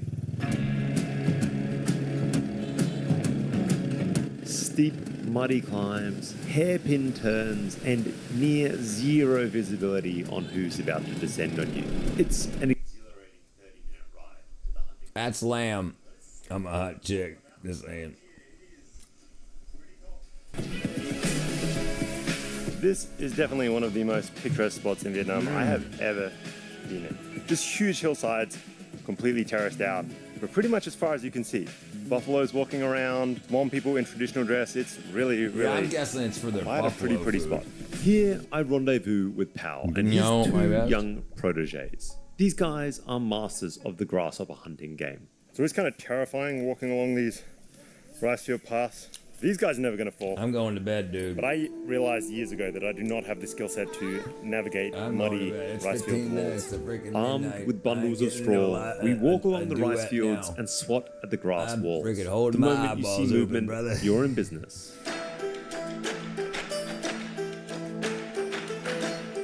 You can come on earlier tomorrow. We can have lovely lamb lunch early tomorrow. No, ain't happening. No gay conversations on this street. Seattle, you need more B12. Yeah. And from gargantuan winged creatures to minuscule green ones, this place is a grasshopper haven. Even one-handed, camera in tow, I add to our growing collection. It's pretty easy. I'm kind of picking one of my sleep and restores earlier, and then I just took 2 more, forgetting that I took 1 earlier. And they're definitely doing their trick. They're sleeping and restoring me. It up again. I think just about every kid around the earth. Magnesium, glycinate, and GABA. So I got a freaking big old dose in me, and I'm freaking. It's the calming effects are working expeditiously. Just collected these guys at some point. It's kind of fun. I like stuff. I've never eaten them. Yeah, boy. The kids store the grasshopper by impaling them on a wild grass stem. But the bottle power is using seems much easier to me. But what do I know? Hunting these things is a balancing act on narrow rice terraces. Sidestepping buffalo, it's almost surreal. An alpine summer in the heart of Vietnam. Yes, I'm gabbing complete out. with the tinkering of cowbells. And the shocking part to me is this place is woefully undervisited by Western tourists. I have not really seen any other Western people here, and it's kind of a shame. It's also a good thing, though, I think, that there are these corners of Vietnam that really are still not visited by many Western people. So if you want something... No, dude. I can't do it, dude. Listen, you remember those lollipops that people used to get that had like the tequila worm in it? What up, TW? I couldn't do it. I couldn't do it. I couldn't even eat the lollipop, like taste the lollipop that had the worm or the cricket in it. No. I can't do it, dude. Can't do it. Thing that feels a little bit more off the beaten path, at least. It bugs me out. Hey, look, we're at the same color shirt on again. Compared to Sapa or Hai Yang, it's not like it's completely forgotten, but it is kind of incredible to me that this is not more visited. At least this is the kind of Vietnam that I was looking for when I first visited this country. Sweeping rice terraces, traditional ethnic minorities walking around, buffaloes and cows grazing. It's just, this is Vietnam. And in no time, we've gathered enough to feed a small village and head for the kitchen. That's lunch. I can't imagine before motorbikes, you understand how these languages and these cultures remain so separate and so distinct, because it would have taken days just to get to the bottom of the mountain, that's for sure. Not if you tripped. These guys are wizards on motorbikes. Yeah, poor Saco can't find Spencer's. Nope. We'll try to find Not one. so surprising they have goats up here. Probably the only creature you could easily move about.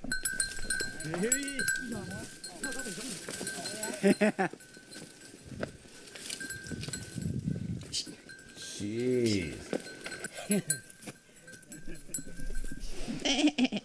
Riding once again on tiny roads through just draw-dropping landscapes and isolated communities. We reach our cooking to the spot, lamb. a rustic roadside shelter, What up, one of many scattered throughout these hillsides. So we have arrived at the cooking location, which was about a good 30 minutes further up the mountain than when we originally caught the grasshopper. And I think it's because up here, pretty much all of the rice is still quite high. None of it's really been harvested yet. Things here take a lot of time because everything up here is harvested by hand. You couldn't get a Kubota tractor up here if you tried. So I think it's going to be a while until things get mechanized in these parts. Cute little house up on top of the mountain, and we're going to check out how exactly these grasshoppers taste. As rain clouds gather, how north, takes the lead in the cooking preparation. I'm sorry. Transforming our catch with lime leaves. West. Oh, sorry. East Vietnam. East Vietnam.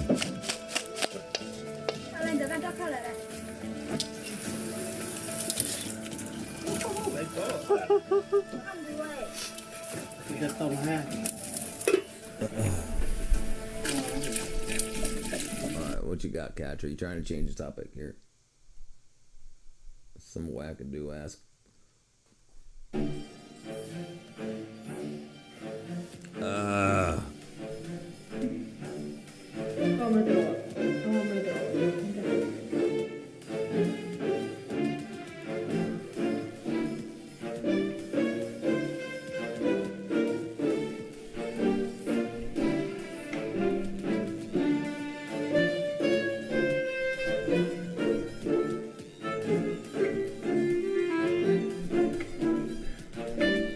Take the 2 screws off.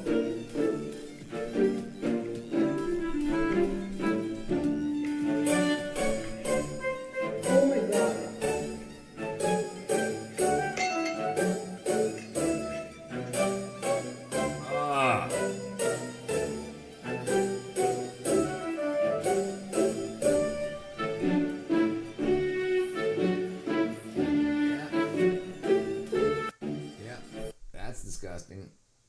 Yeah, the landscape is beautiful.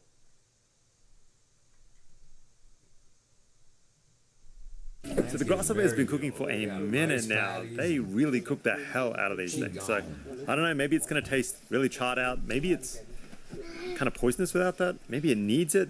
Who knows? But we will find out. He cooks it for a considerable amount of time, especially considering they're such small creatures.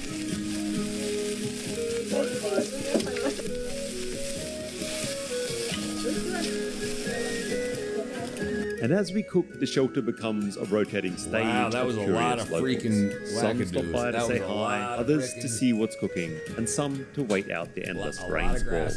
The anticipation is building, but finally, the feast. Grasshopper and sticky rice. It's kind of like grasshopper sushi. So, and pal, I'm pretty excited to try some of these grasshopper. We spent all morning catching them. I think let's just try. Plutonium, brother? Doing good. Doing good. Okay. All of these grasshoppers seem to be of the same variety. I was catching just about any grasshopper out there, so maybe don't do that. They all seem to be these sort of browner shaped grasshopper. Let's give it a try. Just ăn hết đúng không? Ăn hết và ăn cơm này. Oh wow. Đúng rồi. So that is like a completely different flavor than I was expecting. Fried insects are way easier to eat than live insects, obviously, or even just raw insects. And there's a heap of flavor in here. I mean, that one was almost like spicy. I don't know what this leaf is. Lá chanh. It's incredible just how much flavor is on these grasshoppers. You really don't get any of that insecty flavor at all. You do get that kind of crunch from the shells, but it's not the sort of fingernaily horribleness I'm used to. It's a little bit more of a pleasant crunch. Yeah, let's try one more. That's what I'm tasting coming through. There is a ton of flavor with this. It is not your average grasshopper, that's for sure. And it sort of tastes like spicy chips or fries. This is far more reminiscent, to me at least, of the dishes I'm used to in central Vietnam that have this punchy, fiery, spicy, I think they are in seasoned flavor. And it is really surprising how good this is. It's just like, it's super easy to eat. Yeah, like it's easy to eat, right? It's easy to eat. Really, honestly, in terms of like insect rankings, I would put grasshopper. Avocado symbol. Yes. Na is for sodium. Yeah. Na is for sodium. Yeah. Oops. Yeah, I wish I could join those guys. Seems like a little strange to eat, but I do it. Yeah, I would do it too. Freaking Aaron, absolutely, brother. Absolutely.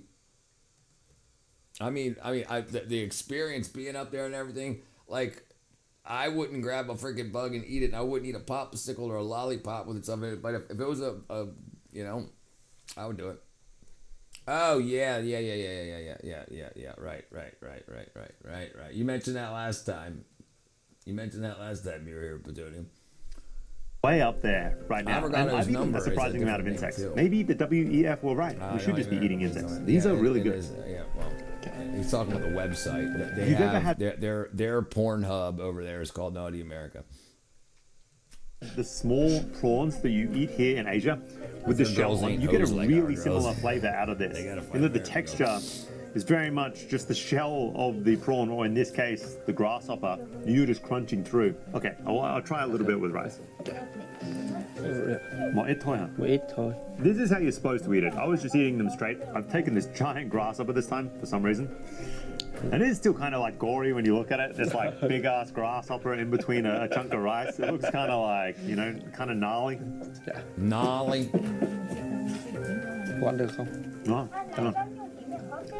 Yeah, the rice really helps because there's obviously no flavor on the rice. A lot of the rice around here is kind of like it's a sticky rice, really. It's a short grain sticky rice, and it looks, even visually, very different from the rice that I'm used to seeing in central Vietnam. I think if you were just eating handfuls of these grasshoppers with the amount of flavoring that's on it, you just wouldn't be able to eat that much. It would just overpower your senses after a little while. Again, they ate earlier. They ate bamboo worms also. Yes, that's how they're getting their protein up there because they don't eat their animals. They don't eat their buffalo and stuff. They're used as their tractors, so they don't like slaughter and kill the buffalo. So they'll eat like goat and their chicken eggs and chicken and stuff like that.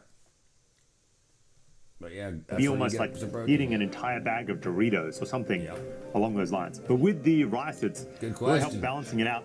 And I think that's how you would eat this with volume. Just the grasshopper for flavor and the rice to help balance it out. If it wasn't for the crunch, the occasional leg that gets stuck in between your teeth, and the visual aspect of this, I bet you anybody could eat this stuff. It's really pretty good. One more with the rice. Yeah.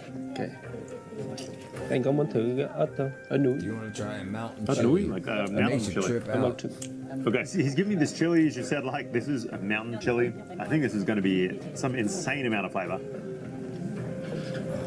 Oh wow. Oh my god, dude. Cay quá. Dude, this little chili packs a serious punch, like instant punch. And there was not much in there at all, just seeds. I'm not one of those chili connoisseurs. I'm not sure I'm going to be able to really articulate well the flavor, but I'm getting that saliva build up, real heavy, like a little bit of watering in my eyes. Now the throat burning is starting. Oh wow, yeah, that's got kick, and that is why this is seriously spicy. That's why this dish is just really loaded with spice. Cay thì ăn cơm vào là nước cay. Yeah. These things are popular, and everyone, the young and the old, all dig in. So, and how often do you eat this dish? Con này thì một năm chỉ có một lần gặt lúa thì mới có con này. That's interesting. So it's just a once a year dish. So you know what? So you guys only get one rice. It's probably part of the culture because they don't want the grasshoppers eating the rice. So they eat the grasshoppers. So the grasshoppers don't eat the rice. Like we just spray to kill the grasshoppers on our rice, and then make the rice poisonous. All right, we're going to call it here. I'm going to call it a night here, everybody. Ladies and gentlemen, love you all. I'm going to get me some sleep here. We will finish this up tomorrow. I appreciate everybody coming through. Love you guys. Love you girls. See you guys tomorrow. Bye-bye.